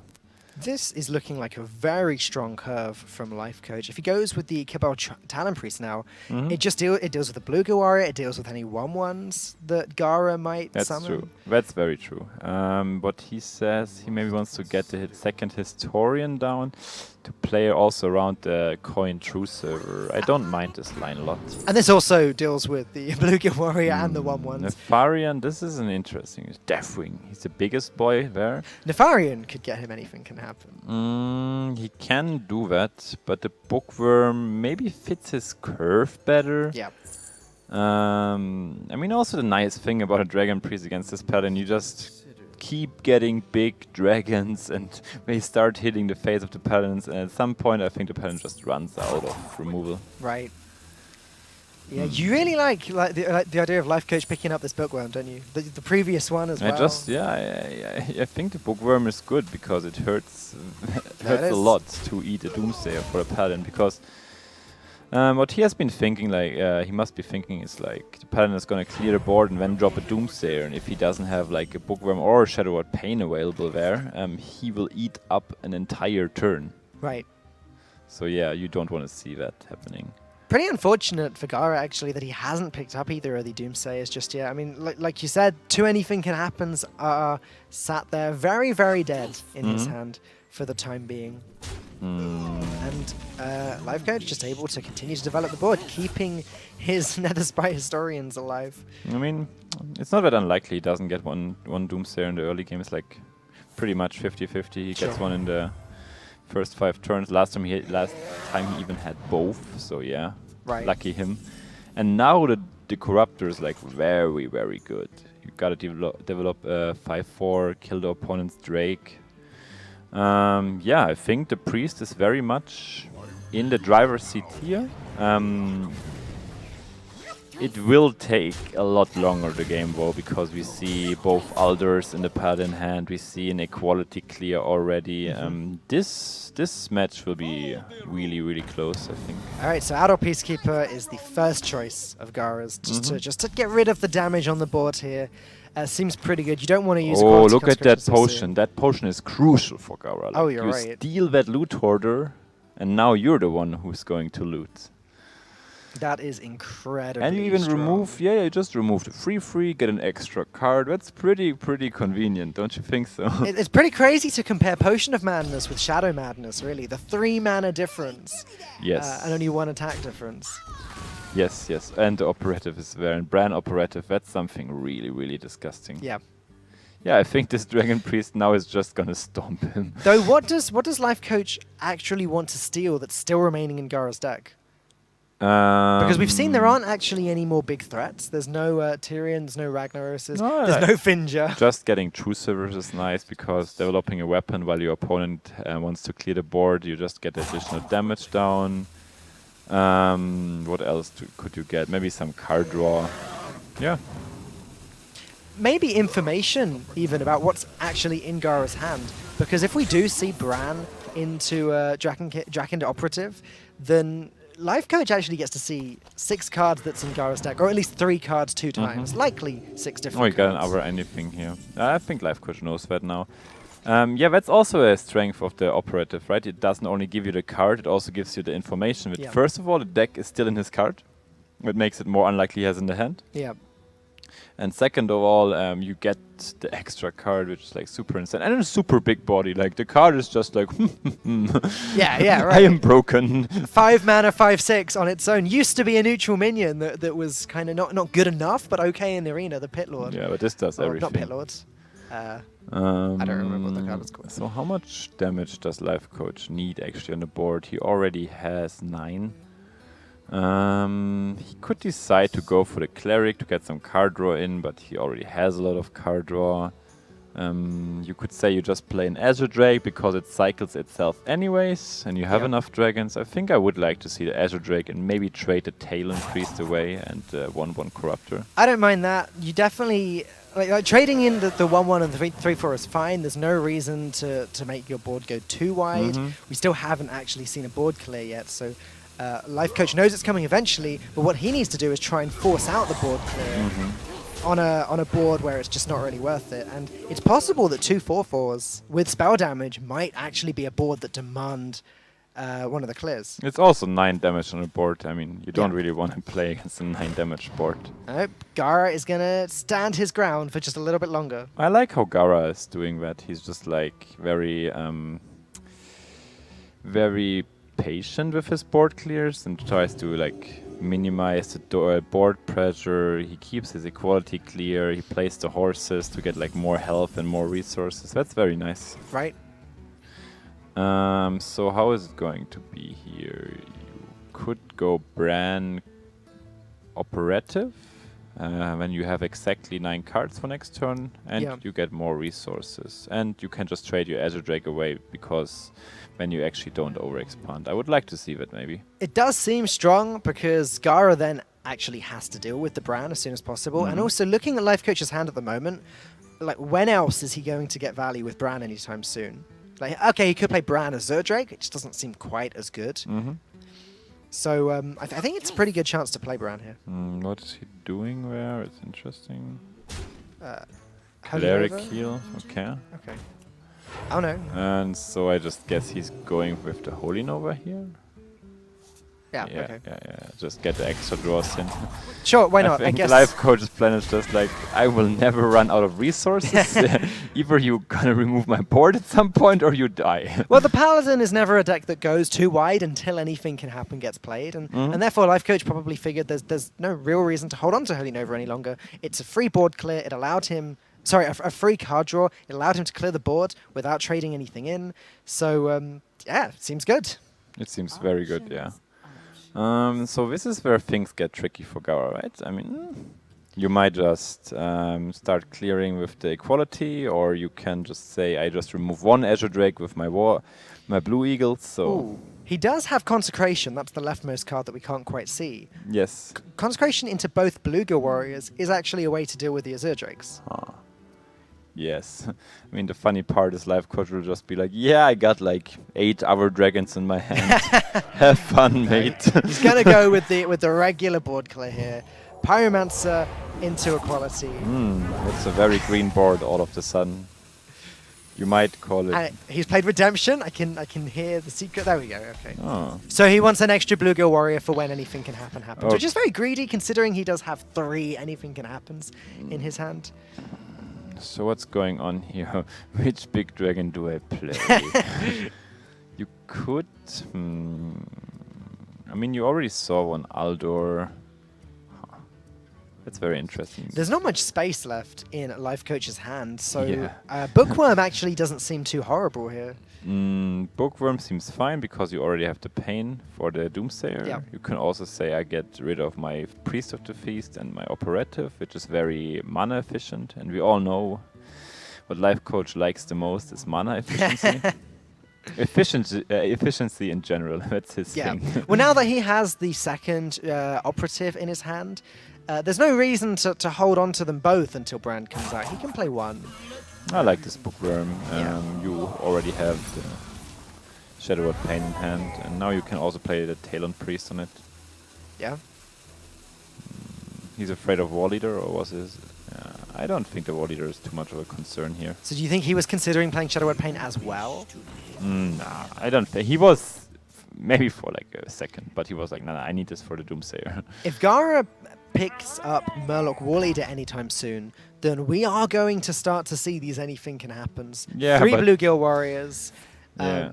But that's it so far, right? I don't think we've seen a War Leader yet. The interesting part here is actually that he has both anythings already in the hand, so they can't get stolen. Not just... Yeah, right, exactly. So how much damage do we have here? Just not enough. This Operative is probably going to steal a True Silver, and that's going to hurt Gara a little. If this Operative gets a True Silver, we have 6, 10. We have... Oh, he would be 2 damage off lethal.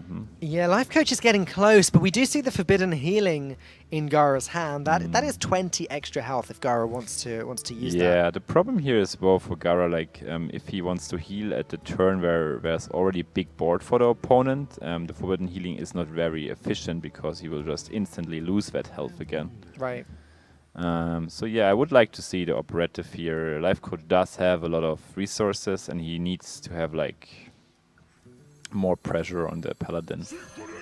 Secret Agent, and the True Silver is there. I mean, you were absolutely right when you said there was such a high chance of the True Silver being picked up. 16 With cards. 16 cards, you get 3, so Yeah, it's pretty good.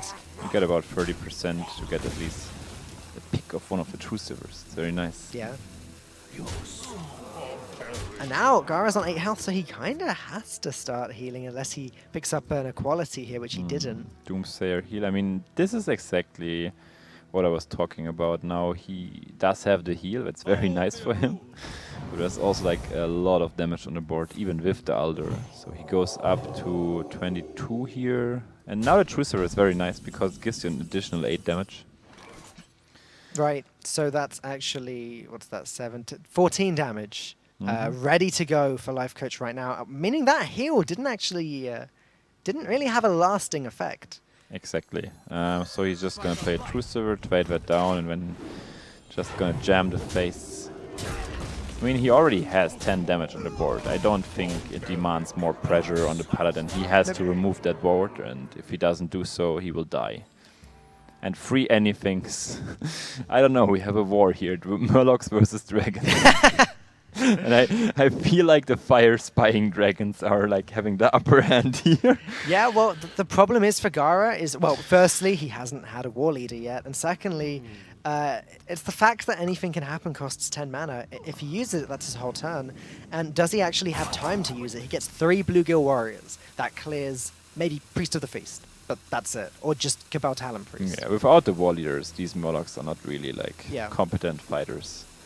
But if Gara can maybe pick up a quality into Consecration first, then maybe get a war leader, then he could have time to play Anything Can Happen, but we're talking several turns away here. So the Holy Nova is not exactly a bad pickup. It gives you 2 more reach, so a Life Coach has 14 damage on board. With the Holy Nova he goes to 16. He got the equality. Quality Consecration, but Life Coach does know now this is the last clear. And now the Shadow Rod Pain in the hand, that's the thing what I'm talking about. You need it against this Doomsayer. Gara really hopes this lasts when he can start chaining anything. Ooh, Blowing Corrupted, not a bad pick. Not that Life Coach needed it. I mean, as you It's say, a good it's a Shadow pickup. Rod Pain. It's a very good pickup. I think But- it's just gonna be Bran into Operative here maybe, and then Pain the Doomsayer. Yeah.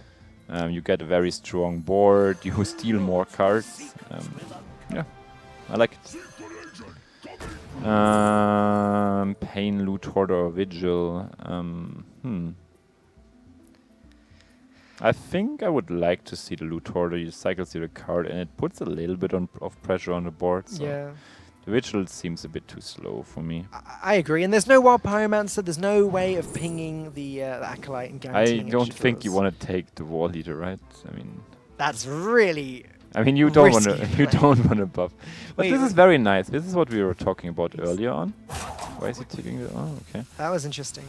He picks the War Leader to do. Because if maybe- he plays it, I guess, okay, so while it's still on the board, his War Leader isn't going to be buffing Yes, Gara's yes. cards. So he just picks it as a general free. But as soon as it dies, suddenly Gara's 3 Anything Can Happens become really strong. Going to play 1 now to clear the Operative. And now the next 2... That's just lethal. It's just Corruptor into Holy Nova and Oh, right, of course. Bran into Corruptor is 6 damage. True Silver Champion yeah. is 10. Die, Paladin. Your job is done, Paladin. You're right, though. You called that right from the start. You said that it seemed favored for Life Coach, but that it was going to be a close, long game. And it was. But there you go. What do you put Life Coach's win down to, though? The win. Yeah. The What win. what is the actual reason that he won that game?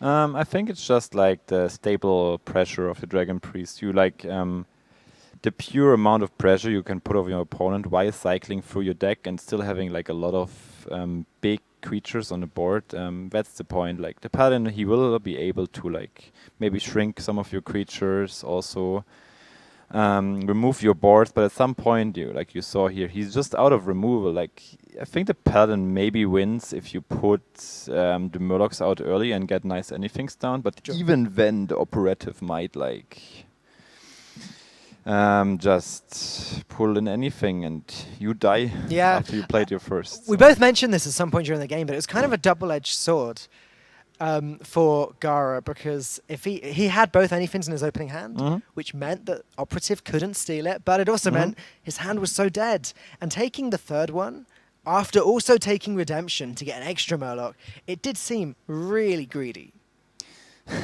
Yeah, that's true. Like one of the greediest things I've seen today. Sadly, we didn't see the other discovered choices, right? It's because Gara is not here on stage, yeah, but what can we do? Yeah, so what's coming up next? I think Life Coach has now his Priest and a Reno Warlock left. Yep. And Gara has left, I think, a Shaman, was it? I don't remember. I don't have his deck list noted down, unfortunately. Yeah, I think it was a Warrior and a Shaman. I'm not Okay. sure. I really hope these are more aggressive decks, because when Life Coach has a good shot, he has a good shot with his Priest. Someone incredibly biased here, but I'm not at all surprised. How long have you and Life Coach been practicing together for? I guess as much time the days give us. Yes, we try to be very efficient with our time, that's true, but I think it pays off. I don't know if I'm that biased. It's just like, Yeah, I guess if you have a practice partner and you hang out with him a You're lot. definitely allowed to be. It's okay. Don't worry. And we're gonna see. I just want to see a good series. Like Gara definitely also has a shot, and yeah, we are up for surprises. And the next match is going to start soon, guys. So enjoy it. Okay. It's- Yep, we can hear something. It's starting. Yeah, Yes, so, you were right. Warrior and Shaman for Gara. Yeah. So let's see. Gara is normally. I mean, his name is Gara normally Best Gara Shaman, Best right? Shaman, yes. So Life Coach just keeping the Guardian here, and yeah, Gara is just playing the aggressive Shaman. Nothing too surprising then. I was wondering if maybe we'd see Crusher Shaman or something different a little bit. Oh, you think like, how is it called? The Bogchamp Shaman. Yeah, right. that's a very cool deck. Bogchamp, that's a good name for it. Yeah, Bogchamp. Yes, what do we see here? I see Pirates and Totem Golem. The Totem Golem is very much a pain for Life Coach here because neither the Cleric nor the Twilight Whelp does really deal with that. No. Shadowword Pain would, but it's not yeah, there. I think Life Coach only wants a one-off, so it's a bit tricky for him here. The problem is like there's only not just gonna be a Totem Golem there. There's also gonna be the Pirate with the patches spawning and even a Flame Tongue Totem standing ready there.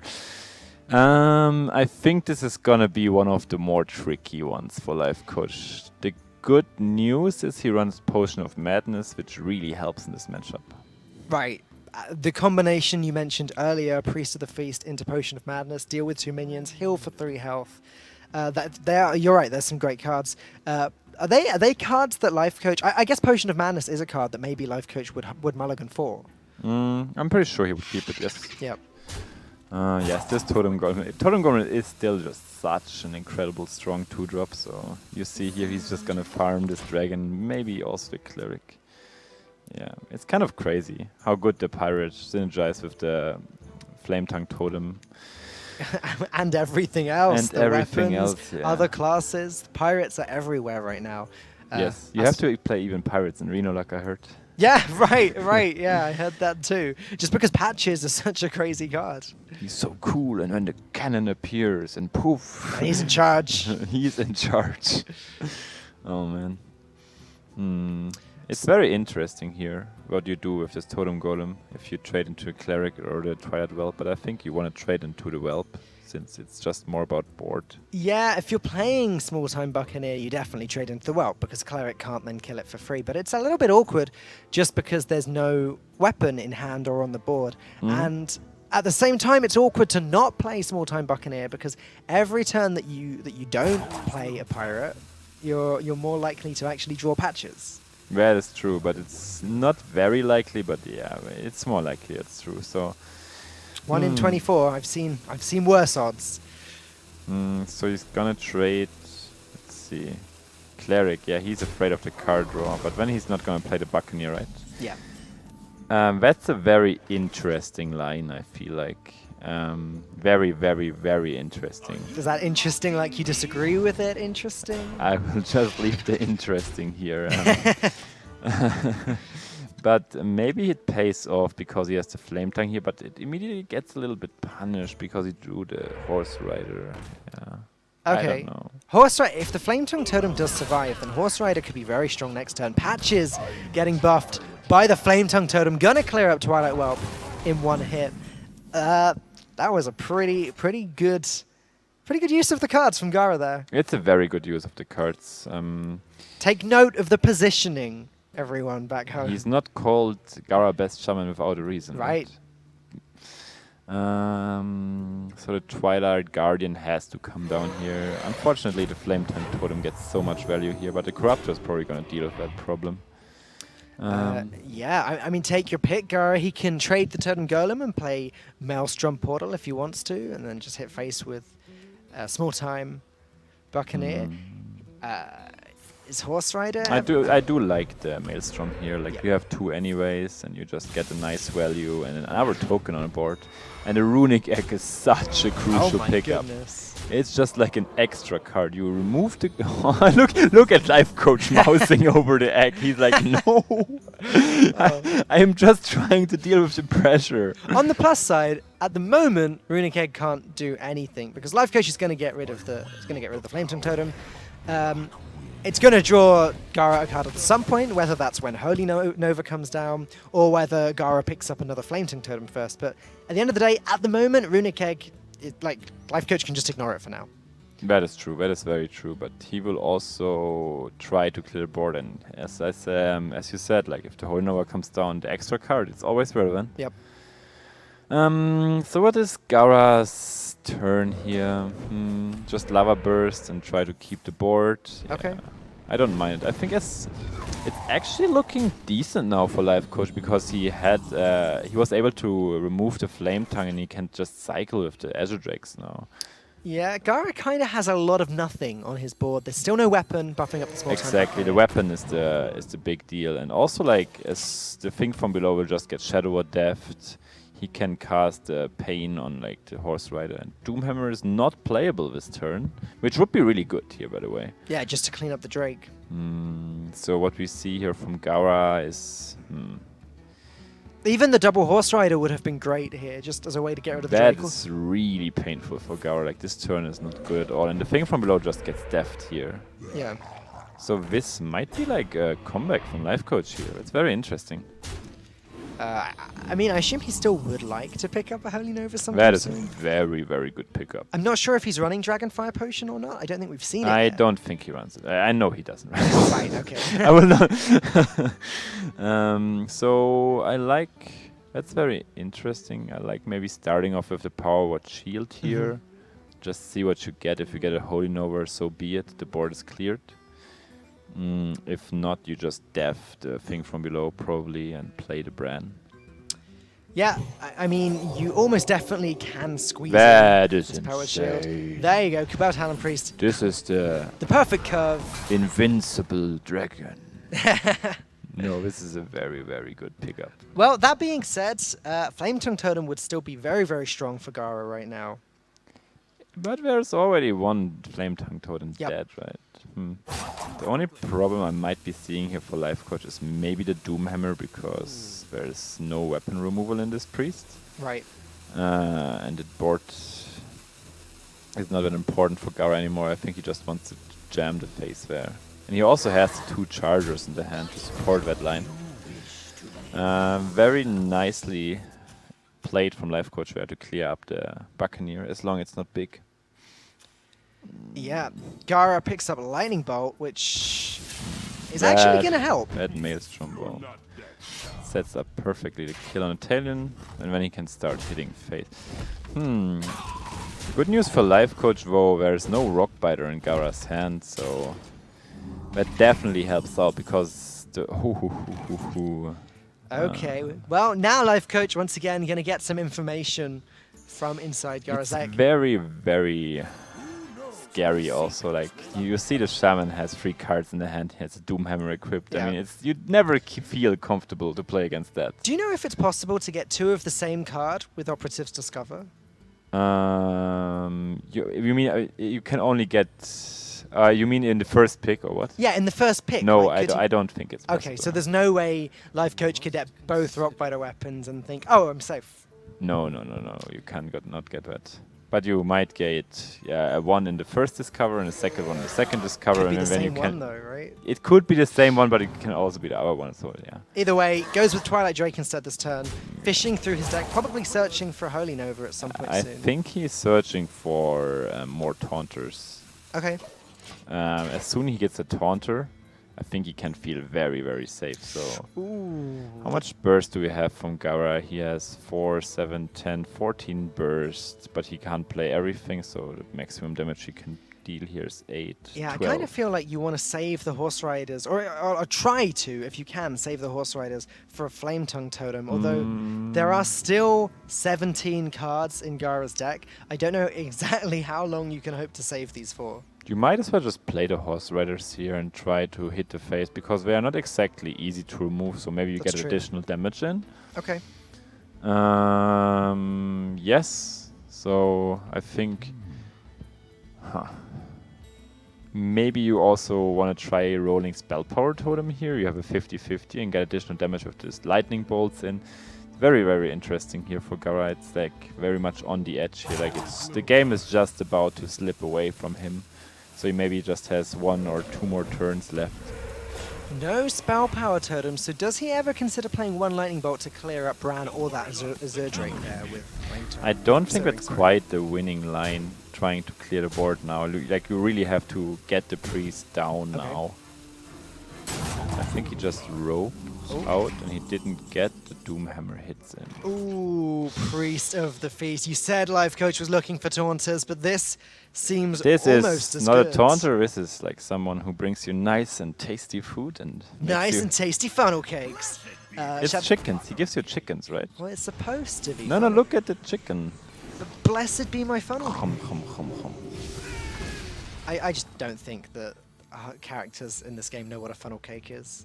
The great Shadow Word Pain, though, dealing with the Horse Rider that you said very difficult to deal with. Well, not with Shadow Word Pain. Yes. 20 health still. Life Coach probably starting to feel quite safe, almost as safe as he would feel if he did get a taunt.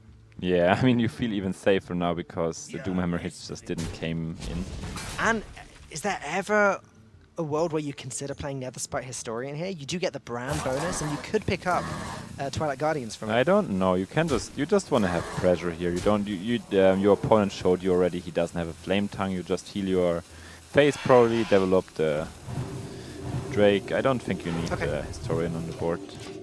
Yeah, you're right. Healing the safe does. And you also feel get a bit safe. 2/5. That's a super Drake. Yeah, super Twilight Whelp. Yeah, this Totem Golem at this stage of the game is a pretty dead draw. Now you get the spell power, but it's a bit too late, I feel like, here. It's 14 damage, 16 including the Horse Rider. Yeah. So Gara's having to make the trades. Yeah, and this is where you know you win normally as a priest player when they start using their burn on your minions. And there's still a Priest of the Feast on the board, by the way. Like, what you can do here, like, if you want to heal even more, you can get a spell from the Shaman's deck. Or I think that might be a little bit of tilt also. Look at this as well. We were talking about the Runic Egg earlier. And like, Yeah. oh, that's a big deal for Life Coach because Gara could get an extra card because of it. It Yeah. just sat there the entire game doing nothing after all. That's true. That's very true. Yeah, maybe there's one turn where Gara roped out. That's was very important. He basically missed like 6 damage. Like it would have brought Life Coach down to 14, and maybe he would have had a shot with the Rock Biter or something. So Sure. yeah, missing out the attack there. That's very, very painful. And yeah, we heard he's playing from the hotel room, so maybe some issues there. I don't know. Possibly, who knows? His only remaining deck though is the Warrior. Yes. So what are we expecting from that? Dragon Pirate or just Pirate? Because that seems to be the flavor of Warrior right now. I feel like people who fought a bit more, like, or who prepared a bit more for the metagame, brought a Dragon Pirate Warrior because it also beats the Mirror more consistently. It's better against the Druids, I feel like. Oh, that's very close. I think it's about the Mirror and against the Shaman. You rather have the Dragon Pirate Warrior because it has a bit more creatures to deal with the early game of a Shaman and the Mirror. Like you have the Alexstrasza's Champion, you have the Fairy Dragon. So yeah, that's very, very interesting if it's the Dragon Pirates or not. I didn't realize that when everyone says the Life Coach plays very slowly, I didn't realize that even the between games bits are so slow with Life Coach. I think it's just about to... Maybe he goes over the game in his mind again, just tries to like refresh his mind. Like these series are super draining, and you just want to get the best of it, right? And you know, he's got the time. Why not make the most of it? I really respect that in Life Coach. Just using it, like you said, going through everything that happened, planning for the next game. Yes, that's now, true. Potion of Madness, is it a keep? It is a keep, especially going, Especially on the coin. especially on the coin, because then you just see pirates on the first track. Yeah. And then you steal a pirate and kill the Patches pirate. goes into the South Sea deckhand. And That is very much the dream, but also just getting it into an Ensov's first mate. You're probably very, very happy, right? I guess the only thing that doesn't work there is Patches into Buccaneer. Yes, yes. But so it is the dragon variant, Okay. and that does way, way better against the dragon priest and the pirates. And the buccaneer, but unfortunately, there's no dragon. No dragon, but he can coin out the worm rest. But when you get the so he has to probably just coin that 2-drop. It does look like the only play, doesn't it? If he picks up a dragon next turn, and another dragon next turn, the next turn, Life Coach could play Twilight Whelp and Potion of Madness, potentially. Exactly. Gara also needs to pick up a dragon war, like the Alexstras's champion is waiting to get activated, so the dragons are waiting for both players. I mean, Life Coach does have the Whelp too. Oh wow, that's very interesting. Just wants to remove Patches for 1 mana? Okay. Okay. It also weakens the small-time Buccaneer, though I'm not sure how much of a difference that actually makes to Life Coach. He doesn't have anything that deals 1 damage. Maybe he just wants to take the pressure away. He also wants to preserve the coin, it seems. I think I see what Life Coach wants to do there. He wants to get the buff on the Talon Priest without taking too much damage. Like, he wants to go Twilight Whelp into Talon Priest probably on turn 3. Right. Because once you get a minion stick as a priest, it's so much easier to take control of the game.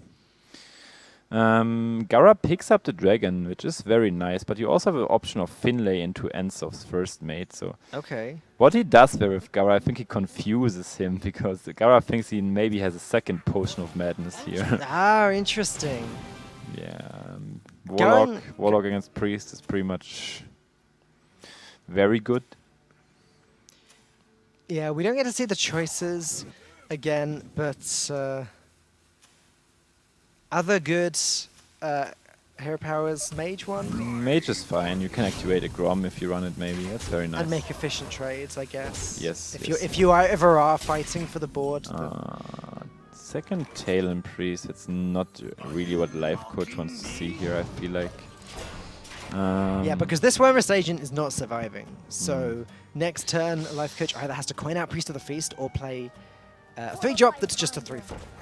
So this is very, very annoying for Life Coach. Like, Gara seems to have like just the right cards to get down these 1 health minions, which are very annoying in the early game for the Priest. And they're just gonna get the valuable trades into the minions Priest is playing now. Also, like, Life Coach didn't pick up the dragon, unfortunately. Like, now he can't go for a Twilight Whelp into Talon Priest line. Yeah. And that makes generally his play at the first turn way, way weaker. It's sort of like the equivalent for Priest of drawing Patches. Like, you mean not drawing dragons? I mean, that's way more unlikely. Sure. Yeah. But like, it's put a stop to most of what Life Coach can do. And next turn he can Priest of the Feast and coin out Shadow Powered Shield, which would also heal him a lot. Pretty strong against this deck. And now the ward. Yeah, this is looking very, very bad for Life Coach. I feel like the Priest of the Feast will give him like another 2. The Priest of the Feast is going to do some work. He gives him 6 health and gives him a free 8 body, and that's not. Which Gara's going to have to deal with realistically, unless he believes that Life Coach doesn't have any other spells. Like, if Life Coach would get a Holy Nova from this Powered Shield or something, it suddenly can turn around. This Tauren it's not what Life Coach wants to see here. Life Coach really wants to see like a Holy Nova here, maybe a second Potion of Madness or a Twilight Guardian number 2. Or like almost any spell that can be activated just to heal him and do something to the board. So what does Gara do here? I don't think Gara can respect the Priest of the Feast here. Maybe he just has to hope and play maybe even the Guardian and Ensov's first mate. Okay. It's so awkward because Priest of the Feast has the ability, has the potential to just go crazy and completely heal up all of the damage he does. But you're right, if Gara starts trading with it, then he probably won't ever get the damage he needs to win the If game. we see a Holy Nova here, this game is over. Right. The Holy Nova is really the card Life Coach needs here. Maybe even Potion of Madness can do so. Oh my god, why is he so good at this game? On turn 5, with Priest of the Feast, clearing the entire board, well, almost the entire board. I think Finley lives. What a pickup. Oh my god, and more chicken. Yeah. Nom, nom, nom. I mean, okay, you said the game would be over if Holy Nova got picked up. It doesn't seem like that's quite the case. Okay. There's 3 more damage going to the face with Alex Strauss' champion. The weapon, the ping, the Finley. Life Coach is still down to, what, 5 or 4? 5. Oh. It just gets worse for Gara. Yeah. That's a very, very hungry priest. He's just eating the warrior. This priest deck has been completely insane. Yeah. I think the priest deck, it looks like, assuming Life Coach wins this, the priest deck has just swept. Yeah, it's a good deck. Yeah. That's one way of putting it. So yeah, I guess we are going to paint that Alex Strauss' champion. Heal. You can even heal your face, like the Priest of the Feast is maybe just going to do a job here. It does show the strength of this card.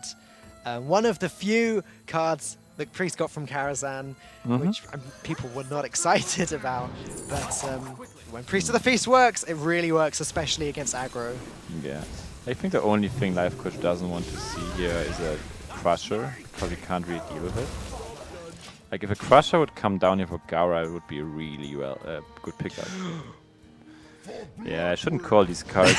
This keeps happening. Every time, right? Yeah, and suddenly Life Coach lost the game. Can you do this when you're in Gara's position? Can you call out cards you want to draw and get them? Yeah, oh man. Yeah, sorry, Adrian. This is like, yeah. Execute is a card. You just need a spell here, but I don't see the 2-mana spell you can pick up from the dragon. Oh. Yeah. Ah, yeah. Oh man. Yeah, this changed quickly, and I should really stop calling these cards. Oh my goodness! And there was me announcing that Life Coach had just swept with Priest. It's like kind of the caster's curse, right? Yeah, you led me into a hole there, JJ. Yeah. Okay. I mean, yeah. Oh man. I think it's pretty funny, bro. Yeah, I mean, I'm sure Life Coach will think it's funny too if he then wins the next game. I don't think this is... I mean, okay, this Warlock deck, that has some surprises. Oh! It's like, it's very funny. Okay. Well, Warlock, Arena Lock seems to be pretty good against this Dragon Pirate Warrior, from what we've seen so far anyway. It's a very good anti-aggro deck thanks to cards like Mistress of Mixtures, Demon Fire, Hellfire, and then obviously Reno Jackson on turn 6. Yeah, it's true, it's true. So yeah, let's see. I mean, it's very close series, like, and very long one as we expected. So it's gonna come down to Dragon Pirate Warrior against Renolock. Yeah, there haven't been many series over the last couple of days, I think if we're honest, that have gone down to the final game, that have been this close. You've been a part of 2 series that were both 3-0 sweeps. So yeah, you know that not every single series goes right down to the wire. Yeah, it's true. It's very true. So yeah, I'm very excited for the last game. It's yeah. But knowing Gara's deck, and I guess knowing Life Coaches, as I assume you do, which player do you think is favored going into this? It has to be Life Coach. Like the Renolock especially is tagged against aggressive decks, and you just have the late game tools to deal with the Dragon Warrior, I feel like. But the Dragon Pirate Warrior especially, can do things. Right. But what I can tell you, there's a lot of weapon hate in the Renolock. Oh. And not the new 3-drop. And maybe it got its own pirates. Yeah. Well, I mean, I've seen that already today at some point. Yes. Or yesterday. Yesterday we had it, yeah. So yeah, it seems like both players are taking their time, and when we're gonna see the final game, as long that is happening, I guess we keep talking and That's the Twitch chat keeps spamming Talkstone. yeah. I mean, complaining, that's what it is, saying they right? want a sap. Probably just saying they want me sapped. Yeah. So yes, the final game just started. We have the Renologue versus the Warrior. That's not quite what Life Coach is looking for, I feel like. He wants his early game cards like Doomsayer or Ooth. Earthen Ring is great, but not great at fighting for the board. That's true.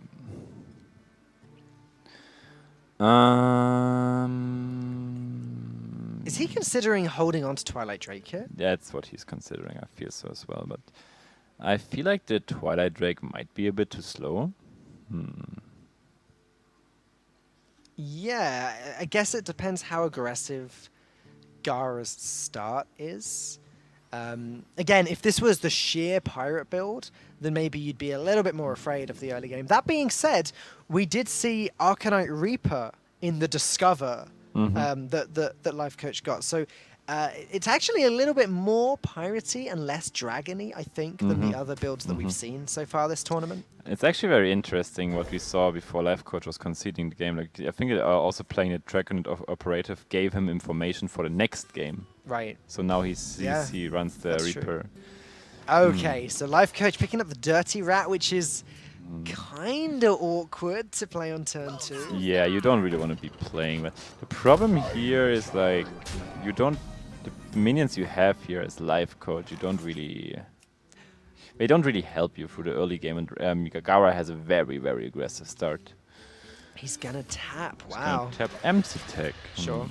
The second-rate Bruiser is looking really good right now for next turn. Yes. You get a 4/5 for 3 mana. That card here is absolutely crushing it. Looking at the current board, it deals with everything. And at the moment, there's no weapon in Gara's hand. This is very, very good. If Gara picks up a Fiery War Axe, suddenly this Bruiser doesn't look anywhere near as solid. Yes. Frothing Berserker also would be a pretty good card for Gara. But the Twilight Guardian will be able to stop that Bruiser for a while. But the MC Tech, MC Tech is gonna steal. And I've seen worse MC Techs in my life. But Gara's considering trading. Yes. It's interesting to see, actually. Almost every option of this MC Tech is good. The Alexstrasza champion and patches both have charge. The 3/6 is great because of its stats. Yeah, because it's the biggest minion on board, yeah. 1/2 on is just nice because it swings the board on. And he plays around the MC Tech. That's a very, very heads-up play. Yep. I don't think you want to end up trading your whole board into that, though. No. So that's also very interesting. Now, Twilight Drake. Life Coach held on to it. It looks like this is probably the turn to play it. I'm guessing he's going to want to taunt this at some point, or maybe play a Faceless Shambler or something, just to make use of the high health that the Drake has. So now Gara just plays the second Twilight Guardian, I guess. I don't know. Warwick seemed okay. It wasn't quite able to deal with this Drake. I don't know. I would have maybe liked to see Gara just trading. Okay, well, you mentioned anti-weapon tech. The question is, does Life Coach play this now, or does he have to save it for a weapon? You save it for a weapon, right?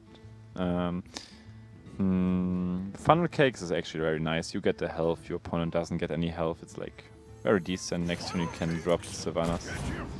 I think the Twilight Drake also does the tech. It's very... It's not an easy choice, though.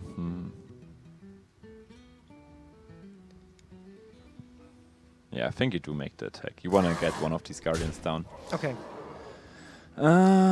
So what does Gara has as options here? Like, he can just go with weapon and monkey.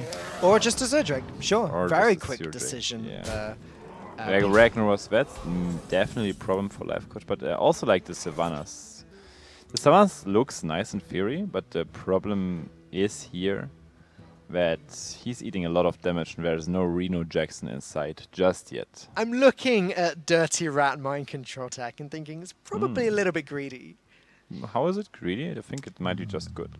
Well, if a powerful minion comes down and then you don't steal it... I mean, I'm specifically looking at the Ragnaros. I mean, here, if you pull the Ragnaros, you're also going to pull the Ragnaros to your side, right? I mean, that's how it works. Hopefully, that's the idea. If you're calling that now, then I'll believe it.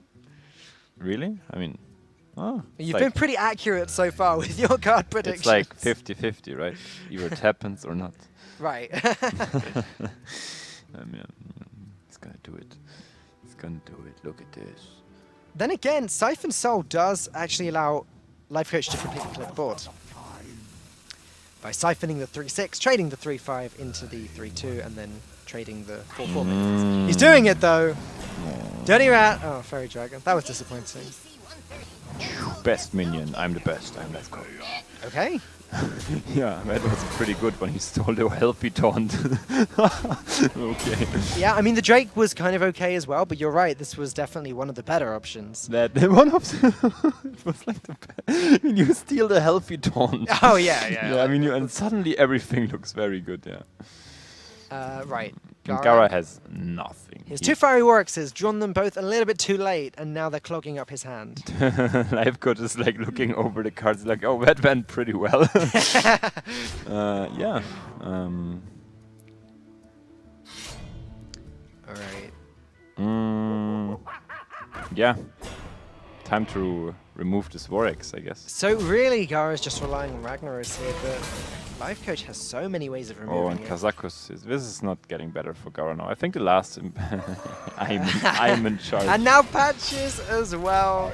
It's times like this that I wish we could see Gara's face, obviously because that is the Taurum, so it's the only live cam that we're not actually getting. That's a pretty dirty red. Okay. Yeah, the dirty red. The dirty red. Yeah. It's such a cool card, actually. Like, it's one of the first cards which gives you like options to interact with your opponent's hand. Yeah, and it's as a result, it's a card that I think a lot of people back home, or a lot of people, watching at home, are really annoyed by because it ruins their combos. Yes, it does. It makes you consider how scary a card that actually allows you to discard your opponent's cards. Yes, that's very true. I don't think Hearthstone could ever include that card. So yeah, I guess soon we're getting the interview with Life Coach. Yeah, in a moment we're going to get told that they're ready to show some highlights, and we're going to look back at the end of a couple of the games, and then we'll throw over to the stage. But Life Coach, the winner eventually, after a very long series. What is your favorite then of Life Coach's decks? Given that you know them far better than I do. I think I like the Reno Warlock the most because of the patches tech with the 1-2 pirate. Right. It's so cool. I did it against this Kaka. It's like it's pretty funny, and you see the reactions sometimes because there are patches in everything. Do you think that's something that we can expect to see on the ladder in the future as well, or is that exclusively a tournament decision?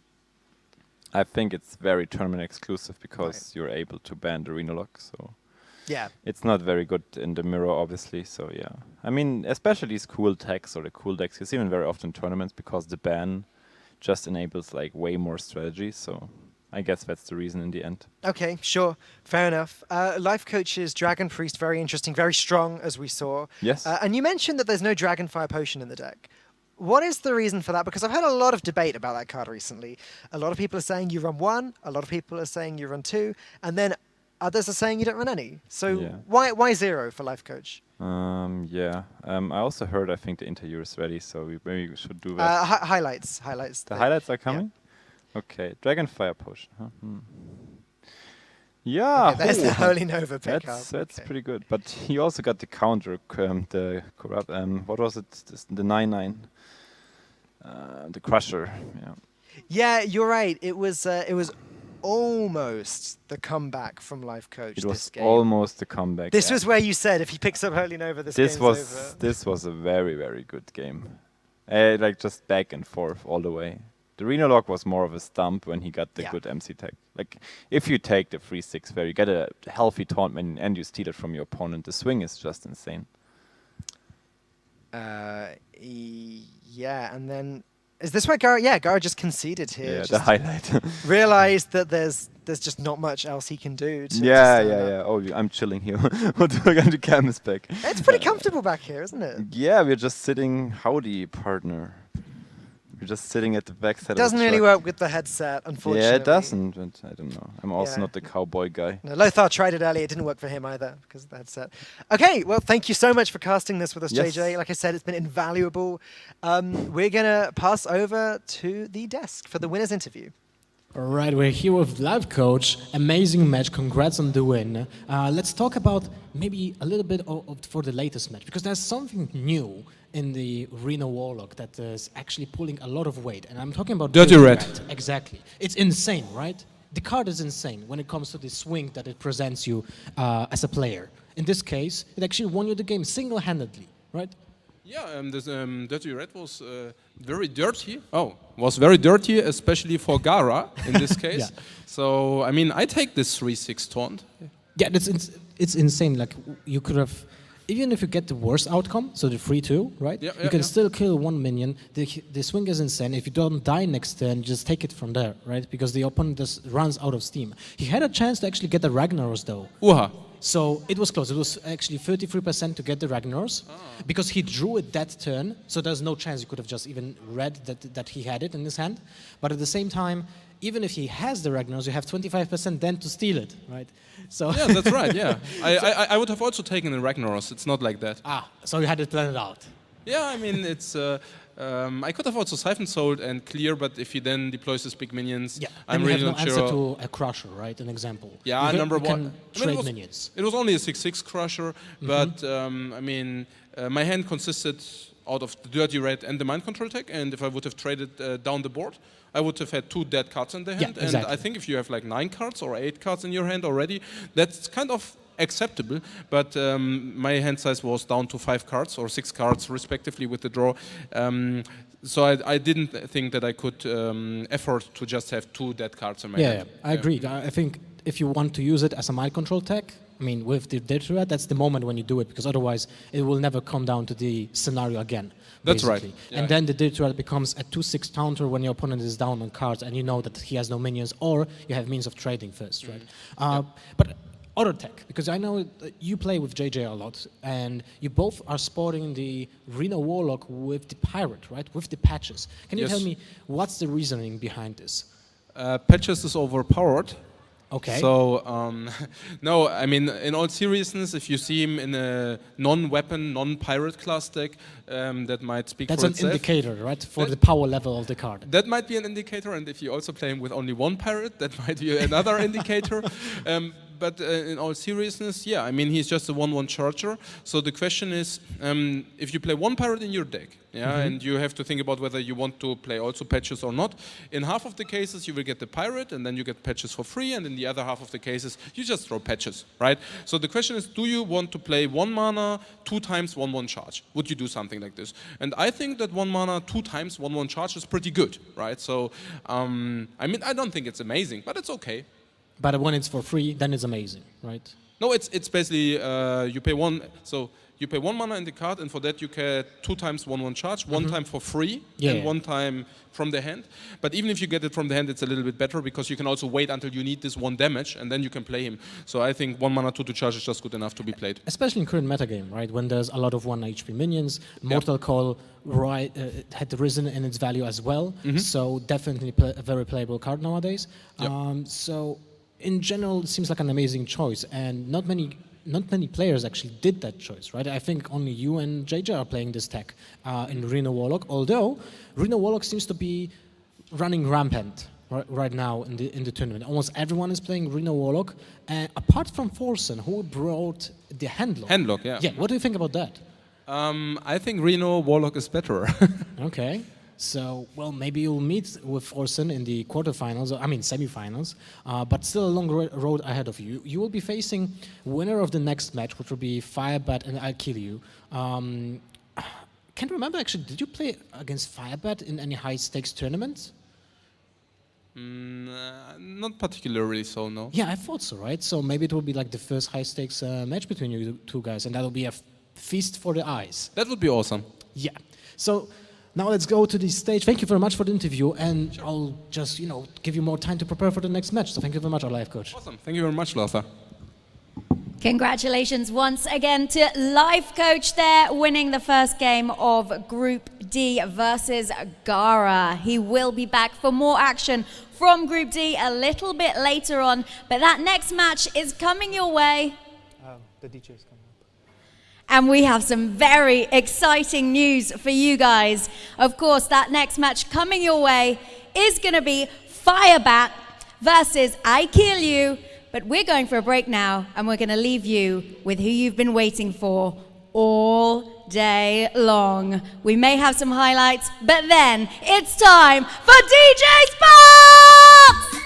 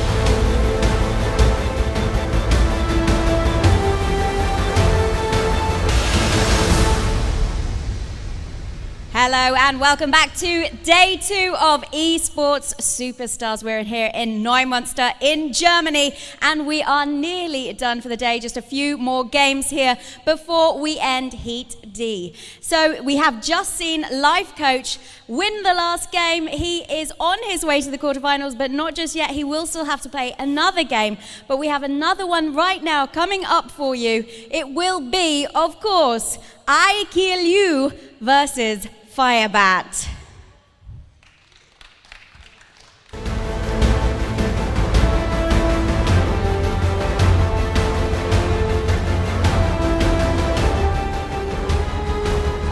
Firebat, you apparently hosted your own tournament just a few days ago. How did that go?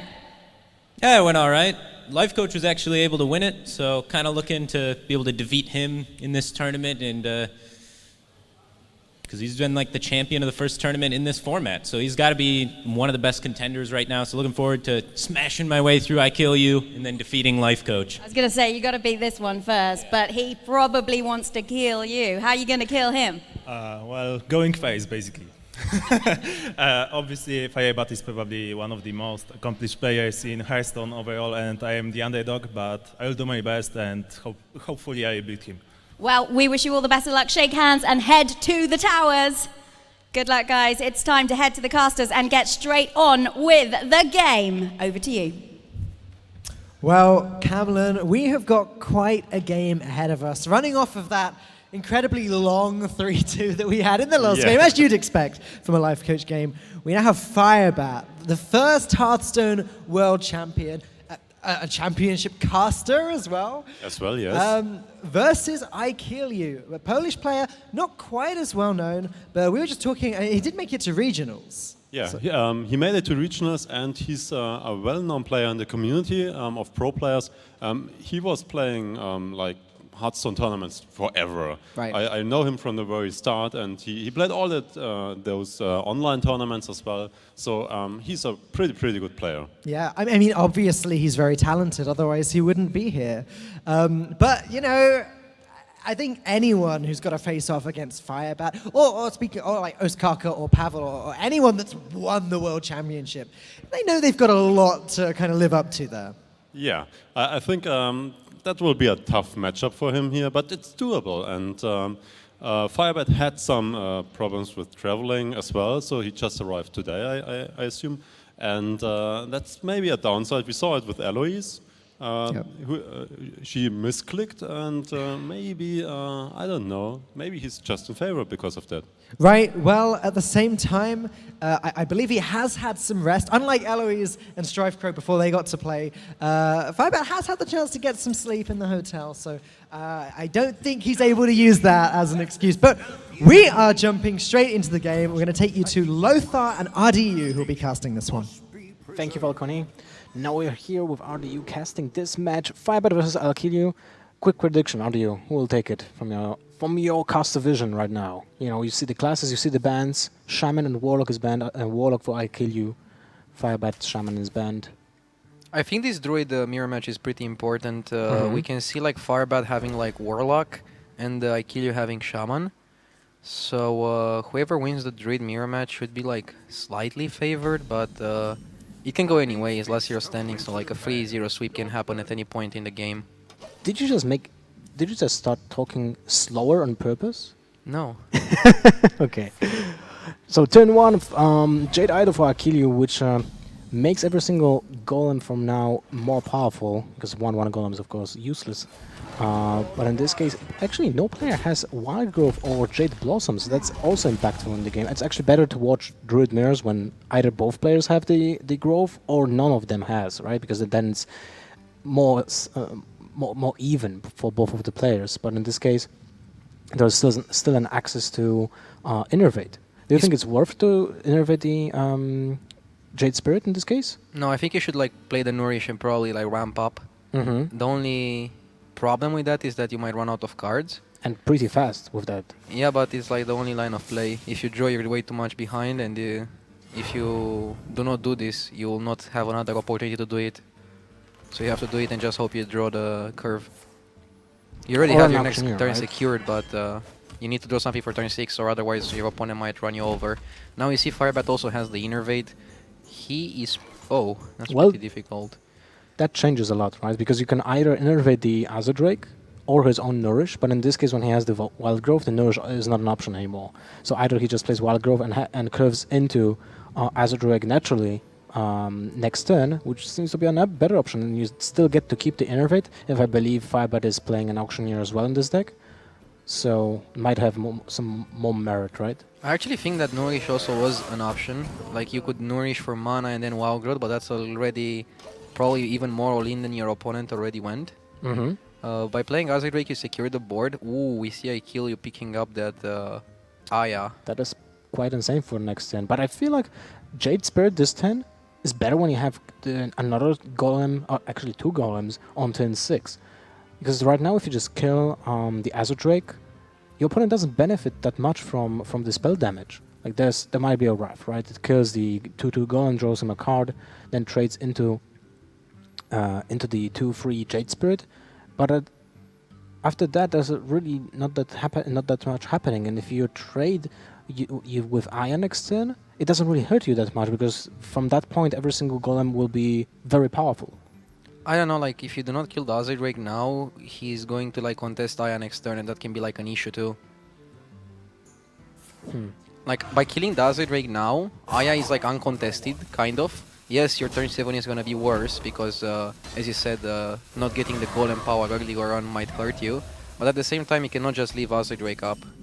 It's the best minion in Druid, and you want to kill it. It's also like innervated out, so it's ahead of the curve. More, right? So if you deal with it, your opponent probably will not have anything that great. It's interesting, by the way, that Firebat just like chose to play the standard Druid and not the gadgets on Jade Druid that everybody has been playing until now. Well, we had 2 players already in the tournament playing in Group A, Ostkaka and what was the second player? Ostkaka, can't remember, but Xixo. Yes, Xixo. Ostkaka and Xixo were both playing Aviana Druid, and it seems like Firebat is also choosing that option unless he doesn't play Aviana at all. But do you see what he drew? He drew Mark of the Wild. He plays it in his deck. How the hell that happened?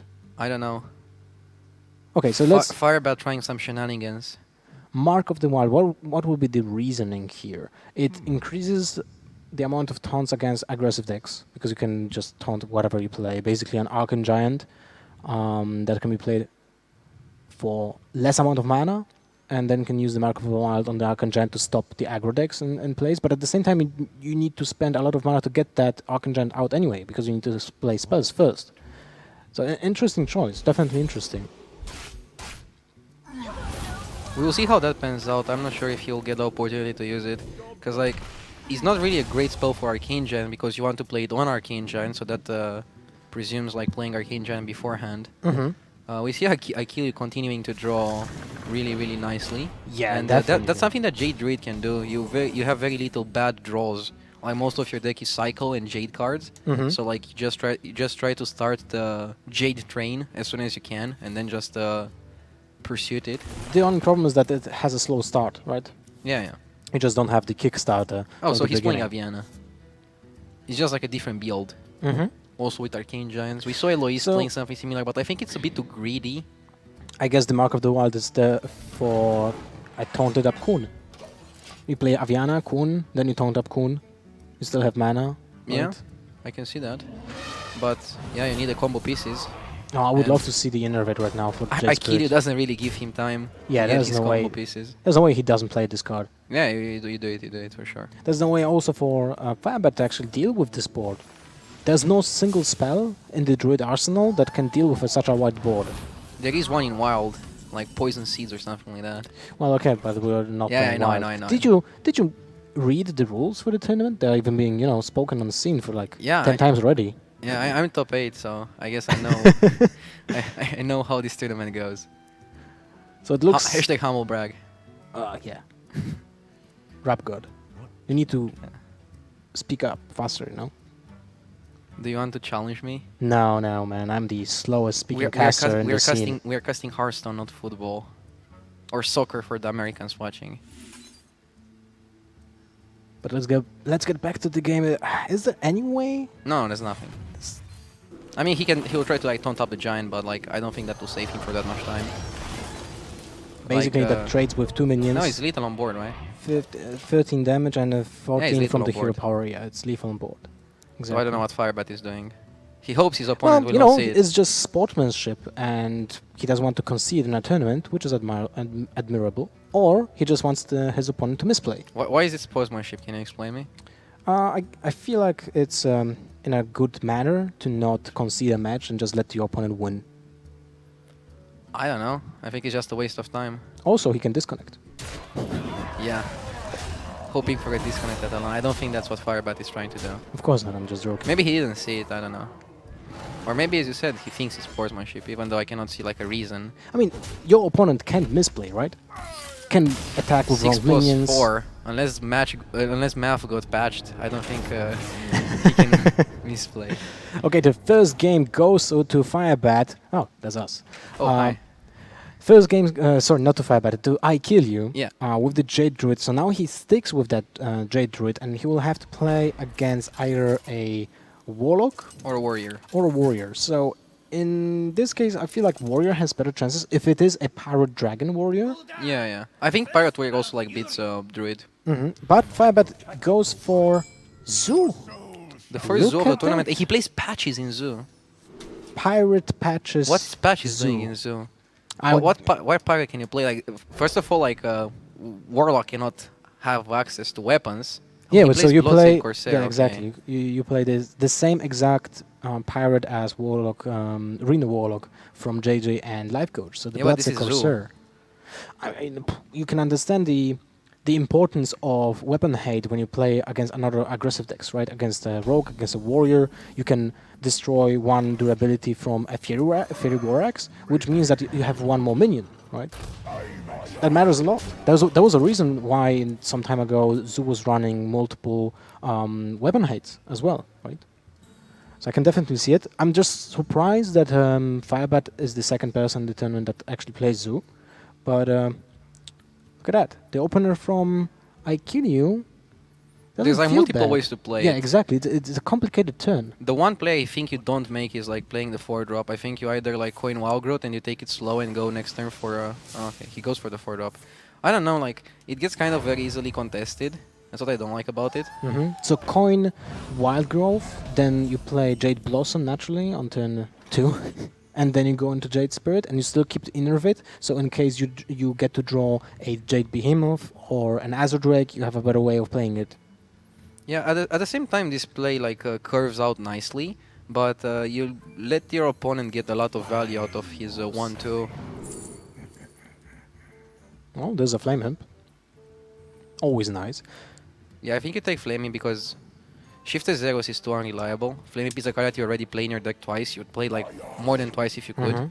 So like, yeah. Alright. Or the Now free minions on board. Actually, patches might be important in Zoo because it gives you another target for Direwolf as well, right? You get a wider board from the beginning of the game. It's I actually still think decent. it's a bit too inventive. Like, I don't know. People are probably way too in love with patches. Like, Zoo is the one place I don't think patches really fits. But yeah, if you want to play weapon hate, I don't know. I still probably would just play Wooz. But Firebat wants to surprise us and probably surprise his opponent. I guess it worked, right? No one would have anticipated that. Pretty hard decision for Aikili here. The thing is that if you don't play Walgot now, the next time you're gonna play Walgot is on 5, and that's kind of like late. Yeah, that's true. So you probably just go for the Walgot now. The other option is basically hero power, and that's basically it. Hero power or Living Roots, Roots, Jade but Idol. Living Roots at this turn is kinda weak. Not. Also, doesn't fit the curve, right? You can play Jade Blossom next turn into Living Roots because it's 4 mana, or you can just go for Jade Idol, Living Roots, hero power. So there's a lot of options. It depends what will be on board. But in this case, I feel like the best option is to Living Roots, the Direwolf, and then play Jade Blossom. I mean, Jade Blossom needs to be played at some point, so maybe there's a small reason that you would like to go for the Jade Idol, hero power down the 1/1. But I'm not sure. No, I like the play that he went for. Like, it's fine. Firebat can now guarantee the discard of the Silverware Golem and efficiently trade the board. And that is insane. And play on curve. That is really insane. Really good start. Now he just needs to top deck Doomguard and he has the game in the bag. Not even Doomguard, like basically by having such a wide board right now against the Druid, you guarantee the win by just doing that. Like every single minion now that will be played, it doesn't have to be big, you just have to have multiple targets. Fandral. Okay. But he goes for the Jade Idol first because of the fact that he wants to draw a swipe. Without drawing a swipe, I don't feel like he can get back on the board, so I don't blame him for using the Jade Idol first. It's not a misplay, it's definitely a correct move.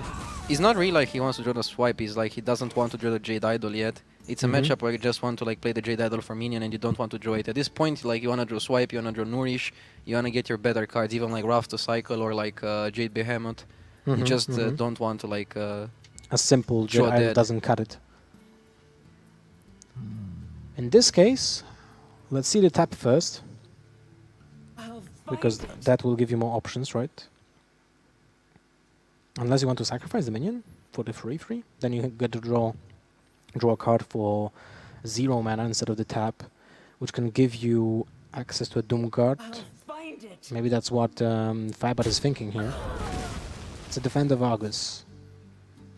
So unfortunately, doesn't fit the curve to play both cards.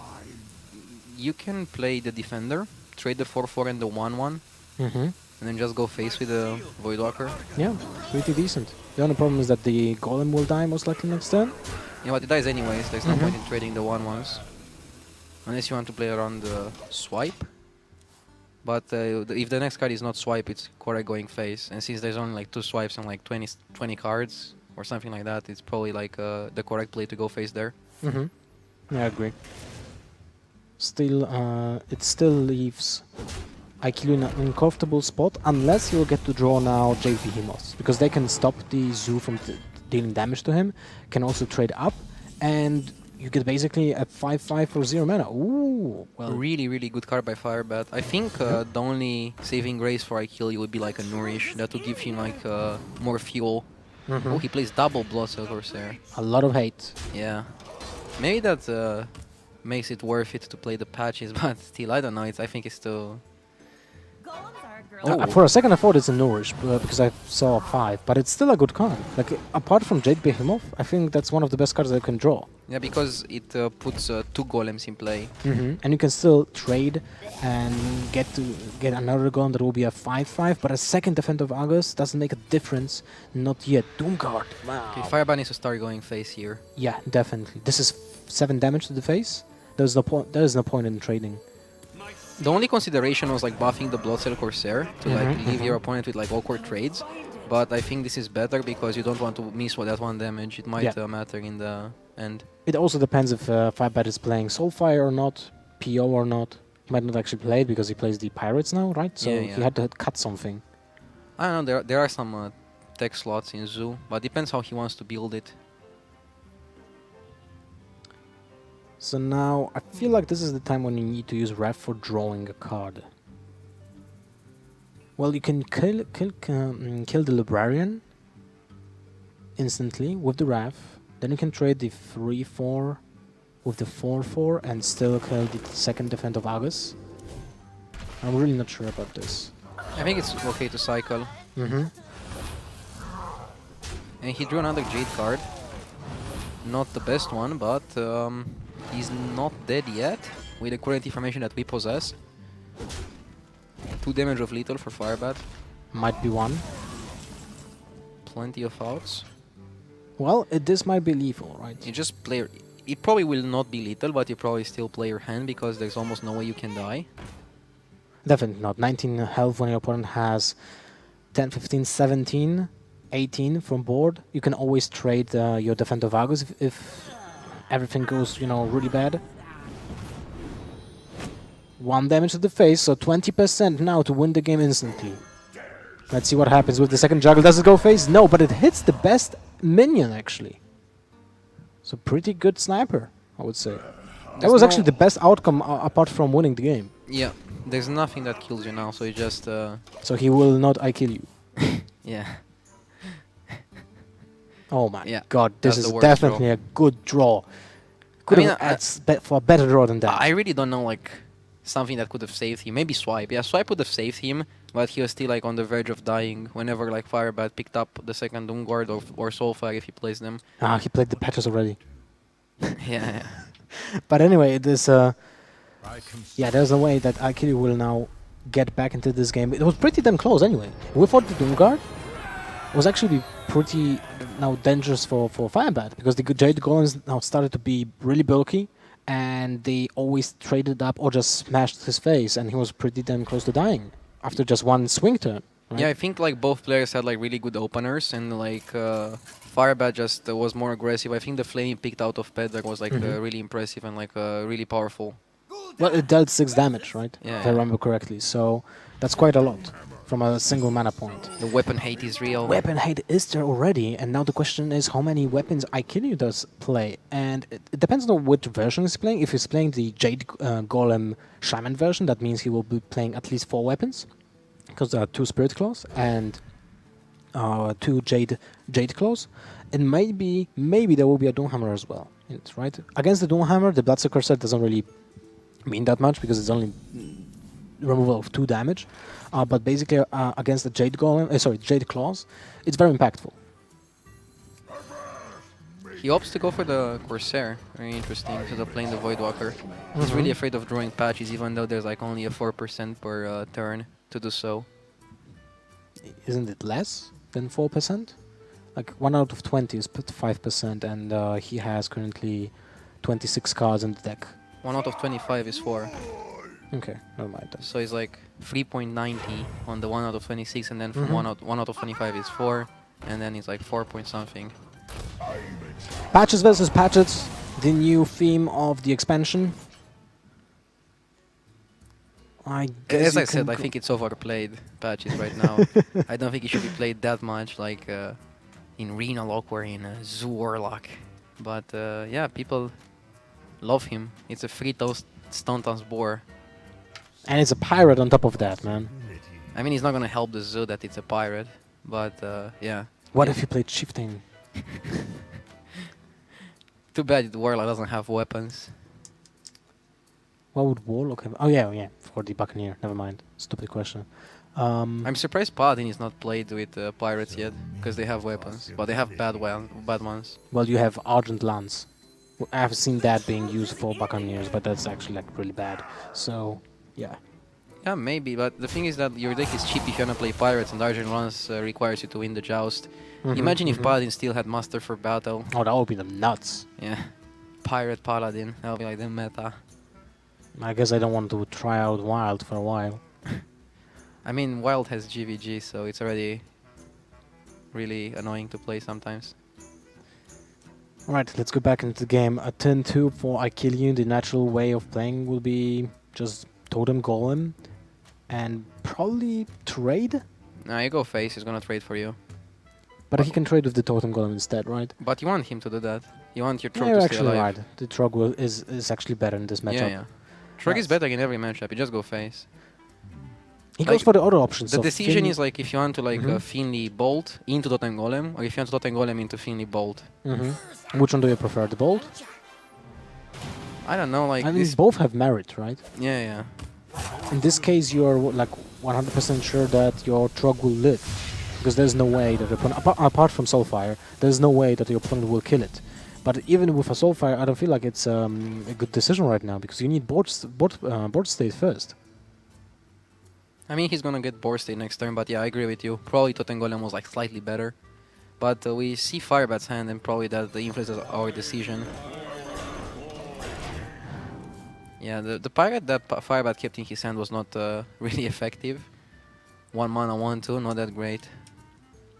Still think it's a very, very questionable decision from Firebat to play those guys in his deck. There's a Doomhammer, by the way, and it will be played naturally, so Lightning on turn 4 to kill a minion, or just... He's overloaded. Down. Oh, you're right, Totem Golem, you're correct. But it doesn't change the turn 5 in this case. Yeah. It's interesting to see like Doomhammer being played. Like a lot of people have been cutting it and just playing the Aya version that Spo made and popularized.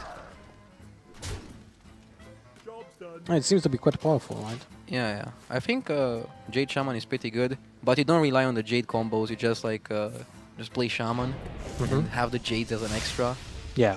Just like random minions that put pressure on your opponent.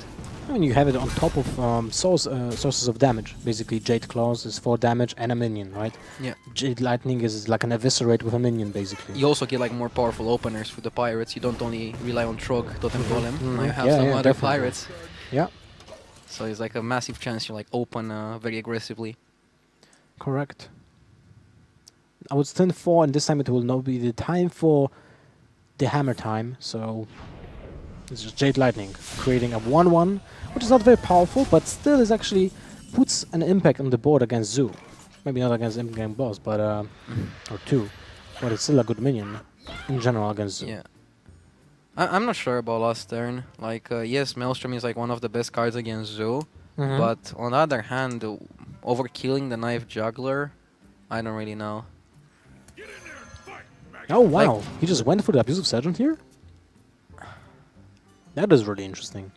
Yeah, I don't think it was needed, but I'm also not sure that Jade Lightning from Aikili was warranted, because usually Maelstrom is good against Zoo because you have spell power sources, which I don't think his deck has, and not even having access to like the spell power totem.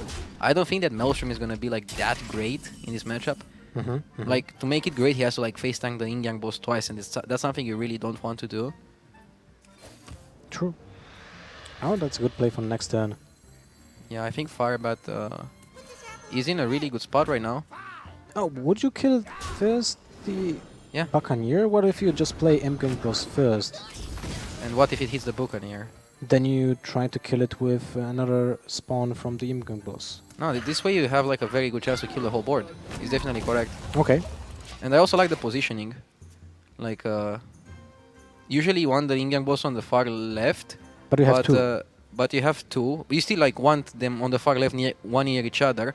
But you want the juggler outside the area of battle. Of trades as well. Yeah, right? yeah. You don't want to you trade never up want to with trade the juggler. So you want to put the juggler on one side and just leave it there. So yeah, I like the positioning. Can I kill it to something? He can like double trade it and then like double trade it? ping. I don't feel like in this position you can win the game by trading anymore. Your opponent has already 6-7 damage on board. Every single attack into Imgrim Boss guarantees one more damage, basically. So I feel like 4 damage this turn, you have a possibility of pinging down the health as well.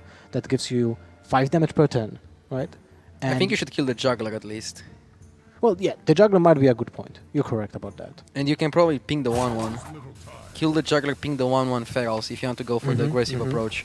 That's probably the best way to do it, because the Yin Yang bosses without getting the buff by external sources will not be enough to like get for the feral spirits. I don't think you should ping the 2/1 because then you give him like minions. If you ping the 1/1, you put him in a more awkward situation where he needs extra buffing. Yeah. And I don't think you should kill the 1/1 either. There's Abusive Sergeant, which... Yeah, now perfectly being able to like kill it. He needs to think if he wants to tap or if it's well, he can get a golem if he taps first, right? But that's the only upside from tapping before playing Doomguard. Yeah, you definitely don't tap first, that's risky. Yeah. Unless you feel lucky, as you said. Or unless you feel in a position where you cannot win unless you get the golem. But do you probably even don't need tap to as tap. well? You probably don't need to tap. So now the Milestone Portal might actually help a little bit, because you have an option to kill the M-Gang boss and clear the entire board, so only a Doom Guard remains. And that's actually quite insane, because it's not enough pressure. Wow. Oh my god! The Wow. Pit Snake is one of the best drops that we could have get right now. I mean, maybe Elven the Archer best. would be even better, because it just deals more damage. Who? Not Elven Archer, sorry. The Hunter minion, the one to one when you have an empty hand, you deal 2 damage whenever you Brave deal power. Archer. Yeah, Brave Archer, exactly. Firebat picks up the Soulfire, he's gonna have to Soulfire the 2-1. That's quite lose his insane. Doom Guard. I think you have to hit face. 6 damage is a lot. I don't think that drop is 5 worth. damage. 5 damage to your face. You saw already a lightning bolt. So what can happen is a second Jade Lightning, 2 lava bursts, and what else is there? Basically, that's it. Maybe you have to trade it actually. Because if you don't trade it, he can kill your Darrow of Alpha and then he still sticks on the board. And that's pretty annoying. Yeah. Okay. Let's see. 4 more damage from the Doomhammer, so not much. Oh my! 7/7 is a huge creature. Still need something else other than this to be able to like secure the victory. It's still like a back and forth battle. Like, let's say Firebat can get like an Argus and put himself in a really favorable Didn't he play 2 situation. already? Hmm? I think he played 2 already. Oh, did he? Maybe that was the last game. Second Darrow of Alpha is not enough to trade up, and that also doesn't help. So 6 damage to the face and a concede button. Here we go. What do you say about sportsmanship? Yeah, I don't know. I was just talking out of my back. Yeah. So, 1-1. I Kill You gets the win with the Shaman against the Zoo. Against the teched out Zoo with 2 really underpowered minions in this matchup. So no wonder that Firebat has had a rocky start with 2 Bloodseal Corsairs in the opening hand, right? They basically don't do much. But he kept it. He kept them. He kept 1, right? Because he No, wanted he kept both. He kept both? He kept both. He did keep both. Now that's weird, right? Yeah. He really likes it. Oh. Oh my no, god. Now this is weird. Yeah. So this means Firebat is here to impress us with his interesting lineup. He's really trying out different things. Yeah, you have to appreciate him for that. Wow. Don Hancho. Okay, now That's probably like the first time in Hearthstone history to ever see playing competitive. I mean, this is the first Grime Street card that we see in a Yeah. tournament at all. Like, not a single You card played is it being versus used. me in that show match. Yeah, well, that was a show match, man. And I wanted to play just Grime Goons. But in this case, this is actually being played. Yeah. So, Don Hancho. I don't know, I think it's overcosted for what he does. And I don't know, maybe somebody like maybe Firebat found a I mean, it has an combo. upside on charge minions, right? Yeah. There's an upside on the Ali Armor Smith. Because then you get a huge, toned up minion that just adds up tons of armor. Yeah, but right? that's super bad to like removal spells. Oh, yeah, I'm not saying it isn't. By the way, the patches in hand. Yeah. It's kind of sad. I mean, it's like 12% per game. And if you look at the math and the number of games we had, we should see patches way more often than we already do. I think we did like 3 times. Okay. So there's the Ali Armor Smith, there's an Armor Smith, so that's already a huge problem for Agri decks. Unfortunately for Firebat, there's just an easy way to clear that Armor Smith already. I'm really curious what is in Achilles' mind right now when he sees the Armor Smith. He's like, what is this? Is a new tech for pirates? Is it a new card? New card. I don't know if I like the trade with the Buccaneer, because when you see Armor Smith, you think... Ravaging Goal. Yes, exactly. Oh, Ravaging. See? And I think that was actually a huge misplay. Yeah, probably. Probably it was, you're right, yeah. But he played it super fast, he didn't think of it. He probably didn't even like manage to like process it yet. Like sometimes you are like on the game plan and you like know the meta decks, but if somebody plays something off meta, it will take you will maybe like not recognize it from the first card they play. I mean, but come on. Armor Smith is kind of like telegraphic what the opponent is playing. I mean, maybe he just like didn't make the connection in his mind. It can happen. But he got punished, Yeah. so too bad for him. Yeah. Also, like this Shaman deck, I don't think he's running Hex, so that's like super good for the Aliyar. Oh yeah, Armor Smith. definitely. But he has to also buff her somehow, because like only with 2 attack, I don't think he's gonna do that much. But now he still has the execute. Well, he has the Don Hancho, right? Oh, By the he way, can buff Sleeper, Sogod with Don Hancho. Yeah, exactly. Wow. Sogod with the Don Hancho might be nuts. Why did he play it now? Just wants to survive till he can play Don Hancho and the Sogod. He could execute it, the golem. Oh, well, he wants to keep the execute for the 7/7. But I he mean, there doesn't was have an activator. Maybe he has like tons of activators in this deck. I don't know. I don't really like this move. I think it's a bit premature. So here's one golem. He might still be playing an execute. Sorry, an revenge or whirlwind up. But shield slam might help here because it just kills the totem golem and leaves only one attack minions on board. I guess if you're playing shield slam, it was probably okay to like keep the execute. Like, yeah, you are losing the game instantly if you play execute and he has a 7/7. But at the same time, I don't know. The early Armazif was pretty not powerful. That's a good draw, by the way, for Achilles. Having the Flaming Totem now available to deny more draws than one from the Acolyte of Pain. At the same time, you save yourself the Rock Biter for Doomhammer draw. That's actually super important. Wow, that's two really good draws for Firebat. The Cork Elite and the Fiery Warriors are going to be able to pick up both minions from the board. That you is sweet. probably trade the Cork one into the 0/3 and use your face to like kill the Finley. You think so? Yeah. Yeah, because you want to like I mean, let it's it one survive damage, on board. Right? Yeah, good point, good point. The survival is very important here. Mouse and Portal will make a difference, but in general, your opponent might not have it, and he probably, well, he actually could have kept it in opening hand because he might have anticipated Pirate Warrior, in example, right? By the way, he needs to win the RNG with Don Hancho, because Yeah, he can also buff 50-50, Harrison. man. I Maybe don't think 33 Firebat, if he draws a minion. I don't really think Firebat wants to eject up Harrison.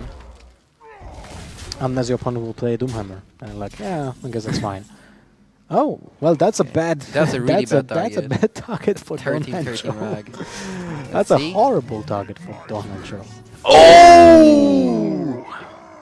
Insane! the 33%. Now if the he leaves, upside is real. If he leaves until turn 9, there's like no way he loses this game. Okay. Maybe I called it a bit too early. The caster's curse. There might be a Doomhammer next turn as well. And that's kind of horrible. But still, man. How big is that? Is that Sogod right now? Oh, you probably just fire your as the 2/3 and use the 5/6 to kill the 7/7. You don't really care. Like as long as you can kill that without taking that much damage, you like guarantee the win next time through the Sogod, the Slither. I agree, definitely. That's a very good move and instant recognition from Firebat. He dies to Doomhammer, by the way. Will it be the draw? Will it be the Doomhammer? He had now, 20 cards in the deck. No. So 5% or 10% depends on how many Doomhammers are in the deck to win the game. Yeah. Actually, a little bit more because it was 19 cards, actually, not 20. Let's see Achilles' expression when Firebat is playing the Sogod. This will be insane. 10-14. What? This is a new Imba. Look at that, that was hilarious. Yeah, that's game. I know the feeling. I lost because of Sogod in the last Seed Story Cup, so I was kind of upset. But this is like, what? Actually, I still think we called it too early. Akilo could have gotten like the second Flame Tongue. Oh yeah, right. The second. Why is he trading? Like the second Flame Tongue is the only way he would have won. I don't think he should have traded here. He got tilted. You think he got tilted? Yeah, well. Maybe he plays only one Flame Tongue. I don't know. But like he could not just like pass the possible turn. that he plays could, like, one Flame. The 100% okay, he's just playing Firebat one. would have revenge anyways. Yeah, his game. Pretty much. Do you even want to revenge? No, you don't. Because it damages free to the Sogod, right? Makes no sense. It's just Ragnar's here. Yeah. You probably don't even use the weapon to swing. I don't really see a reason to kill the Horse Rider. Because then you can like hit the 1/1. Yeah, I agree. Yeah, just play Rag, have him there on board. With Armorsmith and Sogod, probably he could have also went face. I'm not sure if the trade was like necessary, because like now he could get more damage. I mean, you can die to double. You would have died anyway to double lava bursts. So yeah, I don't think it matters that much. Like, there's no way he loses from this position. But imagine if the Sogod wouldn't get buffed, then it would be like a kind of closer, like way closer, right? It's 5 HP more. Yeah. So in this case, you can you clear probably the play board. Tempo Harrison. Oh, I don't know actually. Well, you only played if it gives you lethal. 2 Rogue Biters were already played, right? Yeah. and you can't kill your opponent next turn. Yeah, so I it guess the gives- Harrison is not needed, or No, it if you is play needed. Harrison to It actually gives have you lethal. lethal. Right. Yeah, it sets yeah, up exactly. lethal. So maybe he should have played it. But he wins anyways, probably. Like, I really don't see a way he can lose this. the Revenge is clearing the board, so guaranteed 8 damage to the face if he wants to play the Revenge. Yeah. I guess you could draw first, of course. No. Oh, that's a nice addition. I guess you can probably play that. I guess you can say that this warrior is kind of anti-aggro. Yeah, he might want to keep the Harrison. To just conceal the information, Yeah. right? Yeah. But I mean, it's is also there? much There's still Warrior. Yeah. Yeah. I mean, Warrior is not gonna play around Harrison. Yeah, no if way. he plays Pirate Warrior, he's just gonna like go for it. Yeah, if you have a weapon, you probably play it and swing it. So Yeah, yeah. So I don't know how guaranteed much- lethal here. Yes. You don't even need the Ragnars. Anyway, what a game! Yeah. Don Han Cho being played first time in a tournament and actually hits the sweet spot. Sogot the Slither being at 10-14. It's kind of meme-tastic. Something new for the Twitter and for Reddit as well. Yeah, So yeah. a new meme has been born, I'm sure of that. It's actually pretty decent. I mean, what are the other targets you can hit with the Don Han Cho in this deck? There's the Cochrane Elite. And Ali probably Armo Gromash, Smith. I assume. That's I mean, pretty much it. I Ali don't think he plays Leroy. Probably not, but we have decent targets. So Armor Smith, the Yeah. normal one, right? It's still Yeah. okay. Ali Armor Smith, insane. Yeah. Sogot, very good. Sogot is the best because he is also like immune to removal spells. Wow. Deathwing. That's interesting. Okay, I guess there's a lot of late game. He also plays Varian Vryn, Yeah. so that can take out all those cards. I mean, all those big minions from the deck, right? So getting out a free Deathwing is kind of nice. Yeah, or a Sogot. Yeah, Sogot is pretty damn nice as well. Maybe Firebat broke the meta with his The game will patches, crash. with his patches Zoo and Control Warrior. I think he has a really good hand, but at the same time, let's not underestimate the power of the Pirate Warrior. Because if they manage to like clear the minions, then they can just put themselves in a really favorable spot. The key is just trading as a Pirate Warrior. I know it's counterintuitive if you're like playing aggro, but that's like the only way you can win against control decks. But this is the like most aggressive Pirate Warrior possible, right? It doesn't play Corruptors, doesn't play Crushers. Yeah, So I still think you should trade some minions. Like you cannot leave an Armor Smith. Oh yeah, of course. Armor Smith is like has a big red dot on the forehead. Yeah. You need to kill it. Yeah. Now Ravaging Ghoul, if it's played, I'm not even sure if it should Yeah, be I played. think actually the weapon is better. Yeah, here. the weapon seems better. You buy tempo for the upcoming turn, so basically you have also an answer to Frothing. Yeah, Frothing Berserker is just super bad in Yeah. this situation when you can kill it off with the Ravaging Ghoul. So definitely nice. This pirate is pretty good. It will take a lot of damage. Basically a better Frothing Berserker in this scenario. Yeah. Do you even play the Ravaging Ghoul, or do you just go for the taunt? If you go for the taunt, you kill the pirate with just the swing of the weapon. You're at 16, but you have 2 early armor smiths in the upcoming turns. So I guess that's fine, because you have a way of regain the health that you lost. The only problem is that the minion is a 2/6 minion, so it doesn't really pair up with Cochrane Elite. Yeah, but you have the Ravaging Ghoul to pick it up, but then you play like off curve. But it's still fine. I mean, you can armor up. Yeah. So it's not bad. He's not ideal. Well, he takes 5. I don't Which know. doesn't put any weight to the situation, but Like, he basically trades 5 damage to have a deckhand instead of having a 1/1 and Zophor's mate on the board.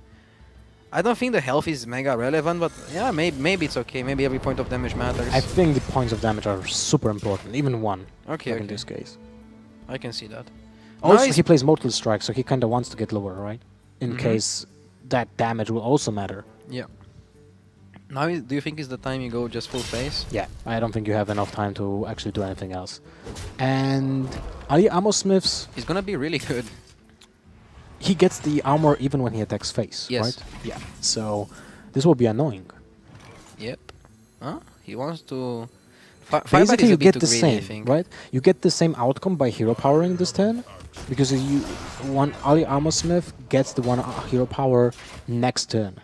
So in this case, you get the same outcome, but next turn you can go for the shield block if you get a card that costs less than 4 and you can play it, or you just go for the Ali Armor Smith at that point because you can hero power at the same turn. I think that was actually a good choice. Yeah, I think no matter how he would play this, he would win. Like, even if he would like shield block and hero power, he'll probably still win this game. I don't really see an out for I kill you in this spot. Well, he has basically 12 damage in hand, but now Firebat will regain 4 damage per turn, and Ali Armor Smith has Taunt, which is insane when you think about it. Yep. How do you go through that? You don't. 2/7 and has Taunt and generates Wow. armor. Like, wow! The BM. The BM from Firebat finishing up the Warrior with first time being played an Ali Armor Smith as well in the tournament. Firebat's So lineup is crazy. it's super anti-aggro. Yeah. Super anti-aggro, like really teched out. Yeah. Apart from the Druid, maybe? I'm really interested like how he's gonna do against Life Coach, which is gonna be the next game. That's because like Life Coach doesn't play the most aggro lineup. Like even his decks that are aggressive are not that aggressive, and I think they can have a really good fighting chance against Firebat's very defensive decks. It's gonna be a very interesting series to follow for sure. And especially because the decks are not that, like, you know, from the cookie cutter. So definitely interesting choices, interesting game decisions to take, right? Yeah. Also, this game was kind of nuts. It was really enjoyable to cast those interesting decks, right? The Warrior. I would like to see the more of the Warrior because it seems like it has a lot of synergies and some roadblocks to every aggro deck. I mean, literally, the Ali Armor Smith is like a nightmare to deal with. 7 HP is also a huge difference between 6 because there's a lot of way of dealing 6 damage in one packet. In one package, so basically Leroy Jenkins, or an example, Heroic Strike with an upgraded weapon, which happens often, right? So there's a lot of ways of dealing with a 6 HP minion, while 7 seems to be the next problematic number. Also, like if you cannot deal 7 in like one shot, Then he it gets gets like 4 twice, armor. right? Yeah. Yeah. So that's like way too much, and you don't really you cannot really afford to like give him even more than he already gets with the taunt, because like he already soaks up like 7 damage. He soaks up even like 4 more, and that's like a bit too much because it adds up and it gets annoying.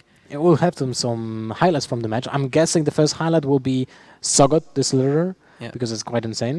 So I'm guessing that will be the replay. No, it's Don Hancho. I mean, the Don Hancho with Sogot, basically. That's what ruined the game for Akilyu. Yeah. Like, if he would miss there, then it would be like super bad for Firebat. So, but still, Sogot could have been played. So, it would just soak 5 less damage. So maybe he would still win, but it would have been way tougher. Yeah. Here you see the finishing blow where Firebat evens out the series 2-2, and the final game between the Warriors, but not two brand new, but one brand new Warrior just stop the aggro pirate in tracks by playing taunt after taunt, or instead of a taunt, a armor generator. So kind of like a taunt, but better. So this is like the new way of defeating aggro decks. You play Reno Jackson, heal for 22, and the opponent's like, I don't have gas. Or in this case, I don't have cards that can go through a taunt that generates armor. Yeah, I wonder how the deck fares against like Dragon Pirate Warrior. Like, you can have bigger minions, basically. Yeah. And like you have better trades and you have like better mid game with the Draconid Crusher. And if your opponent doesn't have like an execute or like a way to kill it, like Shield Slam probably, then he might struggle a bit more. While Pirate Warrior, if you stabilize, you win the game. As you saw, like 4 taunts, there's no way Pirate can do with that. That's a bit too much. Yeah, a little bit too much, that's true. And let's imagine a Don Henshaw and the Armor Smith. Yeah. It becomes a 7/12 that generates armor per swing, 7 damage. It's 7 armor per swing. So now, even when you have a Flame Tongue Totem and you trade 2 minions or 3 minions or 4 minions, yeah, you get that gets you a new 5 game. armor, 5 armor, 5 armor. Yeah, it's insane. Because if he buffs the Ali Armor Smith, he gets like more because of the attack. It gets bigger too. Yeah. He gets more armor. So like if it's 7 attack, he gets 7 armor per exactly. attack. So 4 attacks is 28 armor. New game, basically. Anyway, let's go to the stage to hear what Firebat has to say. All right, I am joined by our winner, Firebat, and you're going to need to talk me through these deck choices because there was a lot of talk backstage during the games, and well, you really pulled it out of the bag, especially with that warrior. Yeah, some really wacky deck choices. A lot of people are saying like Control Warrior's unplayable right now, and it'd be ridiculously crazy for anyone to bring Control Warrior. So I did some research, tried to find like a build that would work because I want to do something crazy and different.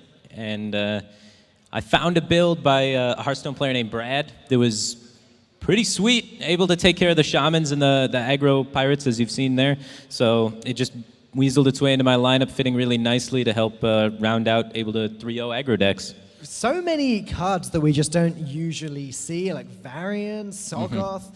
Dan Honcho was in there as well. I don't think I've ever seen that played in a deck. Well, Dan Honcho is really sick because you're able to, a lot of the times in some of the control mirrors, you buff up a card and you still have 3 mana remaining to actually remove something. So I kind of consider it like a 10-drop. Oftentimes you'll play it on turn 10, buff up a card in your hand, remove a minion from your opponent, and then play the card that got buffed up, and then you get to remove a minion from your opponent again. Because the real strength of Warrior is its removal, and it fits flexibly to allow you to do that sort of development plays. And then sometimes you can just kind of try and high roll and land on one of your taunts or chargers. As we saw in that game. That's why there's 2 Core Crown Elites and all of the taunts. Right. It has a pretty high chance of landing on a charger or a taunt, and +5/+5 is much more impactful on a charger or a taunt because the charger allows you to kill people with insane bursts that they don't see coming, and the taunt allows you to just create the wall of Sogoth and endlessly stabilize. Yeah, I mean, it was a pretty close game there at one point, especially as the buff could have hit Ragnaros and not done anything whatsoever. Yeah. Were you afraid of that at any point?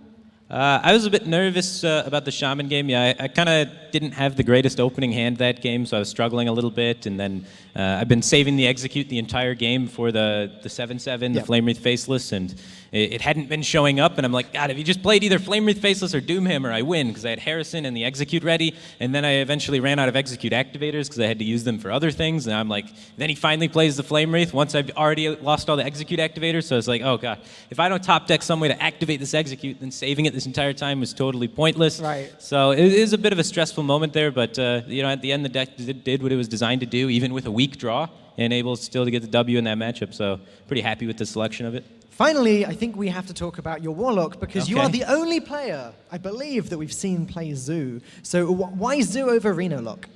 The main reason I have Zoo over Reno Lock is I think Reno Lock can oftentimes struggle a little bit more than Zoo can against Druid, for example. I didn't have a really great Druid counter in my lineup because I'm dedicating the Warrior to anti-aggro. So I needed to try and figure out some way to counter Druid in my lineup, and Zoo kind of fit the bill there with the Warrior already being taken up with doing other responsibilities in the lineup. So that was one of the big influencers behind it. And also, I think it just does pretty well against a lot of things. Like, it's just very well-rounded. When you look at it, like, it barely lost to the Shaman. Right. So, a few things go a little bit smoother there. I get, like, Soulfires more timely or whatnot, and I think I can get a win in that matchup. Pretty 50-50. And I think it just beats up the straight pirate aggro, and I think it does very successful against the hybrid Dragon Warrior pirates, because you can get the board better than they can. The weapon removal is really impactful because it, like, always hits a War Axe, and I'm throwing out the Possessed Villagers in place of the Bloodsail Corsairs. So I'm throwing out a 1/1 that death rattles to spawn a 1/1 for a 1/2 that spawns a 1/1 charger and removes a weapon. So I don't think it actually hurts the power level at all of the deck in any matchup, really, to include patches. I think it might have just increased it flatly across the board to play patches. Sure, well, absolutely, it seemed to work for you. One more time, congratulations, Firebat. We're going to give you a few seconds to prepare for your game against Life Coach, and I'm going to hand it back to the main stage. Thank you very much, and congratulations there to Firebat, who wins the first game he plays versus IKLU 3-2. It means he gets his wish as well. He wanted to play Life Coach earlier, and that he will do in just a few moments. You guys are going to hate me because we don't have time to go to the DJ. We're just going to leave you with a quick break, and we're going to be back here for that next match, which is Firebat versus Life Coach.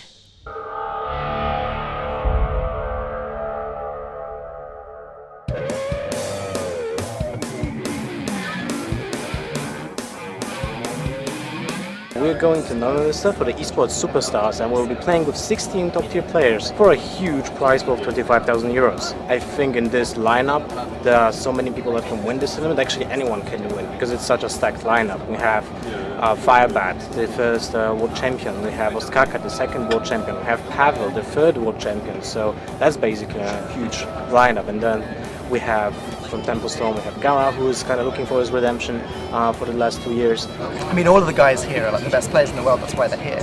But Group A specifically is just full of like renowned players. You've got a world champion, you've got one of the most popular streamers, if not the most popular streamer, and he's popular because he's so good at the game. The fan favorite Forsen, as I said, probably 500,000 people want to see him win the tournament, but at the same time he's a known streamer, a celebrity, but not known for his competitive results lately.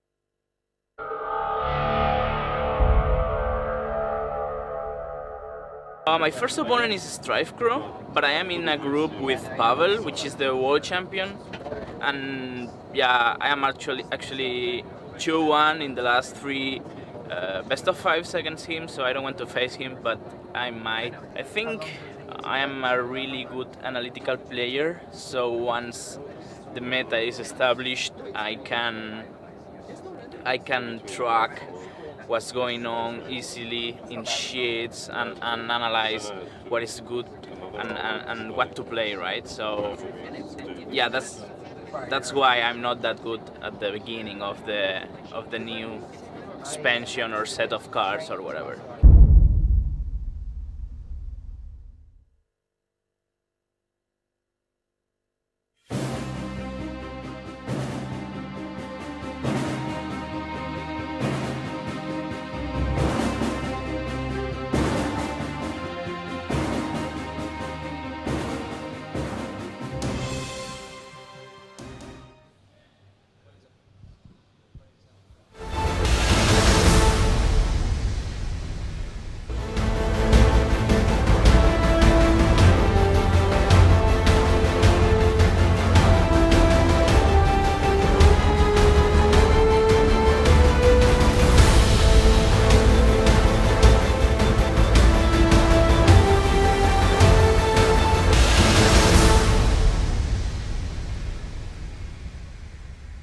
Hello, welcome back to Neumünster, Germany for the second day of the Esport Superstars. Just 3 more matches to go this evening. They're going to be exciting ones, so stay right here with us. We're going to introduce the guys onto the stage now because we're running out of time fast.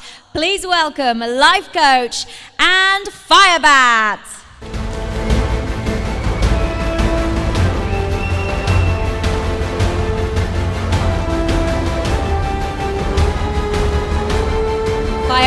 said you made some crazy deck choices before. Tell us, are you happy with how it went though? Yeah, really happy. I think it's more fun to play weird stuff, so I'm having a better time than if I would have just brought the standard stuff, and you know, when it works out, that's just awesome. Good. And you said you wanted to play Life Coach. Now is the chance. What have you got to say to him? I'm excited to play. Hopefully we have a good match. You don't rope out on accident or anything, so we can actually play, and may the best man win. The fact he says that, does that make you want to take even longer on every play?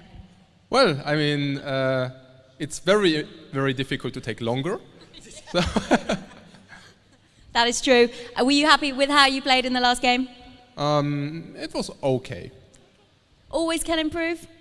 Yeah, I mean, obviously aiming for that. So the better, I mean, it can never be perfect, right? Okay. All right, well, let's hope this one is perfect. Shake hands and head to the towers. Good luck. Next game is on, and it's time to head to the casters.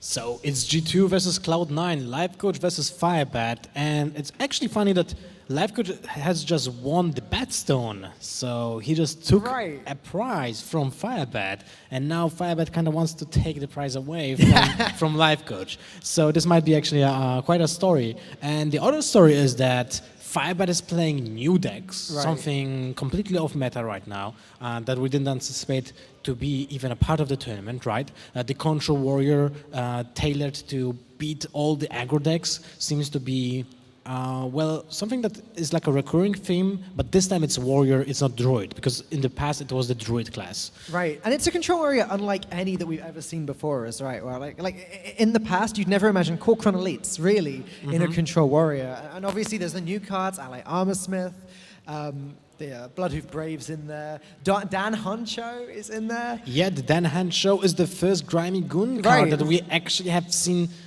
being played in the whole tournament, but also like I never seen it on ladder even, you know? So it's even more peculiar that we see it right now. And it had the 33% to hit the Sogod then. It hit the Sogod, which was pretty sweet. And apart from that, I feel like the Armor Smiths are just insane. 5 mana to 7. Against Pirate Warrior in particular, or any deck I suppose that runs patches and this kind of card, Rogue, Shaman, all of that. It just works really well against them. One thing I think Firebat's going to have to watch out for is Life Coach's Dragon Priest. Oh yeah, because that is a deck that did a lot of work, and I can imagine it being pretty favored, maybe against the Control Warrior. Well, the only problematic card for Life Coach, I feel, in that matchup will be Sogod, since it's a card that doesn't really have an answer, right? You can Shadow Word Def it, maybe you can Dragonfire Potion that, but it's still only 5 damage, you still need to grind out through the rest of the Sogod. But at the same time, the Dragon Priest runs to Shadow Word Pain, which is a perfect answer for the new Ali Armorsmiths, for the new for not new, but for the 2/6 tones, basically, for Bloodhoof Braves, right? So there's a lot of targets for the Shadow Word Pain. So in general, the Priest seems to be very, very good positioned against the Warrior, but against the other decks? We don't actually have time to talk anymore. I'm being told that the game is starting, and that is going to be brought to you by Camlin and Super JJ. So gonna throw over there. Have a great game, guys. And, I'm gonna be joined by Super JJ. And yeah, we're just heading into the first game. It's Priest versus the Warrior. By Firebat's deck choices, but I'm actually really looking forward to the series. That's gonna be a good one. Yeah, exactly. We saw a pretty kind of strange Warrior. So much taunt in there. What? The Warrior was pretty standard, right? Like yeah, okay. On so ladder, yeah. No, yes, the Warrior was a bit strange. We saw a lot of defensive tools. I think it was especially tuned to beat pirate decks. Yeah. That means the Priest should pretty much stomp it, right? Yeah.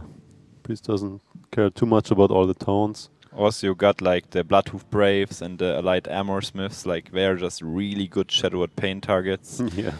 I think the big thing is that the Priest, like what it can do really well, the deck, it applies board pressure without really losing resources. But on the other hand, what I see in Firebat's hand is the War Axe, and I think the weapons are really key for the Warrior here. I think if he manages to like control the early game with the weapon, and just get nice value out of his resources, I think he has a shot.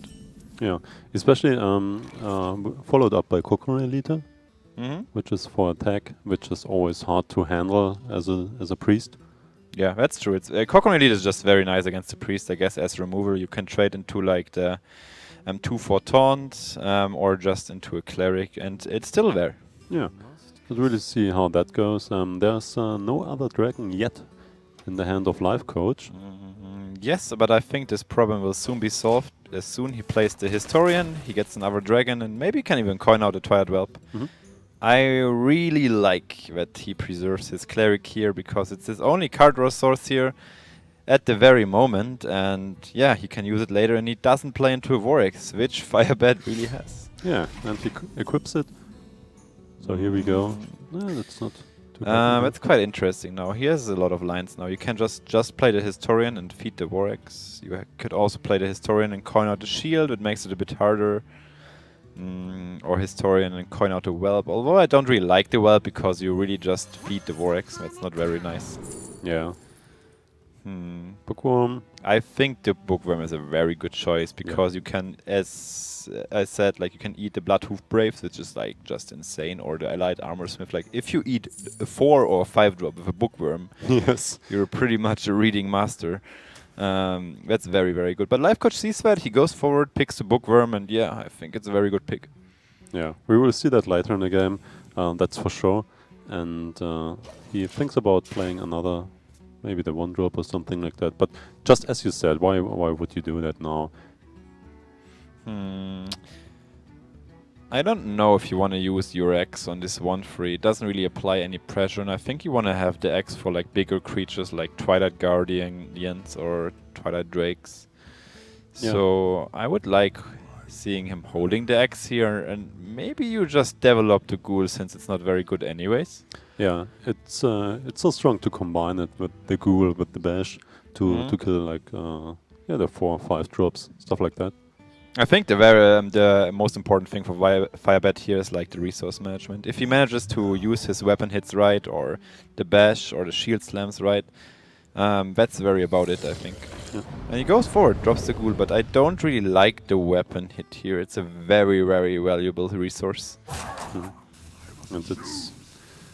And the Ghoul contests the 1/2 anyways, so yeah, why waste it? I really like him holding onto a weapon. Yeah, exactly. Why would you kill it off? It's no threat at all. What it does here is it gives Life Coach a draw, but I don't think that's the biggest problem. I think Firebed wants to first get on the board and don't waste his hit here. I don't think the draw is the most terrible thing here. Yeah.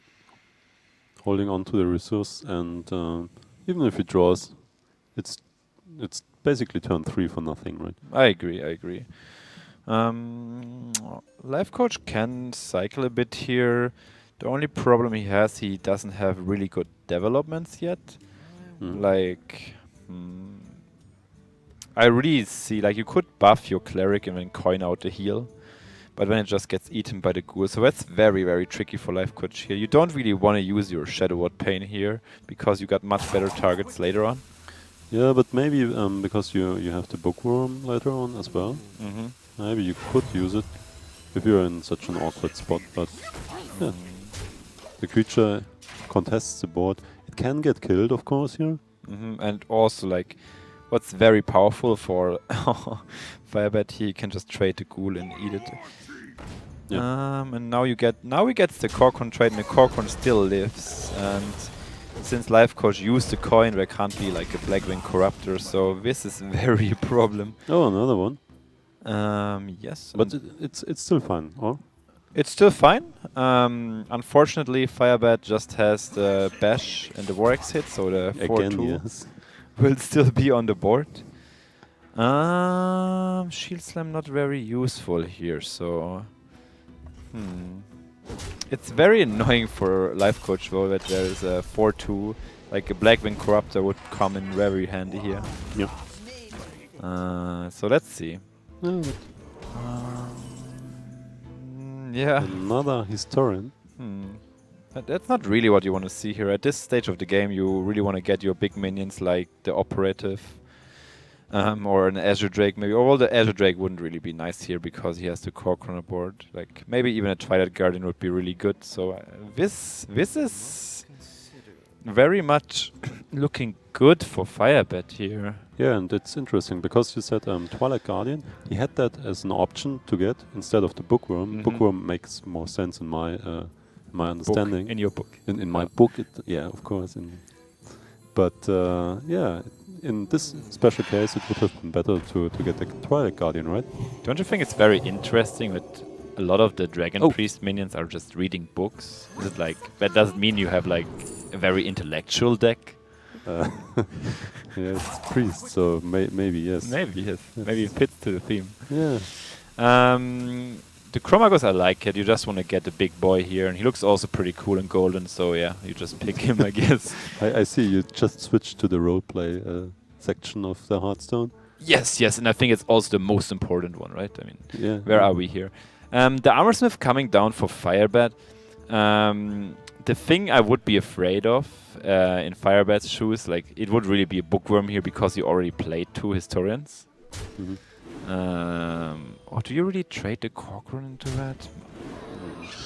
And now you play, and this is where tables change. Yes, like suddenly eating a 5-drop and developing a 3/6 at the same turn. Yeah.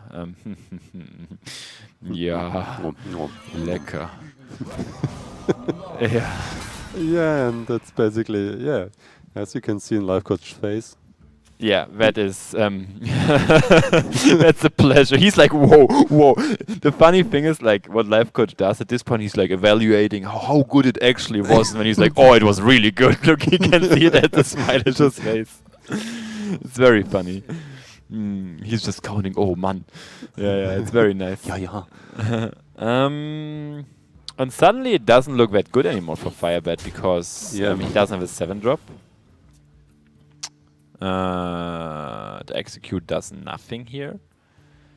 And even if he gets out his big minions like the Ragnaros or the Grom, the Shadow of Death is already waiting. Yeah. And I think Firebet is not running a Brawl. I don't think so, no. If it's tagged against all the pirates, Brawl doesn't really make sense. And yeah, he can basically just outvalue the warrior. Yes. Speaking of. Yeah, the operative is insane. Like, you develop the 5/6 buddy here, and you're likely to just pick another big minion out of Firebet's deck, because there's like the Donhan Sholef, the Varian Rin. If you get one of these minions additionally, like, how is the warrior ever going to handle that? It's like, it's insanity. Yeah. So what do you like to see here? You can just develop the operative and play the 2-drop, I think. I don't think you need to wait with the 5/6, and also if Life Coach scouted right, he didn't see any brawls in Firebet's deck, and it doesn't really make sense. It seems like kind of a tempo warrior Firebet is playing. And the Sylvanas is a very, very good pickup. Like, if you play a Sylvanas into a Rag or into a Sogoth, you're very, very happy. Yes. Yeah, the pain train just keeps coming, right? I'm actually curious. Are you already in the spot where you have to play Ragnaros and hope for the hit? A good hit. Yes. Although the Grom does. I mean, you can also play the Grom and hope there is like no clean answer to it, and it also aligns very nicely into the 2/4. So yeah, I like this line. Potion of Madness doesn't quite steal a 10/7, but we can just maybe play Sylvanas into that. Or even just play Twilight Guardian Death. Yeah, why not? I actually would like... I mean, I don't know if I like the Sylvanas here. Sylvanas is nicer to play into like a Ragnaros, because the Grom can just trade into the 5/6 when Firebet develops nothing, and you don't get really the value from the Sylvanas you want. So maybe you just Shadow of Death the Grom here. Yeah. And keep hitting the face of the warrior. That also makes the shield slam option way worse. Yeah, especially because how likely is it that Firebet got another big minion in his hand, or what other good targets does he play? So why not just destroy it, build up the board, deal a little bit of damage? I agree. So it seems like, yeah, he's going for a Shadow of Death, and I think also the Guardian is coming down, right? Yeah, but the Cleric isn't coming down yet, I guess. Yeah, and now he has a decent amount of pressure on the board. He can pretty much answer everything with the Sylvanas. I think I like Life Coach spot here. I like the like coach, you wanted to say. Yeah, here, fire burning. Oh wow. Oh wow. So yeah, it's understandable. It's very much understandable. Yeah. It's the 5/6. And now the Sylvanas shines, even golden. But yeah, the Sylvanas is really good here. This is really painful, because now normally you can just say I trade a big minion away into another minion, and normally you don't get the full Sylvanas value. But in this case, you can't really trade the Ragnaros. Yes. Because he does whatever he wants. He trades himself in. He trades himself in, yeah. Worst case, Rag hits Sylvanas, Sylvanas steals Rag. It happens every time.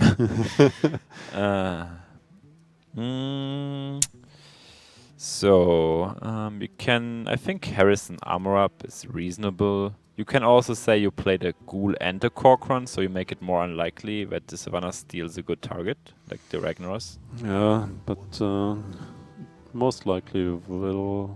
Yeah, maybe. Maybe you're right, but... This is very tricky for Firebat. How do you deal with this? Like, this also shows you the power of the operative. Like, you're like, my deck doesn't have an answer for that, but the operative, he will find one.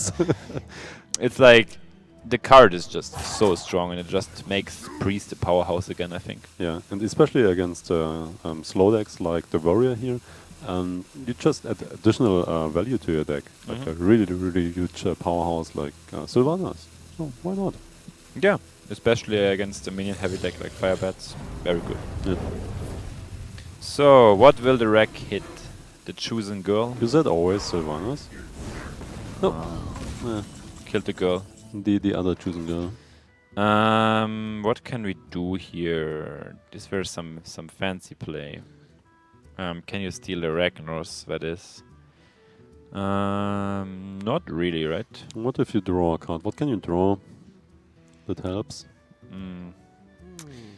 Huh. It's interesting.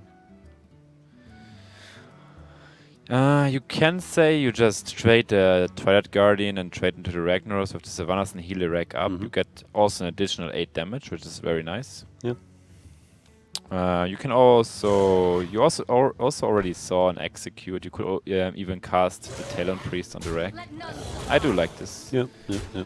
It's also very nice because you get rid of the Shield Slam option once again. Just draw here. Yeah, I thought you just saw a Shield Slam for 2 damage. Yes. So. I also like getting the Cleric down out here, because next turn you can play potentially Chromagus and to heal your own minion when you get 2 cards. It's very nice. Yes. Yeah. Yeah, so Life Coach knows there is no brawl. So yeah, just develop a board and kill him. It's good enough. So what does Firebat have to draw here? Donhan Show. Okay. That won't help you. Yeah, what you gonna Can't do? really do anything, right? I mean, you have to play him probably, and he's pretty good. Well, buffs the Harrison. On a charged minion, he's actually very useful sometimes. Yeah. Or on Sogot, as we see. Yeah, and here comes the Chromagus. He's gonna draw you double the value. Yeah. I like Chromagus. He's a cool card. And he's golden, as you mentioned, but... Yeah. I think he's one of my favorite dragons, well. Like, look at him. Yeah, you do have a top 10 of favorite dragons? I think I like dragons in general. Yeah, kills Donhan Shown. I think this is checkmate for Firebat. He doesn't also look very happy here. It's actually very crazy if you think about it. If like Donhan Show buffs an Acolyte of Pain, now that's value. Yeah, but as you mentioned on the charge minions, it's so level much up, value. Right? Level up. Oh, level up. Yeah. This is how we see how often Life Coach actually plays Priest. He doesn't play it. What rank was he? What level was he? I think level 30 or something. I think it was actually At one point, I think Life Coach, he played Patron Warrior, but he wanted to get the golden Gnomish Inventors. But he had to play Priest for it. So he started playing Priest, and like halfway through, he was like, I can't. I can't do that. It's too much of a time waste just to get his deck golden. Yeah, I see that. That's pretty funny. Hey, half his deck was golden. The other half wasn't, right? Our half wasn't. Okay. So I mean, I think up till now, like there are very few people who have a golden priest. Yeah, basically yes. So let's go into the highlights, I guess. The highlights of the Are game. No, I think we're just going to the next match, right? Just to the next match this time? Yeah. I'm confused. So let's continue. What do we get? So we got a Dragon Priest against Zulok or Shaman. We haven't seen the Shaman yet. I think it's maybe a Bogchamp Shaman. Let's see. Firebird said every deck he brought is not like usual deck. Or what? Yeah, so it's probably like a control Shaman. The Priest against control decks normally does fine because you every time the same story. You play your minions, you have a big board, and they recycle themselves. Hard to deal with, very hard to deal with, indeed. Yeah, some dragons, some healing, some winning. Yes, indeed. That's what I'm thinking as well. And he already has the powerhouse dragon in his hand. Huh. Do you know if he did scouting on the deck? I mean, he did, yes, he did. Oh, so okay. that is a pretty normal shaman build. Yeah. It seems like Smork. Yeah, it kind of makes sense because all of Firebird's decks are strong against the pirates, and this deck is strong itself against pirates. Yeah. Even the aggressive version. Yeah, now we see the power of patches once again. He can just play the 2/1 pirate, get the patches, trades his totem golem, trades the patches, and he's on board. Like, some people might say, how does a 1/1 affect the game? But it does very much if you cycle it for free out of your deck, right? Yeah, you get a card draw for free. You get a 1/1 for free, a charge for free. Most of the time, 1 to like 4 or 3 damage, and it's a pirate itself. One might say the Shadow of Death doesn't really look good in the hand of the priest, but if you look at Firebird's hand, it looks very, very good. Especially with the last draw. I think this is the most painful thing that can happen to you as the Face Shaman player if you develop your 7/7s and they get a clean answer because you also overloaded. Like, it's such a good answer, the Shadow of Death on the 7/7. Yeah. Problem for Life Coach though, he has to pass a turn here, and that has to tell Firebird something. Like, a heads-up play here is actually not playing the 7/7 because you know he has a very reactive hand. But yeah, but can you afford to not play the 7/7 here? What it does though, playing it, you break another turn of Life Coach, so he can't develop big minions. And now you also got a nice follow-up by the wolf, so it's not that bad for him now because you got a decent follow-up, I feel like. Yeah, but it's also not that good because he can just heal up, and he just got 3 damage, heals up for 2, so basically he's skipping the turn, which is always good for him. I think the biggest problem is, by the way, not the first Shadow of Death. I think it will actually be the second one. That's very, very crucial. Like, you play the first Flame Wrath Faceless, you think like, yeah, he might have it. You play the second one, you're like, man, he has the second one, really? And it's not like, what's very nice for Life Coach as well, like his early game aligned very well, although he had to skip a turn. He somehow was able to stabilize still. Yeah, but he's just ahead because he had all the answers, right? Yeah. So this is the key turn, I feel like, for Firebird. If Firebird does not play, he doesn't play the 7/7, so wow. He feels like answering that is more important, and he doesn't want to get blown out of the game here. Interesting line, also very heads-up line. Very interesting line. Yes. Especially there's Jade in his hand. Yes.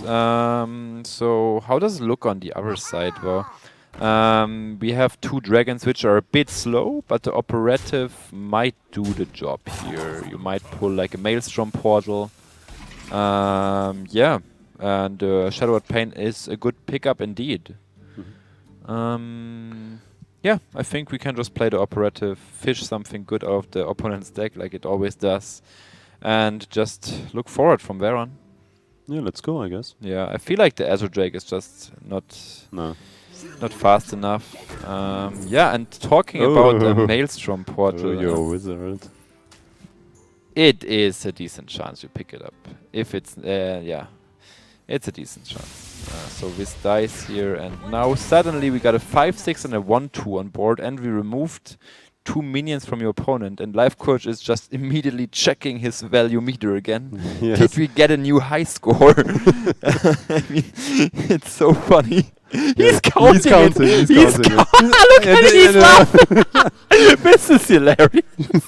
It's like he's counting. Pretty good, pretty good. Oh, it's insane. Oh, lecker. No, it's insane. It's insane. It's funny to see him counting the but value. just look at his face now. If the second 7/7 comes down, he doesn't even need to count, right? He just knows that was already very good. And he's like, oh, And he's like, yeah, I got a 5-drop and a 3 mana removal for his 6 mana card. Yeah, there's not much Firebet can do here. No. And also a problem I see for Firebet actually. His Zulok is tagged against pirate decks. And Su isn't too good against priests. Especially against this priest. I think Potion of Madness does a great job. Yeah, that will definitely be a problem for him. So yeah, let's see. Do you want to AoE here on top? Do you need to? Do you need to AoE?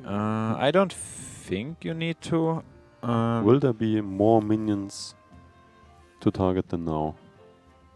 Or do you I think there might be. On the other hand, I think if Firebet picks up a Doomhammer, he might still be in the game. Especially with the Rockbiter in hand. Especially with the Rockbiter in hand. He also has like some reasonable amount of burst, and he has a Druid Hero power. So he doesn't get the Doomhammer here. So it's the question here is like how many turns can he really survive? I think you need to play on board now. You don't really have enough. So what do you do here? Jade Lightning on the Azure Drake or the... Can you put it face? Because I feel like you need to play on board now. Just to get the Doomhammer. So he's going for the full board line, yeah? And when he says I can get a Doomhammer and it buys a bit more time, I do like this line a lot. What Life Coach can do on the other hand now, he can fish for a Taunt Dragon here with the Historian. Or he just plays the Corruptor as well. I think if Life Coach finds a Taunt here, Firebet can't break through anymore because Life Coach also has the Power Shield in hand and it just buffs the dragon up too big. Just clear the board here, With the Shadow Pain, you mean? And the Blackwing, and then you can slip. And when you say he can't burn you anymore, right? Yeah, and you fish for the taunt in your deck. Yes, I think that's good. Other options? There are quite some options here. He's just thinking about if clearing the board here is worth it. He does have a Zuldrake and Holy Nova next turn. So he finds a Twilight Guardian. I think this is the card he was really looking for. He gets this, makes it a 3/8, and how does Firebet ever break through here?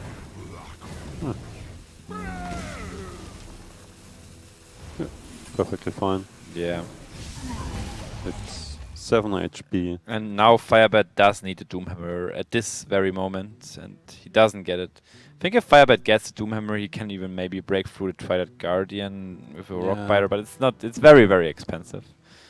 Yeah, I don't see any way here. Because beside the taunt, he still got Power Shield to buff up the taunt and heals, and Holy Nova heals as well. So yeah, I think that's the problem. Like once the Dragon Priest stabilizes, or you give him the initiative, it becomes such a powerhouse. Like You got overstated minions every turn and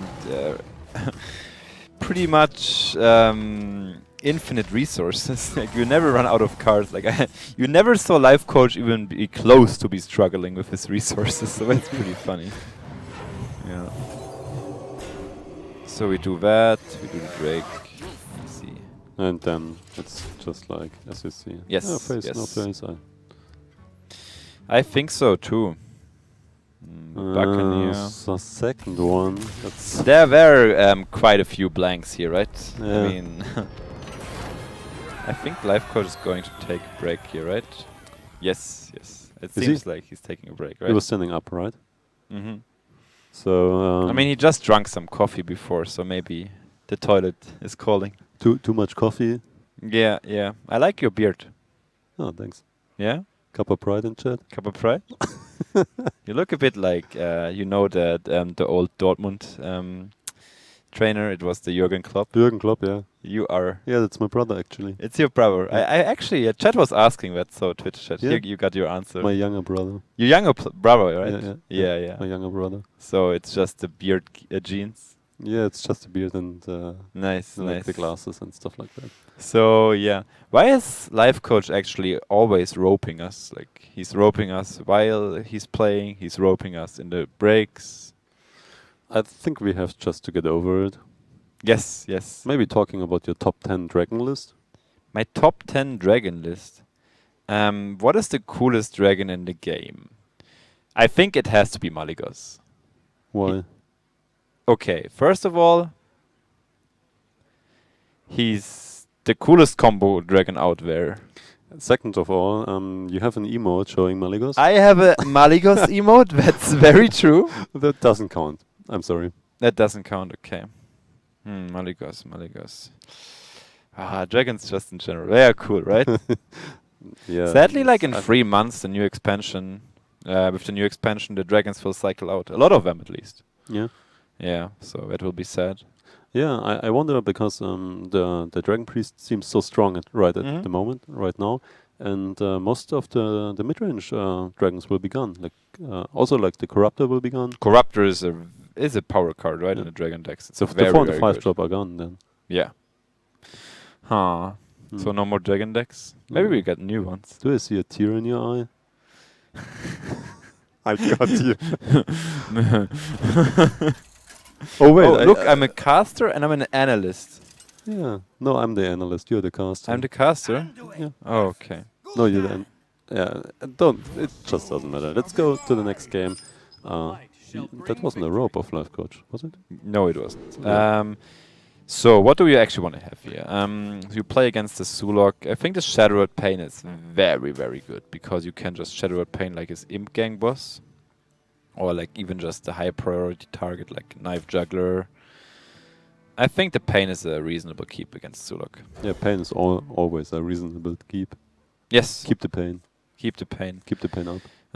So here we have the problem from Firebat's side. I think it's tagged. Oh yeah. It's tagged against weapon classes. Yeah, and I don't think. Oh wow. Yeah, I mean everything is just very crazy. It's tagged against weapon classes, and yeah, I don't really think Andrian is swinging an axe. So yeah, that's a problem, I guess. Not yet. Yeah. And I mean, it's very nice that he has the Microsoft Imp as an opener, but how does Life Coach really open here? I would really want to see him stealing the minion now, just going face, and then emoting to show dominance, because he will win. Oh. I got it, yeah. Yeah. But value-wise, that's not too good, so he won't do it, right? So what do we do here? Peddler is a reasonable pickup. I would. What is going on here? Yeah, he cycles the card. Yeah, why not drawing a card? That's nice. Yeah. Yeah, that's fine. Sadly, no free drop. What could we do here? We could steal that Malkasar's imp and just say, "Not today, bro." Do you need to do it? I mean, what are the options? You can also just pain the 2 drop, but you really want to paint the gang boss if possible, because it's probably problematic to deal with the gang boss, right? Yeah, but maybe you just let it live one more turn. Next turn, you still got the opportunity to play both cards, and yeah. You could also just drop the Historian maybe, but when the Malkasa's Imp trades into your 2/4, and you don't really want to see that, right? I think the potion is very reasonable here. Yeah. It's just like because you still have a minion on board, and you also take his trading opportunity away. So yeah, I think the potion is a good pick here. Normally, you would always go for the player that makes establishes the most of the board control, and therefore the. Oh, I do not like this. This is very, very interesting. Is the potion? Is it just better than? I mean, what you did now. I mean, you used your mana efficiently. I get that. Yes. But you didn't really accomplish more. Yeah, you did accomplish that you can play Curve next turn and the turn afterwards. Yes, but it gets punished by this, by exactly that, right? Yes. I don't know. Might be one of a bigger misstep there, because yes, you do play off Curve. I get that, but you do also use one of your best removals against the Sulok. Yeah, but on the other hand, yeah, I think he should have waited until I think turn so. 4 I think or so. something like that. The board stat is like exactly the same now. Yeah. So what to do here? I think luckily he picks up the 1-drop here, but he would have got it anyway. So what do we do here? Do we pick an Our Whelp, or do we want to have a bigger dragon like the Operative here? It's a kind of close call, because you want to play the Twilight Guardian into the Blackwing unless you play the potion next turn to trade off something. Yeah. Therefore, it doesn't really matter much, right? For the next 2 or 3 turns. And afterwards, what's better? Like, so you would rather have a dragon which gives you like a bit more value later in the game, right? Yeah, exactly. And therefore, it's just the best card itself. I agree. I totally agree. The Soulfire, interesting. Huh. I don't really think you need the Soulfire here. You could also just go for double 2-drop. But the problem is like the Direwolf just gets eaten by the Ooze. What you also could do is here you play, by the Dwelp I mean. What you could do is play the Ooze, trade the Imp Gang boss, and play the 1-drop and Soulfire, and go for the 50-50. Maybe that's your best chance. But you could also go for the 50. Maybe I like the Soulfire here, just now on the 2-3. Yeah, before because you wanna get rid of the discard card anyways, and it's a nice way to get rid of it. And pray that it doesn't hit your Doomguard. Okay, like. pray for it. Oh, that's actually the best outcome. Yeah, that's the best one. That's the best one, because now we can play the Doomguard next turn, and we don't see a clean answer from Life Coach's side. But what we do see here is the Potion of Madness. Yes. And the Talon Priest. You know what's insane about this? Because he can't steal the Gang Boss here, because it's a 3-2 now. So Firebird played actually around that. Yes, that gives Firebird an extra imp. But the Talon Priest, wow! The Talon Priest is so good here, because how do you ever remove this 1/6 now? I think it's strong enough here. I think this was very important for Life Coach to pick up this additional 3-drop. Otherwise, he would have had just the Potion of Madness and nothing else. Argus, I think you want to play that. He's just like, no. That does hurt. I see the Sue running out of resources here, and on the other hand, he didn't really apply enough pressure. Yes. It just hurts that the priest is still at 20 H. It does hurt, yeah, indeed. It does hurt very much. Yeah, like really, very little. Very little, yeah. It hurts. Yeah, Firebird doesn't also look too happy up in his castle there. The king in the castle. The dragon priest. You might just pick the knife juggler, right? Like the knives are reasonable against the Sulok. He just is going for the coins here. Yeah, he's Just so fishing. many coins. It's about the value, Kamlan. Yeah. Don't you see it? Will you get rich after you do it like 50 times? So, that's what do you need to get from that? Maybe corruption? Is it even good enough? But because it will just eat your Doomguard. Yeah. I'm not sure if there are any one-drops in the game that will help him here. Maybe just a Void Walker to protect your Doomguard. Flame Imp helps him to apply a bit more pressure.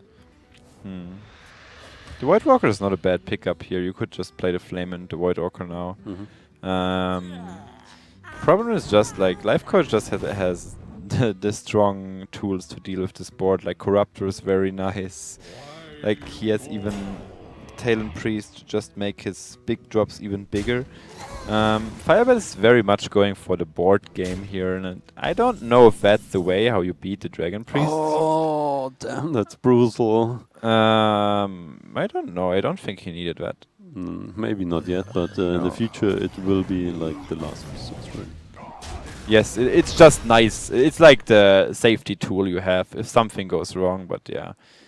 I'm in charge now. Wait, where did that come from? Yeah. Life Coach is just like, yeah, jackpot. Yeah, I don't really know. Like, can you, like, what Fireball is trying to do? He's trying to, like, go for the board. And he hopes that Life Coach just doesn't have enough resources in hand. But the problem is, like, Dragon Priest doesn't really run out of resources. Yeah, but that's the problem because Life Coach is ahead of every resource that's in the game. So what shall I do? And not just slightly ahead. Yeah, now you got all these pirates which are not really doing anything. And checkmate. Life Coach takes the series with the Dragon Priest 3-0. Pretty convincing. Yeah. Yeah. Actually it was. But yeah, Firebat's decks weren't really prepared to meet a Dragon Priest. It was just tagged against the pirates. I think he had a problem when he handed in the decks. So he thought the tournament was without ban. So he just prepared for the pirates and so he just didn't have the counter to a Dragon Priest basically, and that punished him a lot, right? Yes, basically yes. Yeah. Yeah, guys, that was a very nice series of two very good players. I mean, big shout out to Firebat to bring these cool decks. Like it's always cool to see some innovation in tournaments, and especially this Warrior deck. It looked very cool. Yeah. I think it was very nice when he buffed Sogoff in the first series. So yeah, that's definitely something we are looking forward to in the next series, because now he will face the winner of I Kill You versus Gara, right?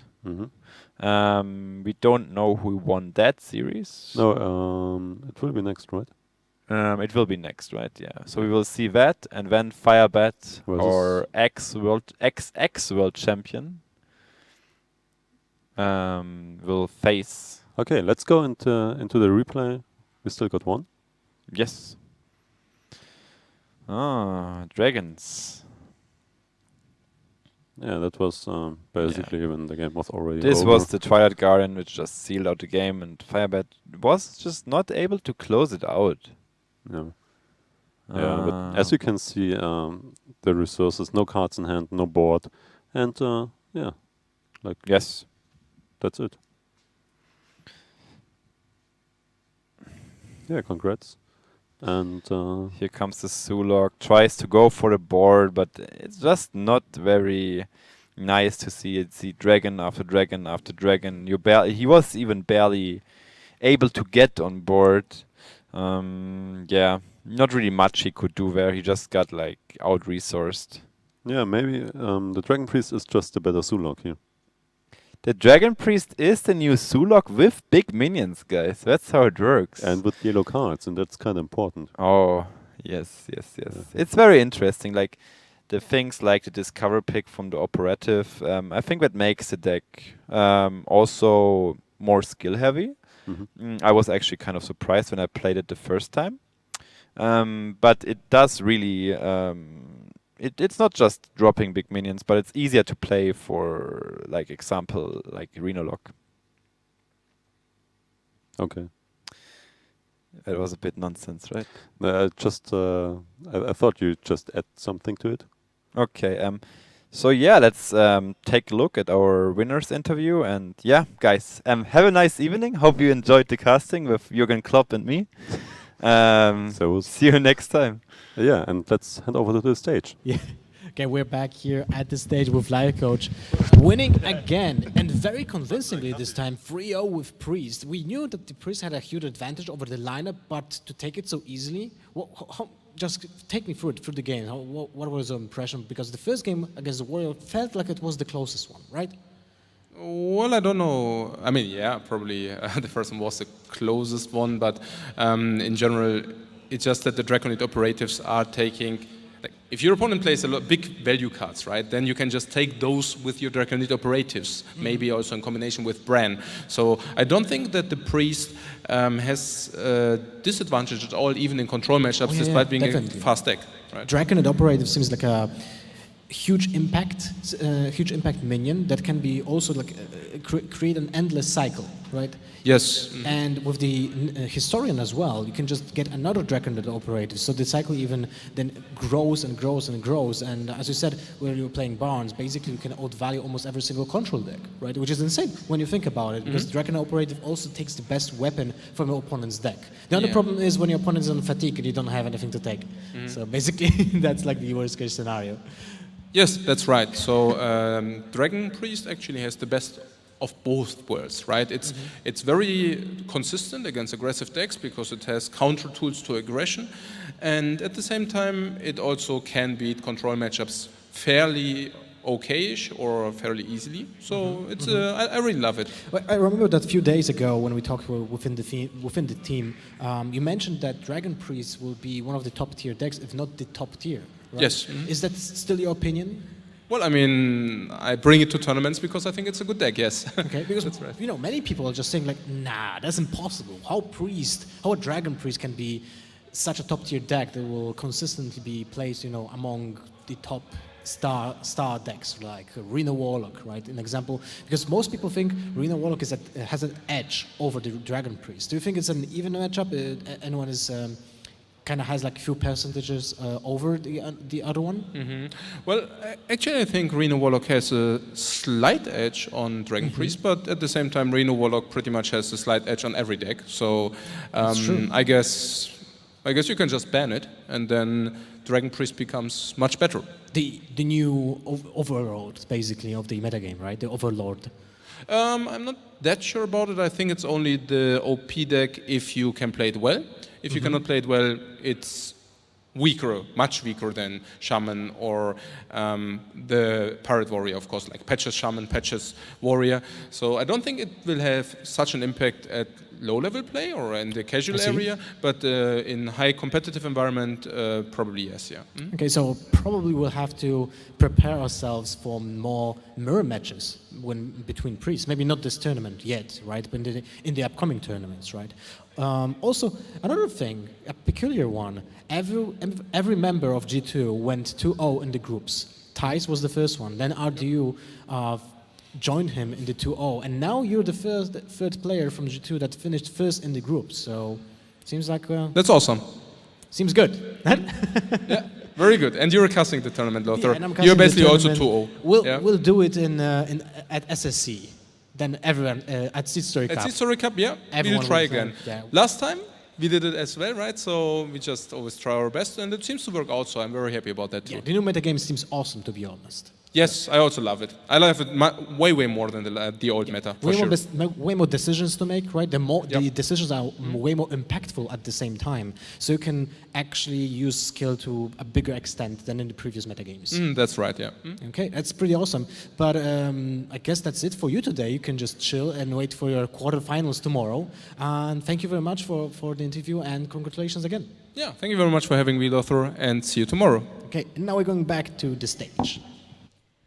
Well, it is smooth sailing for Life Coach, who sails right into the quarterfinals tomorrow, guaranteeing himself now a minimum of just 500 euros. He will be going, of course, for that first place prize of 12,500 €100,000 though.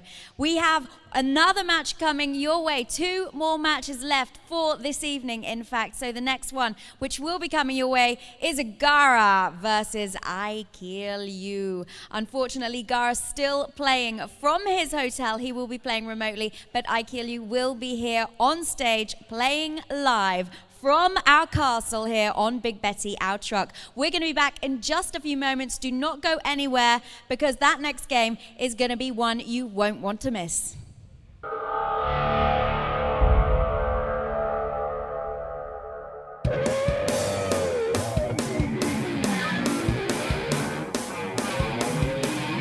We're going to Norimberga for the Esport Superstars, and we'll be playing with 16 top-tier players for a huge prize pool of €25,000. I think in this lineup there are so many people that can win this tournament. Actually, anyone can win because it's such a stacked lineup. We have Firebat, the first world champion. We have Oskarka, the second world champion. We have Pavel, the third world champion. So that's basically a huge lineup. And then we have from Templestone, we have Gara, who is kind of looking for his redemption for the last 2 years. I mean, all of the guys here are like the best players in the world, that's why they're here.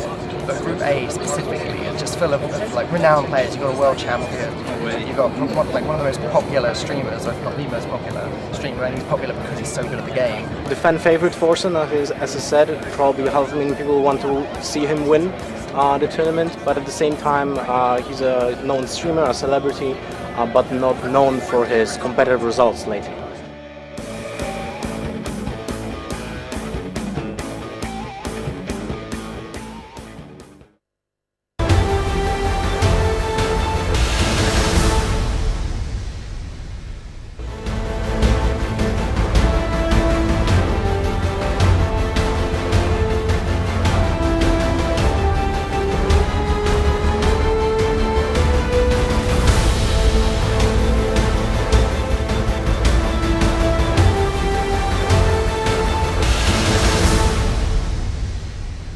And welcome back to Esports Superstars here from Neumünster in Germany. 2 more games left this evening, and then we will be playing our quarterfinals, semi-finals, and finals, crowning a winner tomorrow, and that winner will receive €12,500. So this next match will be Gara and versus I Kill You, but unfortunately, as we just mentioned, Gara playing from home, but I Kill You is coming to the stage right now.